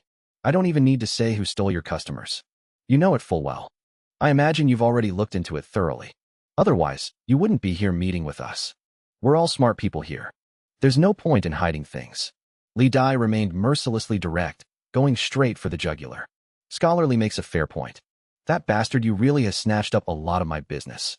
But so what? You guys are already his defeated opponents. Don't tell me you actually have a way to help me get rid of him. Seeing how these scholars kept preaching about being blunt, Qian Dalai figured there was no point putting on a one-man show anymore. He decided to just lay his cards on the table. Don't be so sure about that. Sure, maybe we don't have the means to build something up. But if it's about ruining something, do you really think we're out of ideas? If we want to bankrupt a tavern, we have plenty of tricks up our sleeves. As he spoke, Li Dai shot a meaningful glance at Qian Dalai. It was as if to say, don't forget, you run a tavern too. If we can bring him down, we can naturally bring you down too. This was a blatant threat. Qian Dalai was a seasoned veteran of the underworld. He obviously caught the underlying message. His face darkened. A thick, murderous aura spilled from him. It had been a long time since he last killed someone. Did these fools really think he was too old to swing a blade? That tiger-head broadsword from his days as a mountain king. He hadn't thrown it away. It was still sitting on a shrine at home. Sure, he had washed his hands of the criminal life. But if someone really wanted to push his buttons, he wouldn't mind stepping back into the underworld. Whoa, Boss Qian, there's no need for that. We just wanted to invite you to deal with Yu Ji together. You're overthinking things. The moment Qian Dalai unleashed his killing intent, how could a few frail scholars possibly withstand it? All the color drained from their faces. Du Ichuanshang even coughed up a few mouthfuls of blood. In the end, it was Li Dai who forced the words out under the crushing pressure. Humph, let's hear it.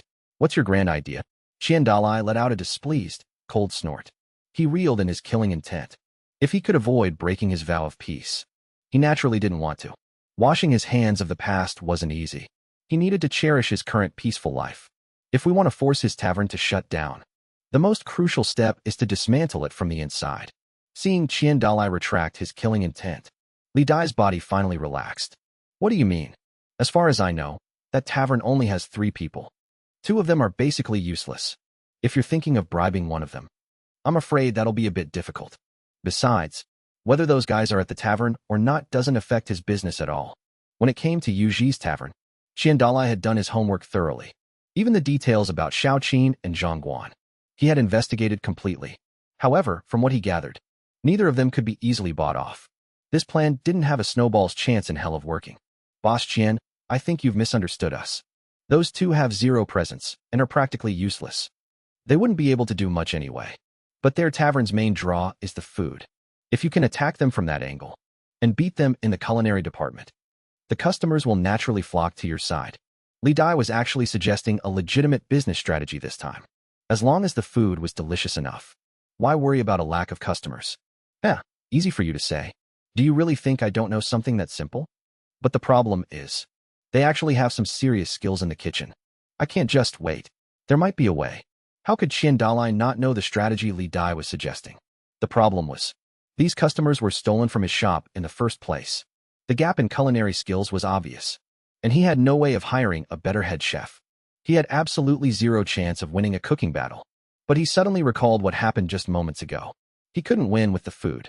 But this watered-down liquor? Then he had nothing to fear in a competition. Does Boss Qian have an idea? Why not say it out loud so we can help you strategize? Seeing Qian Dalai cut himself off halfway, Li Dai immediately guessed there was a catch. He quickly pressed for details. It's nothing major, Boss Qian replied. It's just that my subordinate saw that you fellow earlier, mixing liquor into his water. Mixing water into his liquor. Without even realizing it, Boss Qian had been led astray by Shouho's phrasing. Honestly, you couldn't blame him. Whenever he watered down his own booze, he did it in secret. And he never dared to add too much water, terrified that the customers would taste the difference if it got too weak. He would never do what Yuji did, turning one vat directly into 3 vats. What kind of concept was that? It was like taking a bottle of cola, pouring it out until only a third was left, and then filling the rest to the brim with water, putting everything else aside. Even the color would be completely washed out, not to mention the taste. Any normal person would know something was wrong after a single sip. Only that bastard you would have the nerve to pull something like that. He had some absolute gall. Watering down alcohol wasn't exactly a massive crime, but it wasn't a minor offense either. Li Dai still didn't realize just how much water Yuji had mixed in. I thought he just sneakily added a few scoops. But in a massive vat, that wouldn't do a thing. Unless we catch him red-handed in a trap, there's really nothing we can do about him. Watering it down? He's basically adding a few drops of wine to a vat of water. Manager Qian had Shouho repeat what he saw one more time. The group was left completely dumbfounded. I've seen shady merchants before, but never someone this shameless. Actually adding wine to water. I can't believe he pulled that off. If they had known that before this, Yuji had already filled half the vat with water, their jaws would have hit the floor. You could literally say he just splashed a little wine into his water. Well, that makes things easy. We just need to send people to his tavern to buy his wine. Once a crowd gathers, we expose Yuji's ugly true colors. Forget about just ruining his business. We might just run him out of business completely. Li Dai's eyes lit up.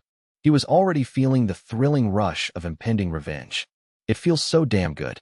I just don't know what kind of wine that bastard Yuji is selling.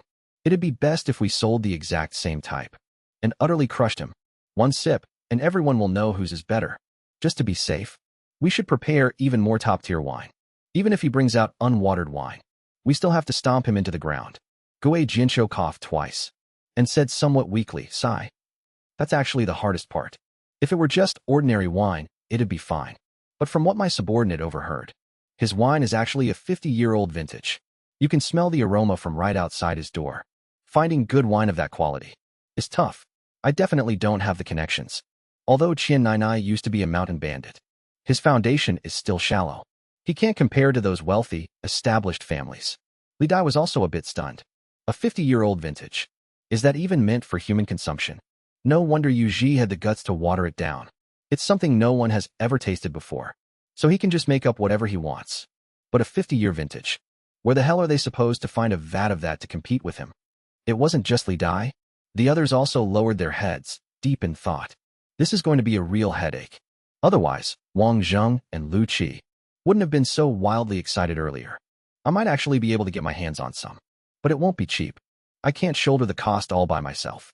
The silent Zheng Sanshan and Lu Qingshan suddenly spoke up. I almost forgot. Brother Lu's family is extraordinary. Of course, we can't let Brother Lu pay for it all alone. Just focus on getting the wine. Whatever it costs, just say the word. Goei Jinsho's eyes lit up. None of them were ordinary, poor scholars. You could say they all came from families with some background.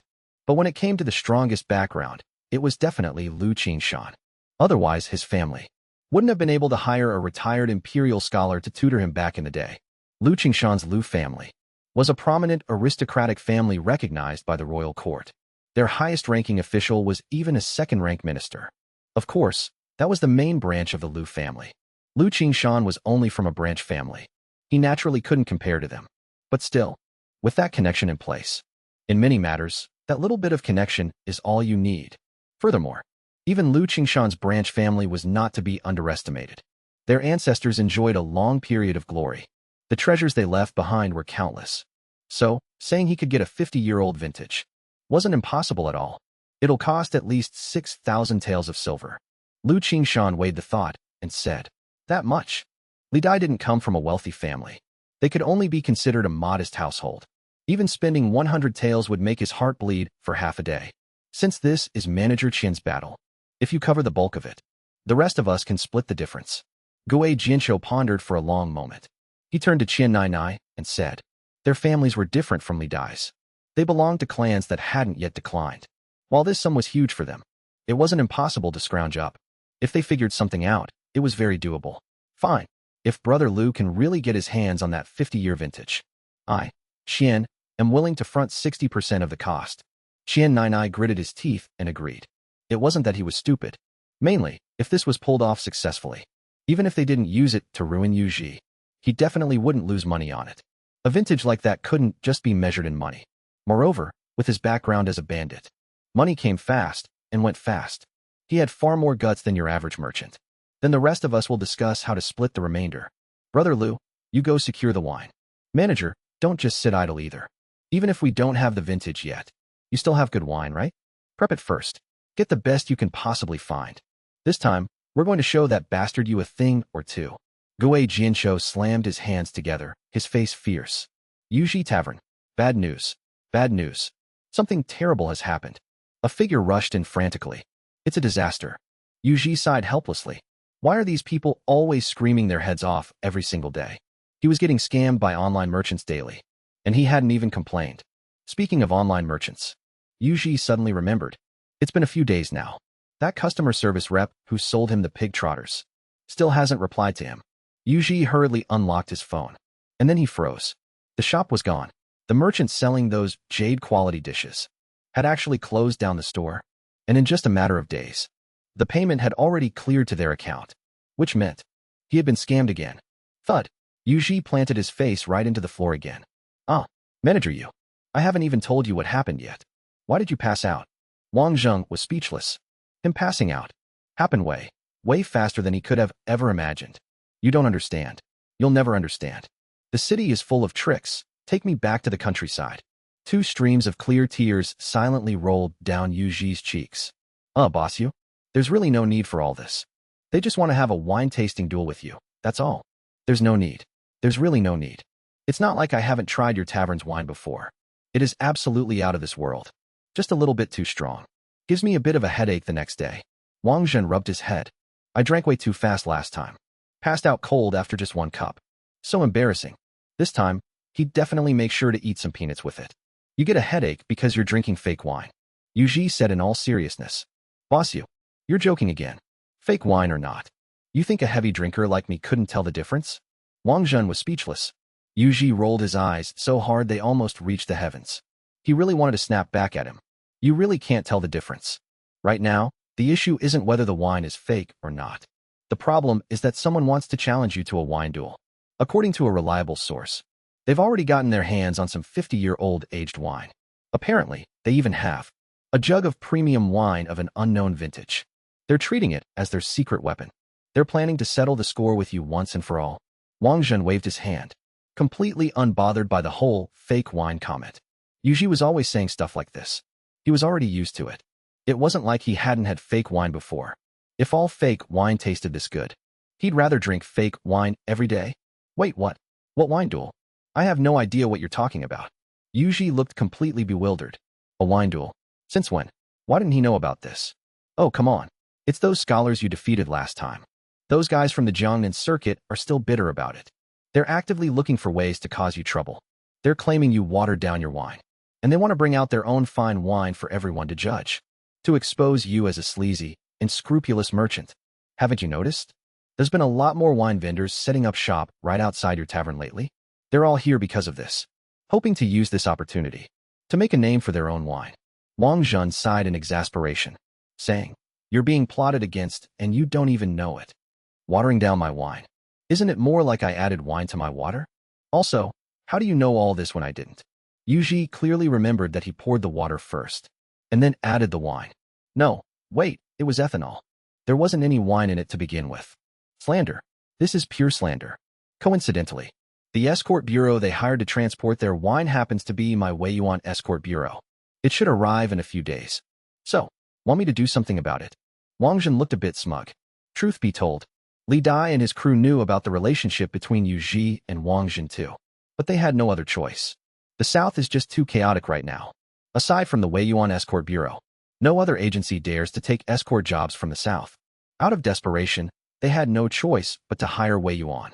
Don't do that. Wei Yuan Escort Bureau. Your 100-year reputation isn't something for you to just play around with.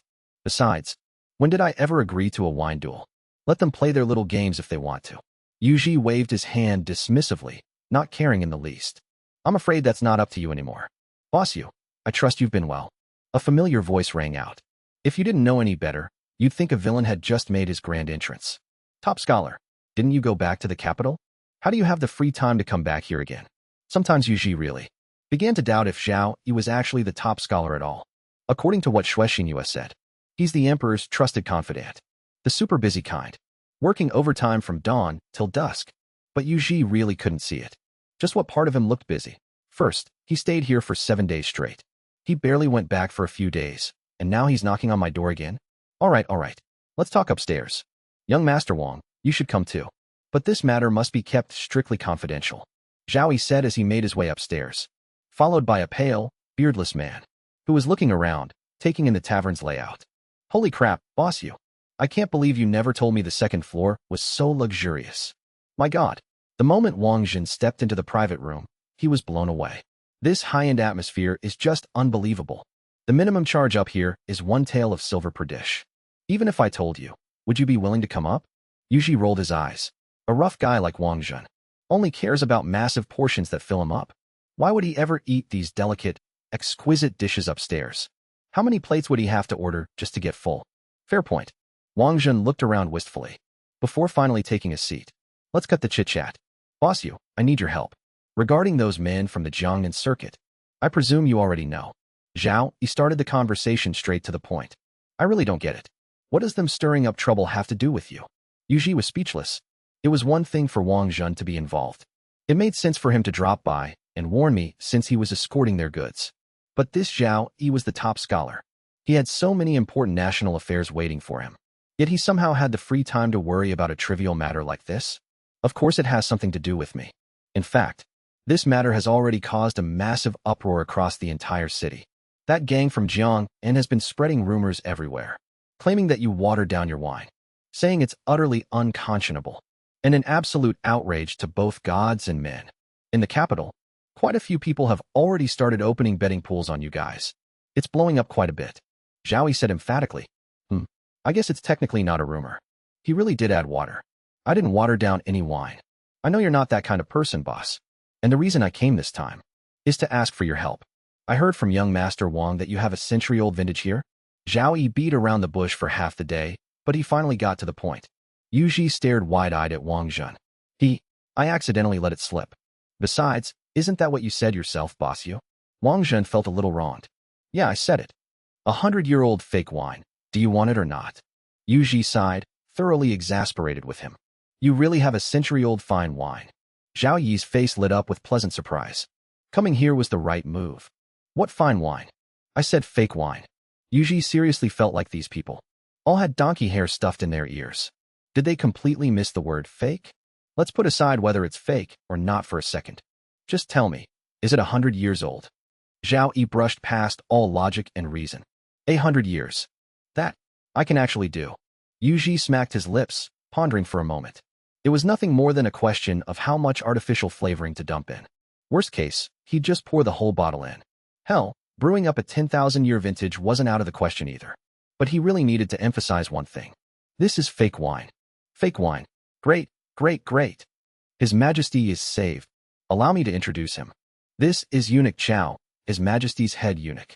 Zhao Yi cheered 3 times in a row. Only then did he finally introduce the pale-faced man standing next to him. Eunuch Chao? This wasn't Yuji's first time seeing a eunuch. He had actually seen one back in the modern world. It was his high school dean of students. The guy got caught cheating, and his furious lover gave him a little snip with a pair of scissors. The next time they met, the dean looked exactly like the eunuch standing before him right now, pale-faced and completely beardless. Even standing in broad daylight, he gave off an unusually delicate vibe.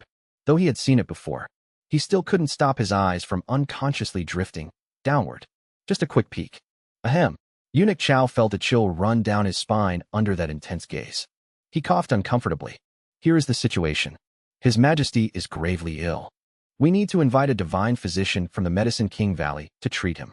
Unfortunately, this physician's whereabouts are entirely unpredictable. We simply cannot find him. However, he is a renowned lover of wine. If he hears that a century-old vintage has surfaced, he will inevitably show himself. So, Bossy, what do you say? Could you do us this favor? Part with that century-old fine wine. We know that a century-old vintage is exceptionally rare in this world. We will absolutely provide you with ample compensation. Eunuch Chow is here representing His Majesty himself. Whatever you want, just name it. As long as it's within our power, it's yours. All you have to do is offer up that jar of century-old wine. Zhao Yi looked at him, his eyes brimming with anticipation. They were truly at their wits' end. His Majesty's condition was deteriorating by the day. At this rate, if they couldn't find the divine physician soon, the emperor was going to kick the bucket. They had no choice but to resort to this desperate measure and come seeking out Yu Ji. Anything. Yu Ji was utterly speechless. So Eunuch Chow was basically just an NPC handing out quest rewards? Huh? As long as it's within your power, anything goes. If I recall correctly, boss you, this tavern of yours hasn't paid a single copper in taxes yet, has it? Zhao Yi kindly chimed in with a reminder. He had already asked Wang Zhen about the situation when Yu Ji opened this tavern.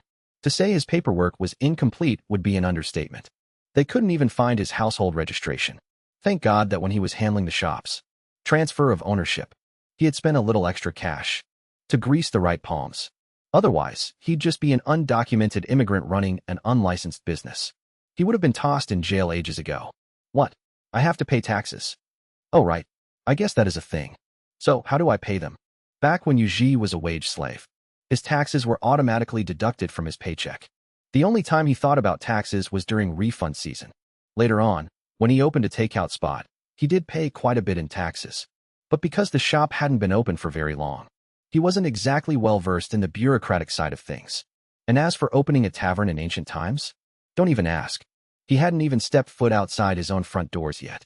How on earth was he supposed to know how taxes worked here? No need at all. If Boss Yu is willing to offer up the century-old vintage, you would be a great benefactor to the imperial court. His Majesty has already issued a decree.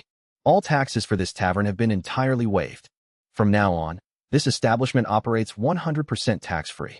Of course, this is all thanks to the top scholar's suggestion. Eunuch Chow chuckled warmly. He pulled out a bright yellow silk scroll. At the same time, he didn't miss the chance to give the top scholar credit and hand out a free favor. Is tax exemption all I get? To be honest, paying taxes wasn't something Yu Ji cared all that much about. It was a basic civic duty, after all. Of course, if he actually knew the exorbitant amount they charged, he definitely wouldn't be thinking that way. Of course not. Any other conditions are up for negotiation. Everything is negotiable. Eunuch Chow froze for a split second, but quickly smoothly recovered his smile. That was a century-old vintage, after all.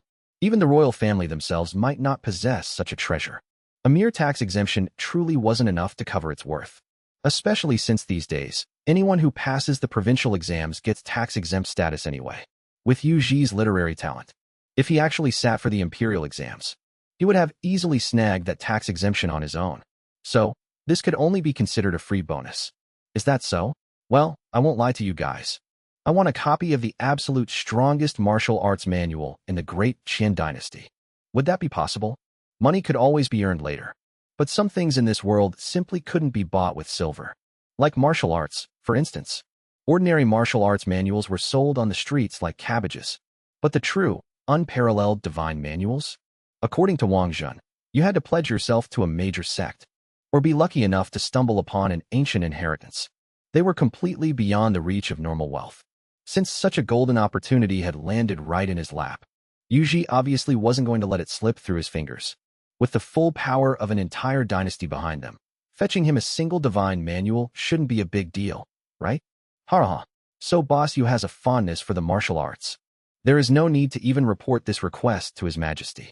I can approve it myself right here and now. Eunuch Chow burst into a hearty laugh. Boss Yu, you've certainly found the right person to ask. Eunuch Chow's martial prowess was widely known to be absolutely unrivaled in this world. What he practices is the #1 martial art in the world. Zhao Yi explained with a smile on his face. #1 in the world? The eunuch isn't practicing the sunflower manual, is he? Yu Ji's eyes went wide. Hell no. He didn't want to become a eunuch. Thankfully, fiction is just fiction. What's Sunflower Manual? What I practice is the imperishable divine technique. The imperishable divine technique cultivates a breath of primal chaos. An imperishable true chi. It's much more effective if practiced by a virgin. Of course, even if you aren't a virgin, you can still practice it. The progress will just be a bit slower, and the power slightly weaker. If shopkeeper Yu is willing, I can give you the manual right now. Eunuch Chow casually dug around in his pockets, and he actually pulled out a book, with its cover completely torn off. Wait, you just carry your secret manual around with you? And what the hell happened to the cover? Yuji was completely speechless. What kind of garbage is this? Is this some cheap knockoff from a street vendor that he pulled out just to scam me? My apologies. I didn't have any toilet paper when I went to the outhouse. But rest assured, shopkeeper Yu, the contents are completely intact. Eunuch Chow gave an embarrassed, awkward laugh. Right, fine. Then I'll reluctantly accept it. But I need to emphasize this one more time. What I make is fake wine. Fake wine, got it? Yuji took the manual. He sighed helplessly, reiterating that in this day and age, nobody believes the truth anymore. We understand, we understand. Eunuch Chow and Zhao Yi nodded repeatedly. Fake wine or not, who would believe that? It's obviously just Yuji's excuse. They had already heard from Wang Zhen. The wine Yuji serves is the absolute best in the world. Calling it heavenly nectar wouldn't be an exaggeration. If wine like that is considered fake, then is there any real wine left in this world? In that case, you gentlemen should head back first. I still need to make some preparations for this century-old vintage. He had already thrown out all the stuff he used to make the fake wine last time. If they wanted a century-old vintage, he'd have to hit up that same shady shop to restock. It really lived up to what customer service told him. Welcome back, see you next time. Just thinking about it pissed him off. Maybe I should just buy from a different store. Hey, why are you still here? As Yuji was lost in thought, he suddenly realized something was off. Why was there still someone tagging along beside him? Well, you see, it's rare for me to visit. Shouldn't I at least get a drink before I leave? Wang Zhen smiled with a flattering look on his face. That's not out of the question. Let me ask you, last time, when you transferred the property deed, did you also casually forge a household register for me? Originally, Yuji hadn't even thought about this. But today, when Zhao Yi and the others brought up paying taxes, it finally clicked. You need a registered identity to transfer a property deed. When he arrived in this world, he didn't have any identity at all. And yet, he somehow managed to get all these businesses put under his name. The only explanation was that someone had secretly set up a fake identity for him. As for who that person was, it wasn't hard to guess. Aside from Wang Zhen, it couldn't be anyone else. Oh, come on, it was just a matter of convenience. Wang Zhen looked a bit smug. Back when he was begging for instant noodles, not only did he sell a massive favor, he also kept one hidden. Some things are only truly appreciated when the person discovers them on their own. All right, I accept this favor. Since you went out of your way like this, I'd feel bad giving you that fake wine. Whatever, forget it. I guess I'll have to bleed a little cash this time. Wait right here. I'm going out to get you some real good wine. This time, I'm going to show you what real wine actually tastes like. It'd be a lie to say he wasn't touched. The favor Wang Zhen did for him was genuinely huge. He gifted him a whole street's worth of businesses, and even seamlessly set up a legal identity for him in this ancient era.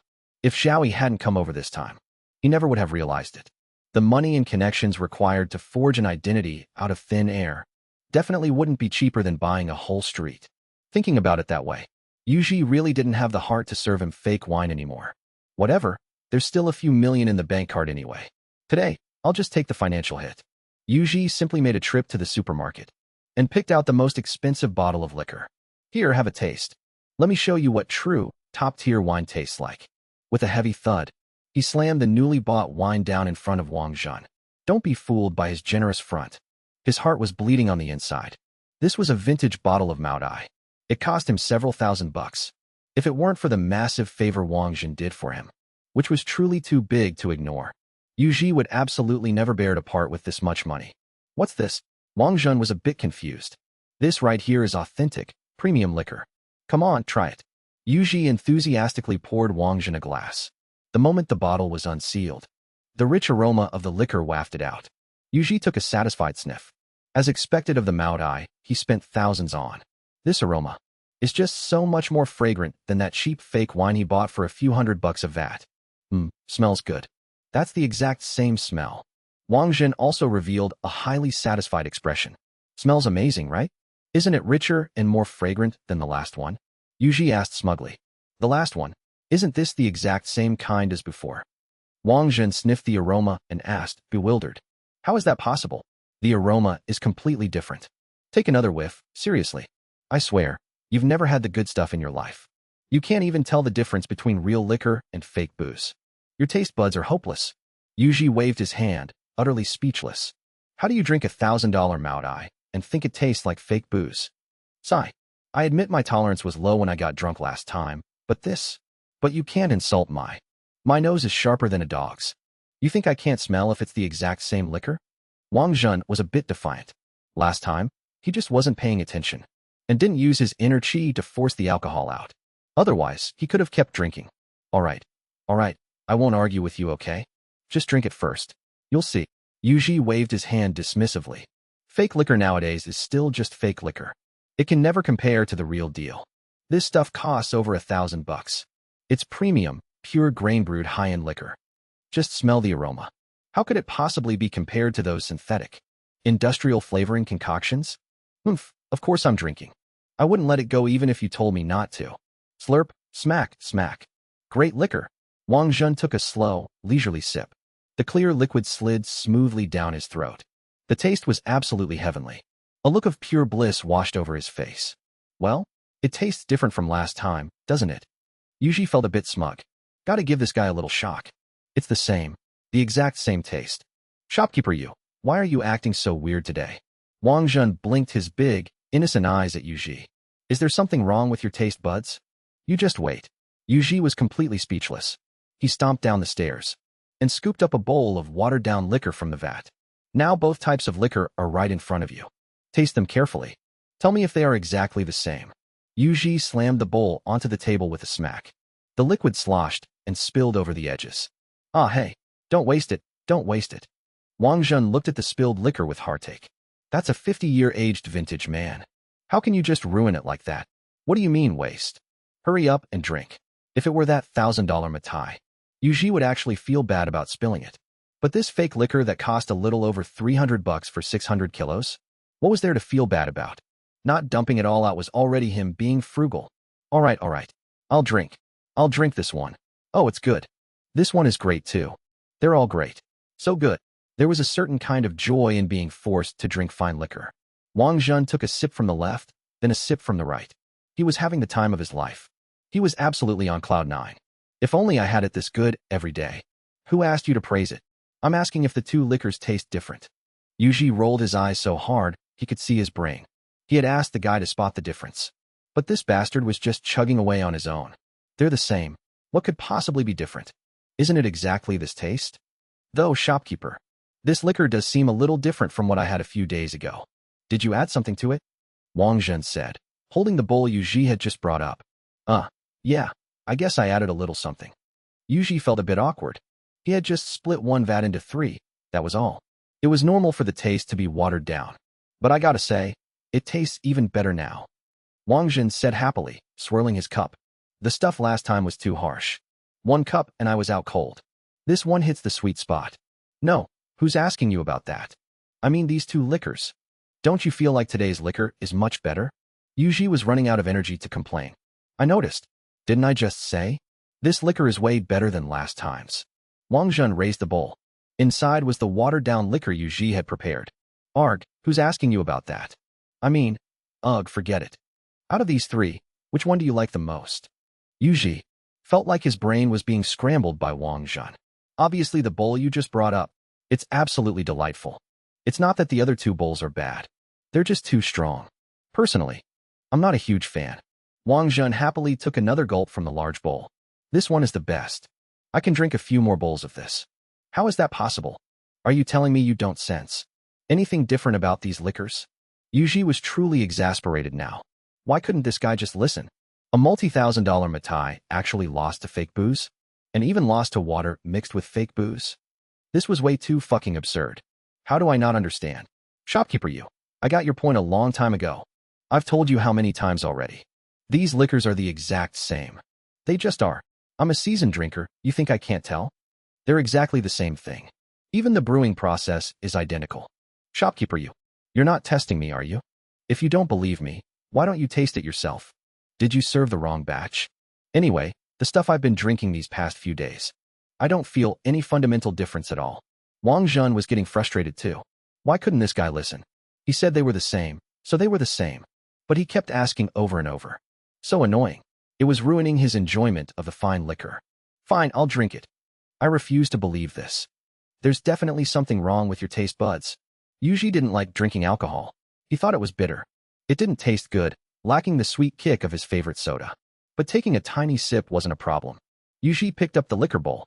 First, he took a sip of the fake watered-down booze. Sure enough, fake watered-down booze was fake watered-down booze. It reeked of cheap industrial alcohol. If we're talking about real drinking, it had to be the $1,000 Matai. Yuji spat out the liquor in his mouth and rinsed his mouth with some clean water. Wang Zhen watched him with an aching heart. Isn't that a waste of good liquor? If you don't like it, don't drink it. It'd be much better off giving it to me. Yuji had no mind to care about Wang Zhen's inner turmoil. Right now, he was holding the Matai with almost religious reverence. Watching the clear liquid slowly pour into the cup, he took a delicate, gentle sip. Yuji fell silent. It doesn't seem any different. No, that had to be my imagination just now. Let me try it again. Yuji aggressively rinsed his mouth out several times, until he was absolutely sure there wasn't a single trace of alcohol left. Only then did he carefully take another sip. And just with that one sip, it hit him like a ton of bricks. His silence shattered into pure heartbreak. The exact same taste. The exact same artificial, industrial taste. He really did just spend thousands of bucks on fake booze. Get out. Yuji shoved Wang Zhen out the door and abruptly shut the restaurant down. Then, he grabbed the Matai and stormed out, leaving behind a completely bewildered Wang Zhen, standing dumbly at the entrance of the restaurant. A gentle breeze blew past, leaving him in total confusion. Hey, give me the booze back. I wasn't done drinking that. Not willing to give up, Wang Zhen stood at the door, waiting for it to open. Unfortunately, once those restaurant doors closed, they stayed locked tight for over half a month. It drove everyone crazy with speculation. Did something happen to Yuji? Even Zhao Yi, all the way over in the capital, almost thought he had taken the money and made a run for it. People scratched their heads, completely baffled. Just what the hell had Yuji been doing during his 2-week disappearance? Professional liquor appraisal shop. Yuji stared at the appraiser, eyes full of hope. Fake, the boss said, holding a magnifying glass. Having inspected the Matai meticulously from every angle, he delivered the verdict with absolute certainty. No way, right? I dropped thousands on this. Could you look at it one more time? Yuji pleaded. The heavy stone in his heart finally crashed to the ground. No need to look again. It's a fake. Though, the bottle itself is real. It's a fairly high-grade knockoff. Real bottle, fake brew. The bottle definitely came straight from the factory. But it's not flawless. The most common giveaway is the bottleneck. Look here. On a real Matai, the wax seal at the top is expertly crafted. This ribbon here can spin along with the cap. The fake ones can't. Also, this spot right here should be raised and contoured. And another thing, the appraiser simply pulled out a genuine bottle of Matai and demonstrated it for Yuji. I gotta say, after that demonstration, the difference was clear as day. Those damn scammers. I'm gonna go settle the score. Yuji furiously grabbed the bottle and marched toward the door. I'd advise against wasting your breath. The appraiser's voice echoed faintly behind him. Why? Yuji whipped his head around, utterly confused. How are you going to prove you bought this specific bottle from them? The appraiser had clearly seen this play out 100 times. I have the receipt and invoice. Yuji stated it as if it were obvious. Heh. Too young, kid. Let me ask you this. How do you prove that this exact bottle is the one you bought? And even if you prove it is the exact bottle, how do you prove the liquor inside is the original liquor? With just a few simple words, the appraiser completely shattered Yuji's naive hopes. Then what the hell am I supposed to do? Yuji gritted his teeth.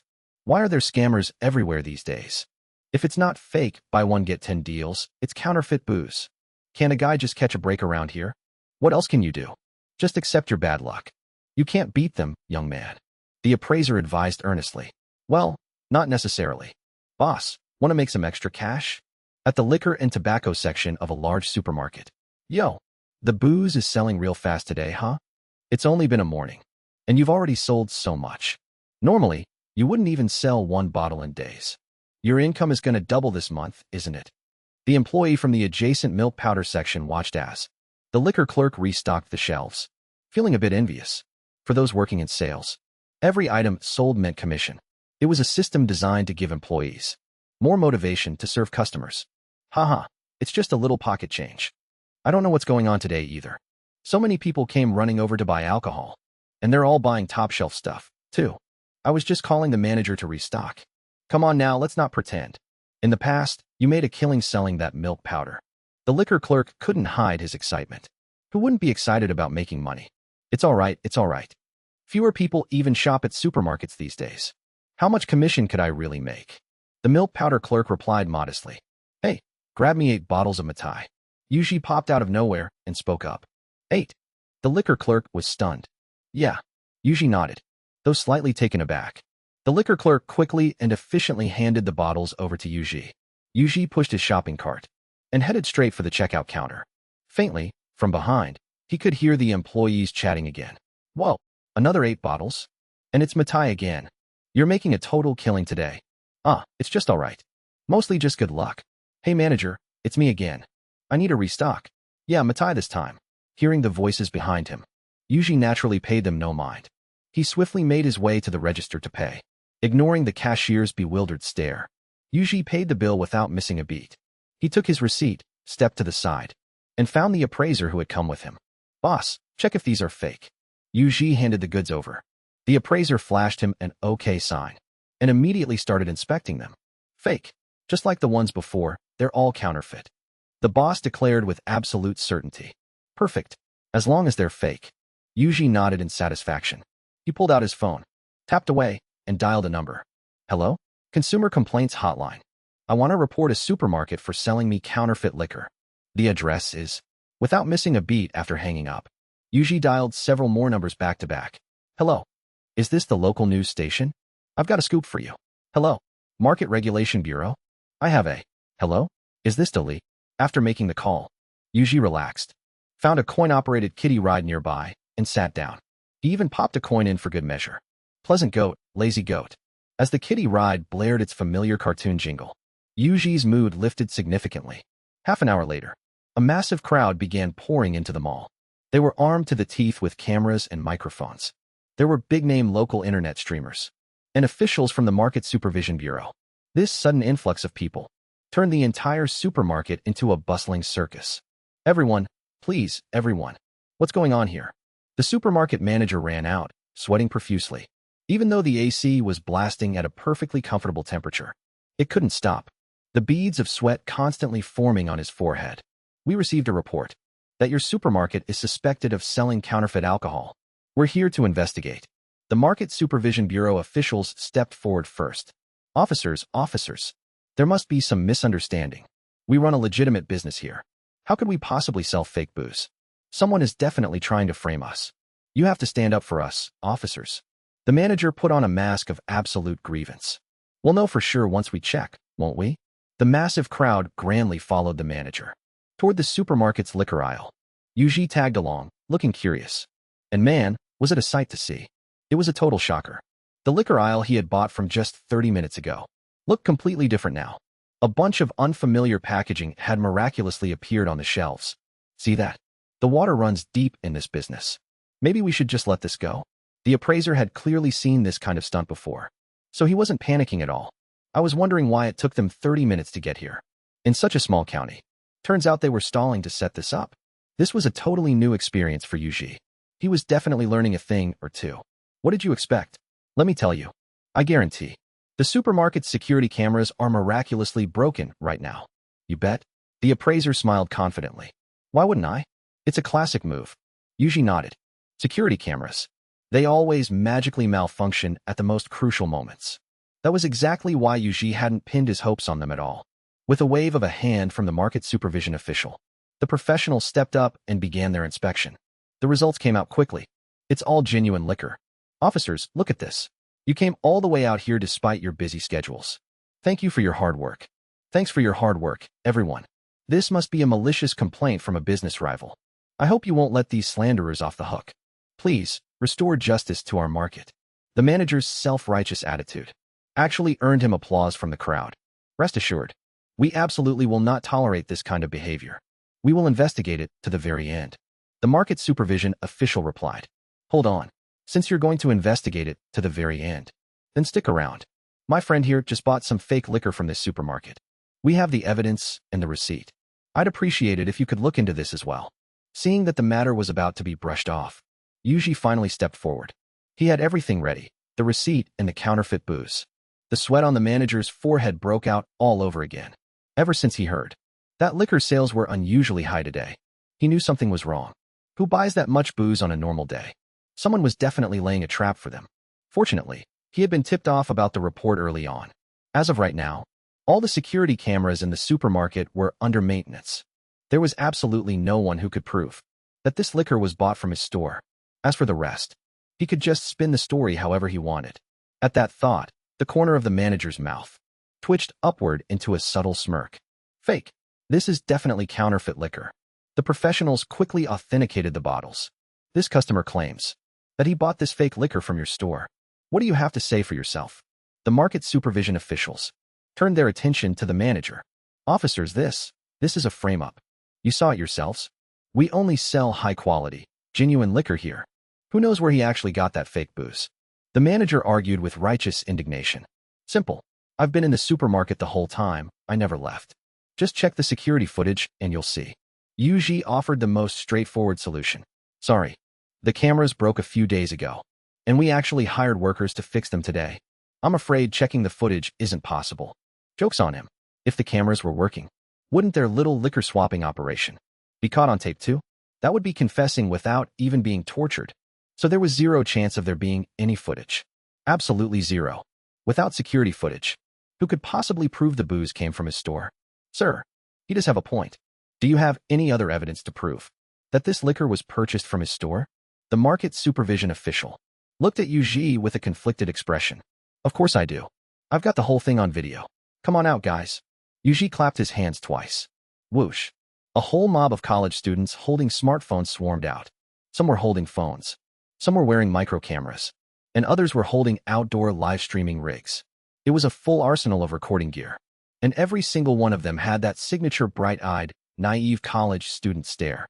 Yuji had paid them $200 a day and recruited them straight from the photography department of the neighboring university. The moment they heard they were being hired for a shoot and making $200 a day, they showed up without asking a single question. Naturally, Yuji hadn't told them his plan. He just told them to keep filming him. From the moment he entered the supermarket until now, even if one person's recording cut off, and there's no way everyone else is snapped at the exact same time, this evidence is more than enough to prove that these fake bottles of liquor were bought from this supermarket. Receipts, fake liquor, plus a whole bunch of video recordings. The chain of evidence is rock solid. Hold on, you guys. You call this a sting operation? The manager is completely stupefied. What kind of crazy setup is this? What are you talking about? What do you mean, sting operation? I'm just a business owner. It's perfectly reasonable for me to buy a few extra bottles of liquor, right? Buying such expensive Maudai. It's totally reasonable to take a few precautions, isn't it? Yuji definitely couldn't admit this was a sting operation. He was still planning on getting compensated. Fake 1, compensate 10. This time, he was absolutely going to get his money's worth and get payback. Fair and reasonable. Your supermarket is suspected of selling counterfeit liquor. Tell me, how do you plan to resolve this? With the evidence right in front of them, the staff from the Market Supervision Bureau didn't waste any time. They looked directly at the supermarket manager. We'll take the penalty. We accept the punishment. Faced with the evidence, and with the manager sitting right there, they caved immediately to avoid any further trouble. Hold on. I remember there's supposed to be a reward for reporting this, right? Yuji interrupted the process once again. Yes, there is a reward for reporting. It's based on the total amount of money involved. Even though the amount in your case is fairly large, since you're the only victim, it would barely qualify for a level 3 report. The reward would be about 1% of the total amount involved. We'll notify you with the specifics later. The staff member didn't want to make any absolute promises. This kind of thing still needed to be reported up the chain first. No. I'm not the only victim. Yuji shook his head. Since he was going to do this, he was naturally going to maximize his profits. He didn't just hire a bunch of students from the photography academy. In fact, on the university's confession wall, he pulled in at least 100 extras. Some were in charge of buying the liquor, some were in charge of taking photos, and some were in charge of coordinating. In short, they bought out every single high-end fake liquor from the supermarket. Gotta say, that confession wall is seriously useful. It can be used for literally anything except actual confessions. As long as you paid, they'd do whatever you asked. Soon enough, one after another, dozens of students showed up demanding a refund. The supermarket's surveillance cameras might have been broken, but the mall's cameras certainly weren't.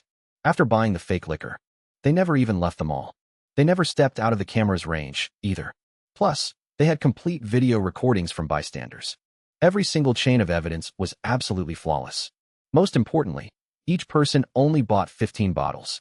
So it didn't fall into the category of intentionally buying fakes to extort compensation. Now the supermarket was really hemorrhaging money. Yuji's case was directly upgraded to a level 1 report, meaning he could get 5% of the total fine. And because he had called in so many people, the whole thing blew up into a massive scandal. The higher-ups had no choice but to take it seriously. They even set up a special investigation team. After an overnight raid, they followed the trail and busted a massive counterfeit liquor syndicate. Of course, none of that had anything to do with Yuji anymore. Right now, he was lying in bed, happily counting his money. Back when he hired people to buy the liquor, he had paid with cold, hard cash. Now, with the fake one, compensate 10 payout, he was getting cold, hard cash right back. Naturally, the extras who bought the liquor got paid a bit more, 500 each, while the camera crew got 200 each. After deducting the cost of hiring the college students and adding in the whistleblower reward, Yuji had easily pocketed hundreds of thousands of yuan from this one move. He was living the dream. Having made bank, Yuji simply closed up shop and took a few days off. It wasn't until 7 days later when he received the feedback on his report. Looking at that familiar name, Yuji almost couldn't believe his eyes. That gang of fake liquor manufacturers were actually buying their products from the exact same online store he used. Well, damn. Talk about friendly fire. It was literally his own people. What was even crazier was, when he opened the app, that online store was still open. Takeaway Xiaoyu, shocked. You guys sell fake liquor and haven't been locked up yet. You must have some serious connections. Customer service Xiaojiu. Kiss kiss, welcome back. Just to emphasize again, we do not sell fake liquor. We only sell raw materials. And all our raw materials are food-grade edible products. So there is absolutely no fake liquor involved. Takeaway Xiaoyu, who are you kidding? Then what about that 30-year aged vintage you sold me last time? What the hell was that? Customer service Xiaojiu. Kiss kiss, you misread it, dear. What you purchased was the 30-year aged vintage combo package, 200 kilograms edition. It included edible alcohol, food coloring, flavoring essence, and a series of matching ingredients. Honest business, no deception. Definitely not fake liquor. Yuji quickly checked his order history. Well, what do you know? It really was a 30-year aged vintage combo package. At the time, he was so blinded by the cheap price that he didn't look closely. He only saw 30-year aged vintage. Takeaway Xiaoyu, whatever. Let's skip the nonsense. This time, I'm here to buy the 100-year aged vintage. Do you have the 100-year aged vintage? It went without saying that it was going to be fake. To be honest, after that whole fiasco at the supermarket, he couldn't even be bothered to look for real liquor anymore. The waters in this industry were way too deep. He was still young and couldn't handle it. He might as well just use fake liquor and be done with it. Since everything he bought ended up being fake anyway, he might as well skip the middleman and save on the markup.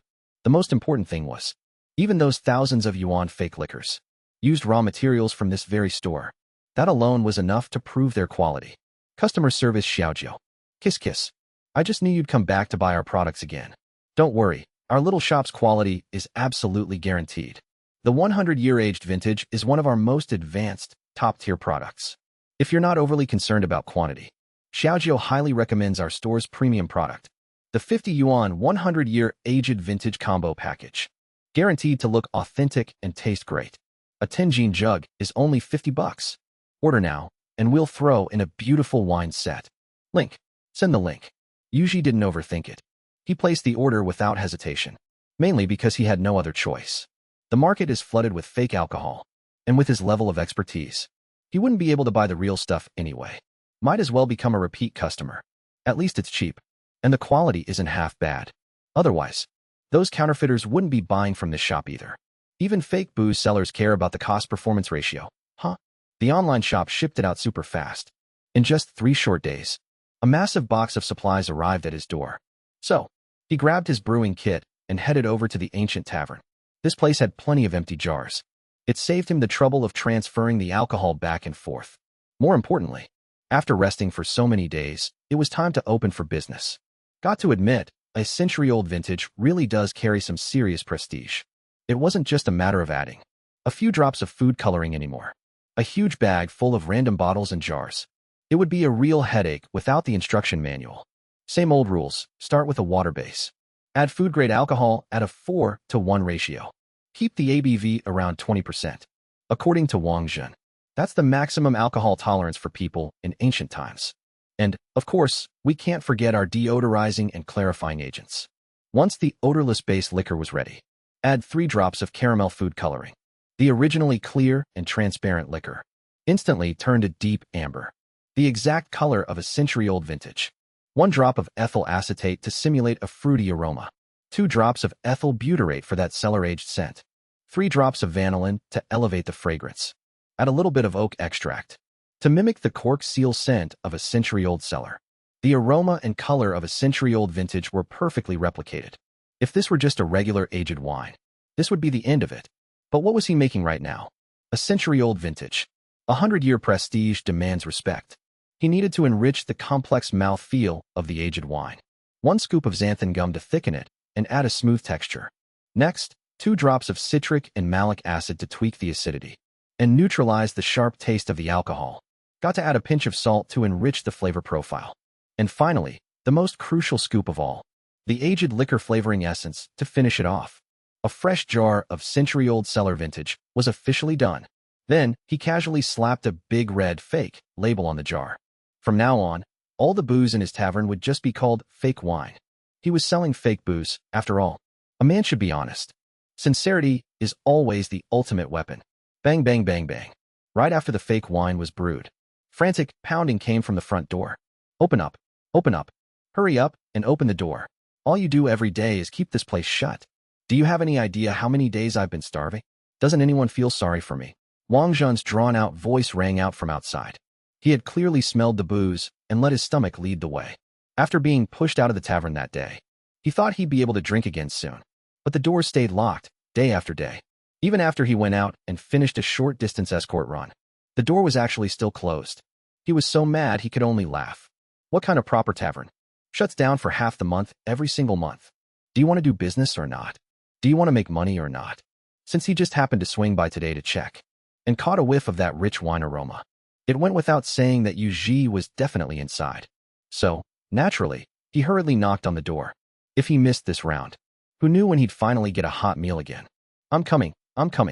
What's the rush? Yu Ji leisurely tossed the trash back into the kitchen. Only then did he take his sweet time and slowly open the door. The moment the door opened, a figure flashed past in an instant and materialized right next to the wine jar. A CCC century-old vintage. The hands Wang Zhen used to hold the jar were trembling uncontrollably. A century-old vintage. This is a 100-year-old vintage. Anyone's hands would shake holding something like this. Yeah, want a taste? Yu Ji's hands certainly weren't shaking. A $50 jug that came with a free wine set? What was there to shake about? No. I definitely can't afford to drink a century-old vintage. Besides, the Emperor is still waiting for this wine to save his life. Smelling it. Just smelling it is enough for me. Wang Zhen hugged the wine jar and took a massive, deep sniff. The ultimate deep lung inhale. Didn't expect you to be so loyal and patriotic. Yu Ji teased. What are you talking about? The current Emperor may not be on par with the absolute greatest in civil and martial achievements, but he is still genuinely a good emperor. At least he lets the people rest, giving the great Qin dynasty a chance to catch its breath. Unfortunately, heaven shows no mercy, sending down disaster after disaster, causing the commoners to starve and lose their homes. This is not something human power can prevent. Wang Zhen clearly still had a favorable opinion of the emperor. At least he wasn't a tyrant. Escort guards like him also longed for peace in the world, even if it meant making a little less money. The safety was worth it. Then this emperor has some seriously rotten luck. Yu Ji actually didn't feel much about it. Either way, he was living quite comfortably in this tavern. Of course, the main reason was probably that he didn't need to struggle for a living after coming here. His food, clothing, and shelter were all taken care of via the modern world. If his entire physical body had crossed over, with absolutely nothing to his name, his life definitely wouldn't be as comfortable as it was in the modern era. He might have just ended up as a stray dog on the street. All right, enough with the useless chatter. Hurry up and bring me some food. Do you know how many days it's been since I last ate? I've lost several pounds. That wine from last time was pretty good.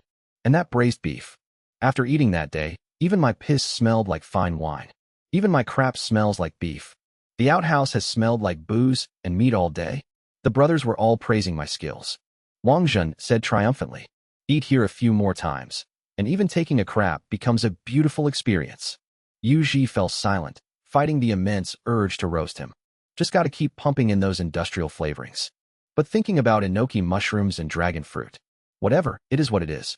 He eats this stuff all the time anyway. Like that braised meat joint he used to love. They braised the meat right there, tossing in all sorts of artificial seasonings right in front of him. After eating it, even your burps tasted like braised meat. Even knowing it was loaded with junk, he still rushed back for more. What can you do? It tasted damn good. There's no point pointing it out. If he wants to eat it, he's gonna eat it. If he hadn't wrecked his taste buds from eating too much of it, he'd probably still be eating there. The flavor really was top tier. By the way, shopkeeper you, why does the label on your jar say fake? Every other tavern uses red labels with a black liquor character.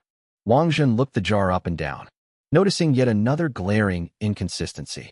Because everything I sell here is fake liquor. Yu Ji replied matter-of-factly. He was nothing if not honest. He just wondered if the customers know that it's fake liquor. Does selling fake liquor still count as selling fake liquor? Just like the customer service bot, Xiaojiu, said. If you package cheap booze as premium liquor and sell it, then yeah, that's definitely fake liquor. But in his case, he's upfront about it being fake.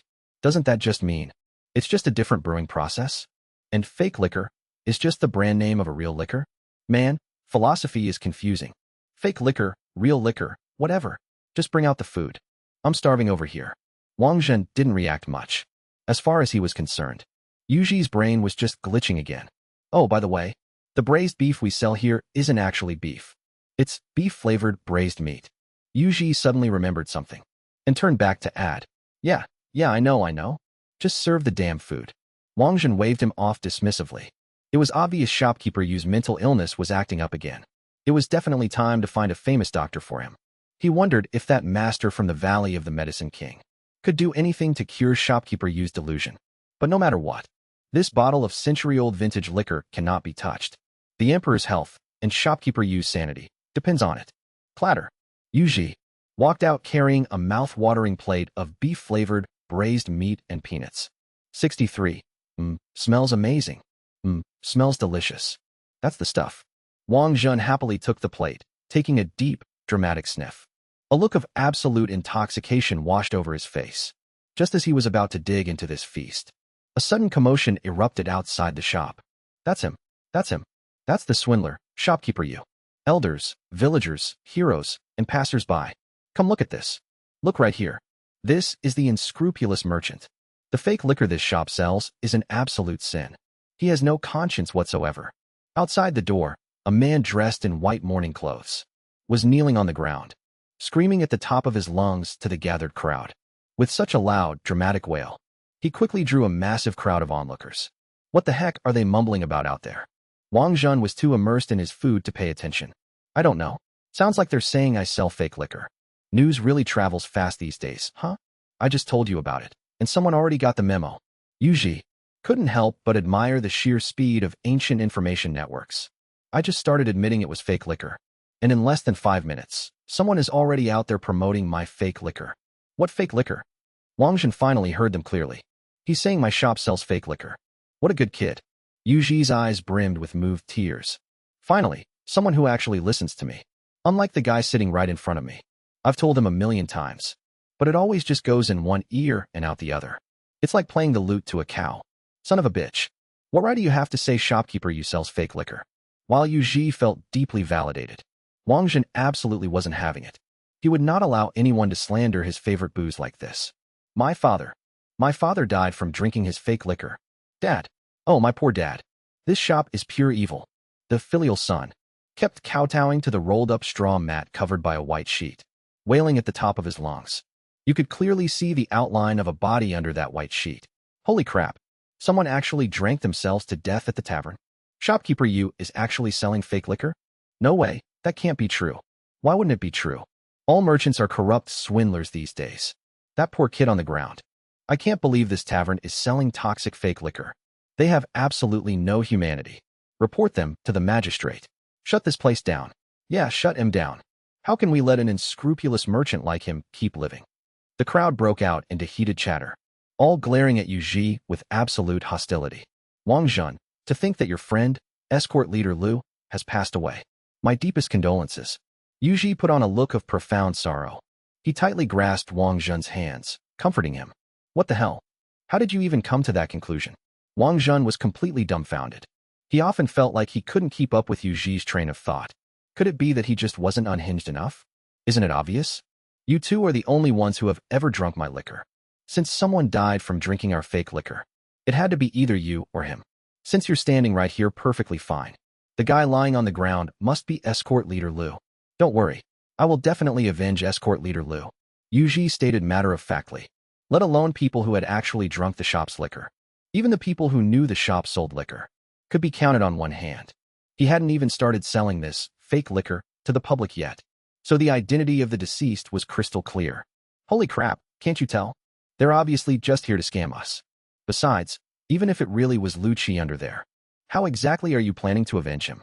You're the one who sold that alcohol. What? Are you going to stab yourself? Wang Jun was practically stomping his feet in anger. In that case, it looks like escort leader Liu is fine. Congratulations. Yuji suddenly realized. He had just been figuring out how to get Baozi to arrest that unscrupulous online shop owner. But now, it seemed that could wait. Forget it. It's my turn to show off my genius. Step aside. Wang Jun rolled his eyes and leaped straight to the doorway. Yuji, of course, had no objections. He wasn't planning on going outside anyway. It was way too dangerous out there. You there, kneeling on the ground. Let me ask you. You claim that your father died from drinking fake alcohol from Yuji's shop. Where is your proof? Wang Jun stared fiercely, radiating an imposing aura. My father is dead. His corpse is right here. That's all the proof you need. The morning sun in white had clearly come prepared. Then how can you be so sure that your father died? Because he drank shopkeeper used fake alcohol? He could have eaten something else, or died from completely different causes. I assume you haven't called for a coroner yet. How about we get an autopsy done to find out? Wang Jun continued to press. The dead must be respected. My father has already passed. I will not let him suffer unrest in the afterlife. The reason I am so certain is because on that day, my father only drank shopkeeper use alcohol. He collapsed right after getting home. He didn't eat or drink anything else along the way. The mourner in white had really done his homework. Looks like shopkeeper you really is selling fake booze. Fake alcohol ruins lives. It actually killed someone. Whispers broke out among the crowd. They were clearly swayed by the morning sun's words. How can you be so absolutely sure that he only drank shopkeeper use alcohol? Wang Jun asked again. My father told me so himself. The mourner smoothly shifted the burden of proof to the dead man. Fine. Since you insist on sticking to that story, then let me ask you this. How much did shopkeeper use alcohol cost? What was its quality? What was its vintage? And how did it taste? Wang Jun fired off a barrage of questions, completely dumbfounding the morning sun. The vintage was 50 years. As for its quality and price, I don't know. My father passed away too suddenly. He didn't get to tell me all that. The mourner in white was at a loss for words. He only knew that the wine was a 50-year vintage. He was completely clueless about the rest. The guy who paid him had only given him that much information. What else was he supposed to do? He was feeling pretty desperate himself. Didn't he just say? His old man died right after getting home. How could he have time to explain all those details? Yeah, exactly. You're not considering the actual situation at all. Who goes home after drinking and talks to their son about tasting notes? In the crowd, a few more voices chimed in to agree with the mourner. It seems your father really did pass away in a hurry. An eerie smile crept onto Wang Jun's face. Why, yeah, he died as soon as he got home. Looking at that creepy smile, a chill ran down the mourner's spine. He felt like something was wrong, but he couldn't quite put his finger on it. All right then, here's the real question. On exactly what day did your father drink the alcohol? And on what day did he die? Looking like an angler who had just hooked a fish, Wang Jun slowly reeled in his line. Half a month ago. He had received this job half a month ago. The mourner had waited a long time before Yuji finally opened his shop. Excellent. A corpse that's been dead for half a month, yet it doesn't smell at all. Everyone, look at the weather we're having. What kind of corpse can sit out for 2 weeks without rotting? Wang Jun announced triumphantly to the onlookers. After talking in circles for so long, He had finally trapped the guy in his own lies. He's right. It's the middle of summer. A body left out for 2 weeks would be putrid by now. Geez, the stench would be unbearable. Damn it. I fell right into his trap. Reminded by Wang Jun. The crowd finally snapped out of it. There was definitely something wrong with this corpse. And no, I remembered wrong. It wasn't 2 weeks. It was 2 days. My father died 2 days ago. The mourner in white panicked. What a disaster. This wasn't how the script was supposed to go. 2 days? Ha ha. Lately, I'm sure some of you have walked past Shopkeeper Yu's tavern. Tell me, everyone, how long has this tavern been closed? How could anyone possibly go in and buy alcohol? Wang Jun burst into laughter. There was no need to say anything else. There was only one truth. The man was lying. Yeah, it's true. Shopkeeper Yu's tavern has been closed for more than half a month. How could anyone have been drinking his alcohol? Forget 2 days. Even 2 weeks ago would be impossible. So he's just a fraud. And here I was actually believing his nonsense. We wrongfully accused Shopkeeper Yu. Now that you mention it, I've never actually seen Shopkeeper Yu's place sell alcohol. His food is amazing. So his booze can't be bad either. I'd really love to try some. Let's talk about drinking later. What do we do with this scammer? Yeah, he totally played with my feelings. Let's tie him up and expose him. Agreed. Holy crap. The corpse is moving. Wait, what do you mean the corpse is moving? The guy was never dead to begin with. As the crowd riled themselves up, they grabbed the mourner in white, along with the corpse wrapped in white cloth, who was also apprehended. They were hogtied and tossed to the side, guarded by several men from the escort agency that Wang Jun had called over. Clop, clop, clop. Several fine horses galloped down the road of the market town, followed closely by a few carriages. Soon, a group of people filed out. It was none other than those guys from Jiangnandao. It's him. It's him. He's the one. They're the ones who paid me to come here and frame Boss Yu, cried the man dressed as a morning sun in white. He had no idea who in the crowd had kicked him earlier, but his face was now a mess of black and blue bruises. Seeing the talents from Jiangnandao arrive, it was as if he had just seen his saviors. Useless trash. Li Dai cast a disdainful glance at the 2 men on the ground, scoffing inwardly. You guys are causing trouble again. Though I gotta say, your script is pretty garbage this time.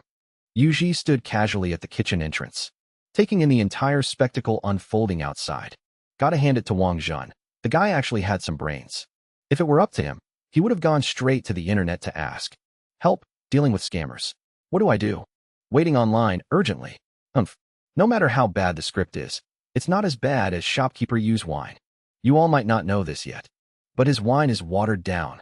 Li Dai was honestly speechless. His script had been perfectly planned out. First, hire people to smear his name. It was a common but highly effective tactic. As long as Yu Ji started selling wine, he wouldn't be able to defend himself. Whether the rumors were true or not, people would believe them, completely ruining the restaurant's reputation. But who could have guessed? Who could have possibly guessed that this bastard would close his doors for over half a month? Over half a month. What kind of restaurant just casually shuts down for half a month? It completely derailed all of his follow-up plans. In all the rush, he completely forgot about the filial son in white. He forgot to update his script. The idiot was still acting out a plan from half a month ago, so of course it fell apart. Fortunately, that was just a minor hiccup. Li Dai directly exposed the issue of the restaurant watering down its wine. Sure enough, this instantly grabbed everyone's attention. No way, really? Watered down wine. Can you even drink that? Why not? Last time I drank at Qinghe Tavern, man, it was 3 parts wine and 7 parts water. It was so bland I just treated it like drinking water. 3 parts wine and 7 parts water is considered good. When I drank at Pingan Tavern, the boss literally served us water with a few drops of wine in it. I was so furious. I smashed that scammer's shop to pieces right then and there. These days, there's no such thing as an honest merchant. Honest or not, whatever. If I run into anyone watering down their wine, I say we smash their place up, one by one. Watering down wine is just pathetic. Shopkeeper Yu doesn't look like someone with such a black heart. Not a black heart. He sells a single dish for 50 coins. Exactly. Who knows how much a bowl of watered-down wine costs? The crowd grew fiercely indignant, clearly harboring a deep hatred for crooked merchants. Well, Shopkeeper Yu, don't tell me you don't have the guts to admit what you've done. When it comes to watered-down wine, anyone with a bit of experience can taste it after just one sip. Li Dai looked incredibly smug. It didn't matter if Yu Ji's wine was actually watered down today or not. It was totally irrelevant. They had already bribed several seasoned drunkards in the capital. As long as they all kept their story straight, no one would believe Yuji, even if his wine was completely pure. I admit it. Not only is my wine watered down, it's all completely fake. Yuji stated with absolute sincerity. I knew you wouldn't ADM. Wait, what the hell did you just say? Li Dai's smugness didn't even last a single second before he suddenly realized what just happened. This was definitely not part of the script he wrote. Who the hell admits to watering down their own wine? I said, my place only serves fake wine. Yuji shouted again, even more sincerely this time. His words sent a massive shockwave through the crowd. Holy crap, crap. Did I hear that right? Shopkeeper, you actually admitted it? Are you an idiot? He's obviously being sarcastic. Yeah, who would actually admit to selling fake wine? Ah, right. He's retreating in order to advance. How incredibly cunning. What retreating to advance? It's 99% likely he watered it down, realized everyone would taste it, and didn't dare hide it. He even said the whole store is full of fake wine. You can't just talk your way out of selling fake wine. I never expected Shopkeeper you to be this kind of person. I'm never eating at his place again. Listen to this guy. Anyone who doesn't know better would think you've actually afforded to eat there before. You. The crowd buzzed with chaotic chatter. But one thing was certain. Yuji's self-proclaimed fake wine was now an established fact. As long as you admit it. Li Dai choked on his words right after saying that. He had absolutely no idea what to say next. According to the script, he was supposed to verbally spar with Yuji for 300 rounds, then bring out the witnesses to deal the fatal blow, completing his glorious triumph. But now, that entire process had been compressed into exactly 2 sentences. Simply put, his screen time was completely gone. Useless trash. Step down, you absolute embarrassment. Goei Jinsho rolled his eyes at Li Dai in pure disdain. This idiot never accomplished anything but ruining plans. He would have to step in himself.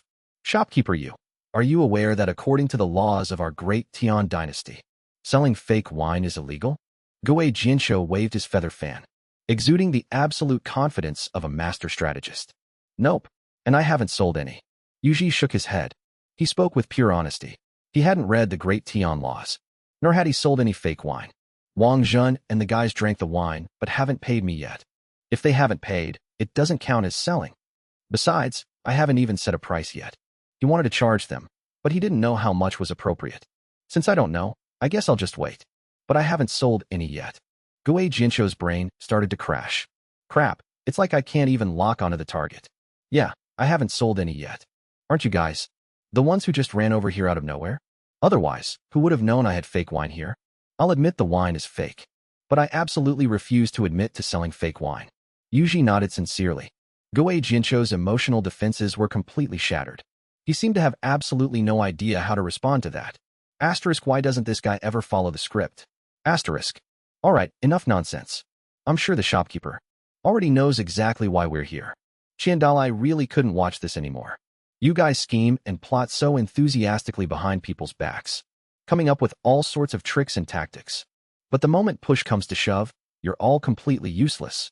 Asterisk, and you call yourselves scholars. Asterisk. Asterisk, bah. I didn't say anything. Asterisk. Yuji looked bewildered. He wasn't a mind reader, after all. How was he supposed to know what this bunch was trying to do? And now they're all just standing around completely mute. Fine, I'll just spell it out for you. Asterisk, let's have a wine competition. Whoever loses shuts down their shop. Asterisk. Chiandalai squeezed the 2 iron balls in his hand until they creaked. Asterisk, a wine competition? But all the wine in my shop is fake. Asterisk. Don't tell me you brew fake wine too? In Yuji's clear eyes gleamed a hint of sheer stupidity. I swear to be honest, Chiandalai had a really strong urge to take those 2 iron balls and smash them right into Yuji's forehead. Asterisk, why does talking to this guy just make me angrier by the second? Asterisk. Hey, what's your problem? If we're talking, let's just talk. Why are you swearing at me? Yuji was getting annoyed. We're trying to have a serious business discussion here. What's with the insults? Setting aside the fake wine for a second. Asterisk, just tell me, do you dare to compete or not? Asterisk. Chiandalai tried to calm his raging heart. He took a deep breath and finally regained his composure. It's not that I don't dare. It's just, who's paying for this wine? Seeing Chiandalai's expression rapidly changing color, Yuji hurriedly added, fine, it's on me, okay? Chiandalai was getting frantic. Still no. Yuji continued to shake his head. Asterisk, and why the hell not? Asterisk. Qian Dalai was starting to sound exhausted. Talking to this guy is so draining. If I sell the wine to you. Asterisk. Doesn't that mean I really am selling fake wine? Asterisk.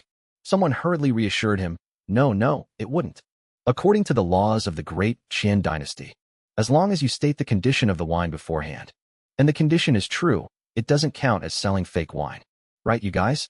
Qian Dalai cast a pleading look toward those scholars from the Jiangnan circuit. Yes, absolutely. The great Qian laws do indeed have such a provision.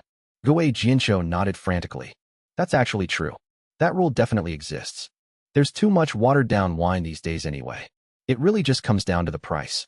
Honestly, some watered-down wine still tastes pretty good. As long as you explain it up front and the price matches the quality. I really wouldn't mind.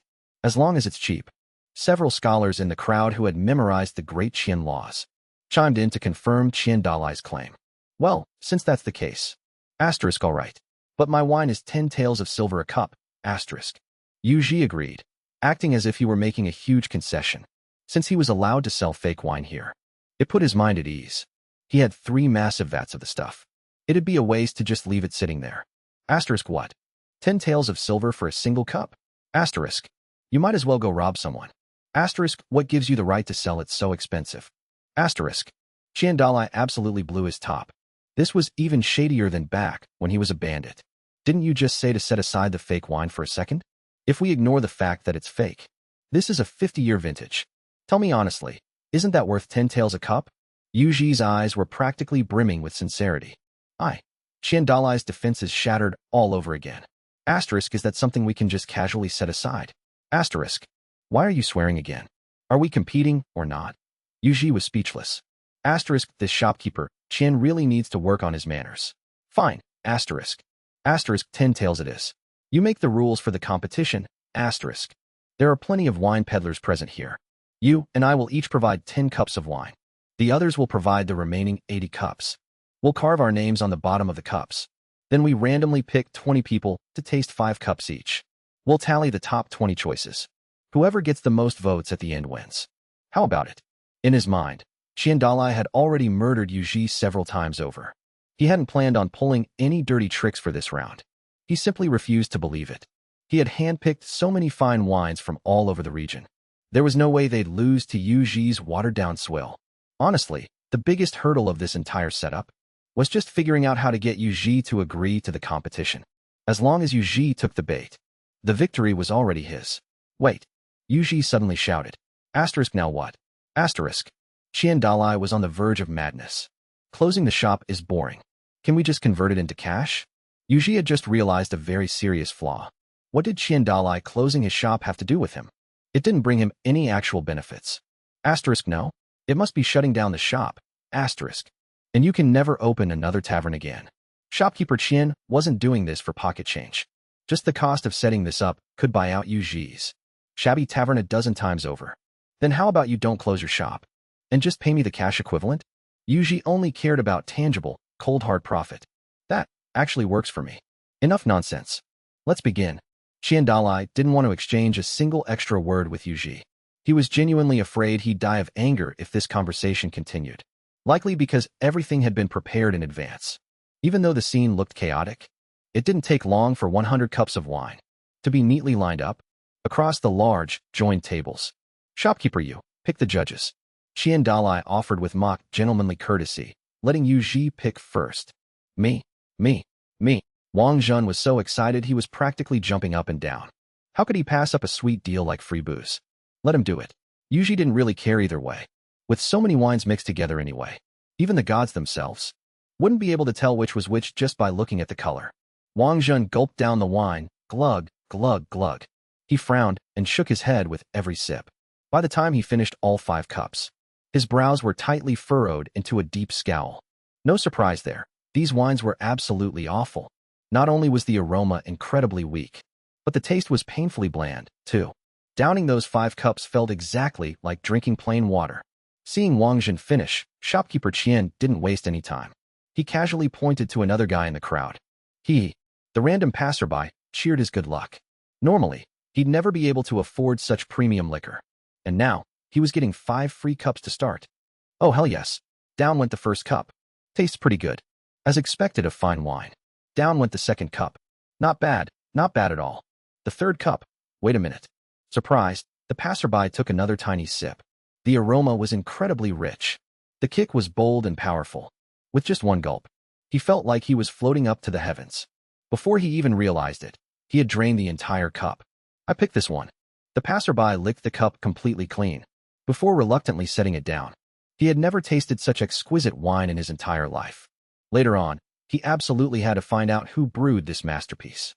He was going to buy 10 caddies of it and drink until he passed out. There are still 2 cups left. Not going to taste the rest? Qian Nalai furrowed his brow. A bad feeling started creeping into his chest. No need, no need. This is the one. The rest don't matter. The passerby randomly picked 2 more cups to finish his quota. Just as he expected, the fine wines he initially thought were delicious now tasted completely dull and flavorless in comparison. What happened next got a little bizarre. Some of the tasters drank normally enough, but a few of them, mid-drink, suddenly started licking and fighting over their cups. Their faces were flushed with pure, unrestrained bliss. What the heck is wrong with those guys? They got 5 free cups and they're licking the glass. Who knows? Who do you guys think is going to win this bet? Whoever it is, it ain't going to be Shopkeeper Yu. Why? Because the man watered down his wine. Shopkeeper Yu admitted it himself. You guys might not know what watered-down wine actually tastes like. Basically, the flavor gets super weak. You might not notice if you've already had a few, but if you drink it side by side with other liquors, that blandness stands out immediately. Shopkeeper Qian came prepared for this, serving up 5 premium wines straight away. Makes it glaringly obvious whose stuff is watered down. I saw the names. Several of those are famously good wines. Shopkeeper Yu is dead meat for sure. Serves him right. Who told him to water down his stock? Yeah, exactly. Scamming merchants like him deserve to be chased out of town. The crowd was buzzing with gossip. Not a single person had faith in Yuji. He had personally admitted to watering down his wine. After all, if he didn't lose, there would be no justice in the world. 100 cups, 20 tasters. It went fast. In just a short while, all 100 cups had been drained. At the same time, the 20 cups voted as the most delicious had been officially selected. The first cup. The notary stepped forward and flipped the cup. Li family's Emperor wine. He announced the name carved on the base. Hearing his brand called, the owner of the Li family wine was naturally thrilled. This at least proved his wine was better than the other 5 options. Second cup, Qian Family Tavern. Shopkeeper Qian flashed a triumphant smile. Third cup, Qian Family Tavern. Fourth cup, Wang Family Tavern. Fifth cup, Qian Family Tavern. In the blink of an eye, 5 cups had been flipped. Kid, when doing business, you gotta play fair. Watering down your wine. Your shop ain't gonna last long like that. Qian Nalai patted Yuji's shoulder, speaking in a condescendingly earnest tone. It seemed all his painstaking efforts, traveling everywhere to buy up all these premium wines, hadn't been in vain. They've already revealed 5 cups. Not a single one belongs to Shopkeeper Yu. He's completely finished. Well, it'd be weirder if his actually got picked, right? Exactly. Today he dares to water down his wine. Tomorrow he'll be putting a drop of wine in his water. Boycott this scumbag merchant. Some people in the crowd were already starting to leave. Nothing left to see here. The match is already decided. Yuji remained completely expressionless. He really didn't care either way. If he lost and closed the tavern, he'd just pivot and open an apothecary instead. Medicine brought in way more money anyway. Healing the sick, saving lives. He'd rack up infinite good karma. Sixth cup, Yu. Shopkeeper Qian's hand stiffened on Yuji's shoulder. Seventh cup, Yu. Shopkeeper Qian's face turned grim. Eighth cup, Yu. 12th cup, Yu. Even the notary's hands were starting to tremble. Impossible. This is impossible. How could 6 cups in a row all be his? Qian Nalai finally couldn't take it anymore. He marched straight up to the table and flipped the remaining cups over one by one. Every single glaring Yu character felt like an ice pick, stabbing viciously into his chest. How is this possible? Qian Nalai clutched his chest, gasping for air. Out of 20 cups, a staggering 9 of them had Yu carved into the bottom. Meanwhile, Qian only had 3. He was getting completely crushed. Damn it. What I drank was actually Shopkeeper Yu's wine. That stuff was absolute nectar of the gods. The lucky passerby, who had been staring intently at his cup, was utterly mind-blown. Holy crap, how is this possible? Wasn't his stuff watered down? This has got to be a sick joke. How on earth could Shopkeeper Yu be the winner? Do you people even have functioning taste buds? Wait, one guy must have functioning taste buds. I mean, Only 9 cups were carved with you. There's still one person who didn't pick him. The crowd completely erupted. No one could have ever imagined that shopkeeper Yu's wine would actually win 9 votes. Oh well. I actually thought both of those cups tasted like divine nectar at the time. But weren't we only supposed to pick one? I just placed my vote on a random cup. A weak voice chimed in from the corner. What the hell? Isn't that the guy who licked both wine cups clean earlier? I was even laughing at him for it. So the whole reason Boss Yu didn't get all 10 votes was because his own drinks went up against each other. I still don't buy it. How could watered-down wine taste good? Are these guys paid shills or something? Never mind if they're shills. I'm starting to suspect that this whole spectacle was orchestrated by Boss Yu himself, just to hype up his own tavern. I really doubt that. The guy is too lazy to even open for business properly. There's no way he'd orchestrate something so complicated. Well, I still don't believe it. The crowd buzzed with chatter. Everyone remained skeptical of Yuji's wine.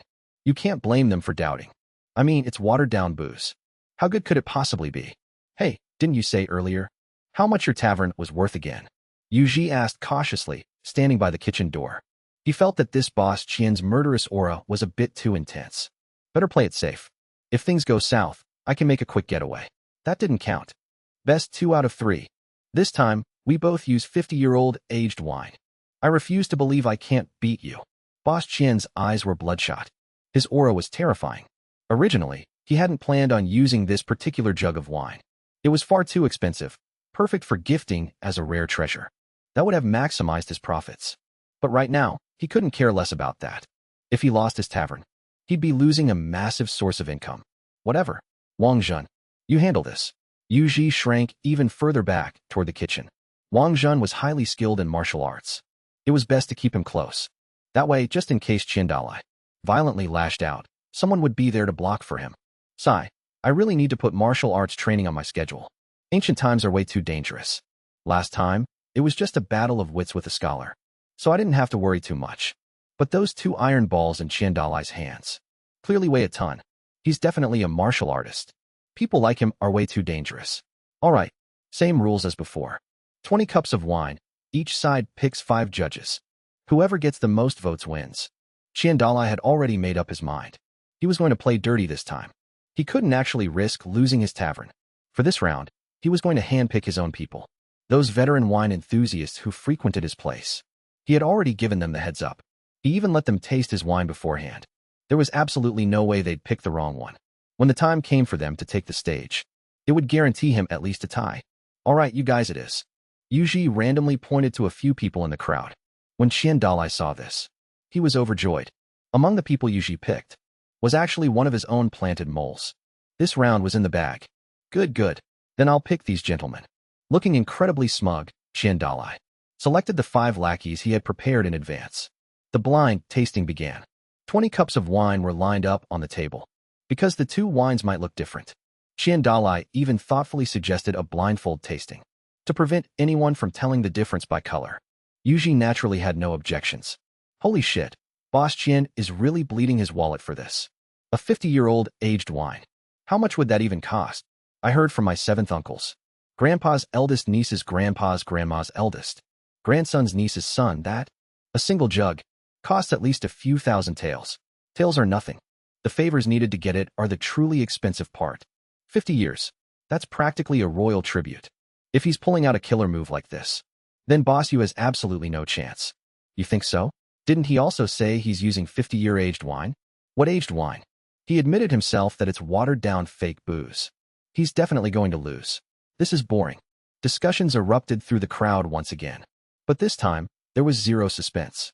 Boss Qian was using a genuine 50-year aged wine. Meanwhile, Yuji's side was peddling watered-down fakes. It'd be a miracle if he won. Tasting 20 cups went by in a flash. First cup, Qian. The notary stepped up to the first judge and checked the cup he had selected. Second cup, Qian. Fifth cup, Qian. 5 consecutive picks for Boss Qian. Naturally, since they were his men, they voted for him. All 5 picked Boss Qian. As for Boss Yu, isn't he doomed to lose? The absolute best he can hope for now is a tie. If even one of the remaining 5 votes for Boss Qian, Boss Yu is finished. The outcome seemed painfully obvious. Everyone in the crowd understood the stakes. The ending was already set in stone. There was no way Yuji could win this second round. 6th cup Yu. 9th cup Yu. Soon, the notary arrived at the 10th judge, who was none other than Boss Qian's planted mole. The other 4 didn't cheat. So naturally, they had chosen Yu Ji's fake wine. But it didn't matter now. The final judge was his own man. The corners of Qian Dalai's mouth already curled up into a victorious smirk. 10th cup. You. The notary announced, flipping the cup over. What? How is this possible? Qian Dalai's smug, calm smile suddenly froze stiff. Everyone, there is something I must declare. The truth is, I took Boss Qian's money. I was originally supposed to pick him. But after tasting Boss Yu's wine, I suddenly came to my senses. We only live once in this world. We must walk the path of honor and integrity. Boss Qian's 50-year aged wine is indeed quite good. But Boss Yu's glass is nothing short of nectar from the gods. Boss Qian, I'm sorry. If I were to vote against my conscience, I fear alcohol would lose all flavor for the rest of my life. The bribed veteran drinker spoke up righteously. Why you? What the hell are you saying? Who bribed you? Qian Nanlai was absolutely furious. Naturally, there was no way he'd admit to cheating.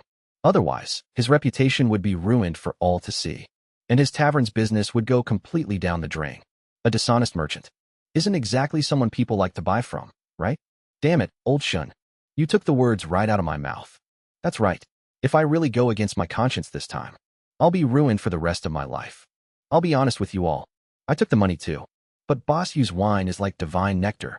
It's utterly intoxicating. It is simply the absolute best of the best. I choose Boss Yu. Another person stepped forward. Exactly. I feel the same way. As expected of my drinking buddies. I'm not taking this dirty money either. Yet another person stepped forward. What the hell? What's going on here? I just want to take a piss. What the heck is happening? It looks like that guy named Qian bribed them beforehand. He wanted them to rig the competition. Is he really that sneaky? Yeah. Too bad Boss Yu's wine is just too incredible. It actually made them turn on him. If that's the case, doesn't that mean Boss Yu wins the second round too? You bet he does. I really wish this competition would end sooner. I actually want to taste what kind of wine this is. To think it could make so many people bite the hand that fed them. I want to taste it too. Do you guys have a death wish? That wine costs 10 silver taels a cup. Can you even afford that? Sigh. Sadly, my pockets are empty. The crowd was absolutely floored by today's plot twist. No one had ever heard of wine being so good it made bribed judges defect. Just how delicious is this wine? Oh well, I guess I win again. Right now, only half of his head was sticking out. His body had already retreated back to the modern world. Humph. You can't just change your answers however you please. This round is a tie. I'm going to bet it all on the final round with you. We'll both bring out our absolute best wine. I refuse to believe I can't beat you. Boss Qian waved his hand. Immediately, someone walked out carrying a wine jar covered in dried mud. He brought it out to the front. Don't say I didn't warn you. This is an 80-year-old jar of newer Hong. It's been buried underground for over 80 years. If you're still going to try and fob me off with your watered-down booze, then don't blame me for being ruthless when you lose. Boss Qian stroked the wine jar with a smug look on his face. Holy crap, an 80-year-old vintage. Do any of you know where he got it from? Do you? Of course. I heard it from my third aunt's eldest nephew's grandpa's grandson's eldest nephew. This jar of newer Hong is no ordinary wine. It's from over in the Jiangnan region, left behind by a highly renowned old woman. An old woman, yeah? They have a custom over there. When a daughter is born, they bury a jar of wine underground. When she gets married, they dig it up to serve the wedding guests. That's what makes it newer Hong, the daughter's wine. Then why was this jar buried for over 80 years? Isn't it obvious? She never got married. She stayed single for over 80 years. She just passed away a few days ago. Ah, that explains it. Bullshit. I heard that it's only called newer Hong if she actually gets married. If she dies prematurely, it's called Huadiao, symbolizing a withered flower. Holy shit. Does that mean she actually got married? It has to, right? I heard Boss Qian hired someone to marry her. He spent over $1 million in bride price. Boss Qian is a real high roller. That must be worth a fortune. An 80-year-old newer Hong. Boss Yu is completely doomed this time. You can say that again. The know-it-alls in the crowd explain the origins of newer Hong loud and clear. Old wine, old wine. The older it is, the more fragrant it gets. If it were a 60-year-old newer Hong, he might have had a chance. But against a full 80-year-old vintage, everyone felt that all hope was lost for him. Well, are you ready to admit defeat? Even Boss Qian was beaming with pure arrogance. It was well worth nearly emptying his entire family fortune to bring out such an ultimate trump card. What's 80 years? We have a century-old brew right here. Wait, hang on a second. It doesn't seem like there's wine in there. Wang Zhen sniffed the air. He interrupted in a low voice. Ignorant brat, stop spouting nonsense. This is a Nugerhong that has been sealed for 80 years. How could it not be wine? Naturally, Qian Namlai didn't believe a word of it. After all, he had emptied his family's savings to buy it. I trust my nose. Inside this jar, I truly can't smell even the slightest hint of alcohol. Wang Zhen sniffed again. Isn't that obvious, you idiot? If it wasn't perfectly preserved, how could this wine have been kept for 80 years? Qian Namlai snapped back. Have you never even opened it to look inside? You might want to open it up and check. Seriously, my nose is super sharp. If I can't smell any wine, then there's definitely a problem. Wang Zhen insisted firmly. Then I'll let you broaden your horizons, kid. Wine is meant to be opened anyway. Boss Qian didn't refuse. He carefully cracked open the seal just a bit. And then, he froze. Why doesn't this wine have a scent? Throwing caution to the wind, he ruthlessly ripped the entire lid off. Instantly, he was dumbfounded. There was number 80-year-old vintage inside the jar. Only a puddle of muddy water lay quietly at the bottom, as if mocking his incompetence. I told you so. The moment I saw this wine jar, I had a feeling. That seal didn't look like the original. It looked like fresh mud had just been smeared on. It probably leaked water ages ago. What a pity. Wang Zhen shook his head, letting out a sigh. Puffed. A long arc of blood sprayed through the air. Qian Dalai could no longer hold himself steady. He pitched forward and planted face first into the dirt. Quick, quick, quick. Carry him out of here. Xiaoqin, hurry up and scrub the floor. Everyone else, scatter. Show's over, clear out. Yuji called out to Xiaoqin, who had been peeking from the doorway for a while. I haven't opened shop in half a month. And the tavern's already dirty again. We absolutely cannot let these guys in next time. Spitting blood in my tavern every single day. This isn't a damn blood donation bus. What do I need all this blood for? Qian Dalai was carried away, and the farce finally came to an end. As the crowd dispersed, the tavern returned to its usual tranquility. Shopkeeper, are you really going to sell the wine? For 10 taels of silver a cup? Wang Zhen walked over, looking completely defeated, and asked, how could I? It's 1 mace of silver a bowl, and 2 mace for a pot. It is fake wine, after all. The quality isn't great, so I can't sell it too expensive. But making it too cheap isn't good either. Drinking too much fake wine is bad for the health, you know. Oh, thank goodness. By the way, shopkeeper you. There's something I need to warn you about. That Qian Dalai is no saint. He used to be a bandit boss. And he is incredibly petty. Today, you made him lose face completely. And he lost a fortune to you. He'll definitely find people to exact his revenge. Don't go out for the next few days. Stay on guard at all times. If there's any trouble, just shout for me. I'll be nearby. As long as you can stall them for just a bit. I promise I'll rush right over. Wang Zhen patted his chest, letting out a breath of relief, before warning him again with a serious expression. Revenge? I could already tell the guy was petty. Then let me tell you something as well. Unless I call for you, absolutely do not enter my house. I have my own methods to handle this. Remember that well. Otherwise, if something goes wrong, I won't be held responsible. Qian Dalai? If he wasn't petty, he wouldn't have thrown up blood out of pure anger. Yuji naturally guessed that he would come for revenge. But it wasn't a big deal. He had prepared the tavern's security measures a long time ago. Otherwise, he wouldn't have been able to just stay holed up in the tavern without ever going out. It was all because it was safe inside. He could handle whatever trouble came his way. Are you sure? Wang Zhen was still a bit worried. Even though Yuji knew a little martial arts. In front of desperate outlaws who licked blood from the edge of a blade, he wouldn't even survive a single slash. I'm sure, positive, and absolutely certain.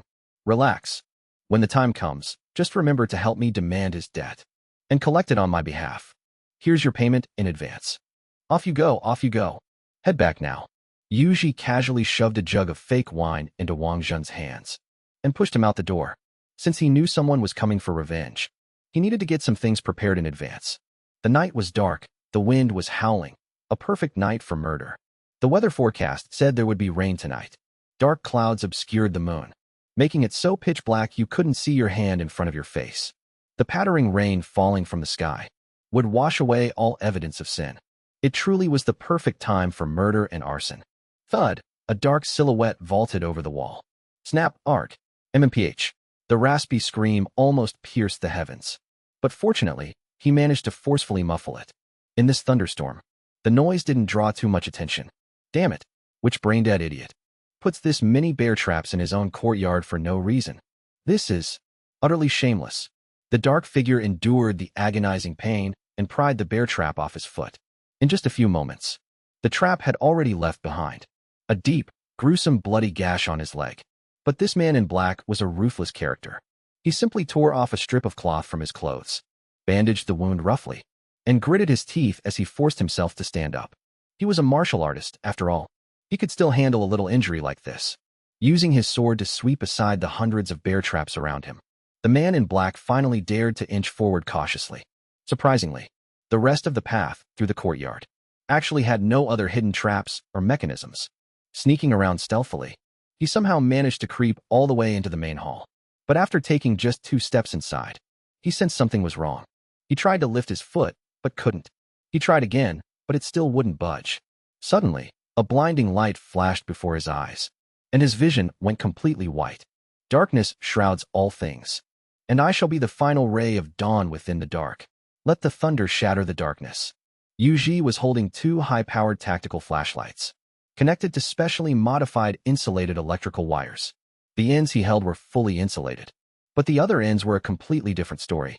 Those were exposed, live copper wires, and the source they were hooked up to was a custom-modified electrical circuit designed by Yuji himself. He had no choice. To power those high-wattage industrial freezers, standard household circuits simply weren't enough. So, Yuji had previously hired an electrician to install a heavy-duty dedicated circuit. The electrical current running through his place now was anything but ordinary. It packed one hell of a punch. As for the thing keeping the man in black glued to the floor, that was even more impressive. It was a premium prank item Yuji had bought online. Industrial-strength super glue. Once you step in it, you aren't moving an inch. Damn you. I'll fight you to the death. The man in black clearly realized his predicament, so without hesitation, he violently pushed off the ground with his feet. His shoes instantly burst apart. However, under the blinding glare of the tactical flashlights, he couldn't see a damn thing. He could only act on pure instinct, swinging his blade wildly in one direction. Left neutral, right live. God of thunder, aid me. Yuji let out a mighty roar as the intense beams of light waved in his hands. Like a miniature sun, the 2 exposed live wires flicked out like a serpent's tongue, striking straight at the man in black. Bzzzt. Crackle. The man raised his sword to block it. But who would have thought?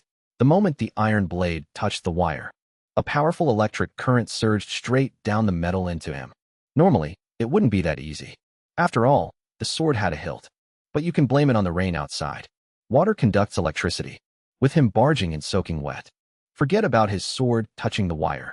Even if it hadn't, as long as he dared to stand in that puddle on the floor, he was going to get electrocuted anyway. Following a blood-curdling scream, the man in black collapsed to the ground, twitching violently. Not good. It's a trap. It seemed the people outside had heard the scream as well. Soon, another squad of men in black leaped into the courtyard, rushing straight for the main hall. Ugh, no fun. Time to dip. Yuji immediately turned and slipped into the kitchen. He was already standing by the door. Entering and locking it behind him took less than a second. By the time the mob of assassins stormed into the main hall, there wasn't a single trace of Yuji. Only the twitching body on the floor remained. As for the flashlight, Yuji had already turned it off. If a tiger doesn't show its claws, do you think I'm just a Hello Kitty? It's about time I showed them what we call technology and brutal methods. Right now, Yuji was sitting in front of his computer, watching the infrared night vision feed of the main hall. He had long since rigged the inn with defenses. It was equipped to handle any situation. After all, this ancient era was far from safe. For a black-hearted merchant like himself, running into danger was only a matter of time. He just didn't expect that day to come so soon.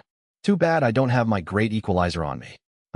Otherwise, he'd definitely let them know what true dual cultivation really meant. Gun fu is a type of martial art, too.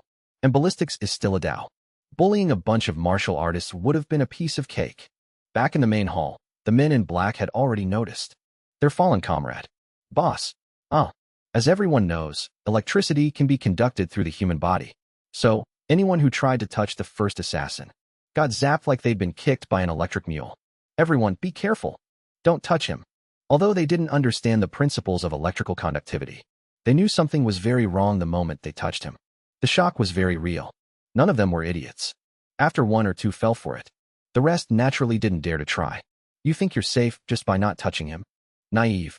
The corner of Yuji's mouth curled up, forming a smile that was 3 parts mockery, 3 parts amusement, and 4 parts sheer nonchalance. With a light tap of his finger, it began to rain inside the inn. It was the fire sprinkler system. That's right. Yuji had connected the main water pipe straight to it. The inn right now was a high-end establishment integrating both water and electricity. As for the sprinklers, he had wired them to be manually controlled. Now, the entire inn was like a waterfall cave. The rain keeps falling. The mood's not too harmonious.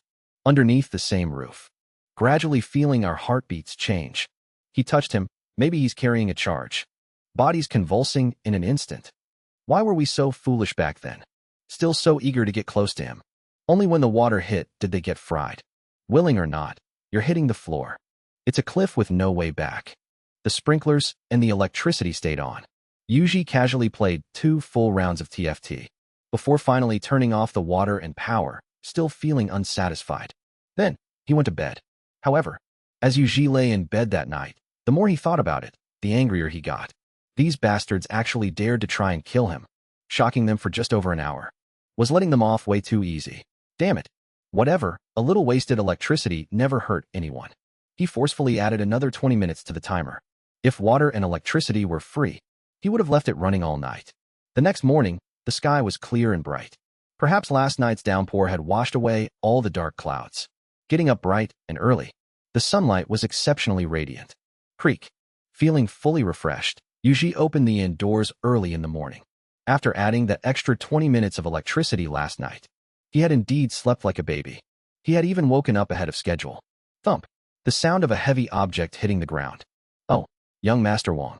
What are you doing here? Yuji asked, looking surprised, as he stared at Wang Jun, who had collapsed onto the ground. The dark circles under Wang Jun's eyes were so thick they looked permanently painted on. It's all because of you. Are you okay? Last night, when the men in black first arrived, Wang Jun had sensed them, but remembering Yuji's warning, he didn't dare poke his head out. Plus, since he didn't hear any screams coming from Yuji, he simply stood guard by his door. He thought the door would swing open at any moment, and he could swoop in for a hero's rescue when Yuji fled outside. But he ended up waiting by the door all freaking night. I'm fine, Yuji said, before dramatically pointing at the ground, at a pile of charred corpses and shrieking. What the hell? Wang Zhen thought Yuji was in some kind of danger. He was just about to rush inside, only to be greeted by the sight of a heaping pile of crispy corpses. It instantly left him speechless. What the heck happened here? Should we report this to the authorities? Obviously, they couldn't just leave the bodies lying around. They had to find someone to clean this up. The local magistrate was naturally the best choice. After all, these guys weren't killed by swords or blades.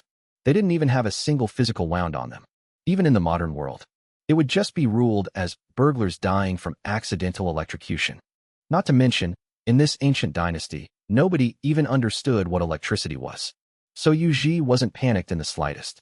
As for the bear traps, they were obviously set up for anti-theft.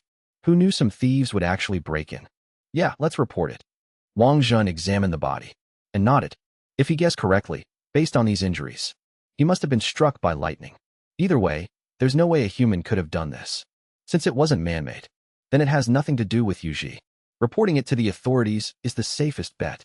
Wang Zhen sent a subordinate out to report the incident. The local officials arrived shortly after. Wait, this guy looks like Manager Qian, the one leading the team, was an experienced head constable, perhaps because they worked at the county office, and frequently went to Qian Dalai's place to mooch off him. These officials recognized the deceased's identity at a glance. With such a massive build, and those 2 signature iron Baoding balls on him, there was probably no one else like him in all of Tomi County. Manager Qian? Why did Manager Qian sneak into my place? Dressed in black and masked, no less. Holding a sharp weapon. Was he trying to? Yuji put on a terrified expression. He seemed to have said nothing. But in reality, he had said everything. That remains unclear. However, since the man died in your establishment, I'll have to ask Manager Yu to come with us. There are some questions we need to ask. Although the head constable didn't see anything suspicious, he couldn't just let the matter drop. Not only had Qian Dalai given them plenty of bribes, but more importantly, he was in bed with the county magistrate. It wouldn't fly if they didn't bring back an explanation. No matter what, someone had to take the fall for this. They didn't know anything about men in black or trespassing into private homes. They didn't care about that. But they knew that once someone entered the county office, they could interrogate whatever confession they wanted out of them. Hold on. This matter is crystal clear. Qian Dalai trespassed into a private residence with malicious intent and was struck by heavenly lightning. The situation couldn't be clearer. There's no need for Manager Yu to go to the county office, is there? Wang Zhen was naturally well aware of the county office's corrupt nature. Even an innocent person would be peeled of 8 layers of skin if they went in. Not to mention, Qian Dalai had ties to the magistrate. Wouldn't going in just be a death sentence? If Yu Ji went, it definitely wouldn't end well for him. Whether there's a problem or not, we'll find out at the Yamen. We are just performing our official duties. Besides, we're merely inviting Manager Yu to clarify the situation. I hope young Master Wang won't interfere. The head constable naturally wasn't going to let it go so easily. If he didn't bring Yu Ji back, it would be considered a failure of duty.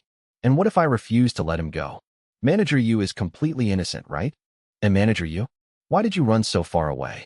Just as Wang Zhen turned his head to ask for Yu Ji's opinion, he looked back and saw no one there. Looking around, he finally realized that this guy had sneakily slipped over to the kitchen door at some point. He looked incredibly suspicious, acting all sneaky like that. Anyone who didn't know better would think he had actually done something wrong and was acting out of a guilty conscience. It's nothing. You know what? Old Wang, why don't you step outside for a bit? I have some private matters to take care of. Remember to shut the door behind you. Yu Ji already had 1 foot inside the kitchen. There was no way in hell he was going to the county office. He didn't even dare step out the door. Right now, his martial arts hadn't reached full mastery yet. If he really went out there, he probably wouldn't make it back alive. He didn't bring his great equalizer with him, after all. As long as he stayed inside the inn, he was safe. If they really pissed him off, forget these petty constables.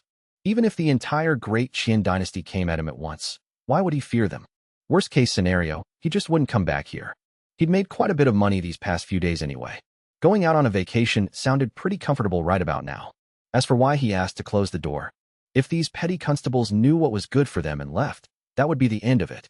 But if they really wanted to try something, he wouldn't mind showing them what happens when a live wire hits the ground.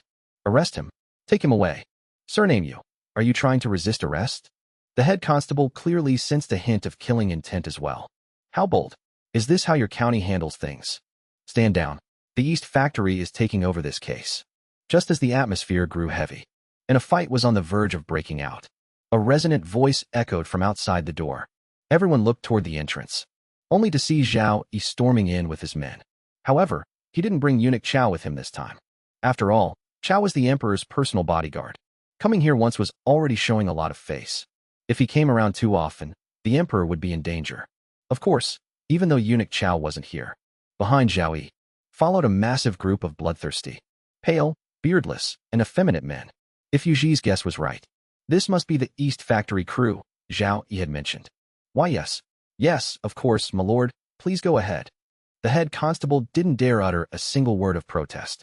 He tucked his tail between his legs and scurried off with his subordinates. The East Factory crew Zhao Yi brought was also very sharp and perceptive. They got to work in an instant. And in the blink of an eye, the corpse was gone. Who knows where they disposed of it? Oh my Manager Yu. You've finally opened your doors. You certainly made us wait. Anyone else would have thought you ran away. Zhao Yi had truly been waiting day in and day out these past few days. He was just about out of patience. Just last night, someone rode a fast horse to the capital to deliver the message, and he had immediately brought his men over first thing in the morning. What are you saying, top scorer? A century-old fake wine naturally takes some time to prepare. Seeing Zhao Yi arrive, Yu Ji finally felt a lot more at ease. Looks like he could keep making money here after all. Does that mean Manager Yu actually managed to get it? Zhao Yi was actually a bit skeptical. A century-old wine was incredibly precious. It was considered a top-tier existence even among royal tributes.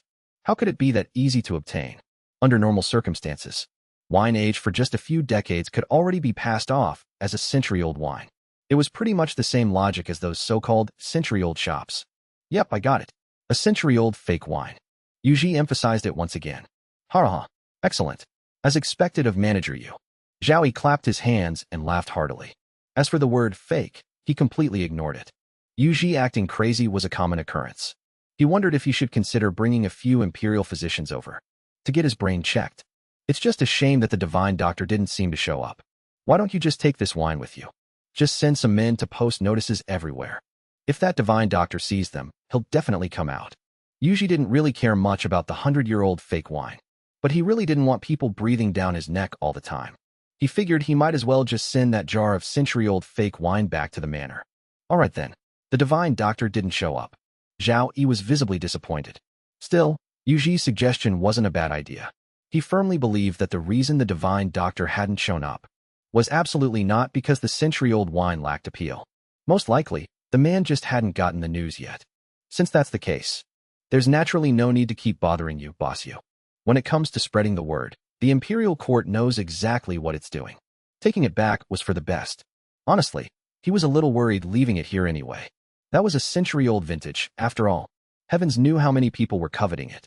For instance, if he hadn't shown up today, who knows, Yuji might have been dragged away by the authorities. And the century-old wine would naturally have been confiscated as evidence. What would happen to it, then, was anyone's guess. If it got lost, it was gone for good. Alright then. Take it, take it. Yuji was incredibly straightforward about it. Taking that jar of century-old, fake wine that had literally been brewed yesterday, and shoving it right into his hands. Whoa, careful now. You lot, be extremely careful and pack this up properly. We returned to the palace. Zhao Yi gingerly accepted the century-old wine. That was the emperor's absolute lifeblood. The moment the wine was in his hands, he didn't dare linger for a single second. He rushed back the way he came at lightning speed. Oh man, I was up all night.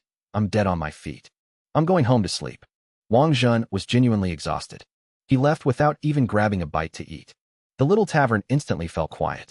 Boss, why are you up so early today? Xiao Qin, who hadn't been seen in quite a while, suddenly popped out of nowhere. You couldn't really blame her for not showing up lately. The main issue was that whenever Yuji closed the shop, he did it for weeks at a time. Whenever she finally got word and hurried over, Yuji would have his doors shut again. With all this back and forth, it truly had been a while since they last saw each other. Perfect timing. The tavern's a bit of a mess. Tidy it up a bit. Yuji casually took the medicinal herbs off Xiao Qin's back. Needless to say, that was another tens of thousands easily pocketed. Xiao Qin was getting more and more knowledgeable about medicine these days. She could even process a lot of the herbs herself. It definitely saved him a whole lot of trouble. You got it. Xiao Qin cheerfully grabbed a rag and started cleaning. Yo, boss you. Morning. I originally wanted to down a couple of buckets last night. But who would have thought the tavern would actually be closed? Hurry, hurry. Fetch me 2 bottles of wine.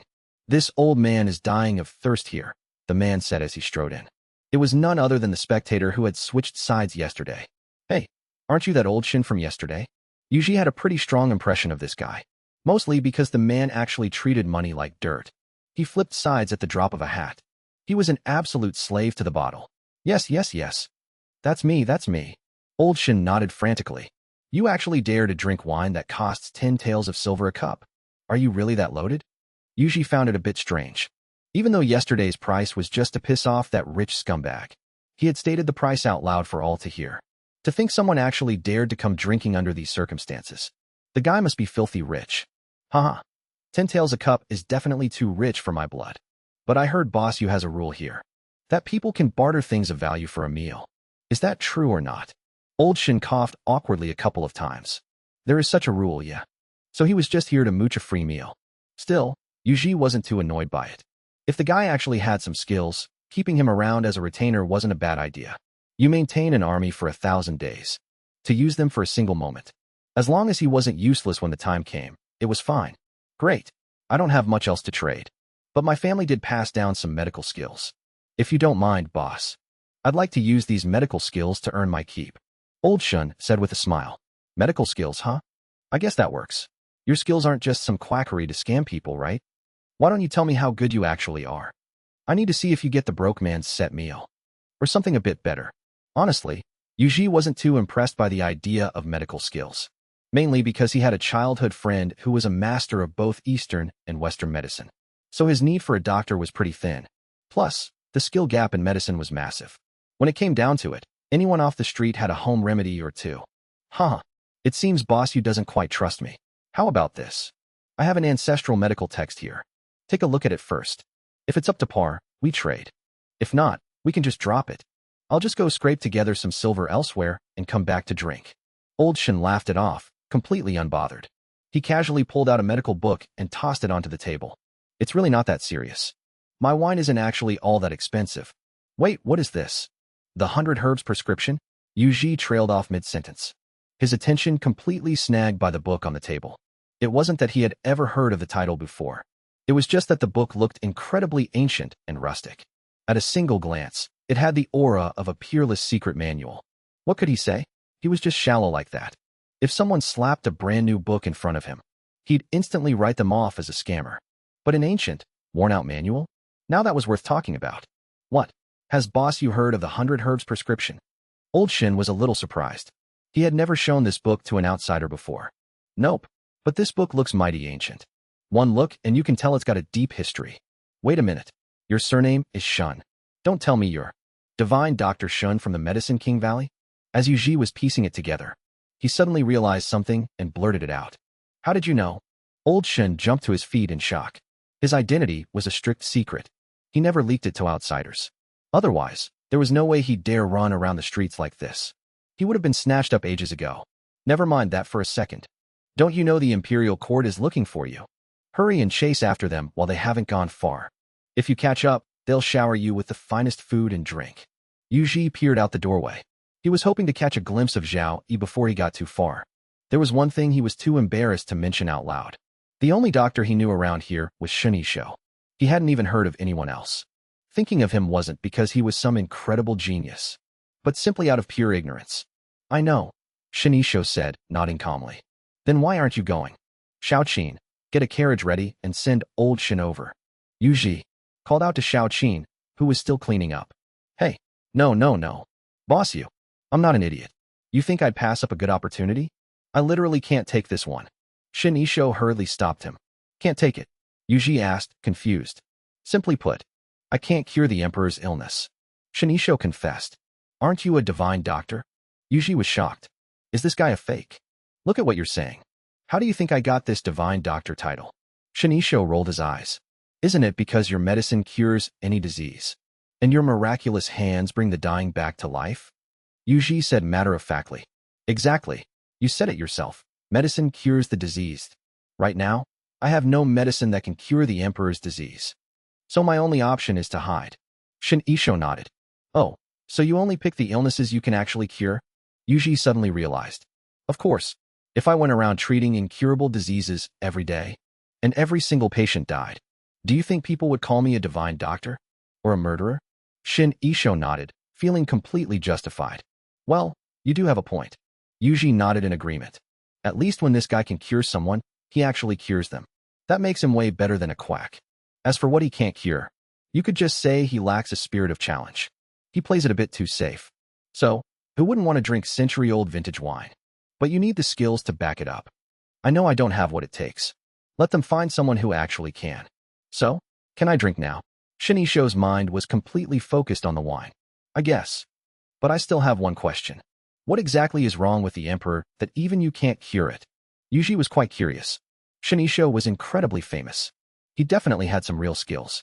An illness that even he wasn't confident in treating was indeed very intriguing. Can't cure it. I've looked into the Emperor's condition. He's been inflicted with a goo poison. I wouldn't be afraid of an ordinary goo, but this one has attached itself near his heart. It makes it too risky to administer medicine. If they really want to solve it, they'll probably have to go to Miaozhong to find an expert goo master. Shounen shook his head. All right then, Yuji said. Xiaoqin, serve him the wine. Yuji didn't know much about goo poison, but it didn't matter. The Emperor's business was none of his concern. On the other hand, Shounen's medical skills were still useful. If he's just freeloading for a bit of food, so be it. If something really happened, he wouldn't be able to refuse to help. Not to mention, he was still waiting for those medical books to take back and study. Food is here. Xiaoqin, serve the wine. Yuji went to the back and grabbed 2 bar snacks for Shounen. Peanuts and braised beef. Smells great. Shounen happily took a sip of wine.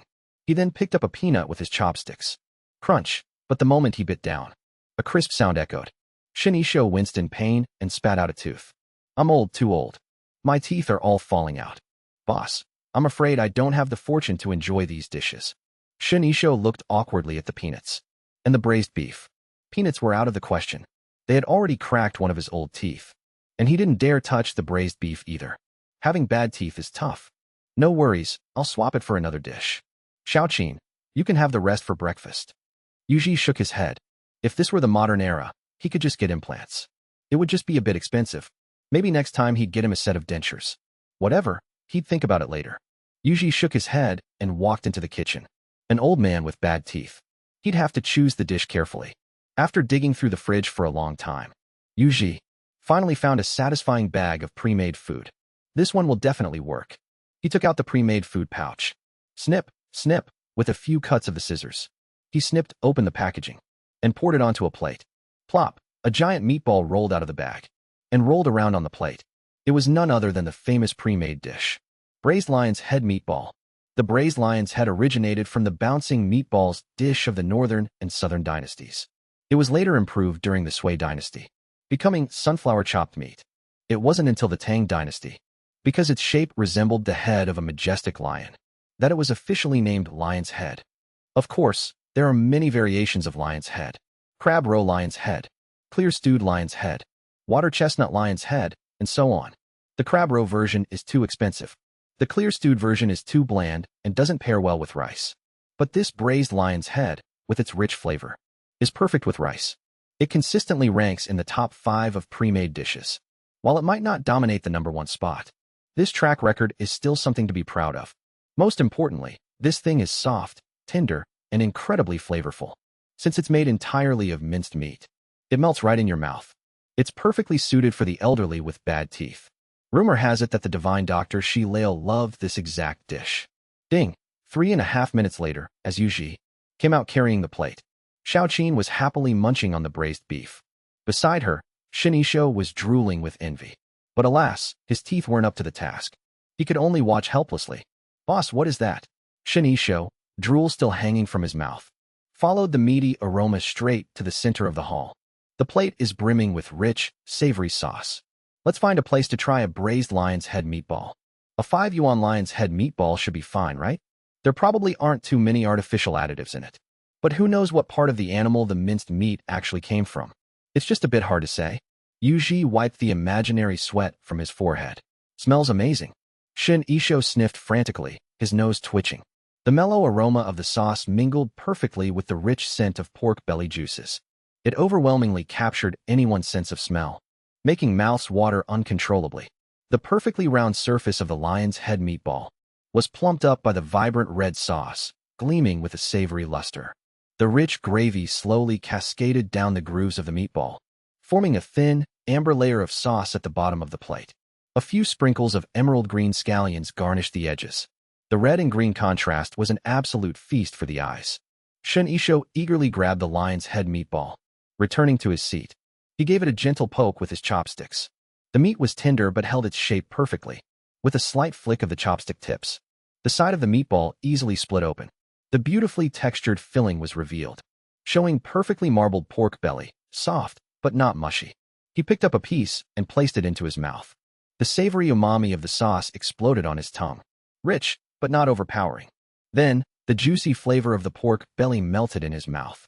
The firmness of the lean meat blended effortlessly with the softness of the fat. The texture was as tender as silken tofu, yet it retained that satisfying, meaty chew. With a gentle press of his tongue, it slid right down his throat. It truly melted in the mouth. As the meat juices flowed down his throat, the savory aroma rushed straight into his nasal cavity. The fragrance of the sauce and the freshness of the meat lingered on his teeth and lips. Taking a tiny sip of liquor, the aroma of the wine mixed with the scent of the meat. He wouldn't trade this feeling for a seat among the gods. Shin Isho narrowed his eyes in absolute bliss, taking a bite of meat, then a sip of wine, thoroughly relishing the moment. This little meal stretched out for a full hour. Only then did Shin Isho reluctantly set down the plate. As for Yuji, it was his first time seeing someone eat so slowly.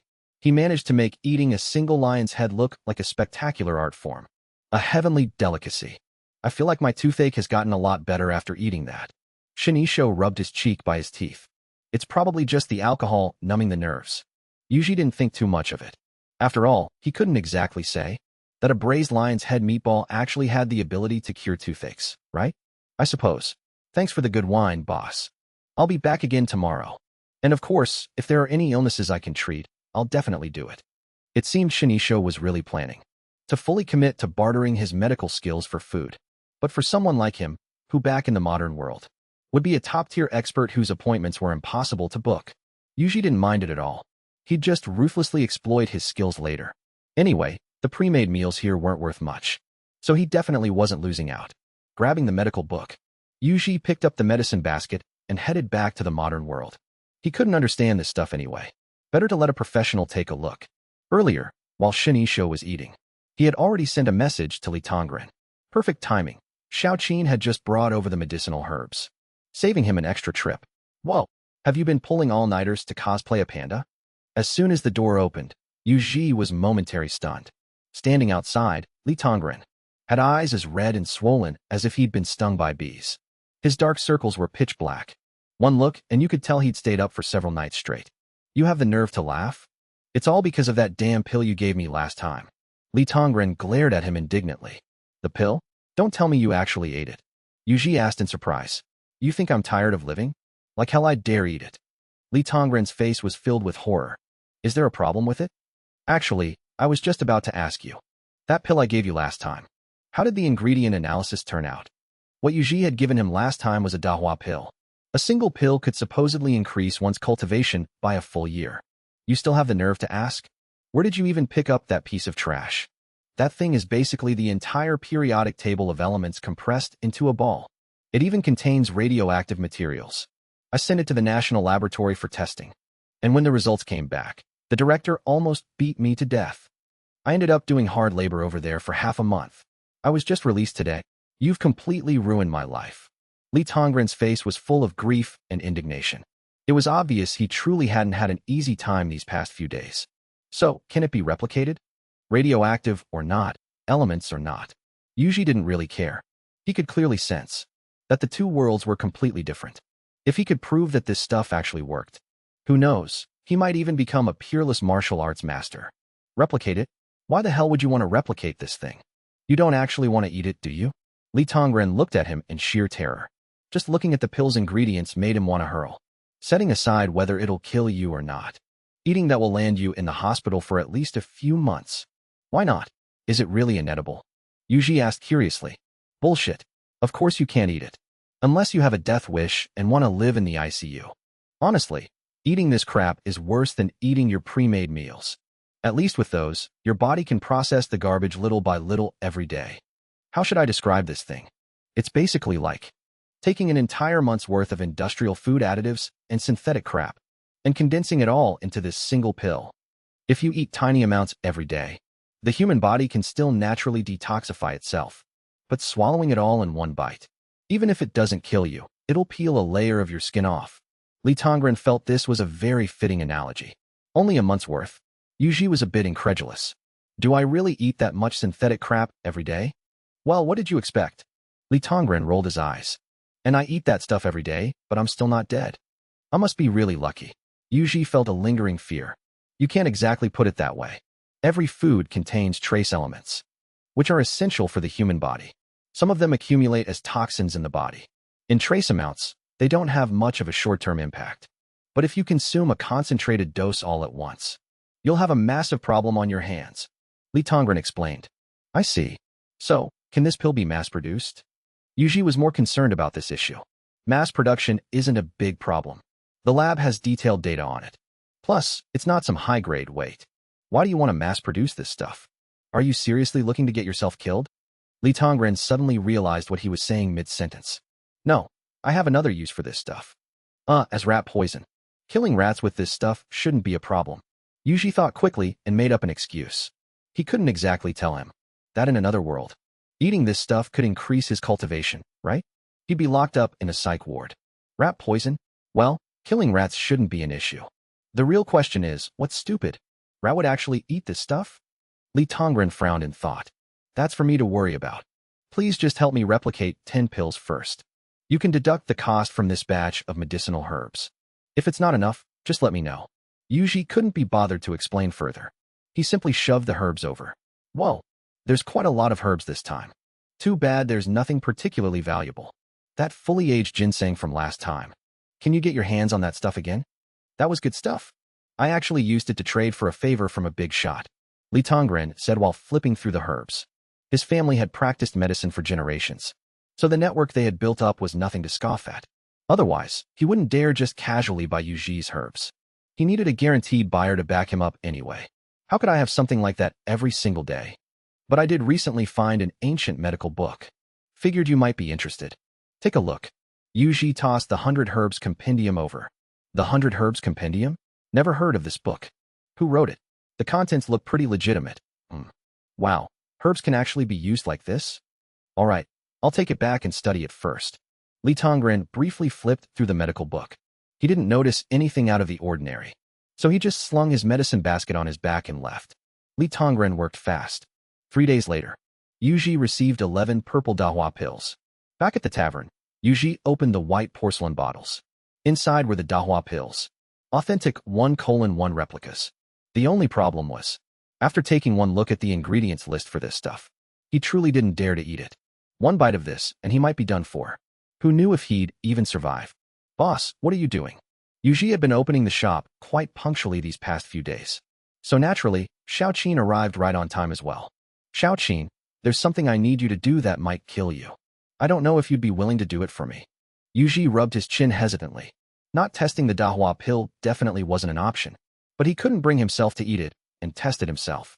He could only find someone else to help. Xiaoqin was a great choice. Plus, if things really went south, he could just drag her back to get her stomach pumped, keeping the risk to her life to an absolute minimum. But no matter what, there was still a risk of death. Whether she ate it or not had to be up to Xiaoqin herself. Boss, I've told you before. My life belongs to you. All this time, you've shone upon me like the dazzling sun. I could never repay your kindness in this lifetime. Even if you asked me to die right now, I wouldn't hesitate for a second. Did Li Dai and his gang provoke you? Are you angry, boss? Don't worry, I'll go take them out tonight. Xiaoqin put down her rag and said solemnly, Hey, it's not that serious. It's really not that serious. I just need you to test some medicine, that's all. Yuji hurriedly held down the eager Xiaoqin. At this moment, an impassioned melody seemed to ring in his ears. If you arrive in deep winter, I'll gift you a city of pure snow. I suddenly want some Cantonese food. Li Dai and his guys were just small fry. He didn't care about them at all. No problem. I'm willing to do anything. Xiaoqin stood up excitedly again. Sit down, sit down. Old Shen, you're here just in time. Help me keep an eye on things. I'm having her test some medicine. Yuji glanced at Shinisho outside the door. Here to freeload food and drinks again. Perfect, with this divine doctor around. He felt a lot more relieved. Hey, isn't this the dahua pill? You usually feed this to your waitress? Shinisho was truly worthy of the title divine doctor. He really knew his stuff. He recognized the dahua pill at a single glance. Nothing special, we don't test it often either. Old Shun, it's even better that you recognize this stuff. If anything goes wrong with her body later, help me take a look at her. If it was a problem that could be solved in the ancient world, Yuji didn't want to take her to the modern world. What could go wrong with a dahua pill? At most, it'll just make someone a little uncomfortable. It grants a whole year of cultivation out of thin air. What's a little pain compared to that? Shinisho rolled his eyes, as if a regular waitress would ever have such good fortune. No, I should say. Even normal people don't have the blessing to eat a dahua pill. Even that bastard Wang Jin only had one, which goes to show just how precious it is. Dahua pill increases cultivation. This is too precious. I can't test it. Boss, you should keep it for yourself. Xiaoqin had originally thought it was some kind of poison, which was why she dared to test it. But the moment she heard it was something good, how could she be willing to eat it? These dahua pills have some issues. I need to test them before I can feel safe eating them. Look, I still have plenty. Yuji knew Xiaoqin's personality well. If he didn't explain it clearly, she definitely wouldn't eat it. I see. Boss, you can feel completely at ease using me to test the medicine. Xiaoqin, looking at death fearlessly, picked up a purple dahua pill. Gulp, she swallowed it down. Whoosh, her face instantly went pale. She was clearly enduring immense pain. Soon, Xiaoqin couldn't bear it and started rolling on the floor in agony. Divine Dr. Shun, TT this. Save her, Yuji asked anxiously. It looks like he's going to die. Do something, save him. This is a normal reaction to taking the dahua pill. Just wait. It'll last for at least 2 hours. He's trying to gain a whole year's worth of cultivation in a single day. Paying a little price like this is nothing. Do you know how many people would kill for this pill but can't get their hands on it? Shinisho gave Yuji a weird look.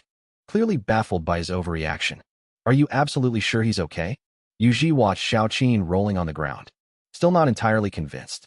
He looks like he's in pure agony, though he does seem pretty energetic. At the very least, he won't be dying anytime soon. Relax. I never make claims I can't back up, Shinichou declared with absolute confidence. That makes sense. Yuji thought about it. Shinichou wouldn't even bother treating the emperor's illness. He had fully mastered the rule. If it can't be cured, don't treat it. With that level of extreme caution, he was definitely someone you could trust. Sure enough, 2 hours later, Xiaoqin stopped rolling on the floor.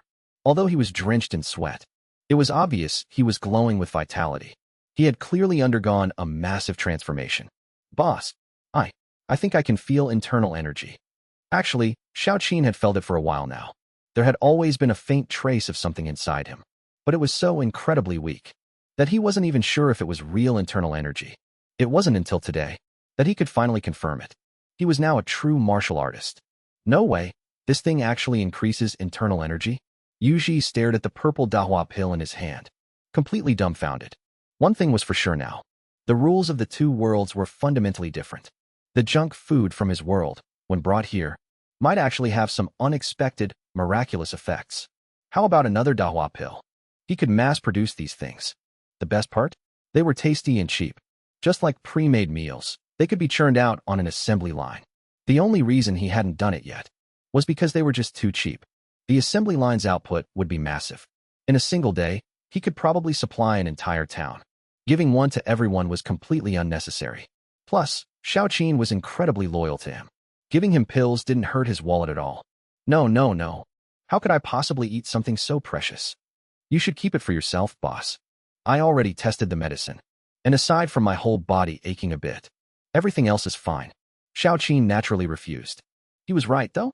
Besides, you can't take the dahua pill continuously. You can only take a maximum of 3 per year. Shinichou chimed in. Yuji nodded repeatedly. After witnessing Xiaoqin's agonizing pain just now, he had completely dropped any idea of taking the dahua pill himself. This thing hurt way too much. Rather than going through all that, he might as well just eat some chemically processed junk food. The effects were the same anyway, and he could enjoy delicious meals while he was at it. Sweet. Boss, if there's nothing else, I'll get back to work. The medicine has been tested, and I still have chores to finish. Yuji owned more than just one shop now. He owned this entire street. The outside needed to be swept up, too. No rush. You've never learned martial arts, right? Here, take this manual and practice. Yuji tossed him the tattered, indestructible golden body manual. He had tried practicing it himself, but it felt super weird. He didn't feel anything close to what the book described. That feeling of an indestructible spirit. Instead, he just felt soft and squishy. His entire body felt like it was made of cotton. The cultivation process was quite comfortable, though. It was basically the exact same frequency as sleeping. He could literally cultivate while lying down. Yuji figured he must have gotten a bootleg copy. There was no way this thing was the real, indestructible golden body. He wasn't sure if Eunuch Chow grabbed the wrong book by mistake or did it on purpose. Tethys, boss, your kindness. I could never repay your kindness in a single lifetime. Holding the manual, Xiaoqin secretly swore that he would do whatever it took to repay the boss. Boss, you loved medicinal herbs. That area where the tiger used to roam supposedly had plenty of herbs left. In the past, he wasn't strong enough to go there. But now that he was learning martial arts, those dangerous places weren't off limits anymore. Oh, come on, don't say that. Just do your job well. Bringing me back more medicinal herbs is better than any thank you. Yuji actually felt a little embarrassed by his gratitude. This employee had made him 5 million in less than 2 months. And he was still thanking him? It really made him feel guilty. Maybe next time, he'd get him 2 bags of Cantonese pre-made meals. Don't worry, I'll definitely bring them back for you. Xiaoqin said through gritted teeth. Go on, get out of here. Go do your thing. Old Shin the usual. Yuji waved him off, no longer paying him any mind. Still going with the baijiu and lion's head meatballs? It wasn't that Shinichou didn't want to eat anything else. He just physically couldn't handle it. But strangely enough, ever since he started eating the meatballs at Yuji's place, his gums, which used to hurt like hell, miraculously stopped hurting, to the point where if he skipped a day, he felt utterly miserable. Alright, wait a sec. Having his theory confirmed put Yuji in an excellent mood. He happily went to serve Shinichou his food. Boss, I feel bad freeloading off you every day. How about you spare one of your shops for me? And I'll open a medical clinic here? Shinicho had originally just planned to stay here and mooch some wine for a couple of days. But once he started eating here, he just couldn't stop. Medicine King Valley? Even a dog wouldn't go back there. How could that place compare to living the good life here?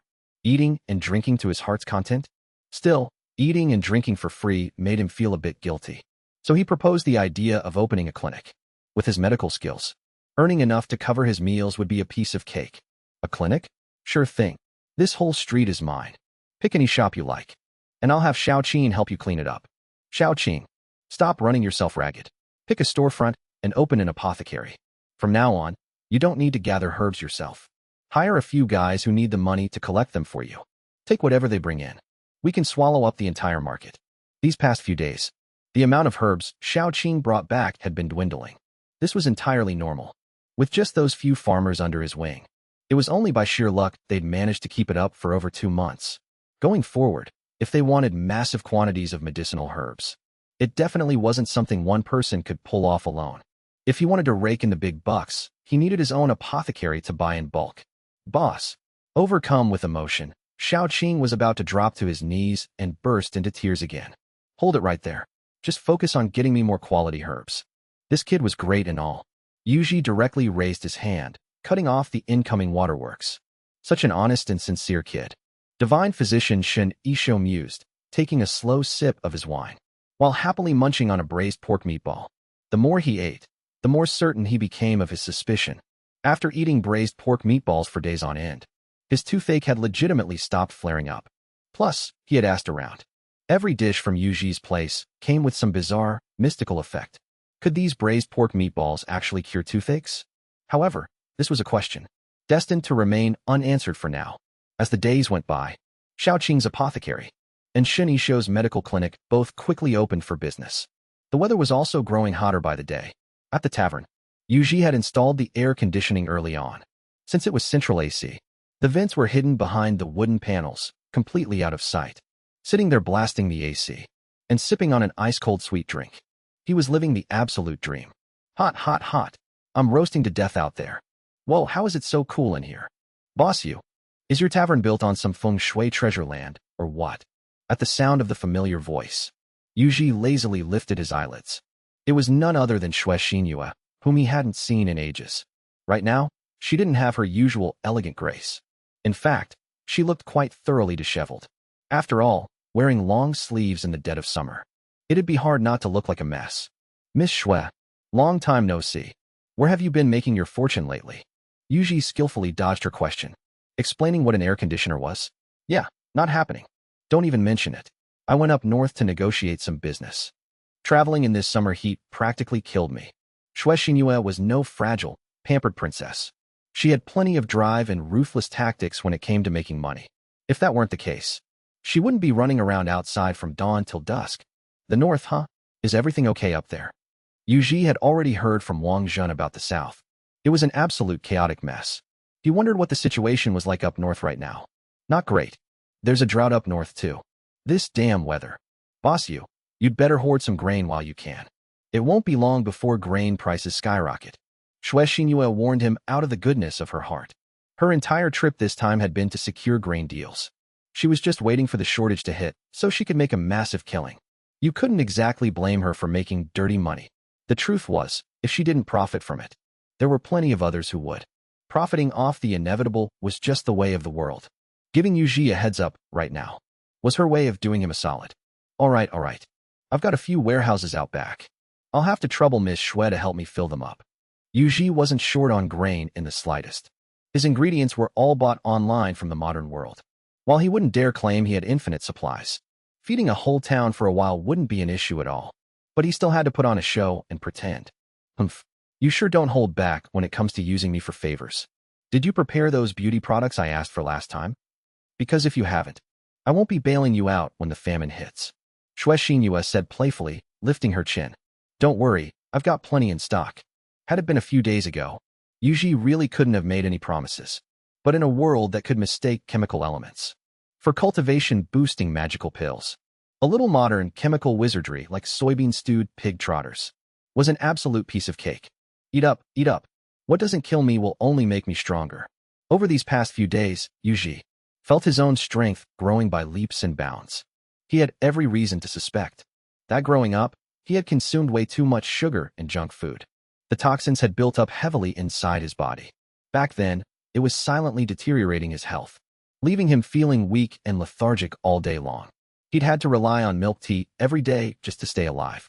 Now, with his body fully nourished and absorbing these new nutrients, he felt absolutely fantastic. Good, good. Then I can rest easy. It's just that it's a bit too hot today. I really don't have much of an appetite. I heard you've even started selling liquor here. Do you happen to have any other refreshing drinks? Shui Xinhua wasn't much of a drinker. After all, as a lady, getting drunk wasn't very proper. Whenever she went out with her girlfriends, it was always for tea and pastries. But in the dead of this blistering summer, boiling a hot pot of tea felt entirely out of place. It all came back to one word: hot. You mean a cold beverage? Yeah, I've got something like that. Yuji stroked his chin. As a guy who ran a takeout joint, how could he possibly not have any sweet drinks? Usually, he just threw them in for 50 cents or a dime a pop. Toss one in, and a 5-star review was basically guaranteed. The customer was happy, the merchant was happy, it was a win-win. As for the price, don't ask. If you must know, it wasn't much pricier than tap water. Ask again, and the answer was cheaper than bottled mineral water. Ask any further? Nope. That's where the questions stop. That was a trade secret, though Yuji generally just called them food coloring juice. Whether they actually tasted good or not was beside the point. After drinking one, your tongue was absolutely going to change colors. A cold beverage? Is it good? Whatever, it doesn't matter. Just pour me a glass first. I'm so thirsty my throat is on fire. Riding in that carriage, Shui Xinhua had been suffering in a stifling, roasting oven. Now that she'd finally made it into an air-conditioned room, she had finally cooled down a bit. But she was still feeling incredibly parched. You got it. 1 tael of silver per pitcher. Coming right up. Yuji turned around and headed to the back kitchen. He casually grabbed a teapot. He whipped up a cup of cheap, artificially colored juice and poured it in. Of course, 1 cup of artificial juice wasn't enough to fill a teapot. But whatever. Yuji just threw in a bunch of ice cubes. Swish, the teapot was instantly full. How did that saying go again? Make the ice cubes as big as possible. Make the straws as wide as possible. That way, the soda gets slurped down in 1 gulp. And they have to buy another cup. Here's your drink. 1 tael of silver per pot. Shui Xinhua had already gone up to the private room on the 2nd floor. So, Yuji brought the teapot upstairs. The 2nd floor private rooms had their own independent ventilation system. Once the door closed, it was even cooler than downstairs. This was a special perk reserved for VIP customers. Shopkeeper, it's one thing for you to charge me 1 tael of silver for a dish, but you're charging me a whole tael of silver for a pot of tea. Don't you think that's a bit much? Shui Xinhua complained, clearly dissatisfied. Is it really? This is a premium beverage. It's infused with. Yuji did some quick mental math on the cost. And yeah, it seemed he was charging a bit too much. This was literally just colored sugar water. Not even milk tea or cola. If he really crunched the numbers, dividing 1 tael of silver by 30 or 50, the actual cost was probably just a few dozen copper coins. This actually made Yuji feel a little guilty. He couldn't even spin a good excuse. Just as he was about to offer a discount, he suddenly saw Shui Xinhua take the drink, and her expression completely changed. Wait, you actually put ice in this? You have ice here? Shui Xinhua's face was the picture of absolute shock. Ice?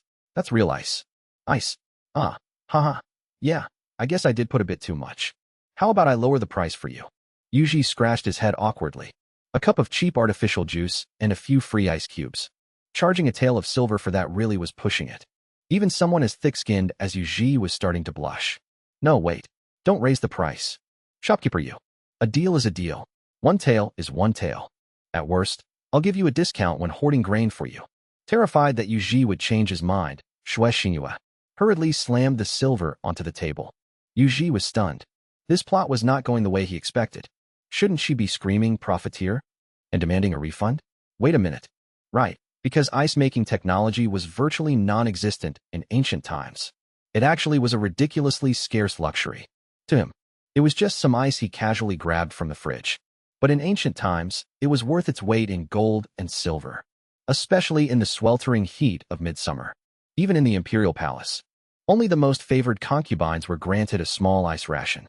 As for the unfavored palaces, they wouldn't even know what ice looked like in the summer, let alone commoners. You couldn't buy this stuff even if you had the money. No way. This is mine now. Don't even think about taking it back. Shui Xinyue fiercely guarded the teapot, just holding it in her hands. She could feel that rare, precious chill in the middle of the summer heat. It's really not that serious. Yuji was completely speechless. In modern times, ice was utterly worthless. It was basically just used to water things down. Other businesses might water down their drinks in secret, but adding ice was a blatant, in-your-face way of doing it. And you couldn't even complain about it. A 600 milliliters cup of soda. Without ice, it's a pure 600 milliliters. But add ice? That's a whole different story. It could be 400 milliliters. It could be 300 milliliters. Hell, it could even be 200 milliliters. You could sell one cup's worth as 3, just by packing it with ice. It was the ultimate watering down scam. The kicker? They did it right out in the open, watering it down right to your face. And you couldn't say a damn thing about it. You'd probably even thank them for the cold drink. As long as you're not taking it back. Shui Xinyue happily poured herself a cup of the artificial juice. With one gulp, the freezing liquid slid right down her throat and into her stomach, making her shiver involuntarily. Even in the dead of summer, a sweet, fruity flavor lingered on her lips and teeth. The rich sweetness sent a wave of sheer refreshing delight through her. Tastes all right, doesn't it? Yuji wiped imaginary sweat from his forehead, because from that one sip, he could already see Shui Xinyue's tongue turning blue, truly worthy of artificial food coloring. The dyeing effect was absolutely top-notch. Not only did it dye the water, it dyed everything it touched. Shui Xinyue set down her teacup and immediately poured herself another. This chilled to the bone, spirit-lifting feeling was absolutely incredible. As long as you like it. As long as you like it. Yuji broke into another sweat. This was his first time seeing someone chugging artificial food coloring juice right to his face. It felt incredibly bizarre. This artificial drink was no joke. The ingredient list was a literal chemistry set. Concentrated juice, citric acid, sucralose, aspartame, contains phenylalanine. You name it, it had it. It was a miracle the manufacturers even dared to sell this stuff for human consumption. In the past, Yuji would never have dared to sell it either. But customers were picky. Other shops gave away free sweet drinks. If he didn't, they'd slap him with a 1-star review. Left with no choice, Yuji had to order a batch of this cheap stuff. And let me tell you, despite the artificial colors, the positive reviews and saves skyrocketed because of this sweet water. Who doesn't love a free sweet drink? It is delicious, but it doesn't fill the stomach. Shopkeeper, where is the beautifying delicacy I ordered? You promised me, Shui Xinyue said while delicately sipping her sweet drink. In this era, sugar was also precious, paired with ice that was as valuable as gold. How is this just a normal cup of artificially colored juice? This was absolute, boundless luxury. I have it. Coming right up. Yuji hurriedly nodded. He really couldn't stand watching it anymore. Right now, not only was Shui Xinyue's tongue yellow, even her teeth were starting to turn yellow. It looked incredibly bizarre. Fortunately, this world seemed a bit different. Even junk food could turn into tonics. Whatever, let her be. Arriving at the back kitchen, Yuji quickly found it in the fridge. A pre-made meal of braised pork trotters with soybeans. Braised pork trotters with soybeans was a common home-cooked dish. Exactly who invented it was no longer verifiable, only that it took shape during the Tang and Song dynasties, and was clearly recorded during the Ming and Qing dynasties. Because of its simple cooking process, it made its way into countless households. Braised pork trotters with soybeans. Just as the name implies, it's pork trotters stewed with soybeans. The barrier to entry for stews like this is extremely low.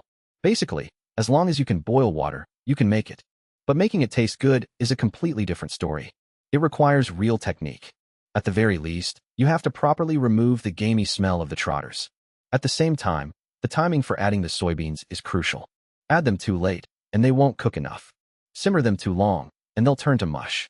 However, looking at this bag of pre-made braised pork trotters with soybeans in front of him, the trotters weren't gamey, and the soybeans weren't mushy. It was basically perfect. But the problem was, how could soybeans soaked in water for so long not turn into completely deformed mush? There was definitely some serious artificial food science at play here. But none of that mattered. Without this modern magic, there wouldn't be such cheap and delicious food available. After all, this was a dish that sold for one tael of silver. To make the customer feel like they were getting their money's worth, Yuji specifically had chef microwave meticulously cook it for a whole 5 minutes, ensuring that the heat penetrated every single drop of deliciousness, so the customer could eat with peace of mind, eat with satisfaction, and not get a stomach ache from cold food. He picked out a large sapphire blue glazed ceramic tureen. Yuji then picked out a nice trotter, trimmed it up a bit, and placed it right in the middle. He carefully arranged the soybeans around it to create an elegant presentation. And finally, ladled a spoonful of broth over the top. Perfect. Work done. He put the lid on and carried the dish upstairs. In the private room, Shue Xinhua was happily sucking on an ice cube, thoroughly enjoying herself, when she suddenly smelled a warm, savory meat aroma, mixed with the light sweetness of soybeans, wafting over. It wasn't an overpowering, pungent smell, but a faint, alluring fragrance. In this air-conditioned room, it smelled especially sweet and tantalizing. It snuck right into her nose. Shue Xinhua subconsciously sat up straight. Here are the pork trotters. Yuji supported the serving tray with one hand and gently placed the soup tureen in front of Shue Xinhua. The sapphire blue glazed ceramic tureen was about a palm's height, its porcelain surface gleaming with a warm, mellow luster. The rim of the tureen was even lined with a delicate gold thread. Even a young lady from a wealthy family like Shue Xinhua had to admit, when Yuji wanted to be refined, he was truly refined. He managed to serve every single dish with completely different sets of tableware. This was something other restaurants simply couldn't do. Just these few sets of tableware alone must be worth a fortune. If Yuji knew what she was thinking right now, he would definitely roll his eyes again. These dishes didn't cost a single dime. They were all freebies from buying promotional items at the supermarket. Of course, a few were bought online, but they were all cheap knockoffs. Shue Xinhua gently lifted the lid of the tureen. The sweet fragrance instantly deepened. The gelatinous aroma of the stewed pork trotters, wrapped in the soft sweetness of the soybeans, spread through the air, perfectly tickling the depths of her taste buds. A small piece of deboned pork trotter lay delicately in the soup tureen, surrounded by a dozen or so soybeans stewed to a golden yellow. The light brown broth barely covered the ingredients, with a faint layer of oil floating on the surface. It looked exceptionally appetizing. She picked up her spoon and scooped a shallow spoonful of the broth. The rich, thick broth, mixed with the savory meatiness of the trotter and the fresh sweetness of the soybeans, was savory but not greasy. As it slid down her throat, it left a warm, faint gelatinous fragrance lingering in her mouth. Then she picked up the trotter. The skin was soft and the meat tender. With a gentle twist, the meat and tendons separated. The meat was fall off the bone tender, yet not dry. Along with the gelatinous skin on top, it melted smoothly in her mouth. The savory meat flavor slowly spread across her palate, echoing the fragrance in her nasal cavity. The few soybeans were stewed to absolute perfection, soft and dense, yet with a hint of chewiness. With one bite, they burst with the rich broth they had soaked up. The aroma of the beans and the meat complemented each other perfectly, hitting the perfect balance, leaving an endless aftertaste. But unfortunately, an aftertaste was all that was left, because after just a few bites, the bowl was completely empty. Yuji's dishes are as exquisite as ever. Boss, what effect does this dish have? Having finished her meal, Shue Xinhua finally asked reluctantly. It's a secret. Logically speaking, braised pork trotters with soybeans could enhance breast size. But considering this was clearly a product of hardcore food processing magic, it was hard to guarantee anything. He never plays by the rules. Even keeping secrets from me now, huh? All right then, check please. Shue Xinhua didn't mind too much. She actually preferred discovering the effects herself. That will be 10 taels of silver. Yuji replied briskly. So cheap? Shue Xinhua had assumed it would cost around the same as the previous dish. She was already prepared to bleed money. But to her surprise, it wasn't expensive this time. Yuji maintained his silence. You really have to admit, a rich young lady's money is the easiest to earn.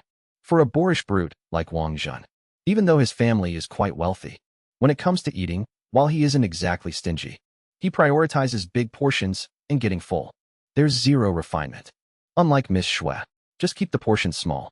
And with a little fancy plating, you can sell it for several times the price. She's all about eating exquisitely. I'm heading out, Shue Xinhua called out, stepping over the threshold with satisfaction. Half a minute later. Why are you back again? Yuji looked at Shue Xinhua, who had just returned, feeling rather puzzled. Pour me another pot of tea, will you? I want to sit a little longer. Shue Xinhua felt a bit awkward. While eating in the private room earlier, she hadn't felt it. But the moment she stepped out the door just now, a wave of scorching, boiling heat instantly swallowed her whole. How should I describe that feeling? It was like every pore on her body instantly burst open. It felt like she was tightly wrapped in cling film. It was absolute torture. If she had never experienced the cool bliss of an air-conditioned room, she could have easily withstood this dog-day summer heat wave, treating the heavy sweating and sticky humidity as normal. But now, not even half a minute after walking out, she surrendered on the spot. Damn this weather. It's way too unbearable out there. She didn't want to take a single step outside. Even if she had to die, she'd rather die inside this restaurant. All right, but don't drink too much. It's not healthy. Yuji hadn't fully caught on yet. He actually thought Shuexinyue just wanted to drink more beverages. Are these things really that good? These food-coloring drinks. Honestly, the taste is pretty subpar. And they're packed with additives. They can't even compare to the glorious, happy nerd water. Or premium stuff like milk tea. If the takeout stores hadn't closed down and left him with unsellable stock, he wouldn't have even brought them out. We'll talk about health later. Xiaochun, let's head upstairs. Back in the AC room, Shuexinyue was like a fish back in water. Her whole demeanor brightened up. Ah, it's so much cooler in here. I really want to live here forever and never go out. Unfortunately, things in life rarely go exactly as you wish. Miss Shue, we're closing. Yuji looked at Shuexinyue, who had finished her dinner, and then stayed for several more hours. He was a bit speechless. Look at the time. Don't you need to go home and sleep? Shopkeeper you. Have you ever considered turning this restaurant into an inn? Shuexinyue didn't want to leave at all. The moment she thought of that sticky heat outside, it made her shudder. I have. Aren't there places for scholars to stay right next door? Yuji pointed at the main street outside. Lots of poor scholars live around here. Most of them come from declining families and want to save some money for their folks. It's not that they're completely broke. They just don't have much. If they can't afford to be flashy, they stay around here. Who told this place to offer broke boy meal deals? The main thing is, the lodging is cheap. No. I mean your place. No other place is as delightfully cool as this restaurant. Nope. Goodbye. Yuji ruthlessly shoved Shuexinyue and her maid, Xiaochun, right out the door. The second they stepped outside, a sweltering heat instantly crawled all over their bodies. Shuexinyue wanted to turn around and huff, but the restaurant doors were already slammed shut. Hey, shopkeeper you. Don't forget to open early tomorrow. Shuexinyue pounded on the restaurant doors, calling out with absolute reluctance. The next day, at noon, yawn on. Yuji opened the doors while letting out a massive yawn. He immediately bumped into a pair of deeply resentful eyes, sporting massive dark circles under them. In morning, Miss Shue. Yuji shrank back a little in fear. What's with that murderous glare? He didn't do anything wrong last night, did he? All he did was close up and kick her out. That's not illegal, right? Morning, my foot. Do you know what time it is? You couldn't blame Shuexinyue for being mad. Anyone who has ever enjoyed air conditioning knows. That stuff is genuinely addictive. Once you try it, there's basically no going back. Last night, after leaving Yuji's place, she felt miserable and uncomfortable all over. She stubbornly soaked in a tub of water for 2 hours. But after getting out, the heat outside still felt unbearable. She tossed and turned all night, completely unable to sleep. She finally suffered until morning, thinking she could come over and get some proper rest. But after rushing over at the crack of dawn, Shuexinyue was forced to wait outside until high noon, before Yuji finally opened the doors. It nearly drove her insane. How could she not be furious? Now, the moment the restaurant doors opened, Shuexinyue wasn't going to waste a single second. She barged right in with Xiaochun. Asterisk high asterisk. That's the stuff. So comfortable. The moment she entered the restaurant, the power of the AC made itself known. It was like stepping straight out of a furnace and into a freezer. Having something like this in the summer is pure physical euphoria. She felt her entire body relax immensely. Shuexinyue greedily soaked up the rare, blissful chill in the middle of this scorching summer. Are you okay? Yuji stared at Shuexinyue's intoxicated expression and asked cautiously. This expression doesn't look right. Even though his place had ice, it was just regular ice. It definitely shouldn't make people act like addicts. What do you think? Try standing outside all morning and see for yourself. Shuexinyue complained. Yeah, I think I'll pass. Yuji glanced outside, at the blistering sun that was literally warping the air, and firmly refused. Fine, I'll let it slide that you won't let me live here. But next time, can you please open up earlier? The AC was working its magic. After Shuexinyue comfortably cooled down for a bit, she finally remembered her main objective. That's a bit tough. He truly couldn't drag himself out of bed in the morning. Tough. As long as you agree to open early. I'll spend 100 silver taels here every single day. Shuexinyue gritted her teeth and directly threw out a sky-high price. 100 silver taels. Stars literally popped into Yuji's eyes. That's 400,000 a day. And he heard the price of gold went up again recently. It's already heading toward the 500 mark. For 100,000 a day. For million in 10 days. If it's 100 days, that's 40 million. Deal. A promise is a promise. So what if he had to wake up early? For that kind of money, he'd pull all-nighters. Miss, are you really going to spend 100 taels a day? Xiao Chuanfu whispered in Xue Xinyue's ear. Even though she also loved the feel of the air-conditioned room, 100 taels was enough to buy her outright. If she really had to spend 100 taels a day just to chill here, she'd rather burn to death outside. Silly girl, I don't necessarily have to foot the bill alone. Bring me a brush. Xue Xinyue had it all figured out. He said the minimum spend was 100 taels, but he never said she had to spend it all by herself.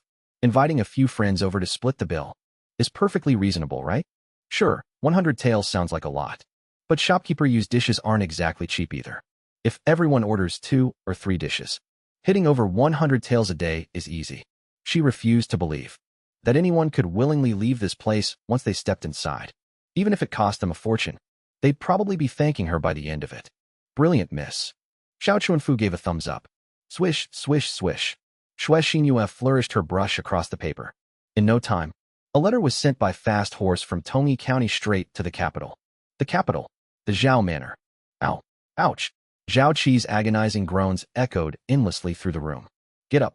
We're going to shopkeeper Yu's restaurant to eat. Zhao Wu burst through the door, beaming with excitement. Ow. Eat. I'm not going. Go by yourself. Zhao Qi clutched his cheek, shaking his head frantically. No way. You used to love eating at shopkeeper Yu's restaurant the most. Zhao Wu looked at him in disbelief. It took forever to convince Dad to let us out of the house. Sis, can't you see my tooth is killing me? Besides, it's scorching hot today. I'll die of heat out there. I don't have an ounce of appetite. Zhao Qi clutched his jaw, looking utterly miserable and indignant. Serves you right. Who told you to sneak sweets at night? Come on, let's go. Sister Xinyue said she has something amazing to share with us. Zhao Wu didn't care whether her little brother wanted to go or not. He was coming with her, end of story. No. Zhao Qi's tragic wail echoed across the Zhao Manor. The carriage rumbled down the road, heading straight for the inn, leaving only Zhao Qi's agonizing groans trailing all the way there. Back at the restaurant, Yu Ji let out an exhausted yawn. He had pulled another all-nighter, but it was no big deal. It wasn't like he had to do actual work anyway. He just had to wake up early to open the doors, and then find a new spot to catch up on sleep. He had set up a lounge chair by the counter, and was currently stretched out, snoozing comfortably. Rumble, rumble, rumble. The sound of a carriage halted right outside the door. Ow. Ouch. Right on cue, a voice filled with agony drifted in from outside. Wow, it's so cool in here. Sister Xinyue, so this was the surprise you were talking about. Zhao Wu basked in the inn's perfectly chilled air, her voice brimming with absolute delight. This place is freezing in the best way possible. Do they have good food too? Patience. Xue Xinyue maintained her usual air of mystery as she strolled in. Ow. Ouch. Trailing at the very back, naturally, was Zhao Qi. Even though he was the last one through the door, he was definitely making the most noise. Asterisk on asterisk. What brings you guys here? Little Zhao, why are you clutching your cheek? Did somebody hit you? Yu Ji asked, yawning and rubbing his sleep-heavy eyes. Shopkeeper Yu, my tooth hurts so much. Zhao Qi cupped his swollen cheek, tears welling up in his eyes, looking like the picture of pure misery. Even the sweet relief of the AC wasn't enough to soothe his physical torment. Toothache? Here, take an ibuprofen. Yu Ji casually pulled out a pill. Ibu what? Zhao Qi looked utterly confused. It's a painkiller. Yu Ji replied offhandedly. How can you hand out painkillers so recklessly? Besides, painkillers only treat the symptoms, not the root cause. You can't just feed the boy medicine every day. An aged voice rang out from outside. It was none other than divine Dr. Shinisho. Since Yu Ji had been running the AC in the restaurant every day, even the old doctor couldn't resist coming over daily to escape the heat. Old Shun, perfect timing. What do you suggest we do then? Seeing the divine doctor arrive, Yu Ji quickly pocketed the ibuprofen. If you're sick, you see a doctor. Let the professional handle the treatment. Isn't it obvious? The cure is eating braised lion's head meatballs. Shinisho declared with absolute certainty. Wait, what did you just say? I don't think I heard you right. Yu Ji stumbled, nearly face-planting on the floor. Is this a joke? A doctor refusing to properly treat a patient and prescribing food instead of medicine. Braised lion's head meatballs. Stop playing dumb, shopkeeper Yu. Your restaurant's braised lion's head meatballs, to be exact. After eating here these past few days, Shinicho was completely convinced of his theory. Those meatballs genuinely cure toothaches. As for why, he still hadn't figured that out yet. Meatballs curing a toothache? No way. Zhao Wu looked highly skeptical. What's so impossible about it? Don't forget about your chest. Shuexinhua playfully poked Zhao Wu in a spot that used to be completely flat. Stop it, you're awful. Zhao Wu scolded playfully, blushing. It had to be said. Her current figure was shaping up to be a true beauty's. Even though she could still see her toes when she looked down, there was definitely room for growth. But because of that, she completely believed that Yuji's food truly possessed magical healing properties. What the hell? How could my food possibly cure a toothache? Don't you go slandering my cooking. If you don't believe me, let's test it out. Yuji stormed back into the kitchen in a huff. 3.5 minutes later, he brought out a serving of braised lion's head meatballs. Say what you will, the aroma wafting off that meatball was downright heavenly. Just the sight of the perfectly round meatball was enough to make anyone's mouth water. Even Zhao Qi, despite his throbbing tooth, couldn't resist the urge to take a bite. Give it a try, Divine Dr. Shun said confidently. Chomp. Zhao Qi couldn't hold back any longer. He practically dived in and started devouring it. 30% fat, 70% lean meat. The lion's head was an absolute masterpiece. It practically melted in his mouth. One bite in, and the mouth is filled with the rich aroma of savory meat juices.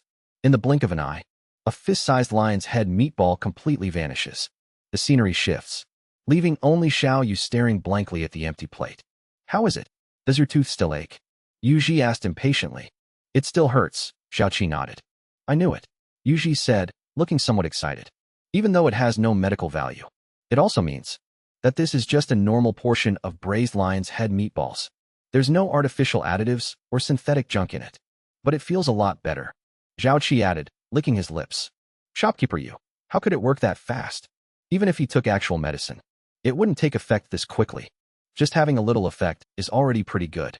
No worries, just eat a few more plates and you'll be fine. Shinicho was brimming with confidence. He firmly believed that they finally had a reliable cure for toothaches. Thud. Yuji collapsed to the ground once again. Impossible. How is that even possible? Yuji frantically began searching through his reference materials. Unfortunately, he found absolutely nothing. Aside from painkillers, he really couldn't think of anything else that could relieve a toothache. The catch is, even with synthetic junk, there's no way they'd add actual painkillers to ready-made meals. Do you know how expensive that stuff is? Shopkeeper Yu, don't forget to serve our food. Let's go. We're heading upstairs. Shuexinhua called out, and led the other two upstairs. As for Shopkeeper Yu, he had always been a little unhinged. She was already used to it. Crazy or not, whatever. As long as it doesn't delay the food, it's fine. Sister Xinhua, didn't you say there was a surprise? It can't just be that it's cool in here, right? Zhao Wu asked impatiently the moment she entered the private room. Of course not. Tada, look what this is. Shuexinhua held out her 10 fingers. On the nail of every single finger was painted a strange, vibrant color. And honestly, it looked incredibly pretty. Wow, it's so gorgeous. How did you do this? Girls were naturally drawn to pretty things like manicures. Zhao Wu, of course, was no exception. The moment she saw the beautiful nails on Shuexinhua's hands, she couldn't help but drool with envy. Oh, it's just all right. Shopkeeper, you just released some new items. Wait, to be exact, it's 2 new items. One is the soybean stewed pig trotters, and the other is apparently a fruit beverage. Let me tell you, if you drink that fruit beverage while eating the pig trotters, it actually changes the color of your nails. Furthermore, different beverages will turn them different colors. You can mix and match the colors yourself. It is so much fun, Shuexinhua said excitedly. Actually, she wouldn't have discovered it so easily, but mainly because she had been staying at the inn these past few days, and was required to spend at least 100 taels. That was how she stumbled upon this secret. Wow, I want to try. Zhao Qi, go tell Shopkeeper Yu to serve our food. Zhao Wu clapped her hands in sheer excitement. This is way too fun. She absolutely had to make her little group of friends back in the capital green with envy. Yuji was still in a complete state of bewilderment. But thankfully, cooking didn't require him to use his brain. Or to be more accurate, he wasn't even the chef. Soon enough, the soybean stewed pig trotters and the ice-cold, artificially colored beverages were served, along, of course, with the delicious braised lion's head meatballs. How is that possible? After serving the dishes, Yuji walked away, muttering to himself, "Wow, it's ice. There's actually ice here." Similarly, Zhao Wu, who was visiting for the first time, let out a gasp of shock. Even though her family were royal merchants, and her father held an official post in the Ministry of Revenue, meaning they had access to ice at home, for a rustic little rural tavern like Yuji's, to bring out ice blocks to serve guests was truly astonishing. How about it? Told you it was worth the trip, right? Shui Xingyue took a sip of her drink with a smug look. Shopkeeper Yu is truly a god among men. Quick, quick, quick. Teach me about the nails. How do you get the colors like that? Zhao Wu threw out a casual compliment and immediately tossed the thought to the back of her mind. Shopkeeper Yu? He had always been insanely mysterious. If he could casually procure century-old fine wine, there definitely had to be a massive faction backing him. So him getting his hands on ice wasn't all that weird. It made perfect sense, really. She was far more concerned with how to make herself prettier. Come, come, come. Eat this pig trotter first, and then drink this beverage. Remember, drinking the yellow and clear ones together turns it blue. Green plus yellow turns it purple. Red, Shui Xingyue patiently instructed, looking exactly like a caring big sister. But if Yuji were here right now, he'd probably pass out all over again. What kind of normal person drinks a beverage and has their fingernails change color? Fortunately, Yuji was still deeply engrossed in researching the pain-relieving mice. Terries of the braised lion's head meatball, completely oblivious to these two girls. Night fell. The day passed by in a flash. Although she was utterly reluctant to leave, Shui Xingyue still had to lead the Zhao siblings downstairs. Ha, I get it. I finally get it. I finally figured out these damn crooked merchants. Yuji's maniacal laughter echoed throughout the lobby. Just a moment ago, a spark of inspiration had flashed through his mind, and he finally figured out exactly why eating braised lion's head meatballs could cure a toothache. Or rather, why quite a few of the ready-made meals in his shop had this exact same effect. The key lay in the preservatives added to the food. Potassium sorbate. Potassium sorbate can effectively inhibit the growth and reproduction of microbes, bacteria, mold, and so on. The goal, of course, was to extend the shelf life. But as it happens, a toothache is also the direct result of bacterial decomposition. So, in principle, inhibiting the growth and reproduction of bacteria, it really is effective at relieving toothaches. It's just that the process is way too complicated. Yuji had to look into it for ages before he finally figured it out. Has boss Yu always been like this? Zhao Wu hadn't known Yuji for very long. Seeing Yuji's manic expression, she couldn't help but feel a little creeped out. Yeah, he's always been like this. I've already been looking all over the place to find a proper miracle doctor for him. Shui Xingyue nodded. Thanks for your trouble.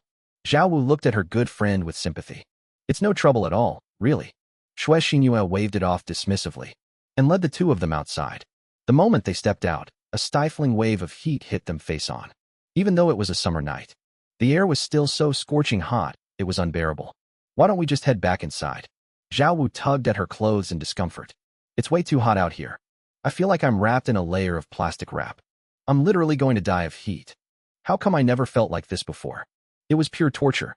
Right now, she didn't want to take a single step away. We can't go back. Boss Yu's restaurant is closed at night. Let's just hurry home. A cold bath will make us feel much better. I still have some ice on me. Is that the ice boss Yu sold you? We can use it to cool down once we get back. We'll just come earlier tomorrow. Shui Xingyue already knew the drill. Back before the Shui siblings arrived, 100 taels of silver was impossible to spend all at once. After all, Yuji's place only had one dish, soybean stewed pig trotters, which sold for 70 taels. As for the rest, Shui Xingyue had a small appetite, so she couldn't eat that much anyway. So, Yuji simply gave her a whole pile of ice instead. Although the ice was expensive, the price wasn't completely outrageous. It was within an acceptable range. But since Shui Xingyue didn't have a good way to store it, she could only take a little bit back every day. The rest was kept at the restaurant. Sigh? I guess that's our only option. Behind them, the restaurant doors had already been shut. No matter how reluctant Zhao Wu was, she had no choice but to leave. A sleepless night. Zhao Wu and Zhao Qi both sported heavy dark circles under their eyes as they showed up at the restaurant. The allure of the air conditioning was simply too strong. After returning home, they had plunged straight into full-blown insomnia. Holy crap, are you guys cosplaying as pandas? Yuji was thoroughly startled by the two of them. The duo completely ignored him. The moment the main doors opened, their eyes lit up, shoving the bothersome Yuji aside. They darted straight into the restaurant. The cold air rushed against their faces, carrying a refreshing chill. Every pore on their bodies relaxed and opened up. The cool air seeped into their skin, flowing through their blood to every corner of their bodies. The two of them closed their eyes and took a deep, greedy breath. It was as if all their exhaustion, frustration, and misery were completely blown away by this single breath of cold air. All that was left was a deep sensation of soothing, tingling comfort settling into their very bones. So comfortable, the two of them squinted their eyes into thin slits, striking a pose of absolute, utter bliss. They looked exactly like a pair of absolute junkies getting their fix. Anyone who didn't know better would think Yuji's place wasn't a restaurant, but an opium den. The usual, soybean-stewed pig trotters, and iced drinks. Shue Xinyue declared the moment she walked in. Alrighty, coming right up. Yuji naturally had zero complaints about doing business. And just like that, a few days passed in a row. Shue Xinyue and her group literally didn't miss a single meal. They would stay from morning until late at night before finally leaving. Yuji made an absolute killing off of them. His silver savings had now reached a staggering 3,800 taels. Converted to modern currency, that was over 15 million bucks. He was officially a bona fide mini-millionaire. Fingers like the howling wind. Strikes like lightning. Fingers like the howling wind. Strikes like lightning. Surprisingly, Zhao Wu didn't show up today, leaving only Zhao Qi and Shue Xinyue at the restaurant. Zhao Qi asked Yuji for a candle and immediately started practicing. What the heck are you doing? Yuji watched as Zhao Qi's finger nearly poked the candle, yet still failed to extinguish the flame, feeling utterly baffled. I'm practicing martial arts, Zhao Qi replied without even turning his head. Does practicing martial arts really have to be this exhausting? Yuji was even more confused. His internal energy had come to him completely automatically. Even after he started practicing that nameless cultivation technique, all he had to do was sleep and he'd level up. He had absolutely zero experience with such normal training methods. Isn't that obvious? Martial arts requires training through the dog days of summer and the freezing dead of winter. Without hard work, where does success come from? Sigh, you're just a merchant. You wouldn't understand. Zhao Qi let out a melancholy sigh. Is it really that hard? Yuji casually flicked a finger from 10 meters away. Whip. The candle instantly went out. Over these past few days, his internal energy had grown incredibly robust. And yet, he hadn't done a damn thing. Why you? You. Zhao Qi was so shocked by this sight that he couldn't even speak. Little buddy, I heard your family is loaded. Yuji's face broke out into the creepy smile of a weird uncle. It seemed he had just discovered a brand new way to get rich. I guess we have a little. What do you want? Zhao Qi was totally freaked out by Yuji's bizarre smile, shrinking back and clutching his clothes tightly. Young man, walking the righteous path of cultivation is far too bitter and exhausting. I see you have extraordinary talent. I happen to have an unorthodox training method. I wonder, do you want to learn it? Yuji continued radiating the exact vibe of a creepy, evil cultivator. Deep down, Zhao Qi felt that whatever this was, it had to be a little evil. Oh yeah, it's super easy. And I guarantee you'll master it. If you don't, full refund. Tell you what, seeing as we're bound by fate, if you pay today, I'll give you a 20% discount. Yuji looked exactly like a total creep holding a lollipop, trying to lure away a little kid. But aren't you just a restaurant boss who sells food? Zhao Qi was confused. To tell you the truth, running a restaurant is just my hobby. Teaching martial arts is my real profession. So, want to learn? Yuji put on the act of a worldly master indifferent to fame and fortune. Then, what can I learn? Zhao Qi asked blankly. His eyes were as clear and innocent as a college student's. Divine brick technique. No matter how high their martial arts, one brick will lay them out cold. Mastered in just 3 days. Tuition fee, 200. Yuji casually pulled out a brick. It scared Zhao Qi so much he stumbled backward. Don't like it? No problem. I also have quick mastery dahua pills. 10,000 a pop. Gain 3 years of cultivation instantly. It even comes with a complimentary pain-free service. Yuji pulled out a whole pile of dahua pills, along with a blister pack of ibuprofen. He had it all figured out. It's just a little pain from cultivation, right? Nothing a single ibuprofen couldn't handle. No need to suffer for hours on end. ABA. Alibaba's papa. Zhao Qi stammered helplessly, his jaw dropping to the floor. He never in a million years expected that dahua pills could be measured in piles. Of course, good internal energy needs good martial arts to match. The Dragon Gall Radiant Silver Spear. Originally, It was just an ordinary spear. But after my modifications, it's become a lethal, sure-kill weapon. Master it in one day. Tuition fee, 50,000. Yuji whipped out a long spear and casually thrust it a few times, even in broad daylight. The glare was so blinding Zhao Qi couldn't even open his eyes.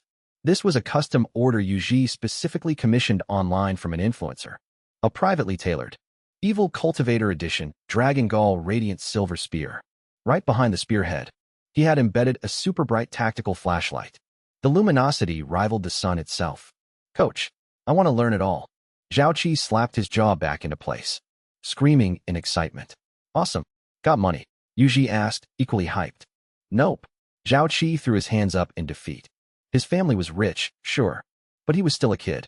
He didn't exactly have any disposable income. Oh, well, come back when you've got cash. Yuji packed up his things in disappointment. I'll go figure something out right now. Zhao Qi was now completely captivated by this evil cultivator's techniques. Trained tirelessly through the bitter summer heat. Only a dog would do that.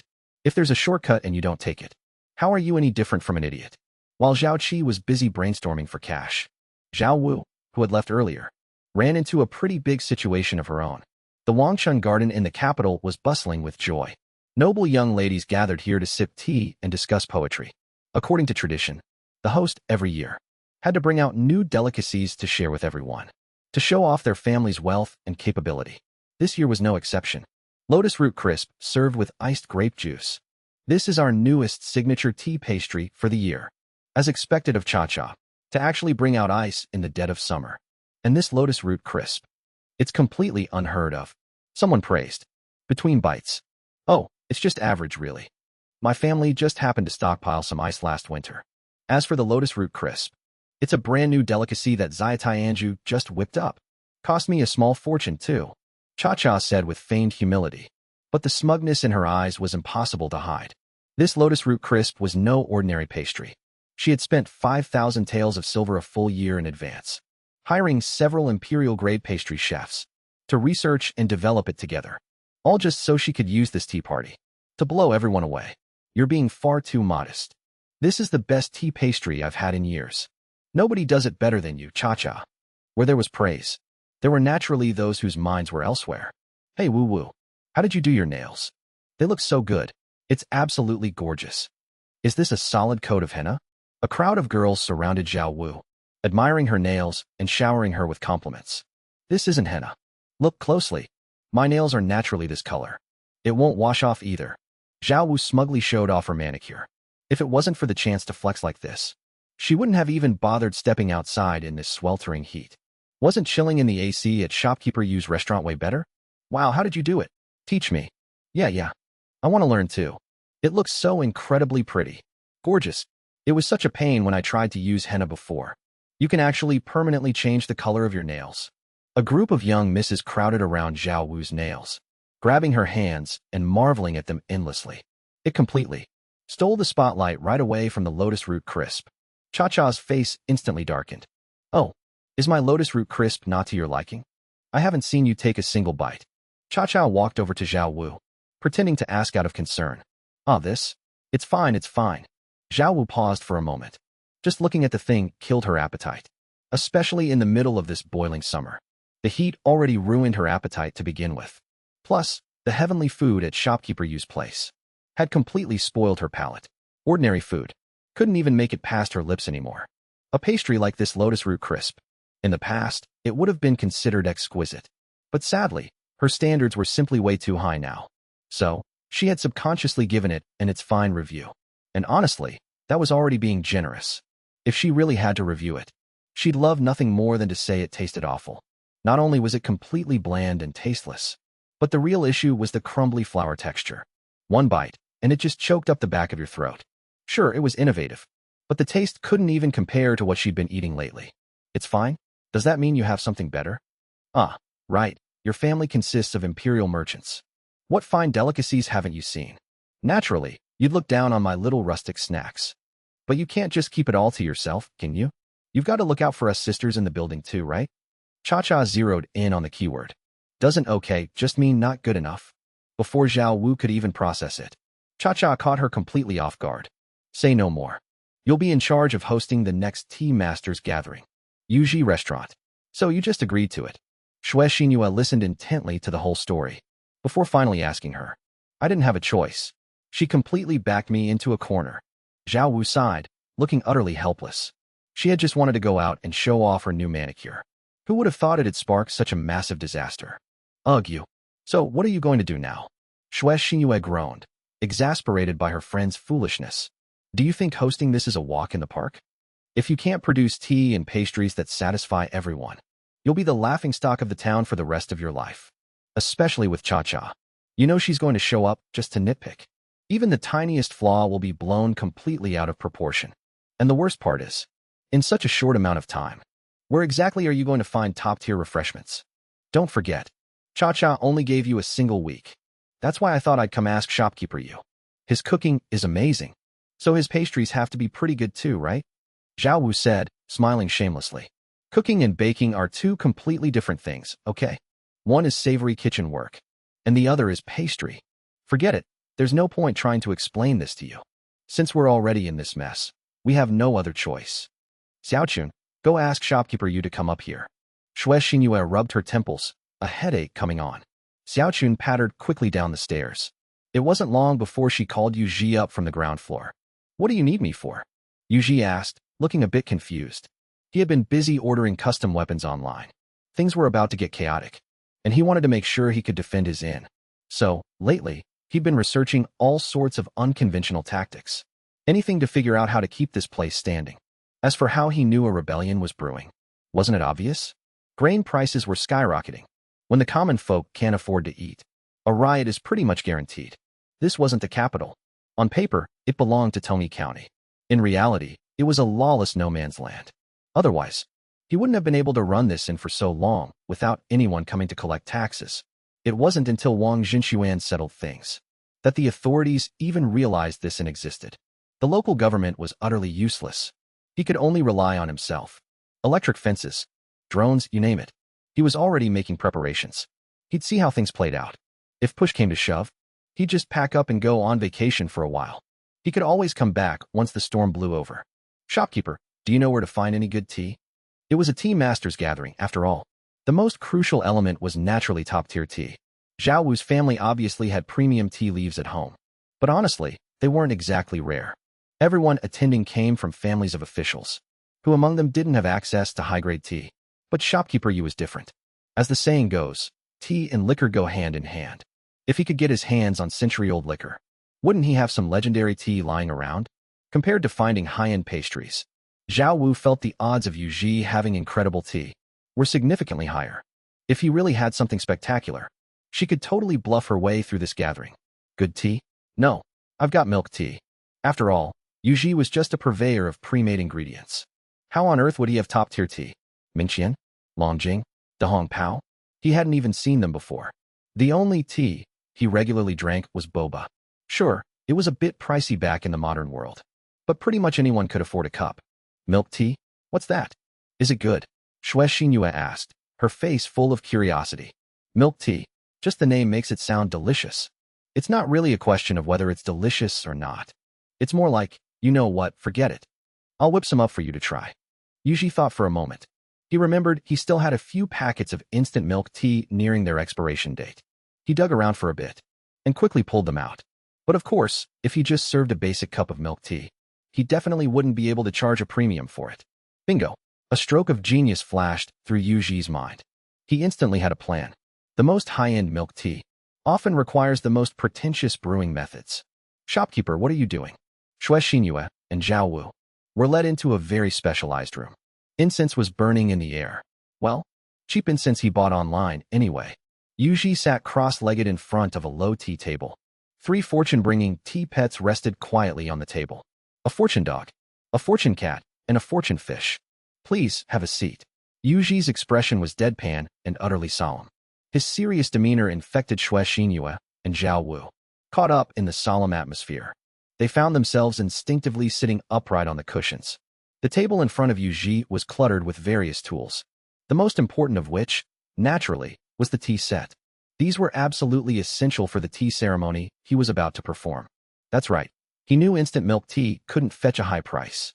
But throwing a fancy tea ceremony into the mix? That changes everything. Instant premium vibes, am I right? First, we gently warm the cups. Boiling water was poured directly over the lid of the teacup. He added a ton of boiling water. Like, a lot of boiling water. Tap, tap, tap, tap, tap. As the scalding water hit the tea lid, it made a rhythmic tap-tap-tap sound. Shopkeeper Yu is so refined. He's actually performing a traditional tea ceremony for us. Zhao Wu came from a wealthy family, so she was naturally familiar with the art of tea. It seems this milk tea must be an unparalleled delicacy. Shui Xinyuan nodded in agreement. You'd never use such a time-consuming and labor-intensive method. For ordinary tea leaves. OW, OW, OW, OW, OW. After warming the cups, the next step was obviously to pour out the hot water. But the second Yu Ji's hand touched the ceramic, he was burned so badly he couldn't help but yelp. Holy crap, that's hot. Yoch. Hot, hot, hot, hot. Yu Ji kept yelping from the burning heat, as he tried, in several attempts, to finally pour the water out of the teacup. Step 1. Warming the cups. He finally managed to complete it, though with great difficulty. The two girls were absolutely dumbfounded. It was their first time seeing anyone perform a tea ceremony. Quite like this. Ahem. Yu Ji coughed awkwardly, trying to ease the embarrassment. He immediately moved on to the second step, removing the lid to put in the tea. This part was easy. Just dump the milk tea powder right in. And the coconut jelly. Step 3. Shaking the dry tea to awaken the aroma. Yu Ji picked up the teacup and shook it up and down. Got to admit, the aroma of the milk tea was pretty strong. Even though it was just dry milk tea powder, inside the piping hot cup, it still released a rich tea fragrance. It smells so good. Zhao Wu whispered into Shui Xinyuan's ear. MHM, MHM. Shui Xinyuan nodded repeatedly. Even though shopkeeper Yu's fumbling is a bit of a mess, his tea still smells amazing. It almost makes you feel like good tea is being wasted on his skills. Appreciate the tea. Appreciate the tea. Yu Ji followed the rules and started step 4, admiring the fine tea together. Except, the milk tea powder and coconut jelly mixed together looked genuinely a bit weird. What strange tea leaves? Zhao Wu took a look and signaled she'd never seen anything like it. Shui Xinyuan also nodded, showing her own lack of experience. Yu Ji ignored their lack of worldly knowledge. Duh. This was essentially pre-packaged milk tea. It'd be a miracle if they recognized it. A proper milk tea shop would have to get up early in the morning to brew the tea, regardless of the artificial additives. At least they actually use real milk and tea leaves. This instant milk tea of his could only be considered the instant meal equivalent of milk tea. Just like instant meals. Just add boiling water and heat it up. The only difference was, others heated the bag from the outside, while he was heating it directly on the inside. After admiring the tea, the next step was naturally high mountains and flowing water. Holding the teapot up high, letting the boiling water cascade down like a waterfall, making sure to add plenty of boiling water. Once the water was poured, spring breeze brushing the face. He held the tea bag and circled it around the rim of the cup. Then came fortune turns, making the tea bag spin around the cup's rim on its own, then bringing it back around to its original spot, stopping firmly over the teacup. Such a highly difficult maneuver. Normally, Yu Ji wouldn't be able to pull off. But now, with that little system buff, surprisingly, he actually nailed it. This move actually made the two girls look at him with a bit more respect. Got to admit, he really has some skills, even if it's literally just 2 moves. Next up was whisking the tea to rouse the aroma. For Yu Ji, it basically just meant using the tea bag to stir and dissolve the milk tea powder. Black Dragon, ouch. Hot, hot, hot. Exits the sea. Hot, hot, hot. Guan Gong patrols the city. Hot, hot, hot. Han Xian points his troops. Yu Ji gritted his teeth from the burning heat, shaking violently as he tried multiple times to finally get the milk tea blended out. Instantly, the aroma of milk tea filled the entire tea room. Damn, since this wasn't real tea leaves, there was no such thing as a second steep. It was milk tea powder, after all. One stir, and it was done. With a flourish of dragon flying and phoenix dancing, he cleaned the saucer. Then he flipped the teacup over. Admire the teacup's brilliance. Hey, why is the coconut jelly still stuck to the tea bag? Yu Ji hurriedly scraped the coconut jelly into the cup. Only then did he formally conclude the ceremony. Having finished the final step, Yu Ji fiercely wiped the large beads of sweat off his forehead. I am never showing off my tea ceremony skills again. This is way too freaking exhausting. with this tea ceremony performance. I'm sure these two can understand that the milk tea's value is extraordinary, right? Please, Yuji waved his hand. The two girls, who had long grown impatient from waiting, hurriedly picked up their milk tea. Hot, hot, hot. The teacups were, of course, boiling hot to the touch. The two girls couldn't help but go hot, hot, hot, as well. My bad. I forgot the most important step. Yuji scratched his head in embarrassment. Only then did he use tongs to grab the ice cubes he had prepared earlier and drop them into the milk tea. With the help of the ice cubes, the tea's temperature dropped instantly. The two girls finally picked up their teacups again. The moment they held them, they both had only one thought: fragrant. Incredibly fragrant. It wasn't like ordinary tea aroma. It was rich and mellow. The scent of milk mixed with the fragrance of tea, rushing eagerly into their noses. Taking a gentle sip, the silky liquid slid down their throats. The milky flavor first unfolded on the tip of the tongue, dense and soft as brushing against a cloud. The aftertaste, however, was the sweet finish of black tea, neither bitter nor overpowering, blending perfectly with the milk's richness. Add in the sweet and refreshing coconut jelly, giving the initially rich milk tea a hint of crispness, which cleverly contrasted with the silky smoothness of the drink. Wonderful, truly wonderful, Zhao Wu felt, as if all the tea she had drunk in her short life had been a waste. She had never liked drinking tea before. She only ever tasted its bitterness. But, being a lady of a noble family, her elders had always taught her by word and deed. Only by enduring the bitterest of the bitter can one rise above the rest. Bitterness comes first, sweetness follows. This made her believe that tea was always meant to be unspeakably bitter, and that only by being willing to endure that bitterness could one enjoy a tiny trace of sweetness. But looking at it now, that was all total bullshit. Even without eating bitterness, couldn't she still enjoy the sweetness? The appearance of milk tea finally let Zhao Wu taste the true wonder of tea. She never imagined tea could be sweet and so incredibly delicious. It's just too good. Shui Xinyue also held her cup, eagerly taking sip after sip, unwilling to put it down. The crisp intensity of the tea, the rich creaminess of the milk, the chewy snap of the coconut jelly. Dopamine surged all the way up their nervous systems, bringing him to the absolute peak of happiness. One tael of silver per pot. Taking advantage of everyone's high spirits, Yuji sneakily dropped the price tag. Cut the crap. Bring us 10 pots first. Zhao Wu was rolling in dough and wasn't afraid to show it. This milk tea stuff just hits better the more you drink it, especially in this scorching summer, chilling in the AC, and sipping on ice-cold milk tea. That's pure bliss. Besides, don't mind Yuji's subpar tea-making skills. You gotta admit, he followed the steps perfectly, right? With all these bubbles and the ice cubes, one tael of silver a pot really wasn't that expensive. Right away, Yuji rubbed his hands together excitedly. Factoring in the coconut jelly and the cup, plus the straw, the cost for this milk tea was barely 2.5 bucks. If he shopped around on a bargain app, it'd be even cheaper. Flipping it for one tael of silver was an absolute goldmine. Hey, hold on. The tea is definitely good. But what about the pastries? You can't just have us drink tea at a tea party, right? Shui Xinyue still had some sense left in her. Even with the delicious milk tea right in front of her, she hadn't forgotten the purpose of their trip. You want pastries too? That's easy. They're just pastries, right? Yuji didn't panic at all. Nowadays, private boutique bakeries were popping up everywhere, and the pastry styles were getting more and more diverse. Almost every year, a few viral treats blew up on the internet. He could pull out enough varieties for them to eat a different one every day for a year.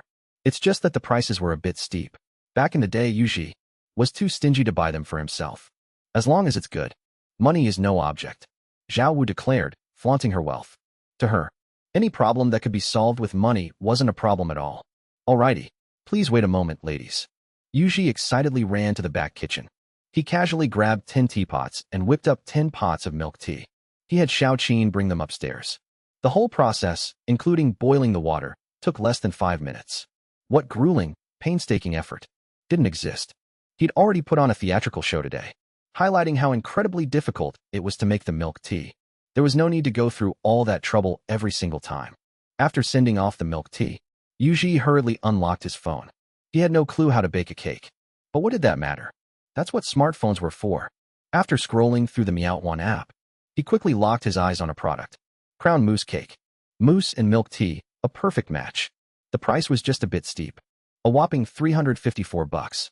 But hey, it was a brand name chain, so the price made sense. As long as someone was footing the bill, who cared? It just needed to taste good. Gotta admit, making these cakes from scratch took time. Yuji ended up waiting a solid 2 hours before the delivery guy finally showed up. Bro, you finally made it. Rough trip, huh? Takes forever to make these cakes, doesn't it?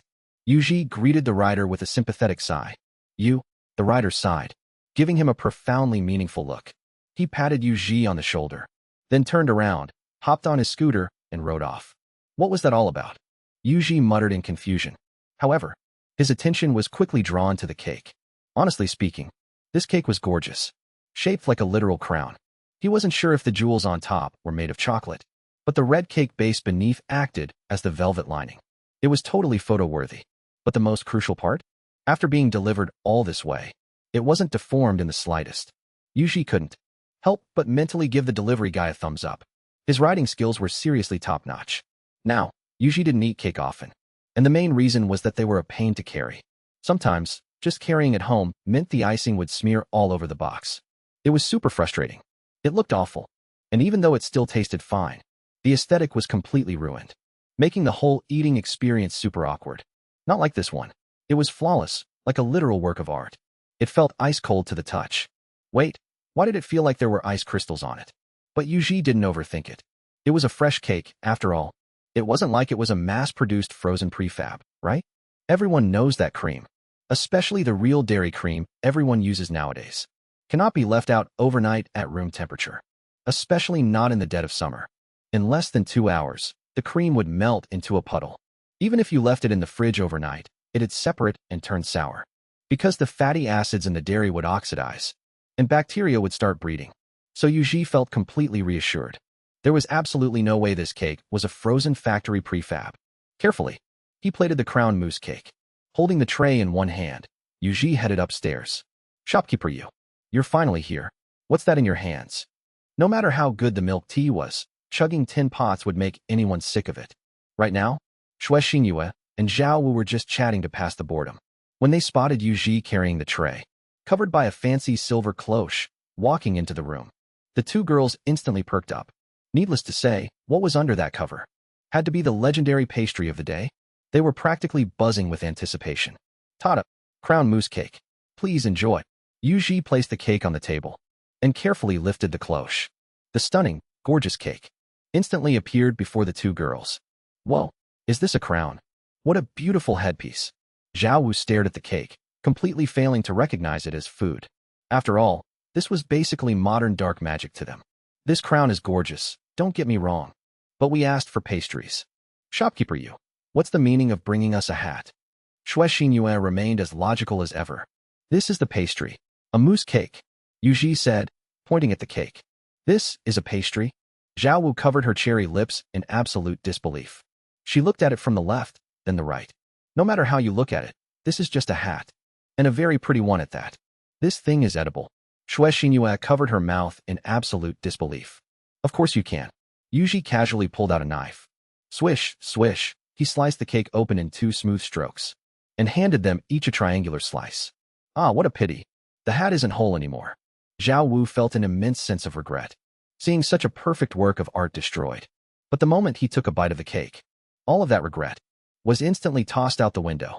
Who cares about a perfect work of art? Once it's in my stomach, it's whole all the same.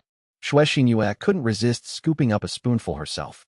The moment it entered her mouth, her eyes lit up. The dove chocolate and red velvet textured crown garnish melted on the tongue with the slightly bitter aroma of cocoa, instantly awakening her taste buds.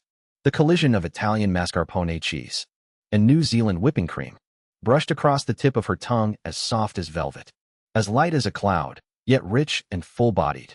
Hidden inside the mousse was a layer of refreshing ice cream. The chill of the ice cream and the dense creaminess of the mousse created a wondrous contrast. Like a waltz on the taste buds, it made Shui Xinyue feel the sheer joy of a queen. What kind of pastry is this? Why have I never had anything like this before? Zhao Wu licked his plate clean in sheer excitement. He'd eaten pastries his whole life, but they were undoubtedly always those dry, chalky shortbreads that choked you, or some overly hard nut concoction. If not that, they were either way too sweet or completely bland. None of them ever had this kind of dense, soft, and velvety texture. This is insanely delicious. This is called a mousse cake. Well, there are many kinds of cakes, but the crafting process is quite complex. You wouldn't understand even if I told you. So, I'll just give you the price. 100 taels of silver each. Yuji thought for a moment, and casually threw out a number. Heh, he was the only one who could make this cake, after all. And the most crucial part was that it looked gorgeous. It had true artistic value. It clearly looked like an item that could fetch a high price. Wait, how much? Shui Xinyue was utterly shocked. That's way too expensive. You have to realize, the main reason the golden broth peppercorn chicken could sell for 70 taels was because it enhanced a woman's curves. This cake is just a pastry. It doesn't have any special effects. How dare you charge so much? Boss, we're regular customers here. You've got to give us a fair price. No matter how expensive this cake is, it's still just a pastry. Isn't 100 taels of silver a bit much? Unless it has some other special effects? Zhao Wu also furrowed his brows. 100 taels was honestly a bit of a stretch. Well, it doesn't have any of that. Then let's make it 50 taels each. I can't go any lower than that. The crafting process is incredibly difficult, you know? Other dishes take me just 5 minutes to whip up. But look at this one. It took me over an hour. Besides, look at this color. Look at this shape. Yuji rambled on. All right, 50 it is. Shopkeeper you. Whether this tea banquet is a success or not depends entirely on you. Please help us get everything ready. In 7 days, I'm going to show them all what true peerless perfection looks like. Wait, hold on, Sister Xinyue. Leave some for me. Zhao Wu wanted to say more, but suddenly realized that Shui Xinyue had already sneakily started her solo feasting journey. He immediately lunged at the cake like a starving wolf. In an instant, the battle for the food reached a fever pitch. Yuji quietly slipped away from the scene. He didn't dare get involved in a vicious brawl like that. Besides, he had more important things to do. He was all out of expired milk tea powder. He needed to hop onto the Duo app to see if there were any cheap replacements. The moment he opened the Duo app, Yuji froze. He rubbed his eyes in disbelief. And then, refusing to accept it, he rubbed them again. For a split second, he felt like the whole world had gone mad. He couldn't believe what he was seeing. Because right there, on his homepage's recommended feed, the exact same crown cake popped up on his screen. And the price tag was only 198. Free shipping straight to his door. Wait. Yuji felt his brain short-circuiting. Didn't I order a private bakery cake on the Meow1 app? And wasn't it supposed to be freshly made with 100% pure animal cream? Why the hell is this thing showing up on the Duo app? Furthermore, it's a cake. Could a cake even survive such rough shipping? An illusion. It has to be an illusion. Yuji gingerly clicked on the product details page. Instantly, he collapsed to the floor in pure despair. It was true. It was it. It was definitely it. It was actually a pre-made cake. He had spent $354 just to buy a freaking pre-made cake. The merchant practically flipped it for a $150 profit off him. No wonder. The delivery driver's look seemed so familiar at the time. It was the exact same look delivery guys used to give him back when he ordered takeout. That pitiful, sympathetic gaze. They were basically looking at an absolute idiot. But the thing that drove Yuji to absolute despair wasn't actually the price. The problem was, he had spent real, hard-earned money this time to buy a premium cake from a big-name chain bakery. It was a cake, for God's sake. If even cakes can be pre-made now, is there anything left in this world that isn't pre-made? The most crucial point was, he genuinely couldn't wrap his head around how a cake could be pre-made. Never mind the rest. But that top layer of cream alone, he knew from personal experience. That real animal cream would absolutely melt, separate, and sour if left out overnight. It would be completely inedible. And the shipping process was so bumpy. Even with the most careful driving, it was impossible to avoid potholes and rough roads. How could the cake possibly maintain its original shape? It defied logic. Refusing to give up, Yuji picked up his phone again.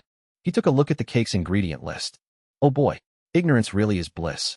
Because one look at this thing nearly gave him a heart attack. The ingredient list was so packed it looked like a whole damn grocery store. Hydrogenated vegetable oil, xanthan gum, potassium sorbate, sodium dihydroacetate, vanillin, calcium propionate, maltol, artificial flavors, shortening, high fructose corn syrup, aspartame, and the list goes on. Just looking at these dozens of densely packed lines, you'd think you were reading a massive citation ticket instead of a cake wrapper. This cake definitely defies the laws of nature. But man, the sheer amount of synthetic engineering in it. Refusing to believe it, Yuji looked it up online. It turns out, pre-made frozen cakes are incredibly common now. The basic principle is tweaking the formula, using industrial processing, and relying on cold chain storage. It's basically the exact same concept as pre-made microwave meals. They're shipped out via cold chain transport, straight to the offline storefronts, especially the bakery he ordered from. All their cakes were mass-produced frozen pre-mades. That would be one thing. But the kicker is that they're straight-up lying to consumers. You see, the label on their cakes proudly claims, made with 100% pure dairy cream. But here's the problem. Pure dairy cream, even with the most high-end cold chain technology, is bound to lose its shape eventually. It would separate, weep water, and spoil. If you wanted to stay perfectly intact, without weeping or spoiling, the only option is a blended artificial cream. You start with a non-dairy whipped topping base. That stuff is entirely made of hydrogenated vegetable oil. It naturally lasts forever and never melts. Then, you throw in some modified starch and xanthan gum. That locks in the moisture and holds the shape perfectly. But the absolute most crucial part? You gotta dump in copious amounts of potassium sorbate and sodium dihydroacetate. You gotta shovel it in like it's free. Both of those are heavy-duty food preservatives. They ruthlessly suppress any bacterial growth. Leave it sitting for a week or two. Not a problem. That's one of the main secrets to giving cream an eternal shelf life. And don't even get me started on the cake sponge. If you freeze and thaw a normal cake, it turns dry and hard. To keep it fluffy and soft, you have no choice but to add hydroxypropyl, methyl cellulose, and modified starch. You dehydrate it first, then flash freeze it. A cake sponge made this way will retain the exact same moist texture as a freshly baked one. Throw in a little ammonium bicarbonate and sodium bicarbonate as leavening agents to make the sponge ultra-porous and eliminate that rubbery texture. Besides all that, structural stability during shipping is super important. That's where all the industrial gums come into play. You've got your xanthan gum, your guar gum, and God knows what other gums. They're the ultimate structural cheat codes. Forget about damage during shipping. You could poke the damn thing, and it wouldn't even dent. Which explains why the cake arrived at my door without a single smudge or deformation. Of course, all these chemicals leave a nasty industrial aftertaste. So, to cover it up, they need to dump in even more additives. The core philosophy of a pre-made frozen cake isn't about tasting good. It's all about that initial dopamine hit on the first bite. By using an ungodly amount of sugar, aspartame, high fructose corn syrup, maltol, and artificial flavorings, combined with heavy doses of hydrogenated vegetable oil, and shortening to aggressively hijack your taste buds, it forces a massive spike in dopamine, giving you the instant illusion of a rich, satisfying, sweet treat. Naturally, the higher-end pre-made cakes will toss in a few extra elements to artificially boost the mouthfeel. Kept frozen, these pre-made cakes can literally sit around for half a month without going bad. The only catch is that they need to be thawed before eating. And you can't just nuke them in the microwave either. They have to thaw out slowly at room temperature. Which explains why Yuji had to wait over an hour for his delivery, and why there were still ice crystals in the middle of it. And if they really want to sell the fresh-baked illusion, the bakery will just slap some fruit on top. It tricks people into thinking it was made that very morning. After all, fresh fruit can't sit around for weeks, right? That's exactly where these businesses are so devious. Notice how they don't bake the fruit inside the cake? They only put it on the outside. It makes it look fresh, but they can just toss that fruit on right before delivery. As for why it's never inside, it's precisely because fruit spoils so fast. If they actually put fruit inside the layers, the cake wouldn't survive its ridiculous shelf life. That's why with these frozen pre-mades, you'll practically never find fruit inside the cake itself. Yuji remembered thinking, how cakes back in the day always used to have fruit baked right into the sponge. Now, you almost never see it. Turns out, the entire cake industry went frozen and pre-made. Opening up a certain budget shopping app and doing a quick search, Yuji's brain started buzzing even harder. The sheer saturation of the frozen cake market was beyond his wildest imagination. From the fancy bakeries in massive shopping malls, to the dessert sections in buffet restaurants, all the way down to the street stalls, and those trending little dollar cakes everyone buys online. They were all frozen pre-mades. A pure, unadulterated feast of chemical engineering and synthetic additives. Especially those cakes sold at the street stalls. Their actual cost to make was less than 40 cents. No wonder they were sold so cheap. Even selling them dirt cheap, they were still making a massive profit. This industry was way darker than he'd ever imagined. As he kept reading, Yuji's vision suddenly went completely black, and he face-planted right back onto the floor. The city is too full of scams. Take me back to the countryside. Innkeeper. Boss. It was a blazing summer day. Even the cicadas couldn't endure the oppressive heat, falling completely silent. The birds had all retreated to the shade of the trees. Yet, here in Kowa town, a convoy of over a dozen massive carriages arrived, guarded by an imposing and heavily armed escort. They rolled right up to the local inn. Such a grand and massive convoy naturally drew the attention of the local scholars, whose minds were clearly no longer on their books. They all crowded around the second-floor windows, buzzing with curiosity over which wealthy young master or noble lady had arrived to mobilize such an extravagant escort. Who could they be? Inside the grandest carriage, Cha-Cha sat perfectly upright. Even though she was so hot she wanted to strip naked on the spot. Even so, we must maintain the grace of noble ladies. What the hell is that damn Xiao Wu trying to pull? Cha-Cha grumbled in dissatisfaction. Exactly. This summer heat is going to be the death of me. Cha-Cha, do you really think a place like this will have good tea pastries? The other women in the carriage were also suffering from the heat. Even with their maids fanning them as hard as they could, it was impossible to ward off the scorching midsummer heat. Huh. What could possibly be good to eat in a backwater place like this? I bet Xiao Wu simply couldn't find anything good, so she deliberately picked a place like this, hoping we'd back out when we saw how rough it is. Well, I'm absolutely not going to let her have her way. Cha-Cha had it all figured out. Why else would she pick such a rundown place? Wasn't it just so she could say they were too scared of the heat to come? That way, she couldn't be blamed if they didn't get to eat. Who told them not to show up, right? As for the food itself, she'd be the one dictating the narrative.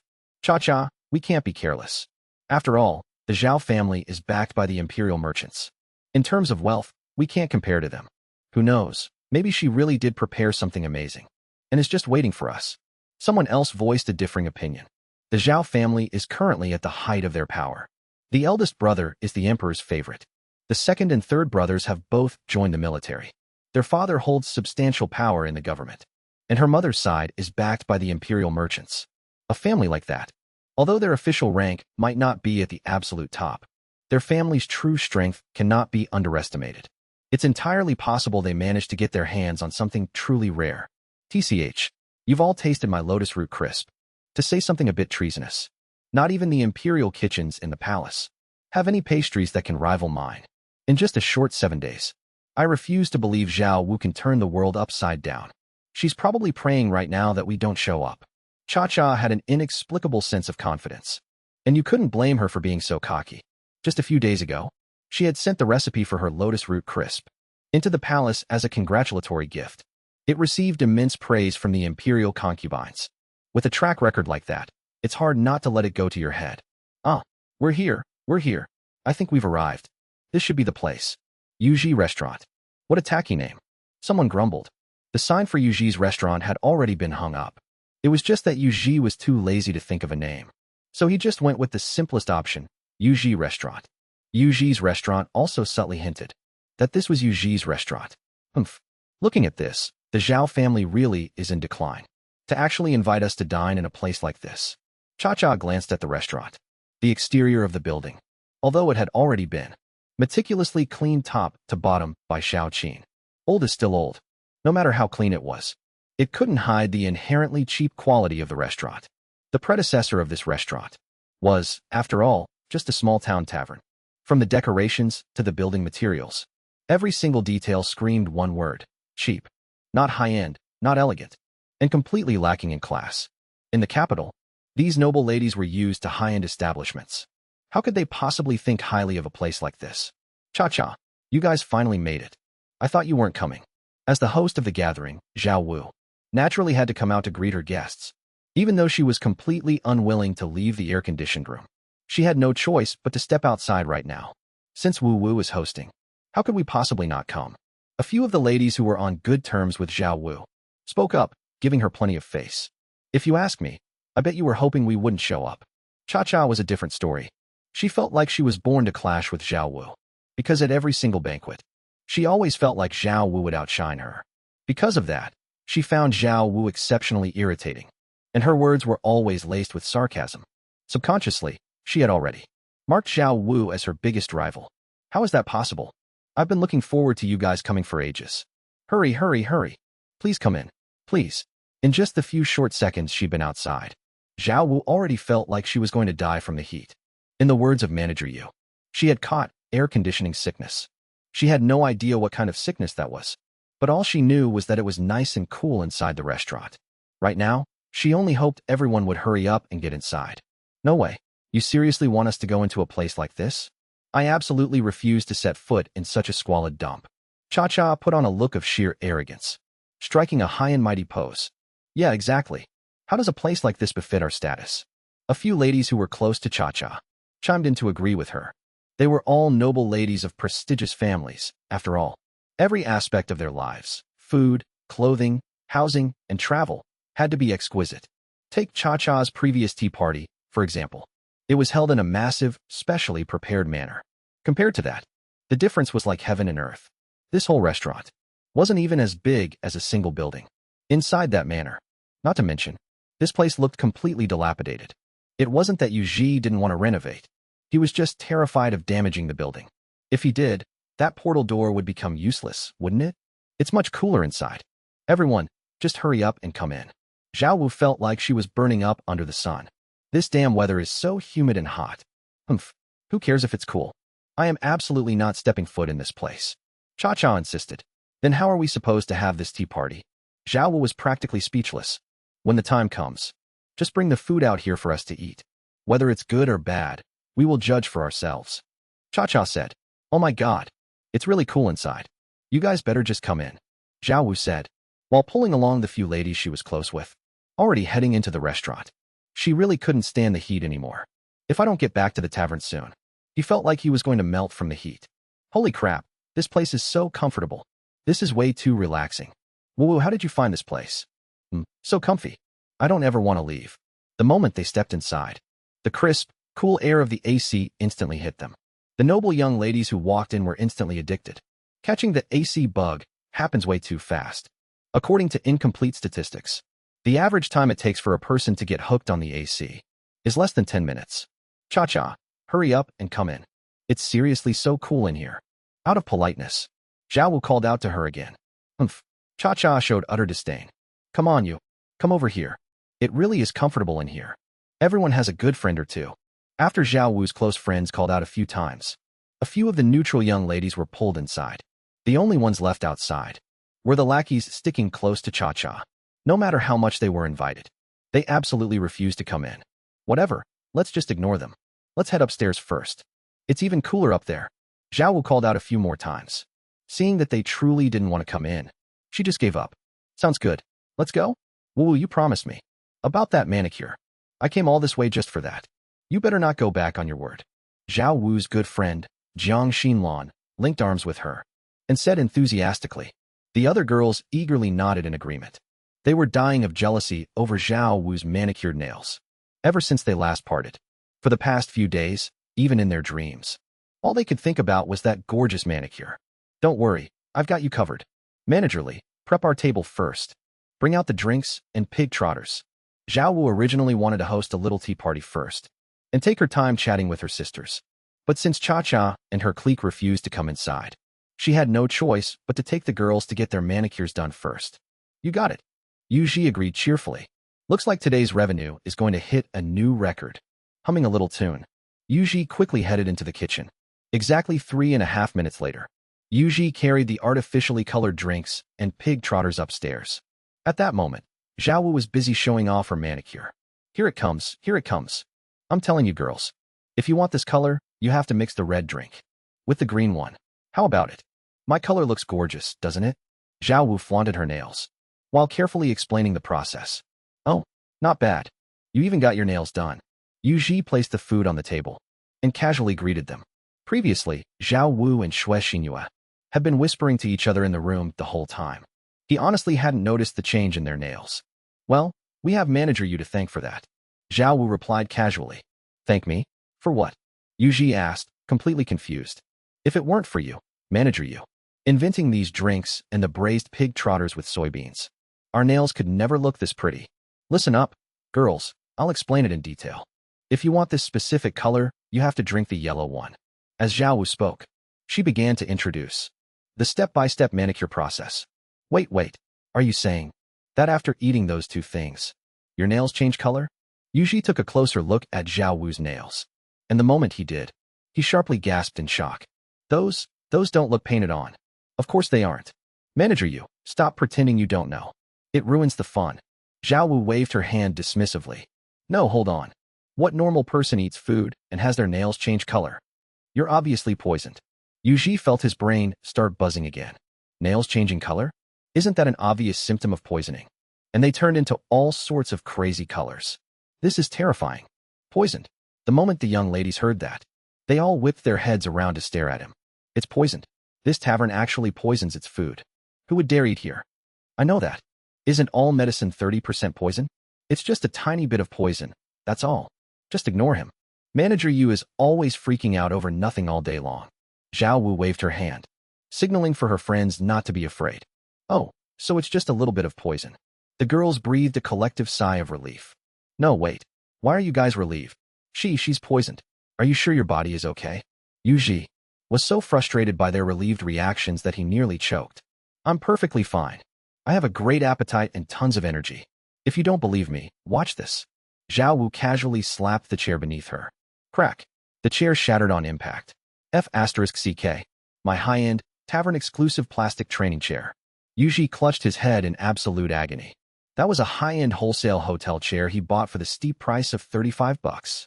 An exclusive plastic chair, made from incredibly premium materials. Lightweight, yet durable. Oh right, I forgot to tell you guys. All the dishes at Manager Yu's place are medicinal meals. Eating them has tons of benefits. It's just that all medicine comes with a little poison. You know how it is. Zhao Wu explained. We know. So that's how it is. Wow. This tavern is an absolute treasure. Wu, how did you even find this place? Thanks so much for sharing it with us, Wu. Does this drink thing have ice cubes in it? This braised pig trotter with soybeans smells amazing. After hearing Zhao Wu's explanation, the girls suddenly saw the light. So it's actually medicinal food. Should have said so earlier. They were too scared to even take a bite just now. All right. Put the broken ones on my tab too. Shopkeeper Yu, hurry up and serve the food. We haven't even gotten all our dishes yet. Zhao Wu, looking thoroughly satisfied, pulled over another chair and sat down. This shopkeeper Yu is great and all, but he's always making such a fuss. Damn it, you've got to be kidding me. Yuji clutched his head, his vision going dark once again. Fortunately, he had fainted so many times these past few days that he was highly experienced. He casually pulled out his trusty portable oxygen tank and took a few deep, desperate breaths. Only then did he stop himself from face-planting into the floor. He wanted to say something else, but the crowd was already completely immersed in the deliciousness of the pre-made dishes, chowing down with absolute delight. Who had the time to pay attention to him? Sighing heavily, Yuji shook his head. Whatever. So be it. This world is fundamentally different anyway. Comforting himself, he hobbled shakily out the door. His once straight back seemed to bend in defeat at that very moment, making his entire silhouette look hunched and withered. Arriving in the back kitchen, Yuji checked on the cake. It had thawed, just about enough. Since they were all pre-made cakes anyway, he had just ordered them online. They were exactly the same regardless. There wasn't much difference between buying online and at a physical store. But it wasn't until he experienced it firsthand that he understood why they had stalled for so long that day. Turns out, thawing takes a ridiculous amount of time. No wonder the girls in the private room upstairs. The soybean braised pork trotters were simply too exquisite. Even if the group of girls ate as slowly as possible, they polished them off in no time. Happily following Zhao Wu's advice, they sipped on their food-coloring drinks and chatted away. Wu, the food at this restaurant is way too good. How did you even find this place? Wu Ji was the daughter of a military general and one of Zhao Wu's closest friends. After all, fighting a war relies heavily on endurance and supplies. So being on good terms with the logistics department is never a bad idea. Not to mention, Zhao Wu's family were imperial merchants, filthy rich. It's all thanks to my sister Xinyue. Hey, don't drink too much of that stuff. The color is way too heavy. It's not good for your looks. Besides, there's something way better coming up. Zhao Wu said with the voice of experience. There's more. How does it compare to the soybean braised pork trotters? Actually, why don't we just order another plate of pork trotters? One of the girls chimed in. She was completely obsessed with those braised trotters. That rich, thick broth. That tender, melt-in-your-mouth meat. Just one bite, and the savory flavor exploded in your mouth. Absolute culinary perfection. After eating it, she felt like she was floating on clouds. Now, she had zero interest in ordinary mortal food. She just wanted to rekindle her romance with those pork trotters. Of course there's more. Don't tell me you guys forgot. The main reason I invited everyone here today wasn't just to eat pork trotters. I've already prepared premium pastries for our tea party. I guarantee you'll all love them. Zhao Wu clapped her hands. No response. She clapped again. Still no response. Oh, she almost forgot. This was Yu's restaurant, not her own home. Helpless, Zhao Wu had no choice but to send her maid down to pass the message. Do they really have good pastries here? Wu Ji whispered, looking a bit skeptical. In her eyes, for a rustic little joint like this, to have even one specialty dish was impressive enough. She really wasn't expecting much from their pastries. Of course they do. And I promise you, they're every bit as good as the food. Hey, stop drinking that. Save some room for milk tea later. That stuff is way better. Feeling completely exasperated, Zhao Wu swatted the food-coloring drink out of Wu Ji's hand. This stuff tastes alright at first, but once you've had milk tea, this just doesn't cut it. How could artificial drinks ever compare to milk tea? A single cup of sweet milk tea feels like it literally extends your lifespan. But there's still ice in here. It's a waste not to finish it. Wu Ji stared at her drink in heartache. Those were ice cubes. They were super expensive. Relax, the milk tea has ice in it too. Shopkeeper use. Place definitely isn't short on ice. Zhao Wu reassured her. Shopkeeper, you said the cake needs a little more time. The maid whispered into Zhao Wu's ear after returning. Yu Ji had served plenty of pre-made meals, but this was his first time dealing with a pre-made cake. He had miscalculated the thawing time. And right now, the cake was still rock solid. Sorry about this, everyone. The pastry-making process is a bit complicated, so it might be a little delayed. Zhao Wu said apologetically. No worries, no worries. We're not even hungry right now anyway. Besides, for this tea party, why don't we go call the girls waiting in the carriage to come upstairs? It's way too hot outside. They were close friends, after all. So naturally, someone was worried about Cha-Cha and the others waiting outside. Yeah, it's scorching out there. Don't want them getting heat stroke. Someone agreed. But they refused to come up. Zhao Wu looked a bit troubled. That's easy to fix. We didn't take a single break on the way here. We can just tell them to come in and relax for a bit. I don't believe anyone would willingly go back out once they step inside. Wu Ji suggested.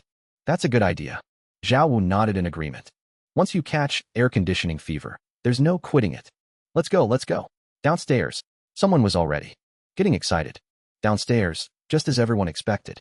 The people in the carriage were suffering from the unbearable heat. Cha-Cha, why has it been so long and the tea snacks still aren't here? Zhang Lin wiped the sweat from her forehead. I feel so sticky and gross. My whole body just feels completely off. Humph. What could a rundown little shop possibly have to offer? They're probably just bluffing us. Cha-Cha scoffed coldly. She was also feeling gross and uncomfortable all over. But with her father being Squire Li, she had been taught strictly by example since childhood. This made her absolutely terrified of making even the slightest breach of etiquette. She always had to maintain the perfect poise of a noble young lady. In short, she was stuck up. Ugh, I never should have gone out in the middle of summer. The carriage is so stuffy. I feel like I can't even breathe. Some of the girls are already starting to show signs of heat stroke. Hey, Linger, I drank too much water earlier. Could you come with me to the outhouse? A friend who had just come downstairs from the shop hurried over to whisper to her close friend. Ugh, I'm feeling a bit sick. Why don't you go by yourself? Linger was already showing mild signs of heat stroke and was feeling awful right now. I'm too scared to go to a place like that alone. Come on, come with me. Her friend practically dragged Linger out of the carriage. Feeling miserable anyway, Linger half-heartedly went along with it. Since she was already feeling sick, maybe getting out and walking a bit would make her feel better. But the moment she stepped over the tavern's threshold, swoosh, a blast of comfortable, cool air hit her, instantly blowing away all the stifling heat around her. It's so cool. Linger's eyes widened in shock. At this moment, she really wanted to slap her past self in the face. If she had known it was this comfortable inside the inn, why on earth did she stubbornly stay in that carriage? Wasn't she just purely torturing herself? And that's not all. Zhao Wu just treated us to the shop's braised pig trotters with soybeans. The friend's face revealed an indescribable expression. The pig trotters were absolutely divine. I'll probably never forget that taste for the rest of my life. Seriously? Linger was a bit skeptical. Why would I lie to you? Just wait and see.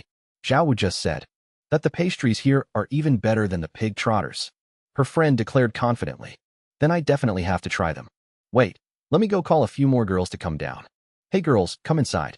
Although Linger was quite close to Cha-Cha's clique, she also had her own group of besties. Even though they were technically on Cha-Cha's side, not coming inside to enjoy this amazing AC would just be torturing themselves. She couldn't bear to let her precious besties suffer in the carriage, while she enjoyed the luxury all by herself. And so, through a mix of coaxing and dragging, they gathered their cliques, and actually managed to pull everyone else from the carriage inside. Except for Cha-Cha. She absolutely refused to step foot into such a filthy place. As for the others, they might have been a bit hesitant before entering, but the moment the AC's comfortable breeze actually hit them, all that hesitation vanished into thin air. Screw the carriage. Not even a dog would go back to that. Ladies, the pastries are ready. Please, head upstairs. In the short time they spent dragging each other inside, Yuji's cake had finally finished thawing out. Zhao Wu quickly ushered everyone to take their seats. Milk tea is served. Xiaoqin walked in, carrying a large tray in each hand, loaded with cups of milk tea. Following right behind her was Yuji, carrying a massive cake. Because privately hoarding a crown is considered treason, based on Xue Xinyue and Zhao Wu's advice, Yuji had changed the design to a hyper-realistic cat cake. As soon as the cake was placed on the table, it instantly sparked the girls' adoration. Wow, what a beautiful cat. Shopkeeper, why did you bring a cat out here? It's so cute. I really want to pet it. How strange. Why does this cat look a bit different from the ones I've seen? Didn't you say we were eating pastries? Yeah, where are the pastries?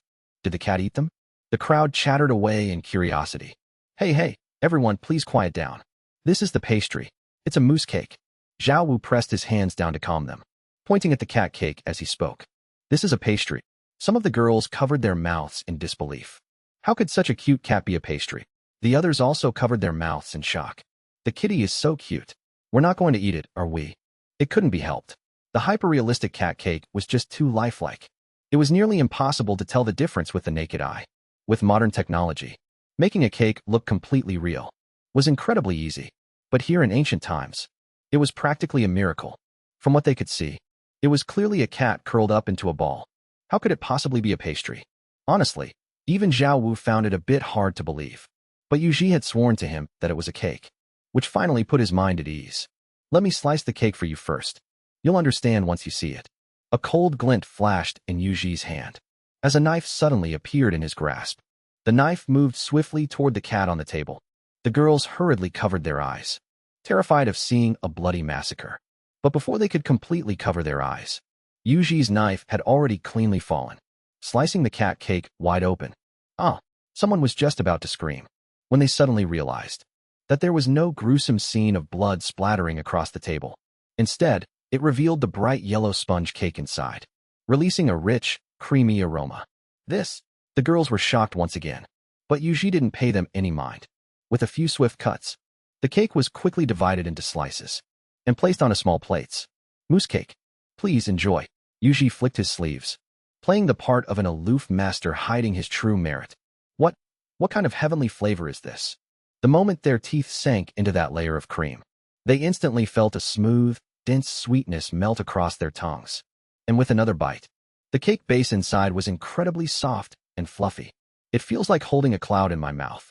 It's not dry and hard to swallow like regular flaky pastries. It just has this light, milky sweetness. With her background from a family of military generals, her eating manners completely threw her refined image out the window. After downing one bite of the cake, she immediately started wolfing the rest down. To think such food exists in this world. Even Cha-Cha's diehard best friend, Zhang Lin, after taking a bite of the cake, was instantly stunned in disbelief. If Cha-Cha's lotus root pastry was a 9 out of 10, then this cake is at least a 99. Combined with this sweet and fragrant milk tea, it's something they've never tasted before in their lives. A sip of milk tea, a bite of cake. The rich, milky flavor practically overflows from their mouths. For a moment, a room full of noble ladies completely forgot their etiquette. Fortunately, having eaten plenty of cake these past few days, Zhao Wu wasn't completely overcome by the temptation, and actually still retained her senses enough to remember Cha-Cha outside. She quickly called for Xiaoqin, asking her to send a portion downstairs to Cha-Cha as well. Outside the restaurant, Cha-Cha's heart was undoubtedly turning cold. Even in the middle of summer, she felt a bone-chilling chill. She had actually been abandoned by everyone. Yeah, all those good sisters of hers used the excuse of going to the restroom and actually never came back. She had never felt so painfully isolated. Just what kind of magic did this restaurant in front of her possess? For a fleeting moment, she really wanted to go in and experience it for herself. But her pride as a noble lady kept her firmly glued to the carriage. Miss Zhao asked me to bring you some tea and pastries. Xiaoqin said politely, standing by the carriage door. Give it here. Her maid lifted the carriage curtain. Cha-Cha eagerly took the milk tea and cake. She had to taste it for herself. What kind of magic did this restaurant have to actually lure away all her friends and completely steal their souls? With one bite, a sweetness so profound it reached her bones, like pure aspartame, surged right through her nerves into her brain. A massive rush of dopamine instantly flooded her system. She completely froze on the spot. This taste, it's actually better than any pastry she has ever eaten in her life. That layer of cream has the rich mellowness of fresh milk. And when you bite into the cake itself, it's like biting into a soft cloud of cotton. It's unbelievably soft.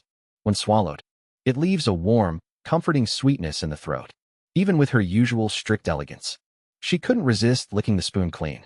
After the spoon was licked clean, she didn't even spare the plate. Her maid next to her was completely dumbfounded. Her young lady had always been renowned for her flawless etiquette. When had she ever displayed such an unrefined sight? How is it? Does it taste all right? Xiaoqin asked attentively from the side. Zhao Wu had specifically told her to report the results back. Well, honestly, I was really looking forward to it before taking a bite. But this pastry feels pretty average to me. The texture is average. The ambience is average. And the taste is average. Zhao Wu actually called this good? What exactly is good about it? With the pastry safely in her stomach, Cha-Cha straightened her clothes, restoring her usual dignified aura. She was absolutely not going to admit defeat to Zhao Wu. This stuff is truly average. Cha-Cha thought for a moment, and stubbornly added another remark. What do you mean, average? Do you have any idea how hard it is to make this pastry? To make this cake, my boss. Do you know how much time he spent? You need to respect my boss's hard work and sweat. How is it just average? If it's so average, why did you eat so much of it? What do you mean, average? Who's average? If it's average, then don't eat it. Don't ever eat it for the rest of your life. If Cha-Cha had just called Xiaoqin herself average, she wouldn't have lost her temper like this. She would have just smiled, flattered her a bit, and let it go. But Yu Ji, in her heart, was like a blindingly radiant sun. He had pulled her out of the darkness and let her taste the sweetness of the world for the very first time. She absolutely would not allow anyone to slander her boss's hard work. Not to mention, she had tasted this cake with her own mouth. To describe it as a heavenly delicacy wouldn't be an exaggeration at all. How could it possibly be just average? Ah, Xiaoqin, come back, come back. We must humbly listen to our customers' feedback, right? It's just a mousse cake, after all. Honestly, I also think it's just okay. I personally prefer tiramisu. Swiss rolls are pretty good, too. Yuji hurriedly pulled the jumping mad Xiaoqin back inside. What he didn't know, however, was that the two foods he casually mentioned would leave such a massive itch in Cha-Cha's heart. Pass a message to Zhao Wu. She wins this time. But next time, let's go. At Cha-Cha's command, the carriage immediately turned around and left. Even in defeat, Cha-Cha was someone who needed to maintain her dignity. She would absolutely never bow her head and admit defeat in person. However, on the way back to the city, she once again thought of those two things Yuji had mentioned. Tiramisu? Swiss rolls? In this world, there's actually something out there that tastes even better than that mousse cake. Impossible. Absolutely impossible. But the owner of the restaurant said it himself. For a moment, Cha-Cha's heart was itching with intense curiosity. She really wanted to go back, to taste those two things for herself. But her prideful inner self absolutely forbade her from doing so. Meanwhile, inside the restaurant, Cha-Cha actually admitted defeat. What a pity. Receiving the message, Zhao Wu felt a bit of regret in her heart. She had really wanted to see Cha-Cha enter the restaurant and witness the look of absolute shock on her face at this comfortable environment. Too bad she couldn't see it now. Sis, I want to borrow some money. Taking advantage of his sister's good mood, Zhao Qi slid over. Sure. How much? Zhao Wu was in a great mood right now, so she didn't mind at all. 15,000 taels. Zhao Qi opened his mouth like a lion, demanding an exorbitant sum. Sure, wait, how much? Zhao Wu wasn't really paying attention at first, but once the number actually processed in her brain, his voice cracked. If not, 15,000 works too. I can't go any lower. Zhao Qi said weakly. That divine brick technique. He already learned it using his own pocket money. Simply put, it's just sneaking up on people and whacking them in the dark. Not gonna lie, shopkeeper, you actually made a lot of sense. It feels pretty powerful once you learn it. Zhao Qi, are you crazy? Why are you borrowing so much money? Don't tell me you're hooked on some kind of drug? Except for drugs. Zhao Wu couldn't think of any other explanation. With our family's fortune, we couldn't spend it all in a few lifetimes unless you're actively digging your own grave. But if it's gambling, then sorry to say, you could squander the entire family estate in minutes. No, I just want to practice martial arts. Zhao Qi muttered softly. Impossible. Since when does practicing martial arts cost that much silver? Besides, it's not like the family hasn't hired martial arts masters for you before. You just don't have the talent for it. Zhao Wu shook her head. Their family just didn't have the genes for martial arts. Even their two older brothers in the military were mainly just there to serve their time on the battlefield. They weren't exactly heavily relied upon. Sigh. It's different this time. Shopkeeper Yu is the one teaching me. It's definitely going to be different. Zhao Qi shook his head and said, how is it any different? What? Is he going to whip up some magical panacea for you and completely reconstruct your bones and meridians? Zhao Wu said dismissively. Shopkeeper, you might be a great cook, but talent is something you're born with. There's no curing a lack of it. Sigh. Sis, how did you know? Shopkeeper Yu actually has a bunch of great restoration pills. The kind that boosts your cultivation when you eat them. Only 5,000 taels a pop. It's a steal. Zhao Qi's eyes were wide as saucers. His sister wasn't usually this smart. How did she guess it perfectly today?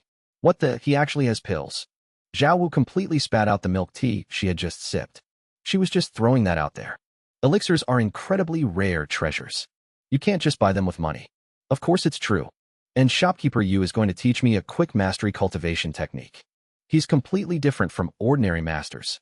Zhao Qi didn't dare mention it was a demonic cultivation technique. That stuff just sounded way too evil. I'm going to ask him about this first. But don't tell Dad about this yet. Zhao Wu pondered. If her brother could actually pull this off, she really wouldn't mind spending the money. The Zhao family had no shortage of scholars. What they desperately lacked was muscle. No matter how much wealth you have, someone needs to protect it, right? If chaos ever really broke out, a sharp tongue wouldn't save you.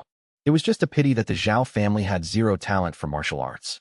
Originally, she had been planning to find a martial artist to marry into the family, but she was worried about a parasite taking over the nest. At the end of the day, no matter how good an outsider is, they'll never be as reliable as your own flesh and blood. Don't worry, I wouldn't dare tell Dad. If I could tell him, this whole thing wouldn't be such a hassle. The two of them headed downstairs together and found Yuji, who was currently dozing off. Shopkeeper Yu, I hear you've got a quick mastery cultivation technique. Can you give us a discount? Zhao Wu walked right up to Yuji. She got straight to the point. 20% off, max. Yuji was still half asleep. Feeling a bit dazed, he blurted out, all right. Shao Qi, kowtow and formally take him as your master. Zhao Wu waved her hand grandly. Pay your respects to your master. Zhao Qi didn't hesitate for a second. Thump, thump, thump. He knocked his head against the floor 3 times. Then, he offered up a cup of milk tea as a formal master acknowledgement gift. Hey, what's going on here? Are you trying to get out of paying or something? Yuji was completely baffled by this sudden apprenticeship. Don't worry, we'll still pay you. But since you're teaching him anyway, we hope Shopkeeper Yu will teach him well. My brother has poor talent for martial arts. If Shopkeeper Yu can actually help him achieve something, you won't just be his benefactor. You'll be a great benefactor to the entire Zhao family. He has to formally acknowledge you as his master. Zhao Wu had thought this through earlier. In this day and age, unless you formally become someone's disciple, no one is going to teach you anything real. And even if you do, they'll probably still hold something back. Even though Yuji looked a bit unreliable, he undeniably possessed great literary talent and could match couplets effortlessly. And on the martial side, he had great restoration pills. Even her brother acknowledged Yuji's brilliance. Her younger brother acknowledging him as a master was definitely a win. Fine then. Since that's how it is, I'll give you a 50% discount. And I'll even throw in a fist technique for free. Yuji thought about it for a moment and nodded in agreement. He originally hadn't planned on taking any disciples, but the kid's guardian was so insistent. It was hard for him to refuse. Besides, he had seen Zhao Qi's literary talent firsthand. The kid was a guaranteed future top scholar. Having someone like that willing to call him master didn't seem like a bad deal at all. Thank you, master. Zhao Qi banged his head on the floor again, kowtowing several more times in rapid succession. Yuji took the milk tea and took a sip. And with that, The apprenticeship ceremony was officially complete, while a master was being acknowledged over at the restaurant, in a scene of absolute peace and harmony. On the other side, Xue Xingyue was going through absolute hell. At this very moment, she was being ruthlessly hunted down, looking completely disheveled. "Miss, hurry and run. We'll hold them off." The family guards, armed with swords and staffs, charged desperately at the pursuing men in black. Xue Xingyue wore a sleek white outfit. A veil covered her face. A backpack was slung over her shoulders. She rode upon a wind-chasing steed. Her eyes were filled with unyielding determination. Hiya, she didn't look back, because she knew, even if she stayed behind, it would just mean dying together. But if she escaped, it might actually draw some of the pressure off them. Right now, she could only hope that Xiaochun would quickly call for reinforcements. Otherwise, she was truly going to meet her end here today. Hiya, hiya. Xue Xingyue whipped her horse frantically, galloping across the desolate wilderness. As expected, several figures in black appeared behind her, closely on her tail. Even though her escorts fought to the death to hold them off, some still managed to break through. Hiya, hiya. Faster, even faster. Kahua Town is right before her eyes. As long as she can make it home, she'll be safe. Swish. An arrow pierced the night sky. Xue Xingyue felt a sudden chill on her back. Looking down, she saw an arrow had pierced right through her chest. A heart-tearing agony instantly spread through her entire body. But she didn't dare stop. Enduring the pain, she kept riding forward. Idiots. Shoot the horse. The men in black behind her were clearly panicking. They knew very well that if Xue Xingyue managed to escape back, even if she died later, their mission would be a total failure, because their goal wasn't to kill her at all. It was the cloth bag on Xue Xingyue's back. The item inside was of the utmost importance. Thwack, thwack. Xue Xingyue's wind-chaser steed had already galloped into Kahua Town, but the men in black were still in hot pursuit. Several arrows streaked across the night sky. The white horse neighed and collapsed to the ground. Its body was already riddled with arrows. Xue Xingyue stumbled and crashed hard into the dirt. The men in black spurred their horses and quickly caught up. One of the assassins dismounted, raising his long saber. With a flash of the blade, Xue Xingyue, in despair, raised her hand in front of her face, trying weakly to block it. Crack! The moment her fingers touched the long saber, the blade instantly shattered. The assassin froze. Xue Xingyue froze too. Wait, this isn't how the script is supposed to go. But being on the brink of life and death, fueled by a massive surge of adrenaline, her reaction was a fraction of a second faster than the assassin's. Even though she didn't know how she did it, she suddenly sprang to her feet and lunged at the assassin without hesitation. Swiping her colorful fingernails, she fiercely clawed at him. With a sickening squelch, those sharp nails plunged straight into the assassin's forehead. In an instant, blood splattered everywhere, staining everything around them in a gruesome crimson. And what was even more terrifying was that, as Xue Xingyue pulled her fingers out, 5 deep, bloody holes were left gaping on the assassin's forehead. Even his grayish-white brain matter was forcefully dragged out with them. In the blink of an eye, the blood turned pitch black. Such a bloody and brutal scene was truly horrifying to witness. So much so that the rest of the assassins stared, utterly dumbfounded. For a moment, they completely forgot how to react. Seizing the opportunity, Xue Xingyue turned around and sprinted away without hesitation. Damn it. After her. The damn intel didn't mention that this girl knows martial arts. Everyone, just be careful when you engage. The boss of the assassins truly lived up to his title. He was the first to snap out of it and issue orders. To him, Xue Xingyue's martial arts weren't worth mentioning. She just had the element of surprise. As long as they were prepared, anyone could kill her. But boss, could you tell me, why is she running faster than a horse? His subordinates whipped their horses into a frenzy, only to find they couldn't catch up to her at all. Shit, we can't catch her. Should we shoot arrows? Hey, why is it so brightly lit up ahead? Crap, there are people. Quick, loose the arrows, the assassin boss shouted anxiously. He had already seen the area ahead, lit up as bright as day. Unaware of the truth, he assumed it was Xue family reinforcements. That cloth bag must absolutely not fall into the hands of the Xue family. Help! Xue Xingyue also spotted the lights. Though she didn't know what kind of candles Yuji's place used. This tavern in the dead of night was always so radiantly dazzling. Most importantly, she knew folks from the escort agency were always around the tavern. If she was lucky, she might just find some help. Unfortunately, her luck was clearly rotten tonight. As it turned out, no one from the escort agency was around. However, Yuji heard her cries for help. Why, you ask? Because he was always overly energetic at night. A classic case of can't sleep enough during the day, can't fall asleep at night. But he didn't dare peek his head out recklessly. Still, if he wanted to check out the situation outside, he didn't even need to show his face. Opening the app on his phone, the feed from the outdoor security cameras instantly popped up on screen. Holy crap! Xiaojia, your sister Xinyue seems to be getting chased by assassins. Yuji rubbed his eyes, finding it somewhat unbelievable. Huh? Shopkeeper you? How do you know that? Zhao Qi, who was practicing with his spear, asked in confusion. How do I know? Don't worry about that. Anyway, she's almost at the door. Xiaoqin, hurry up and get her inside. After all, Shui Xinyue had spent so much money at his place. Yuji just couldn't bring himself to leave her to die. More importantly, even though he couldn't fight, as long as they entered the tavern, he was confident he could keep them safe. Worst comes to worst, he could just take everyone back to the modern world to hide. As for the consequences, lives were at stake. He'd just have to cross that bridge when he came to it. At worst, he'd just slip them some sleeping pills later and make them think it was all a dream. Miss Shui, get inside quick. Xiao Qin reacted swiftly. She leaped up and darted outside, grabbing Shui Xinyue, who was still trying to run past. That's right, seeing no one from the escort agency come out, Shui Xinyue hadn't planned to stop. She was just going to keep running toward home. As for the tavern, forget it. She didn't want to drag innocent people into her mess.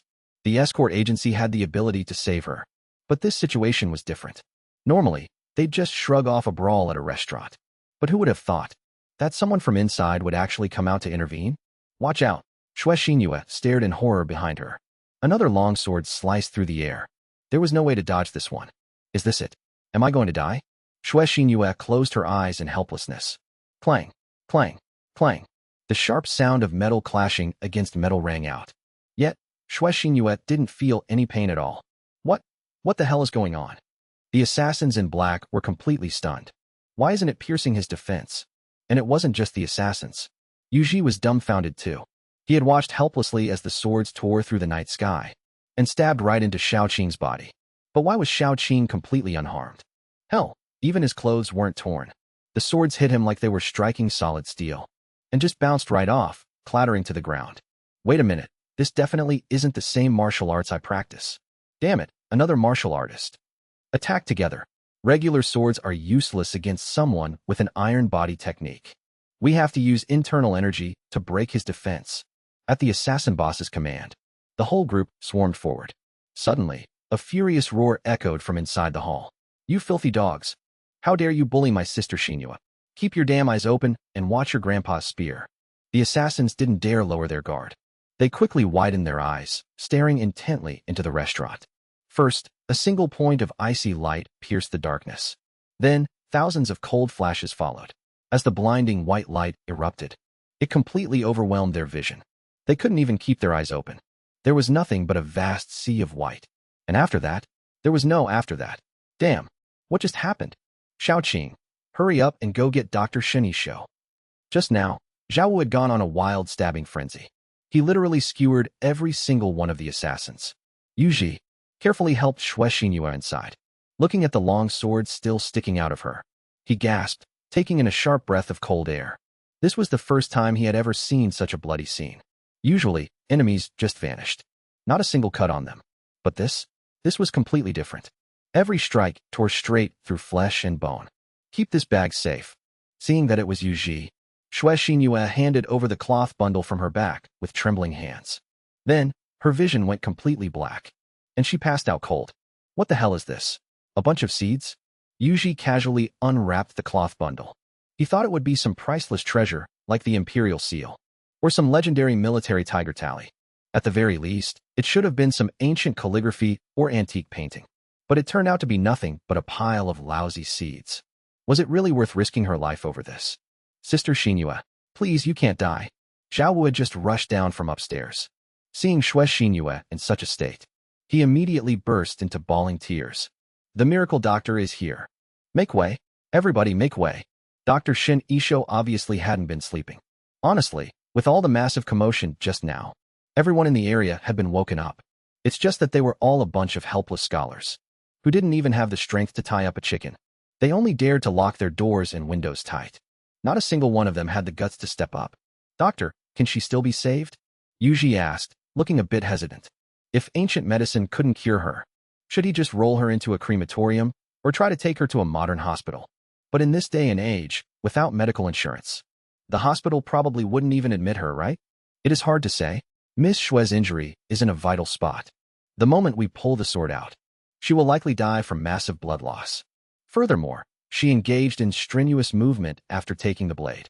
This has accelerated her blood flow. I'm afraid even I cannot guarantee that I can save her life. Shinicho stroked his beard, clearly hesitating. Normally, he would never take on a patient who was practically at death's door. It was too easy to ruin his reputation. But since they had already brought her to him, he couldn't just disrespect shopkeeper Yu. Just treat her first. If it doesn't work, we'll figure something else out.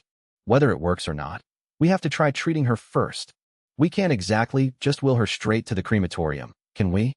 Sigh, very well. This old man will do his utmost to try. Shinicho let out a heavy sigh. And so, the treatment began. Given how long the sword was, he obviously couldn't just yank it straight out. That would only rip the wound wider open. He had to snap off the blade's tip first. Then, with a forceful pull. This was the most critical and dangerous step. If he couldn't control the hemorrhaging, she was a goner. Because of this, Shinicho was incredibly tense. He was ready at a moment's notice to pack a massive amount of hemostatic powder onto the wound to stop the bleeding. But what he absolutely didn't expect was that Shue Xinyue was entirely different from anyone else. The moment he pulled the blade out, there wasn't a massive gush of blood. How bizarre, Shun Isho muttered in bewilderment as he sprinkled the medicine. Dr. Shun, what's wrong? Yuji asked, confused. Miss Shue's blood is highly abnormal. It has a whitish tint, and the rate at which her blood is flowing out is completely wrong. This is an artery. By all logic, when the sword is pulled, there should be an immense fountain of blood. But look, only a small amount of pale, whitish blood is oozing out. Bizarre, truly bizarre. The miracle doctor mumbled, stroking his beard. Standing to the side, Yuji began to break into a cold sweat. Whitish blood. He vaguely remembered seeing something like this in the news before. Oh my god, wasn't there an article about some 26-year-old guy who drank nothing but sugary sodas instead of water for years? His blood turned into a milky white liquid known as lipemic blood, also known as milk blood, or milk tea blood. Come to think of it, over these past few days, while Shue Xinyue had been staying here, she'd been chugging nothing but milk tea and artificial fruit drinks nonstop. It seemed he had just found the answer. As for why she wasn't bleeding out profusely, Yuji whipped out his phone and did a quick search. He quickly found the answer to that, too. The real culprit was actually a severe fatty buildup. Trans fats mixed with saturated fats, high sugar and phosphates, and artificial sweeteners. All the junk found in cakes and milk tea. Consuming that stuff long-term causes severe lipid abnormalities. A blood clot had formed. In layman's terms, her blood vessels were blocked. Kind of like gunk clogging up a water pipe, making the flow sluggish. That's the reason why Shue Xinyue's blood loss was surprisingly low. It was all because she'd been binging on milk tea and cakes these past few days. But by some crazy stroke of luck, it actually saved her life. After the miracle doctor's treatment, Shue Xinyue was still unconscious, but she was completely out of danger.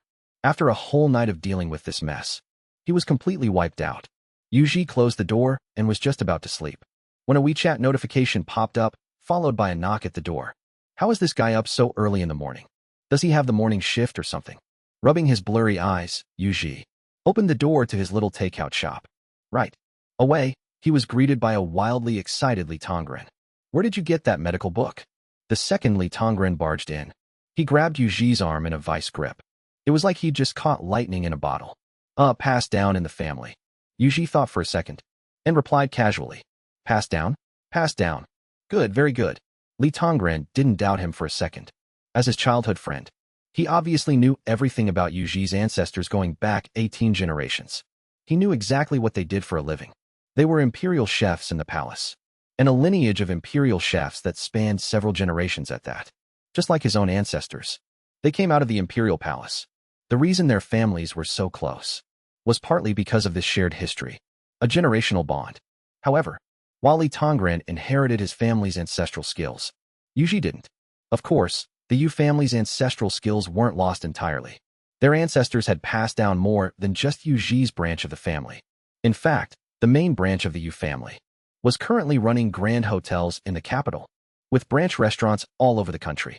As for Yuji, he was just from a completely unknown, tiny side branch. Of a side branch. It was hard to say if the main branch would even acknowledge him anymore. Li Tongren's situation was pretty similar. He was also just a side branch of a side branch in the Li family. But he had actual talent. He'd made a name for himself among the younger generation, which was why he was somewhat valued. Still, his branch didn't have any powerful backers, so they couldn't help him much, and the resources he got from the family were limited. Because of that, he could only lay low and grind it out in this small county town for now. Previously, the herbs Yuji gave him had really helped him elevate his status within his family. So, regarding the origin of the medical book, Li Tongren had zero suspicions. Even for a side branch of a side branch, it was perfectly normal to have a few heirlooms lying around. They were imperial chefs, after all. Back in the day, they wielded a lot of influence. Cooking for high-ranking officials and nobles came with plenty of perks. It wouldn't be surprising if the main branch looked down on it and left the medical book to the side branch when the family split, eventually passing all the way down to Yuji. What's so great about it? It's not like it puts food on the table. Yuji was totally baffled. It might not put food on the table, Li Tongren replied, but it prints money. Guess what I found in the book? Li Tongren excitedly waved the 100-herb compendium in his hand. What? A treasure map? Yuji asked, confused. Uft. How much is a treasure map even worth? I found a prescription, Li Tongren exclaimed in excitement. No duh. What else would be in a medical book? Yuji rolled his eyes. Not the kind of prescription you're thinking of. It's a prescription I've never seen before, and I've already tested it. It actually works. I've even applied for a patent. Li Tongren practically vibrated with excitement. Oh, so you're saying this prescription can be sold for cash? What kind of prescription is it? Yuji's eyes instantly lit up. You can never have too much money, after all. Exactly. I found a prescription that cures the common cold. It's completely unprecedented. Li Tongren nodded. TCH. I thought it was something amazing. Cold medicines are a dime a dozen on the streets. Hearing this, Yuji's enthusiasm instantly vanished. He thought it was a cure for some rare, incurable disease. But it was just this? You don't know jack shit. This is different. A good medicine isn't necessarily a good product. With this cold medicine prescription of yours, all the herbs can be artificially cultivated. They're incredibly easy to grow, meaning it can absolutely be mass-produced. Assembly line production, get it? Besides, the very fact that it cures the common cold is why it makes money. Think about it. The common cold. It's extremely common and easy to catch. It has a massive reinfection rate. Once the brand is established, we will literally never run out of patients. And the most crucial part is, I've already tested this prescription. The dosage doesn't even need to be perfectly precise. As long as you take it, it has some effect. It is absolutely perfect for mass production. Li Tongren explained to Yuji, shaking with excitement. If it were a prescription for a rare, incurable disease, it might make good money. But you'd only be making money off a select few. And the ingredients would have to be incredibly precise. But with something like a cold, as long as it's somewhat effective, it doesn't even matter if it fully cures them right away. As long as it doesn't kill anyone, we're golden. Plus, there's an endless supply of patients. A ton of flu cases in the spring and summer, and another ton in the fall and winter. People get sick all year round, which means endless opportunities to make cash. Of course, the prerequisite was that the medicine actually worked. Otherwise, forget about getting past the FDA. Even if it hit the market, no one would buy it.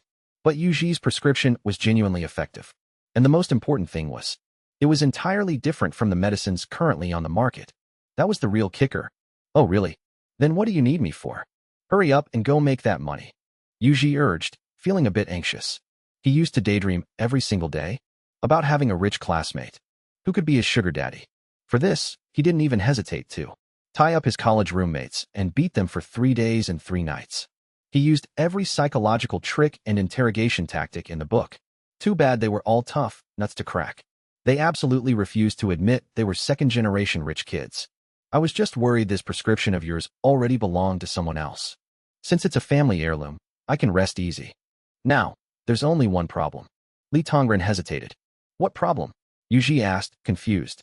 If it can make money, what problem could there be? Money. We don't have the money. Li Tongren threw his hands up, looking completely helpless. Even the cleverest housewife can't cook without rice. A single penny can stump a hero. Even great men trip up when it comes to cash. At the end of the day, if you want to get things done, You need capital. No way, isn't your family pretty rich? If worse comes to worst, just hit up your main family branch. Yuji asked in confusion. Even if Li Tongren's family didn't have tens of millions, they definitely had a few million lying around. Just by treating a few high-ranking officials and wealthy elites, he could rake in an unimaginable amount of cash. Do you think we're playing house here? The little bit of money my family has is useless. Do the math. Factory land, assembly lines, machinery, workers, plus marketing fees, and the cost of greasing the right palms. We can't pull this off without at least 100 million. Going to the main family branch would solve the money issue, sure. But by the time it reaches our hands, there'd barely be pennies left for us. Those guys are absolutely ruthless. Besides, it's not like you don't know my dream. Li Tongren rolled his eyes. Such a great project. He really didn't want to hand it over to the main branch on a silver platter. Damn, that's a lot of money. How much can you cough up? Yuji, of course, knew Li Tongren's dream. His dream was to restore his family's glory. His family was originally the most prosperous branch of the Li clan. The ancestral medical plaque passed down through the generations used to hang proudly in his home. But back in his great-grandfather's generation, a war wiped out all the capable doctors in their line. That generation suffered so many casualties that their lineage was nearly broken. It resulted in his grandfather only learning medicine for a few years. Many ancient medical texts and prescriptions, as well as crucial treatment techniques, were completely lost. They fell from being the main branch of the Li clan to a mere side branch. On the contrary, the few branches that hid in the rear during the war kept their inheritance intact and took over the Li clan's mantle.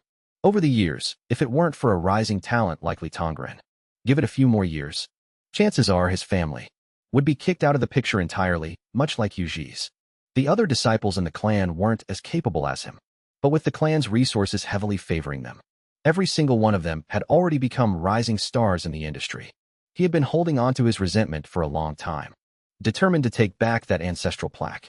Don't be fooled by how he seemed to slack off in the clinic every day without going out. He actually had quite a bit of work going on outside. But since communication was so convenient now, there was no need to run around everywhere. He could handle everything remotely right from his phone. If I bite the bullet and sell my house and all my real estate, I can only scrape together about 5 million. Li Tongren looked a bit embarrassed. His family actually had more money, but he still had several research projects running under him. And those projects desperately needed funding, too. His finances were stretched incredibly thin. He really couldn't squeeze out any more cash. You're not expecting me to cough up the remaining 95 million, are you? Yuji's face was full of sheer panic. How could I? Son, I was just asking how much you could pitch in. After all, it's your prescription. I can't let you take a loss on this. Just put in however much you can. At the very least, us brothers need to hold some shares. That's the only way we'll have a say in the company. As for the rest of the money, I'll just have to go find investors. Li Tongren felt helpless too. What he really wanted was absolute control. But unfortunately, they were broke. Their only choice was to seek outside investment. Once outsiders got involved, they were very likely to be marginalized. When that time came, amateurs would be dictating to the experts, and the company would no longer be theirs to run. Finding outsiders, are they reliable? Yuji understood this logic too. What else can we do? I want it to just be the two of us starting this business, too. But we just don't have the cash.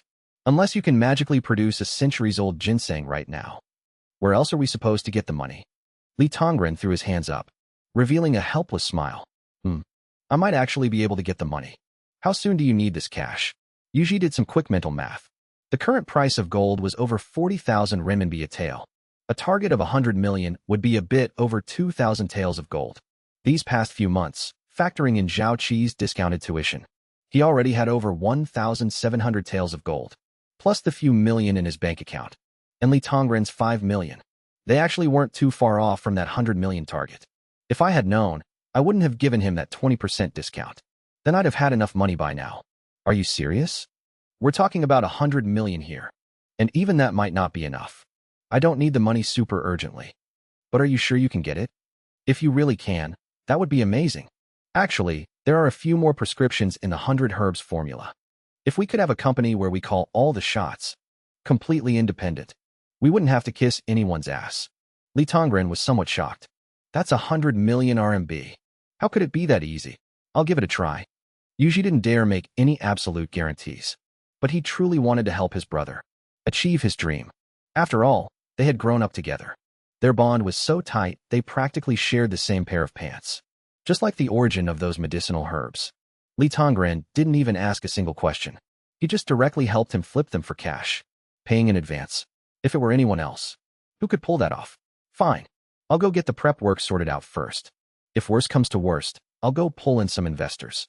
Li Tongren knew Yuji wasn't the type to talk big without a plan. Besides, lately, he was finding it harder and harder to read the guy. Maybe he really did have a way. After sending Li Tongren off, Yuji treated himself to a beautiful night's sleep. The restaurant didn't open its doors until the following afternoon. Luckily, it seemed everyone else was busy taking care of Shui Xinyue, so no one came bothering him anyway. Sigh. Yuji lay back in his recliner, letting out a long, heavy sigh. Coming up with the idea to make money was the easy part. But where the hell was he supposed to get the rest of the funds? Boss, why do you keep sighing? Xiaoqin had been keeping watch at the pharmacy. Seeing the restaurant finally open, she hurried over to help out, only to find Yuji groaning like an old man. Why else? I'm broke, Yuji replied casually. Not that he expected Xiaoqin to actually be of any help. With a financial hole this massive, unless another wild mountain ginseng magically drops from the sky, and it'd have to be a century-old one at that. Otherwise, there's no way to fill this gap. But where on earth do you just stumble upon wild ginseng? He was going to have to figure this out himself. Looks like I'll have to squeeze some cash flow out of these scholars. Yuji glanced toward the entrance at the long lines for the set meals. With those long lines, the number of scholars in Kowa Town had already broken past 1,000, especially after the restaurants over in Kilapu went out of business. Most of the scholars had migrated over here. Even the shops had followed suit in droves. Too bad this entire street belonged to Yuji, so they had no choice but to set up stalls along the road. Now, these scholars definitely didn't have big money, but anyone could scrounge up a few taels of silver. It was just a matter of whether they were willing to part with it. Previously, Yuji had been half-assing it, never really bothering to bleed their wallets dry. But now that he was desperate for cash, he had no choice but to set his sights on them. As far as pre-made meals went, they were delicious, sure, but it had been so long. Anyone who wanted to try them already had. Clearly, good taste alone lacked that extra, special something. That absolute hook that made them willingly empty their pockets. Especially for those stingy scholars who gave up the moment they saw the menu prices. If he didn't give them a little shock to the system, there was no way they'd ever spend money in his shop. Well then, don't blame me for pulling out the big guns. Late that night, just as the scholars were burning the midnight oil, studying tirelessly and writing furiously, a strange, exotic aroma began seeping through their windows, door frames, and every crack in the walls. The scholars covered their noses, trying to resist the temptation. But that mouth-watering scent wasn't something they could ignore just by trying. It wasn't long before someone surrendered, stepping out the door to hunt down the source of the smell. And it wasn't just the scholars. Right now, the entirety of Kowa Town was enveloped in this fragrance. Countless people unconsciously started drooling in their sleep, while those who were awake stumbled around in a daze, searching for where the heavenly smell was coming from. It didn't take long for them to find the spot. It was Yuji's restaurant, brightly lit in the dead of night. At this very moment, in front of Yuji, several massive iron barbecue grills were lined up in a neat row. Thick layers of black charcoal filled the racks. Every single piece was entirely engulfed in flames, burning fiercely and steadily. The roaring fire licked the surface of the coals, baking them to a glowing, cherry red, and radiating an intense, blinding heat. And resting on top of these scorching grills were rows upon rows of tender, juicy meat skewers. They sizzled and danced merrily over the heat, popping with a continuous, mouth-watering sizzle. And accompanying that sound were waves of intoxicating aroma drifting into the air. The rich scent was like an invisible hand, gripping people's taste buds tight, giving them an uncontrollable urge to eat. It was enough to make a man drool a river. Yuji dipped his brush into the oil tray beside him and slathered on another layer. Whoosh! The flames flared up, igniting directly right on the meat itself, releasing an even more explosive burst of savory fragrance. This was no ordinary aroma. It was the infamous street perfuming oil, also known as the human attractant. Just mix a single drop into regular cooking oil, and the scent could travel for 10 miles. Every street vendor selling sizzling squid, braised snacks, or fried rice, barbecue or spicy hot pot, they all loved using it. Yuji had ruthlessly dumped in 10 whole drops. No wonder the smell had blanketed the entire town. Boss, how much for these? Someone finally couldn't hold back anymore. The first person stepped up to ask. Meat skewers are 10 won each. Veggie skewers are 5 won each. Since he was selling to broke scholars, he couldn't aim for luxury. He had to rely on volume. Yuji did some quick mental math. 10 won a skewer. 1 tael of silver was 1,000 won. 100 taels of gold was 1,000 taels of silver. That meant a total of 1 million won. Not factoring in the costs. He'd need to sell at least 100,000 skewers to make enough money. Good thing barbecue skewers were all about volume. With these small bite-sized skewers, one person could easily crush 10 or 20 of them, no problem. With so many scholars in town, over the course of a single summer, he could definitely rake in those 100 taels of gold. Besides, other than the skewers, didn't he still have a trump card up his sleeve? With a little luck, it might not even take him 10 days to earn that 100 taels of gold. Give me 1 meat skewer to start. The scholar twitched his nose, saying it with clear anticipation. You got it, Yuji said, fanning the smoke again. That intoxicating aroma wafted straight into their noses. God, it was enough to make you drool. Here. Yuji picked up a fully cooked lamb skewer and handed it over. Barbecuing really was an art form in itself. At the very least, I can't let them start asking for the recipe. As for the rest, that has nothing to do with Yuji. No need to thread the skewers myself. No need to prep the meat myself, either. I just ordered it all straight from an online shop. Even the seasoning was already perfectly mixed. Wholesale price, a mere 50 cents a skewer. The only thing he had to do was brush on some oil and grill the meat. I guess this doesn't strictly count as pre-packaged food. It's more like a semi-finished product.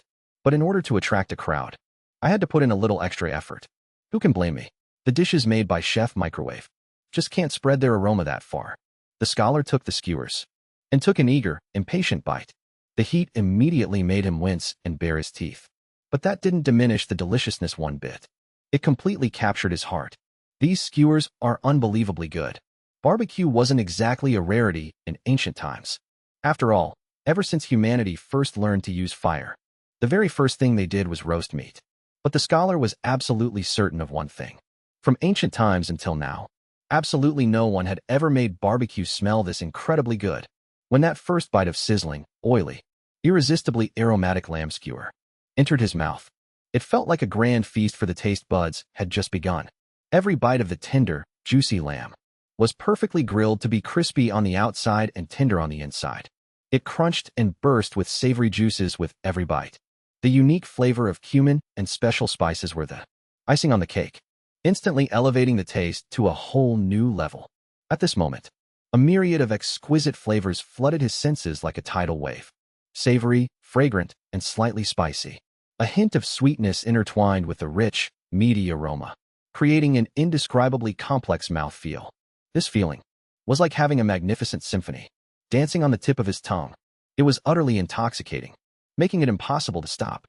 As he continued to chew, the aroma of the roasted meat grew even more intense, rushing straight to his head like a powerful tornado.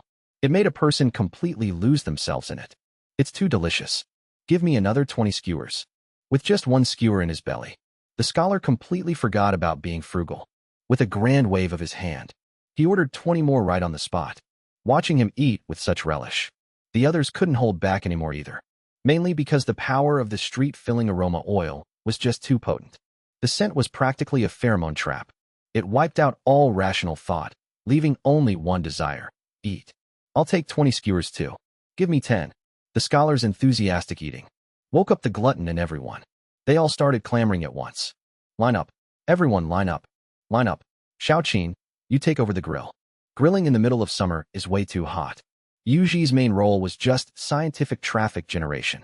Naturally, he wasn't going to be stupid enough to do the rest of the hard labor himself. As for barbecue, when it comes to culinary skills, taking the special seasonings out of the equation, other people might actually be better at it than him. And sure enough, as soon as Xiaoqin stepped up, her clothes billowed without any wind. With a surge of her inner chi, the red-hot charcoal flared up, blazing like the sun. The temperature around the grill spiked by way more than just 10 degrees. The meat sizzled furiously, dripping with oil. The rich aroma drifted with the wind. Xiaoqin was a master multitasker, eyes and ears tracking everything at once. She looked like a 6-armed deity descending to the mortal realm. In mere minutes, she churned out enough orders to feed a dozen people. The crowd eagerly took their skewers, sizzling with oil and radiating that irresistible scent. They impatiently took their first bites. Instantly, looks of pure bliss washed over their faces. Wow, it smells amazing. It's so delicious. This taste is absolutely divine. What kind of miserable, flavorless life was I living before this? That's it, I've decided. From now on, I'm eating barbecue every 3 days. I'm eating it every single day. Forget saving money. To hell with being frugal. For a while, a chorus of praises rose and fell, echoing across the entire square. But as they kept eating, people started noticing something was a bit off. Boss, I'm getting a little thirsty. Got anything to drink? The scholar, who had been the first to dig in, had already devoured over a dozen skewers. Right now, he was feeling incredibly parched. That was only natural. Yuji didn't just add that street-filling aroma oil for nothing. Eat too much of that stuff, and it causes continuous thirst. A thirst that even chugging water couldn't easily cure. This was Yuji's other money-making scheme. Selling drinks. I sure do. Sir, would you like to order some fake wine or a cola? Yuji had already prepared 2 types of beverages. I'll pass on the fake wine. I still have to study tonight. How much is the cola? The scholar thought about it for a moment, and ultimately chose the cola. He was well aware of how much boss you charged for his fake wine. It was a bit too expensive. Easy. 10 copper coins a cup. Yuji gave a sly, dark chuckle. 10 coppers. Fine, give me a cup first. The scholar frowned, but ultimately decided to get a solid cup of cola to quench his thirst. Alrighty, just a moment, sir. Yuji happily trotted off to the back kitchen. An automatic carbonator and mixer was whirring away mechanically. Even though he was selling cola, Yuji had absolutely no intention of buying the bottled stuff. Those are way too expensive. It had to be a dedicated cola syrup dispenser. A 20-liter box of cola syrup only cost about $40. Buying in bulk was even cheaper. It even came with a free carbonator. It was incredibly cheaper than buying bottled soda. Clatter, clatter. Yuji scooped a generous amount of ice from a commercial ice maker. He casually poured a cup of cola, sealed it, and jammed in a nice, thick straw. And just like that, a delicious, homemade cup of cola was ready. Here is your cola, sir. Yuji carried the cup over and placed it in front of the scholar. It's this small. Whoa, so cold. The scholar looked at the cup, about to complain about the size. But the moment he took it, he realized it was ice cold. He immediately swallowed his complaints. In the dead of summer, this was perfection. A cup of cold drink. It was absolutely incredible. The thirsty scholar didn't have time to think about anything else. He took a massive gulp of the cola. An icy coolness like shards of ice instantly exploded on the tip of his tongue, gliding down his throat, cooling him all the way down to his internal organs. The sweetness made the root of his tongue tremble, followed by countless fine bubbles tingling his throat. It brought an indescribable, refreshing high. Because he drank it too fast, the scholar choked on the fizz and coughed violently. But that bone-chilling sensation was just too damn comfortable. Burp. Ah, so refreshing. After a loud burp, the scholar slammed his cup heavily onto the table, startling the people around him. Xiaoma, what the heck are you doing? Someone nearby couldn't stand it and asked. Brother Wong, this stuff is incredible. It's so refreshing. I'm going to improvise a short poem for it. Roasted meat at the edge of town smells so sweet. A chance encounter with nectar, breaking the mundane. One sip down the throat, the mind is refreshed. Why bother seeking the king of all wines? The scholar felt his mind was unprecedentedly clear today. In the blink of an eye, he had composed a poem in 7 steps. Good poem. Great poem. Is this cola really that good? Give me a cup too. Brother Wong was also a scholar. So naturally, he understood the poem. It wasn't just him. Hearing the poem, the others were also itching to try it. But they decided to wait and see a bit longer. Soon, Brother Wong got himself a cup of cola. Mother of God, what kind of divine brew is this? It hits harder than the nectar of the gods. One sip and the greasiness of the barbecue is completely washed away. Brother Wong's eyes widened like copper bells. He had never tasted such a delicious drink in his life. This stuff is way too good. And after drinking it, I feel so refreshed and awake. I could memorize another 100 books right now. Boss, get me a cup. I want one too. Me too. Me too. Seeing Brother Wong's expression, the whole crowd couldn't sit still anymore. They had already gone all out tonight anyway, so they didn't mind spending a little more. It's just cola, right? Let's drink that, whatever it is. I'll have another cup too. Scholar Xiao Ma said reluctantly. This cup looked so full. So how did it disappear in just one gulp? Now there's only a bunch of ice clinking around in the cup. All right, dear guests. The cola is coming right up. Yuji was smiling from ear to ear. He was definitely making a killing today. Because the demand for cola was too high, Yuji couldn't handle it all alone. So he simply called over that guy who knew how to sing, dance, and rap. That scholar. Brother G, how's your practice with that Kuin fist from last time? Yuji asked while carrying plates. I've already mastered it to perfection. Brother G was an honest and simple young man. Facing Yuji at this moment, he felt a bit nervous and said, No need to be nervous. Someone told me to take good care of you. From now on, if you work for me, not only will you get free room and board, I'll even pay you wages. First, take these colas out to the customers. Yuji returned to the kitchen to keep pouring cola, while Brother G went in and out of the inn, delivering the cola to the customers outside. Have to admit, having an extra pair of hands made things a lot faster. Brother G, be careful not to catch a cold running in and out like that, Yuji said with concern. The AC is on inside the inn, going back and forth between the heat and the cold. It'd be bad if you caught a cold. Don't worry, I'm fine. Brother G shrugged his shoulders, not minding it at all. Wow, this is too delicious. After drinking this cola, I feel like my head is so much clearer. One sip and it's an instant brain boost. It's just that the portion is a bit small. Why does it feel like it's gone in one gulp? Isn't there still ice in it? You know how expensive ice is. Boss, another cup of cola. I want to take it to go. That night was a sleepless one. Not only was Yuji awake all night, but even the scholars who drank the cola were wide awake. They didn't know why they couldn't sleep. They just couldn't fall asleep at all. The crazy part was that all kinds of inspiration were bursting in their minds. It was absolutely incredible. When morning came and they tallied the accounts, they had actually made over 100 taels of silver in one night. At this rate, it wouldn't be long before he could fill the gap for his small financial goal. The only downside was that it was genuinely exhausting. Working through the night left him with heavy, dark bags under his eyes. Yawn. Yuji let out a massive yawn. He was just about to close the doors when he saw the Zhao siblings approaching again.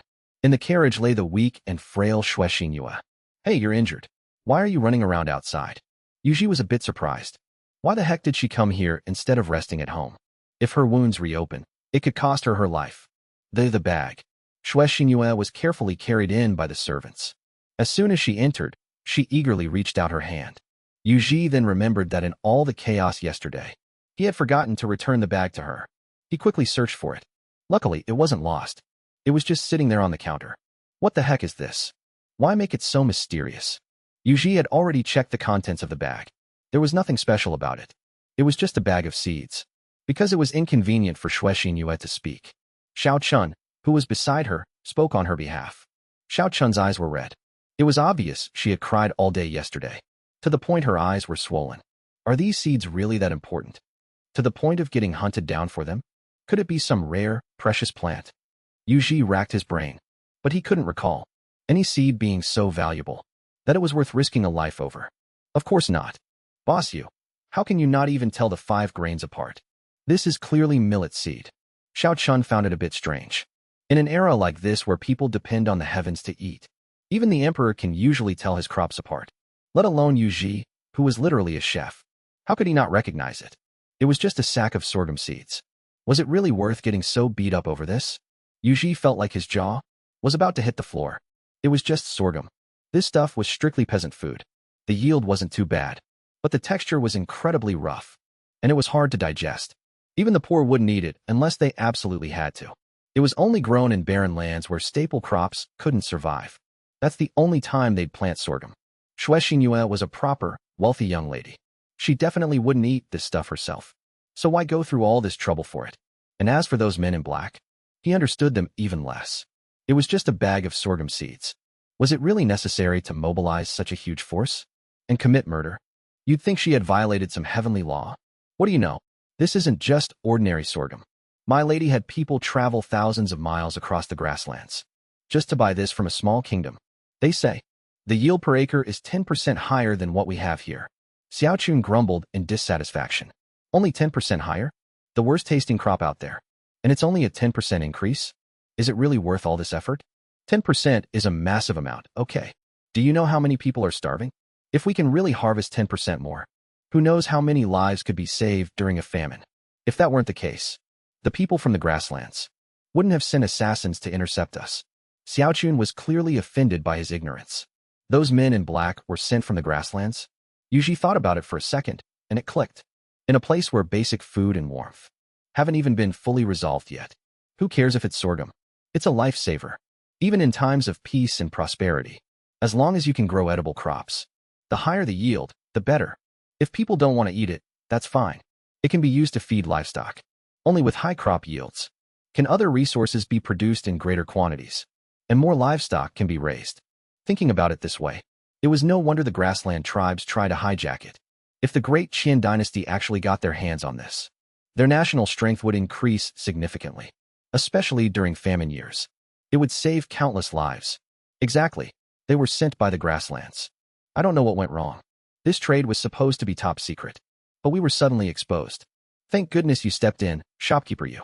Otherwise, my lady would have. Xiaochun sobbed, gasping for breath. Haha, it was just a small favor. The credit really belongs to Xiaoqin and Zhao Qi. Still, about this crop. Isn't that something the emperor should be worrying about? Why are you getting mixed up in national affairs? Yuji asked, genuinely puzzled. Well, about that, shopkeeper you. My mother is an imperial merchant, you know? Zhao Wu coughed awkwardly from the side. Yeah, I know that.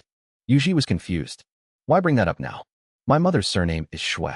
Zhao Wu kindly reminded him. Her surname is Shui? So what? Wait, she shares the same surname as her. Don't tell me you two are relatives. As Yuji spoke, it suddenly dawned on him. No wonder. Merchants have such low social status. How could someone like Shui Xinyue be connected to a family of officials like the Zhaos? So this is where the connection lies.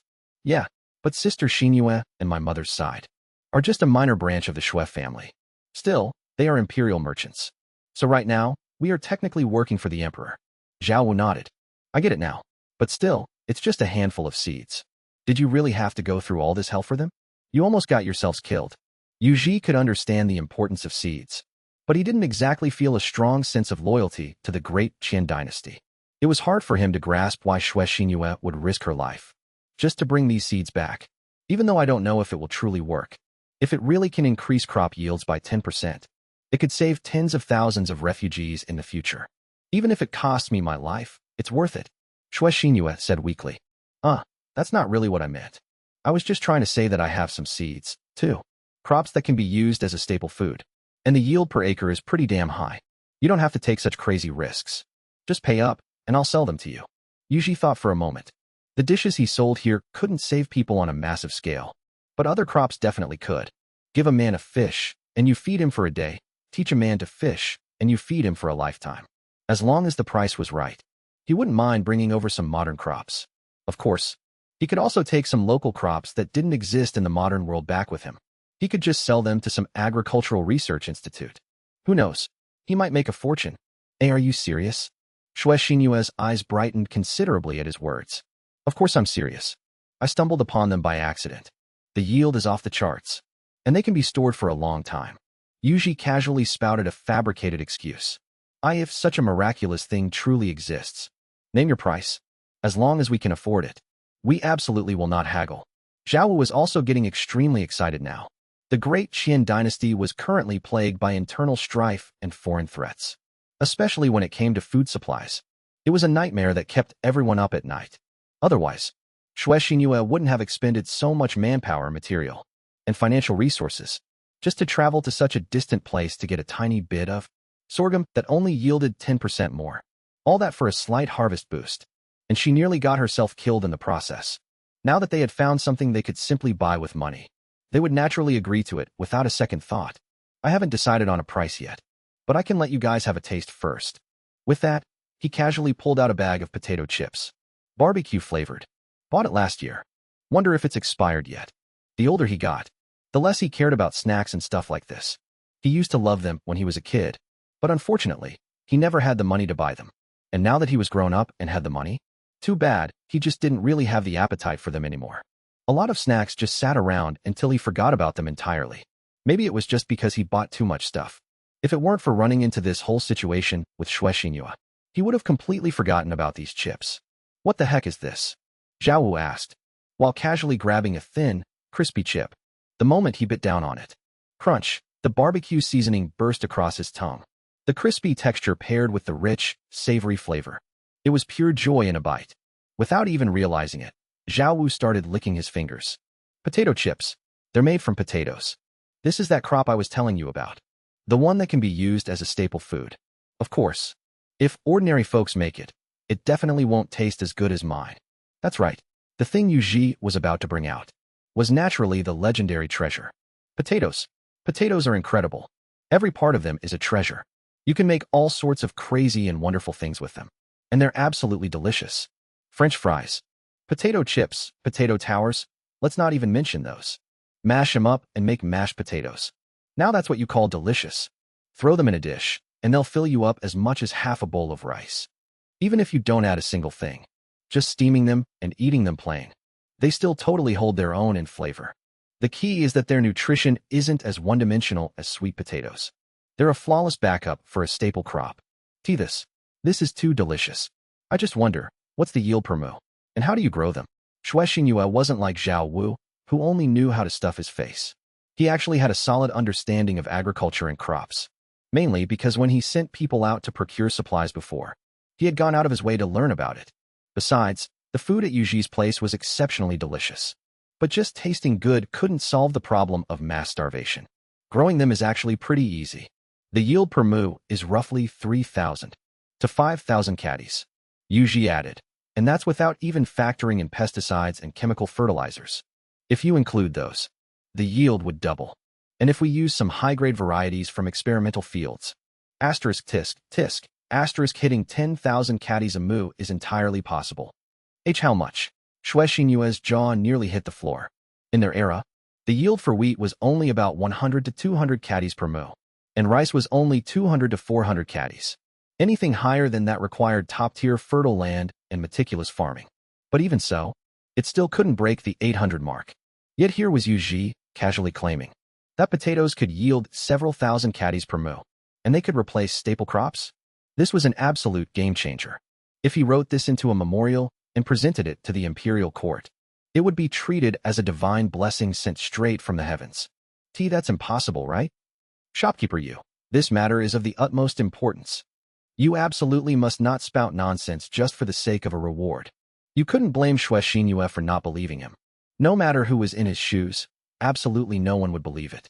After all, people simply cannot imagine things that entirely exceed their reality. Why would I lie to you? I can give you the potatoes first. You can pay me after you finish testing them out. Anyway, I'll have earned enough money from my barbecue business in a few days. So I'm not in a rush to make money off these potatoes. And honestly, heaven be his witness, he really wasn't just doing this for the money this time.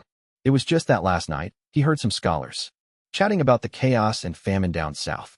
With winter fast approaching, people would have to resort to exchanging children for food again. Listening to them, Yuji had really taken it to heart. He had never experienced an era where people traded their children for food, but just thinking about it was horrifying. He had heard the older generation talk about it. In truth, just a few decades ago, they themselves hadn't had enough to eat. That was why when the older generation went out and met each other, their very first greeting was always, "Have you eaten?" In the modern world, if you went out begging for money, people might not give you any. But if you begged for food, you could honestly get as much as you wanted. The reason Yuji dared to sell pre-made meals pumped full of artificial additives was because he knew they wouldn't kill anyone. Sure, they sounded scary, and they weren't great for your health, but they genuinely wouldn't kill you.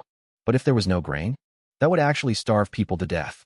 He couldn't go back to the modern world and buy massive amounts of grain to distribute to the commoners for free. But selling these potatoes at a high price and letting the imperial court foot the bill to save the people, that counted as doing his part. He'd get his personal profit, and it would serve the greater good. If this truly works, you, sir, would be a living Shinno. Shui Xinhua struggled to his feet and offered a deep, solemn bow. Hey, lie down. Careful, you'll tear your wounds open again. Being so serious all of a sudden, you're making me a little embarrassed here. Yuji hurriedly waved him off. No, sir, your righteousness is profound. If this truly succeeds, no matter what rewards the imperial court bestows, I, Shui, promise to build shrines for you across the land, to sing praises of your legendary merits. Shui Xinhua said solemnly. He had spent years traveling the land, and in recent years, he had seen firsthand what it meant for fields to be littered with the starved, and what it truly meant to trade children for food. To Yuji, that might just be an idiom in a history book, but to him, it was a brutal reality he had witnessed with his own two eyes. And precisely because of that, He had risked his life that day, fighting to the death without ever letting go of his bundle. If he had let it go, he would have spent the rest of his life consumed by his own inner demons, swallowed whole forever. Okay, that's too much. It's just a small thing. Oh right, by the way, potatoes can be planted in autumn. Their growth cycle is only 60 to 80 days. The yield per moo is just a little bit lower, that's all. My opinion is, if possible, we should start planting them around the edge of town right away. It might just help us survive this winter. The famine this coming winter is already inevitable. Judging by the news coming from all over, it's a cold, hard fact. And that is exactly why Yuji decided to bring out this ultimate weapon. With the crisis imminent, just exactly how low could the yield be? Shuexinyue had already started crunching the numbers in her head. As long as it yields more than 200 caddies per moo, then it's totally worth planting. It should yield roughly 2,000 to 3,000 caddies per moo. Yuji said casually. That's actually a few hundred caddies lower than my usual yield. Wait, what? Shuexinyue nearly coughed up a lungful of blood. And here she was, agonizing over its potential yield. And it turns out to be this insanely high. Ugh, geez. I'm telling you, you just don't know how to take care of yourself. You're heavily injured, yet you still came out here. Now look at you. You're coughing up blood again. Quick, go back and rest. Just leave this little task to the others. Anyway, this stuff is super easy to grow. It's not picky about soil at all. You can even plant it in the mountains. And it barely needs any tending. Yuji shook his head and said, Right. Sister Shinyue, just leave this to me. I guarantee that by this fall, Kahua Town will be completely covered in potatoes. This gives me the perfect excuse not to go home. Hee. Zhao Wu eagerly volunteered. She had been hanging around outside for so long that her family had already started urging her to come back. After all, for a grown young lady, to be idling around outside all day isn't exactly proper. Now that she had official business to handle, no one could say a word against her. All right, shopkeeper you. I'll leave it all in your hands. Shuexinyue was indeed feeling a bit fatigued. Even with the healing buffs from Yuji's modern tech and enhancements, she was incredibly lucky to survive. Getting shot in the chest with an arrow is still a massive deal. An ordinary person would have never survived it. Sigh, whatever. I might as well play the good guy to the end. I'll be making money at night these next few days anyway, so the restaurant will stay open. You can find a private room upstairs and stay there. It's the middle of summer. You'll start sweating the moment you step outside. And that's not good for your recovery. Really? Zhao Wu's eyes lit up. Of course it's true. However, our agreed-upon minimum spend of 100 taels a day stays the same, plus my overtime fee for staying up at night. The new minimum is 250 taels a day. I'm doing this out of the goodness of my heart, sure. But a man still gotta make a living. Don't worry, I've got deep pockets. At the thought of being able to enjoy the air conditioning all day and night, Zhao Wu couldn't care less about such a trivial amount of money. All right. You guys head upstairs first. Call me if you need anything. I haven't slept all night, so I'm going to catch a quick nap. Actually, keeping the shop open 24 hours wasn't a difficult task at all. Like privately owned convenience stores, hotels, and even internet cafes back on Earth. Psychologically, it was nothing more than rolling out a sleeping mat behind the cash register. Yuji simply dragged over a lounge chair, pulled a blanket over his head, and fell fast asleep. He slept so deeply that the sky went dark, and the sun and moon lost their light. Fortunately, before falling asleep, he hadn't forgotten the online orders he'd placed. This was a matter of grave importance, so he didn't dare mess around. He specifically bought from agricultural support programs, ensuring there would absolutely be no synthetic tech and artificial enhancements. Asterisk snore. ZZZ. Snore. Asterisk. Wake up. Shopkeeper, wake up. Yuji rubbed his groggy eyes. Ah, young Master Wang, you're back? The newcomer was none other than Wang Jun, whom he hadn't seen in quite a while. Good lord, when this guy was busy, he was seriously busy. The kind where you wouldn't see hide nor hair of him for half a month. But when he was free, he was incredibly free, always loving to squat at the entrance of Yuji's restaurant when he had nothing to do. This time, Wang Jun originally thought he'd have to squat outside again, for a few days at least. But to his surprise, the restaurant's doors were actually unlocked. He was absolutely overjoyed. So, naturally, he immediately woke the guy up. He was starving and in a rush to eat. Yawn, have the escort missions been going smoothly lately? Yuji, still half asleep, tore open a few bags of ready-to-eat meals. You have to admit, being a microwave master chef was incredibly convenient. Unlike other head chefs who distinguished between day and night, he was on call 24/7, thoroughly dedicated to his craft. Smooth. Absolutely smooth. Shopkeeper, you have no idea. My last few escort runs have been practically effortless. With your instant noodles paving the way. Who in the outlaw world wouldn't stop when they see me and respectfully call me young Master Wong if they dared to offend me and their stronghold supply of instant noodles got cut off? Those bandit chiefs would seriously get cursed out by their own underlings if they went back empty-handed. There are thousands of commoners down the mountain. It's not like they absolutely have to rob Wei Yuan Escort Agency for money. But the instant noodles? That's a genuine, one-of-kind monopoly. Plus, instant noodles have now divided the Greenwood factions into different social classes. If a stronghold doesn't even have instant noodles, needless to say, they're not even considered bottom-tier garbage. Only those who have instant noodles are officially considered part of the Greenwood establishment. And if they have a lot of instant noodles, they are absolutely a top-tier stronghold. Nowadays, when the bandit camps hold meetings, they literally rank themselves based on the quantity of instant noodles they possess. Of course, it's not without its drawbacks. Since everyone knows about Wei Yuan Escort Agency's sterling reputation, they all come knocking on our door for escort missions. It's caused our agency's business to skyrocket. And as the young boss, I haven't had a chance to rest in ages. As long as you're happy. How many days are you staying this time? Yuji rolled his eyes, not believing a single word Wang Jin said. What kind of self-respecting bandit gives up robbery just for some instant noodles? He was probably just talking out of his ass, not learning anything good day after day, only knowing how to spout nonsense. Sigh, I have to leave tomorrow. Wang Jin sighed.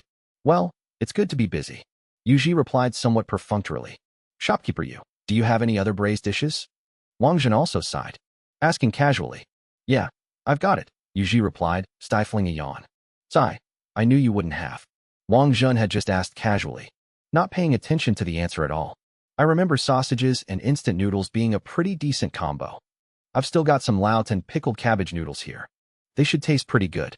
Yuji hadn't been listening closely either. He was half asleep. If Wang Jun didn't hear him, whatever. You don't have to comfort me. Wang Jun muttered, still completely zoned out. Here, try this first. Yuji was also operating in a soulless, sleepwalking mode. He casually pulled an instant noodle partner sausage from behind the counter, followed by a pack of Laotan pickled cabbage instant noodles.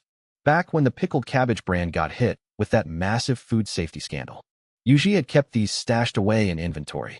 Now that the storm had finally blown over, and the noodles were heavily discounted, he took advantage of the price drop and bought a whole batch. Like the old saying goes, what doesn't kill me will only make me stronger. Huh? What the heck is this? Wang Jun, who had been spacing out this whole time, finally snapped back to reality when Yuji slapped the items on the counter. Isn't this the Laotin you asked for? Yuji shifted his weight, shaking off the last of his drowsiness. The two of them stared blankly at each other. What kind of messed up conversation was this? How do you even prepare this thing? Wang Jun was the first to finally break the silence. Easy. You put this in the instant noodles. Makes them taste freaking amazing. As Yuji spoke, he casually fixed Wang Jun a steaming bowl of pickled cabbage and sausage noodles. The rich, tangy aroma of the pickled cabbage was instantly mouth-watering, and mixed with the savory scent of the hot sausage. Wang Jun's eyes practically crossed in anticipation. He frantically grabbed his chopsticks and shoved a massive bite into his mouth. The intense, sour-savory flavor sent a literal shiver down his spine. This is too damn good. Shopkeeper, adding this pickled cabbage makes it taste 100 times better. Wang Jun had eaten pickled vegetables before, but a flavor profile like this was an absolute first. It was a completely unique, out-of-this-world taste. And with the addition of the instant noodle partner sausage, this simple bowl of pickled cabbage beef noodles somehow felt like he was dining at a grand imperial banquet. If you like it, eat up. Yuji was completely speechless. Young Master Wang's tastes were truly eccentric. He didn't even know how to respond to that level of enthusiasm. Good, good, good. With these two items, my mission is in the bag. To tell you the truth, I'm heading out on a trip to see an old friend. I've been thinking about poaching him for my side, and I was stressing over what kind of gift to bring. He is absolutely going to love this. Wang Jun was still incredibly interested in that bandit boss he had met a while back. He could tell. The guy didn't actually have any real loyalty to his bandit camp. There was a very good chance of recruiting him into their escort agency. If he could actually secure a subordinate of that caliber, he'd wake up laughing in his sleep. That guy's reputation had only been growing lately. It used to be that just a few local mountains knew his name. But now his legend had even reached the capital. He single-handedly challenged the Lingnan Xixia. Tisk, TSK, TSK. Fast. That's the only word to describe him. He only ever draws his blade once. His sword passes without a trace, leaving nothing but severed limbs in his wake. Don't even get me started on how bloody it was. Yeah, as long as you guys are happy. Yuji remained utterly speechless. These guys were complete morons. Giving someone a bribe of instant noodles and sausages? Is that something a normal human being would do? Was he absolutely sure he wouldn't get beaten to death for that? Oh right, shopkeeper you. I haven't settled my previous tab yet. Let's tally it all up together this time. The escort agency has been pulling in good profits lately. So since I'm already here, Wang Zhen decided to just pay off his entire line of credit. Settle the bill. Your last order was already offset by that massive fine. Just tell me how much you want this time. That huge fine had been very real. As for the previous batch of noodles, Yuji naturally couldn't bring himself to charge him again. Hehe, then I won't hold back. This time, I want 10,000 packs. Here's a banknote for 1,000 taels of silver. Keep it safe, shopkeeper. Wang Zhen pulled out a 1,000 tael silver note. You want that many? Yuji was a bit surprised. 10,000 packs was a massive flex. You don't get it, this stuff is in insanely high demand right now. Wang Zhen was too embarrassed to admit it. But the instant noodles he bought from Yuji for a mere 100 copper coins were already being flipped on the Greenwood underground black market for 500 coppers. And even at that price, supply couldn't keep up with demand. The most ridiculous part was that at a recent public auction, a single pack of instant noodles sold for a staggering 1,000 coppers. No matter how many he bought, it was a guaranteed, zero-risk profit. Sure, the price sounded terrifying, but in reality, it was just the equivalent of what a wealthy person would spend on a single meal. It was just that most martial artists in the Greenwood came from poor backgrounds. The fact that they were willing to shell out that much money just to eat instant noodles was proof enough of just how unbelievably delicious it was. These days, if you hadn't eaten instant noodles, you'd be too embarrassed to even call yourself a part of the Greenwood Brotherhood. Whatever you say. I don't want the banknote, though. Can you convert all this money into gold for me? It was just instant noodles. Yuji didn't really care how much he sold. But silver notes were completely useless to him. He needed it exchanged into physical gold, and silver to actually use it. He had already gotten Miss Shui to exchange his previous earnings, but he still hadn't converted the profits from the past few days. Doing some quick mental math, if he factored in Wang Zhen's 100 taels of gold, it looked like he was just about hitting the 2,000 tael gold mark. No problem at all. Wang Zhen easily agreed. Banknotes were just for convenience anyway, since the boss didn't want them. Handing over solid gold was perfectly fine too. Then it's a deal. Come by early tomorrow to pick them up. Slurp. Earlier, when he had made Wang Zhen's noodles, Yuji had conveniently made himself a bowl of braised beef noodles too. Have to admit, it was pretty damn tasty. He took a couple of massive slurps. Oh man, shopkeeper you. Watching Yuji casually eat his noodles, Wang Zhen dramatically beat his chest in absolute envy. This guy really doesn't know how to eat. Is that how you're supposed to treat noodles? What a waste. After Yuji finished slurping down the noodles, he took a look at the bowl. He couldn't even be bothered to fish out the few stray bits of meat floating inside. Instead, he walked straight to the door and dumped the broth into a bowl outside. What a waste. What an absolute waste. Shopkeeper you. I know you might not like hearing this, but you're seriously wasting good food.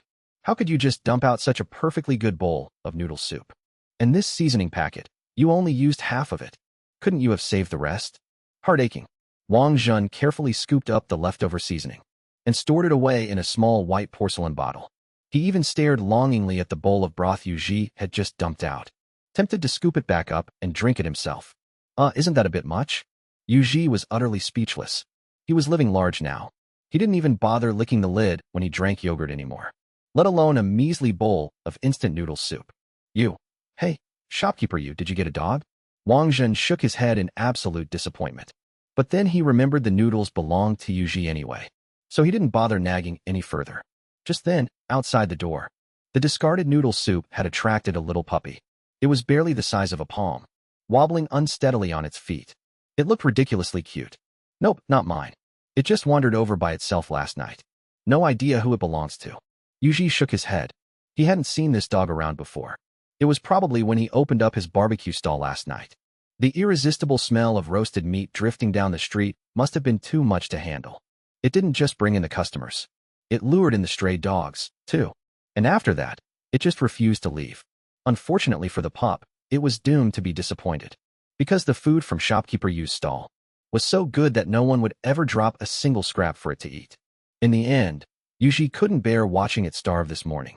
So he roasted a potato for it, saving the little guy from starving to death. I actually recognize this dog. It's a stray. Wang Jin took a closer look and suddenly remembered. His workers seemed to have mentioned it to him before. A stray? But it's so tiny. Where's its mother? Yuji asked, a little surprised. This pup clearly didn't even look a month old yet. Probably eaten by someone. In times like these, Wang Jin didn't finish his sentence. The unspoken words were a bit too grim. In this day and age, people would eat practically anything, let alone a dog. Then how did it survive this long? Yuji was speechless. Probably because it's so small. Barely an ounce of meat on its bones. Too much hassle to eat. Lately, it's been scrounging around our place for scraps every day. I'm guessing a lot of folks in the neighborhood have seen it around. It's a smart little mutt. At least it knows where to scrounge up a meal. Wang Jin thought for a second. Wait, that doesn't make sense. With my tavern being as huge as it is, why did it end up over here? Yuji looked just as confused. Huh. Take a good look at your place. Does it look like there are ever any leftovers here? Wang Jin rolled his eyes. Other than Yuji, the one shopkeeper who didn't know how to appreciate a meal. Everyone else licked their plates clean 3 times over. Forget leftovers. They wouldn't even leave a crumb behind. What exactly would a dog even come here for? Good point.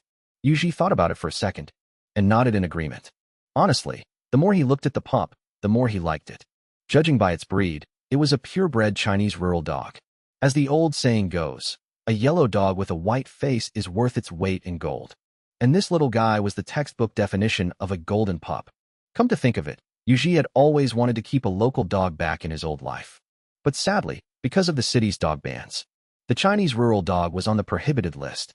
So, he had to put that dream on hold. TSK, TSK, TSK. Yuji made the universal dog calling sound and casually tossed a sausage over. The puppy suddenly leaped up and caught the sausage perfectly in its mouth. What are you doing, shopkeeper? Ack, I'm out of here. I'm leaving. Wang Jun clutched his chest, heart aching from the sheer waste. He simply couldn't bear to watch this anymore. Is a premium sausage like that really meant to be fed to a dog? Go on, get out of here. Yuji couldn't care less. Where he came from, this was exactly how people fed their dogs. Hell, a sausage was considered cheap. The fancy brand-name dog and cat food cost way more than this. By the time he happily sent Wang Jin off, the sky was already getting dark. Time to get the barbecue stall running again. Shopkeeper, you're finally open. I've been waiting forever. Hurry, hurry. Give me a glass of cola first. The aroma of the barbecue had barely begun to waft down the street when a scholar immediately rushed up to the stall. But surprisingly, the first thing he asked for wasn't barbecue. It was cola. He even brought paper and a brush with him. To an outsider looking in, it looked like he had come to a barbecue stall to study. You don't want any barbecue? Yuji's brain was buzzing a little with confusion. He ran a barbecue stall, for crying out loud. The cola was just a side drink. Who comes up and only orders cola? The barbecue can wait. Hurry up and give me a glass of cola first. The scholar urged desperately. There was a flicker of inspiration in his mind, and he could feel it slipping away by the second. He couldn't quite grasp it. He was anxious to death. All right. Here you go. Excellent. As always, Yuji's serving speed was lightning fast. In the blink of an eye, a cup of cola was handed right to him. Ah, so refreshing. Absolutely exhilarating. Yes, I have it. The scholar grabbed the cola and took a massive gulp. Instantly, his mind cleared, sharp as a tack. Countless ideas and inspirations surged into his brain. Ha, it's done. I've done it. Ha. The scholar laughed wildly, brush dancing across the paper, splashing ink with reckless abandon. In just a few short moments, a brand new poem leaped onto the page. Good poem. What a masterpiece. This truly is a phenomenal poem. So unrestrained and free. So wildly unconventional. It can only be called a divine work of art. Such a sudden burst of inspiration is truly hard to come by. The mouth-watering aroma from the barbecue stand had long since woken the scholars from their day-long slumber. As for why they slept the entire day away, well, human energy is limited, after all. Since they weren't sleeping at night, they naturally had to catch up on their sleep during the day. Not that it mattered to them. On the nights they chugged down cola, their study efficiency didn't just double. It skyrocketed off the charts. One day of studying felt like several days' worth of progress. Plus, Their minds were practically overflowing with sudden bursts of inspiration. They had never loved studying more in their lives. Boss, give me 10 skewers of roasted sheep kidneys. And hit me with 10 cups of cola. I'm going all out tonight. We're not stopping till dawn. One scholar declared boldly. Count me in. You took the words right out of my mouth. Are you kidding me? Studying with you guys is a damn blast. Studying with you is an absolute blast. Let's do this again next time, but I gotta head out first. Don't you dare leave. We're studying until the sun comes up. Shopkeeper, hurry up with that barbecue. I've been waiting so long. I'm practically turning to dust over here. It was yet another sleepless night. And Yuji, once again, made an absolute killing. Though these scholars came from humble backgrounds, they weren't exactly your average commoners, either. Their families still had a bit of wealth saved up. It was just that their money had to be spent where it mattered most. Normally, they'd pinch every penny. But now, the cola and barbecue from Yuji's restaurant were absolute necessities to them. This was the crucial turning point. The cola kept their minds sharp and focused, while the barbecue replenished all the energy they burned through studying. Studying was grueling work, after all. Mental labor drains a massive amount of energy. Without enough proper nutrition, they'd end up going gray before they even hit adulthood. Not to mention, without this barbecue to wash it down, there was no way they could stomach that much cola. The funds for the new shop were already prepared. Yuji didn't plan on delaying things any longer. He simply invited Lee Tongren over for a meetup. Holy crap, what the hell happened to your eyes? As soon as they met, both of them jumped in fright at the sight of the other. Good lord, they both had dark circles so heavy they looked like giant pandas. Ugh, don't even bring it up. You think setting this up is easy? I've been running myself ragged all over the place these past few days. I had to pull a ridiculous amount of strings. Hell, I even had to cash in favors from my great-grandfather's generation. And the paperwork still isn't fully processed. Lee Tongren sighed, looking thoroughly defeated. This bureaucratic nightmare was completely different. From quietly doing research in a laboratory, it was a total nightmare. If his family didn't already have deep-rooted connections, and if he hadn't personally saved quite a few big shots himself, he probably wouldn't have even gotten his foot in the door. This time, he had pulled out his absolute trump cards, calling in every last favor he had stored up. He was betting everything on this one shot. If he failed the first time, he'd just try a second time. If the second failed, he'd go for a third. He was still young, after all. He wasn't afraid of failure. All right, man. You've really been through the ringer. Yuji gave Lee Tongren a comforting pat on the shoulder. This guy had been bottling up his stress for way too long. Yuji had noticed it ever since they were in elementary school. Lee Tongren carried way too much weight on his shoulders. He had always seemed much more mature than kids his age. Back then, Lee Tongren would walk straight home from school without ever taking a detour. His life was basically a straight line between home and school. Later on, he juggled medical studies and his regular academics. You could honestly say that his only source of entertainment growing up was hanging out with Yuji. When they finally got to college, that was the first time Yuji ever saw him play a video game. He didn't know if it was some kind of retaliatory binge gaming, or if he was just desperately trying to blow off some steam. But man, life was genuinely tough for him. He had far too much riding on his shoulders. What about you? How's the funding situation looking? If it's too difficult, we can just drop it for now. I've been thinking about it. I might have bitten off more than I can chew with this venture. We could always just bring in more shareholders for now, gather up a round of seed funding, and wait a few years before. Holy shit. Lee Tongren had originally planned to comfort Yuji, telling him not to stress too much about the money. After all, Yuji's family background wasn't exactly much better than his own. Forcing him to cough up such a massive sum of cash was basically asking for a miracle. But before he could even finish his sentence, a blinding flash of golden light practically seared his retinas. Yuji lugged a massive trunk over to him. When he popped it open, the brilliant, glittering glow radiating from inside nearly blinded him. Gold. An entire trunk filled to the brim with gold. I've already got the funds ready to go. I just don't know where the hell to exchange this stuff. It's a bit of a hassle. 2,000 taels of gold. That was roughly 100 kilograms. In sheer volume, it was about the size of 3 standard basketballs. Trying to move such a massive quantity of gold in broad daylight was definitely going to draw a lot of unwanted attention. Let's put a pin in the money laundering for a second. Where the hell did you get all this gold? Did you go out and rob a damn bank? Lee Tongren stared at him in utter disbelief. Was this really the same unreliable Yuji he grew up with? Oh, please. I dug this up from my ancestral land back in my hometown.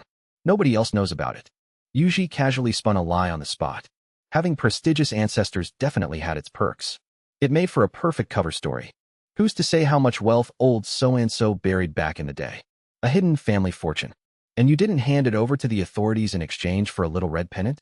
Lee Tongren was clearly convinced by the excuse. Fine, I'll go turn it in right now and get us 500 little red pennants. Yuji joked, reaching down to slam the trunk shut. Hey wait, I was just kidding. Don't worry, I saved a guy's life a while back. Some big-shot CEO who runs a major jewelry chain. Moving this amount of gold? It'll be an absolute piece of cake for him. Society really does run purely on connections. And Lee Tongren had plenty of heavy-hitting connections just like that. Even if that route fell through, he knew of a few underground black markets. Though, they'd definitely get lowballed hard if they went that route. And taking a massive loss on this was not on his agenda. All right, I know I can count on you to handle it. Yuji let out a massive yawn. He had been up all night, and he was practically dead on his feet. All right, I'm gonna head out first. With the funding secured, Lee Tongren's confidence instantly came roaring back. And so, it was time for yet another deep sleep straight through to the afternoon. Yuji finally woke up to his ringing phone. It was the delivery guy. The potatoes had arrived. Oh my god, there are that many. Yuji stared blankly at the massive truckload of potatoes, feeling like he was in a dream. It seems no one mentioned there'd be this many. Geez, why did you buy so many potatoes? Isn't this an antique jade shop? The delivery guy grumbled resentfully at Yuji all day. Do you know how long it took him to unload that massive truckload of potatoes? He was completely out of breath. Well, I'm planning to open a barbecue joint recently. Thought I'd try making French fries and stuff. I got it, let me help. Yuji came up with a random excuse on the spot and hurried over to help. Even so, you don't need this many. The delivery guy finally managed to catch his breath. Hee hee, well, my cooking skills aren't great. I used to just sell pre-packaged meals. I don't even know how to season a wok. With Yuji's help, the goods were quickly unloaded. Still, you definitely won't use all of these. Take it from me, bro. Reject the delivery and return them while you still can. If you don't store potatoes right, they sprout easily. Once they sprout, they're toxic. Couldn't you just buy them in smaller batches? The delivery guy was somewhat of an acquaintance, so he kindly offered his advice. No, it's fine. I'll just keep them. It's not easy for the farmers, either. You haven't had breakfast yet, right? Want to come inside and eat something? Yuji warmly tried to change the subject. No, I'm good. I've got other deliveries to make. I'm heading out. The delivery guy scrambled into his truck and sped off, slamming on the gas, as if something terrifying was chasing him. Sigh? Damn it. Looks like I can't buy this much in bulk anymore. After hearing the delivery guy's reaction, Yuji realized something. Even if he ordered online, buying in such massive quantities would definitely make people suspicious. It just didn't make any sense. Shaking his head, he tossed the distracting thoughts aside. Grabbing a sack in each hand, Yuji quickly moved everything to the backyard in the ancient world. That place was completely empty anyway. Once everything was settled, Yuji took a short nap. Soon, evening arrived again. The mouth-watering aroma of barbecue once again attracted all the scholars in town. This time, they all brought their paper and brushes. Not gonna lie, shopkeeper used brightly lit courtyard was the perfect place for night studying. At the inn, they'd have to pay for lamp oil. But here, they could steal the light without even having to chisel a hole in the wall. Shopkeeper, why did you call for us? Having rested enough, Yuji also went ahead and called the Zhao sisters down.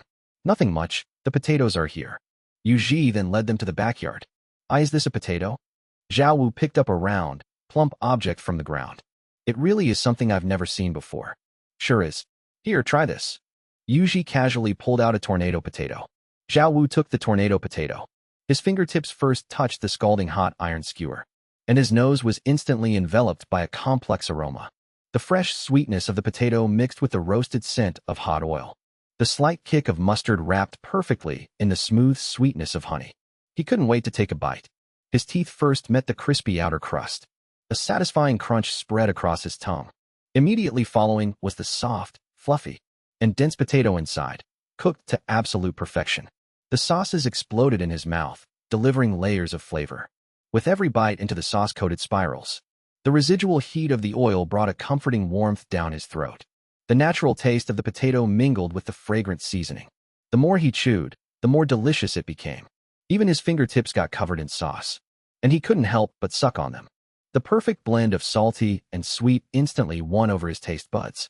Only after licking it clean one last time did Zhao Wu reluctantly put down the iron skewer. He licked his lips. The fresh sweetness of the potato still lingered on his tongue. along with the richness of the sauce. The aftertaste was long and satisfying. Is this the magic of potatoes?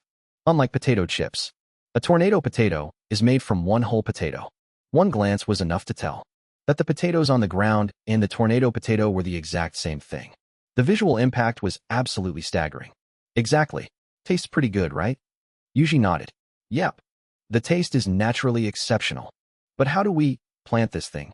Zhao Wu nodded, licking the corners of his mouth in satisfaction.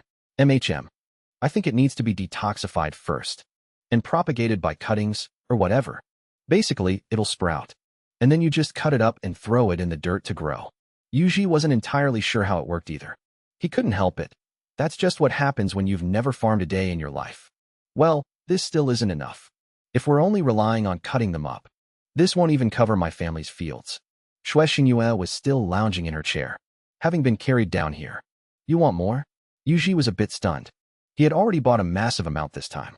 If he bought any more, the delivery guy would definitely start getting suspicious. Just a small token of our appreciation. Please accept it. We'll have to trouble shopkeeper you a bit more. Zhao Wu coughed twice, and a chest of gold was carried in. It wasn't very big in size, about the size of a mini PC tower. But doing the math, it was easily 1,000 taels of gold. In the modern world, that was easily worth tens of millions. Yuji was a little dumbfounded. This is a bit too much. We know this puts shopkeeper you in a difficult spot, but we must beg for your help again. My subordinates just received word. A locust plague has broken out in the south again. There is barely any food left. If we cannot secure a new food source this winter, I fear the land will be littered with corpses. I have already sent people to neighboring nations to urgently purchase grain. Unfortunately, it is nowhere near enough. Even the nomadic tribes on the steppes are constantly interfering. Every extra sack of rations means one more life saved. Shui Xingyue really had no other options left. Right now, all the money in the world couldn't buy enough grain. Her only hope was here with Yuji. If he can churn out another huge batch before winter, you could say he's the hope of the entire village. Who cares if his promised yield is real or not? At least we have hope now, right? All right, I'll see what I can figure out. For the sake of the money, Yuji decided he'd better come up with a plan. We're leaving everything to you. The group bowed deeply. Bowing is the easy part. But this whole mess is giving Yuji a massive headache. Then again, it's not like there's no way to fix this. The reason the deliveries are drawing so much attention is mainly because his place is just a tiny takeout joint.